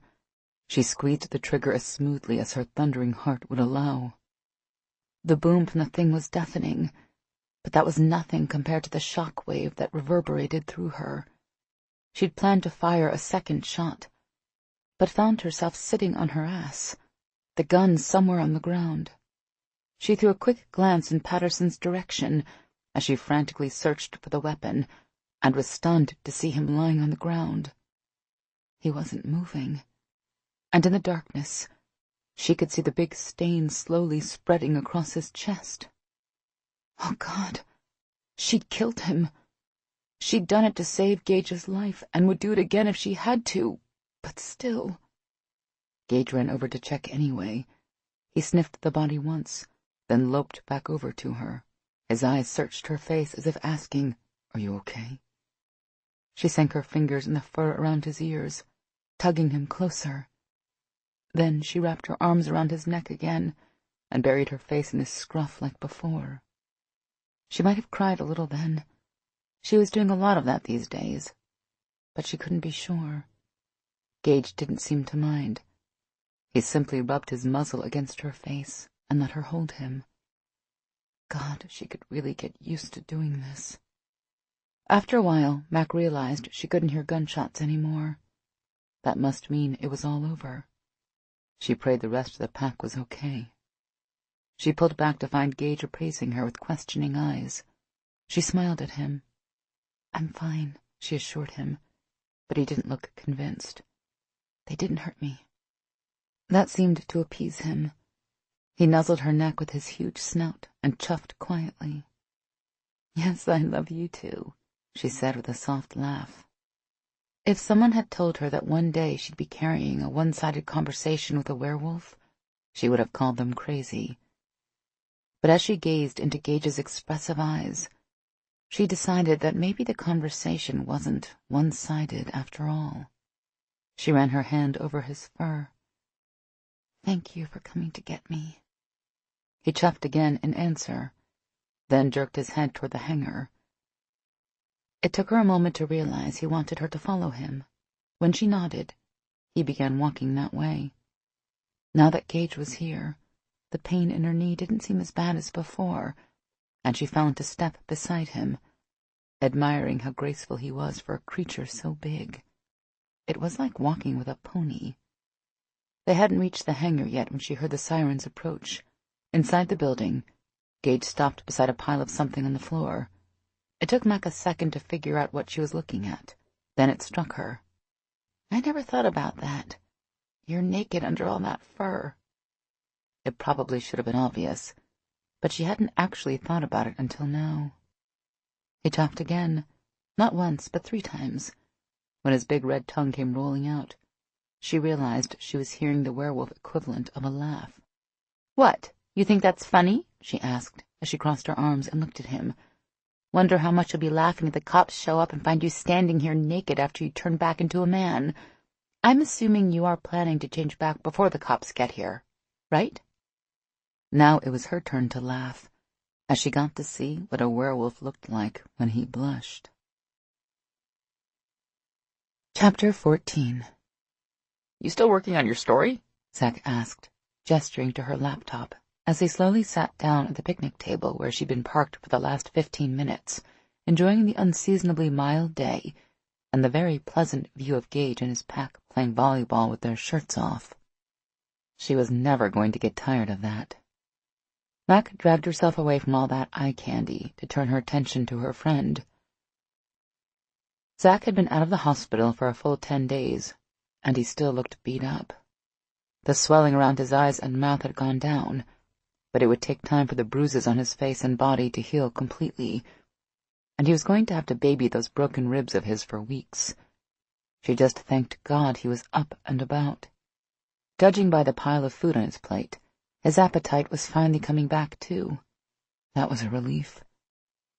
He was tall and lanky at the best of times. She was pretty sure he'd lost at least 10 or 15 pounds since Hardy's goons had beaten the crap out of him. "Yeah," she said in answer to his question.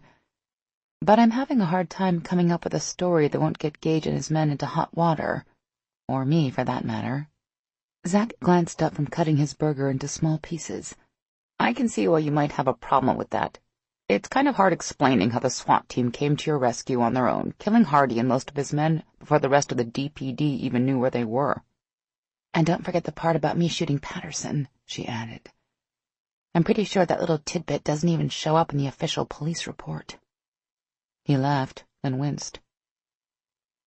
He waved a hand at her until he could talk again. "Just a suggestion. I know how much it'd bother you to drop the whole thing and let people figure out for themselves what happened to Hardy, but I think this is a case where the world is better off not knowing the whole truth and nothing but the truth." Mac didn't say anything.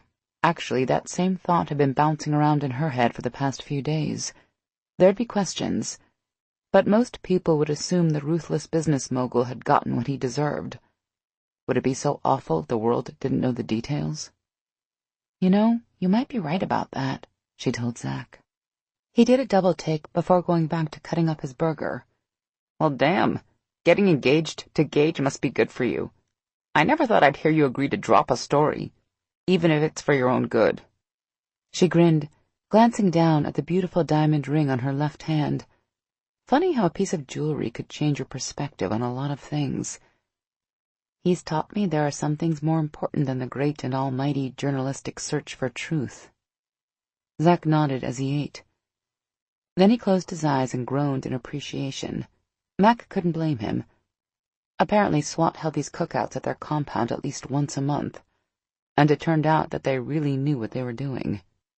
Xander, the officer in charge of the grill at today's cookout, had put out a spread worthy of that cute chef on the Food Network. She'd eaten more than her fair share of barbecue as proof. She put her hands on the table behind her and leaned back, happy to sit there with Zach while she watched Gage run around playing in the sand. He was going to look like a sugar cookie by the time he was done. Not that she minded.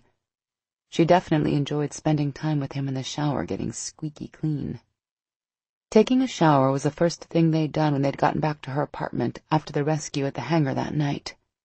Then Gage took her to bed and made love to her until they were both exhausted. When they woke up, they did it all over again. The only time they got out of bed was to get something to eat. Well, that wasn't quite true. Gage had insisted on leaving once so he could run some mysterious errand. And when he'd come back, he'd taken her back to bed again, then slipped the diamond ring on her hand and asked her to be his one. They'd made love, then spent the rest of the day talking about the future. Mac even convinced Gage into shifting into his wolf form again. He'd looked stunned. "Right here?" She'd nodded, refusing to let up until he did. Then she'd curled up against his big furry body and fallen asleep while he'd rested his chin on his huge paws. It had been perfect. Laughter coming from the volleyball court interrupted her daydreaming. Mac jerked out of her thoughts to see the game breaking up. "Sure you don't want to play in the next game?" Gage asked as he swept in and hugged her. "Nah, my knee's still a little sore. I'd rather watch you anyway," she said. "Okay, but if you change your mind, there's always room for you." He leaned in to kiss her, groaning softly. You taste good enough to eat," said the big bad wolf. She laughed as he nuzzled her neck. "Down, big boy." "I'm right here," Zach reminded them. My face might be messed up, but I can hear just fine. And if you keep talking like that, I'm going to be ill." Mac laughed. She knew she should behave herself, because Zach was still recovering, but she couldn't resist teasing him. "Maybe we can slip off to the operations vehicle again," she said to Gage. "You know I love all those cameras in there." "Okay." Zach picked up his plate and got to his feet. "I'm going to find another place to eat that's better for my digestion. See you two lovebirds later." Gage chuckled as Zach slowly walked over to join Xander by the grill. "Keep an eye on Zach, Xander," she said softly. "I don't want him wearing himself out." Even though the grill was at least 100 feet away, Xander gave her a nod. There was something to be said for extra sensitive hearing.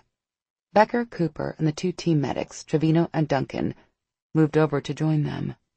Without a word, Cooper plunked down a folding chair, which Zach sank down into without complaint. Gage climbed up behind her and pulled her back against his chest. "What are you smiling at?" Mac pulled his arms around her middle and snuggled closer to all that muscle. He was covered in sand, but she didn't care. "I was just thinking how nice it is being part of the pack.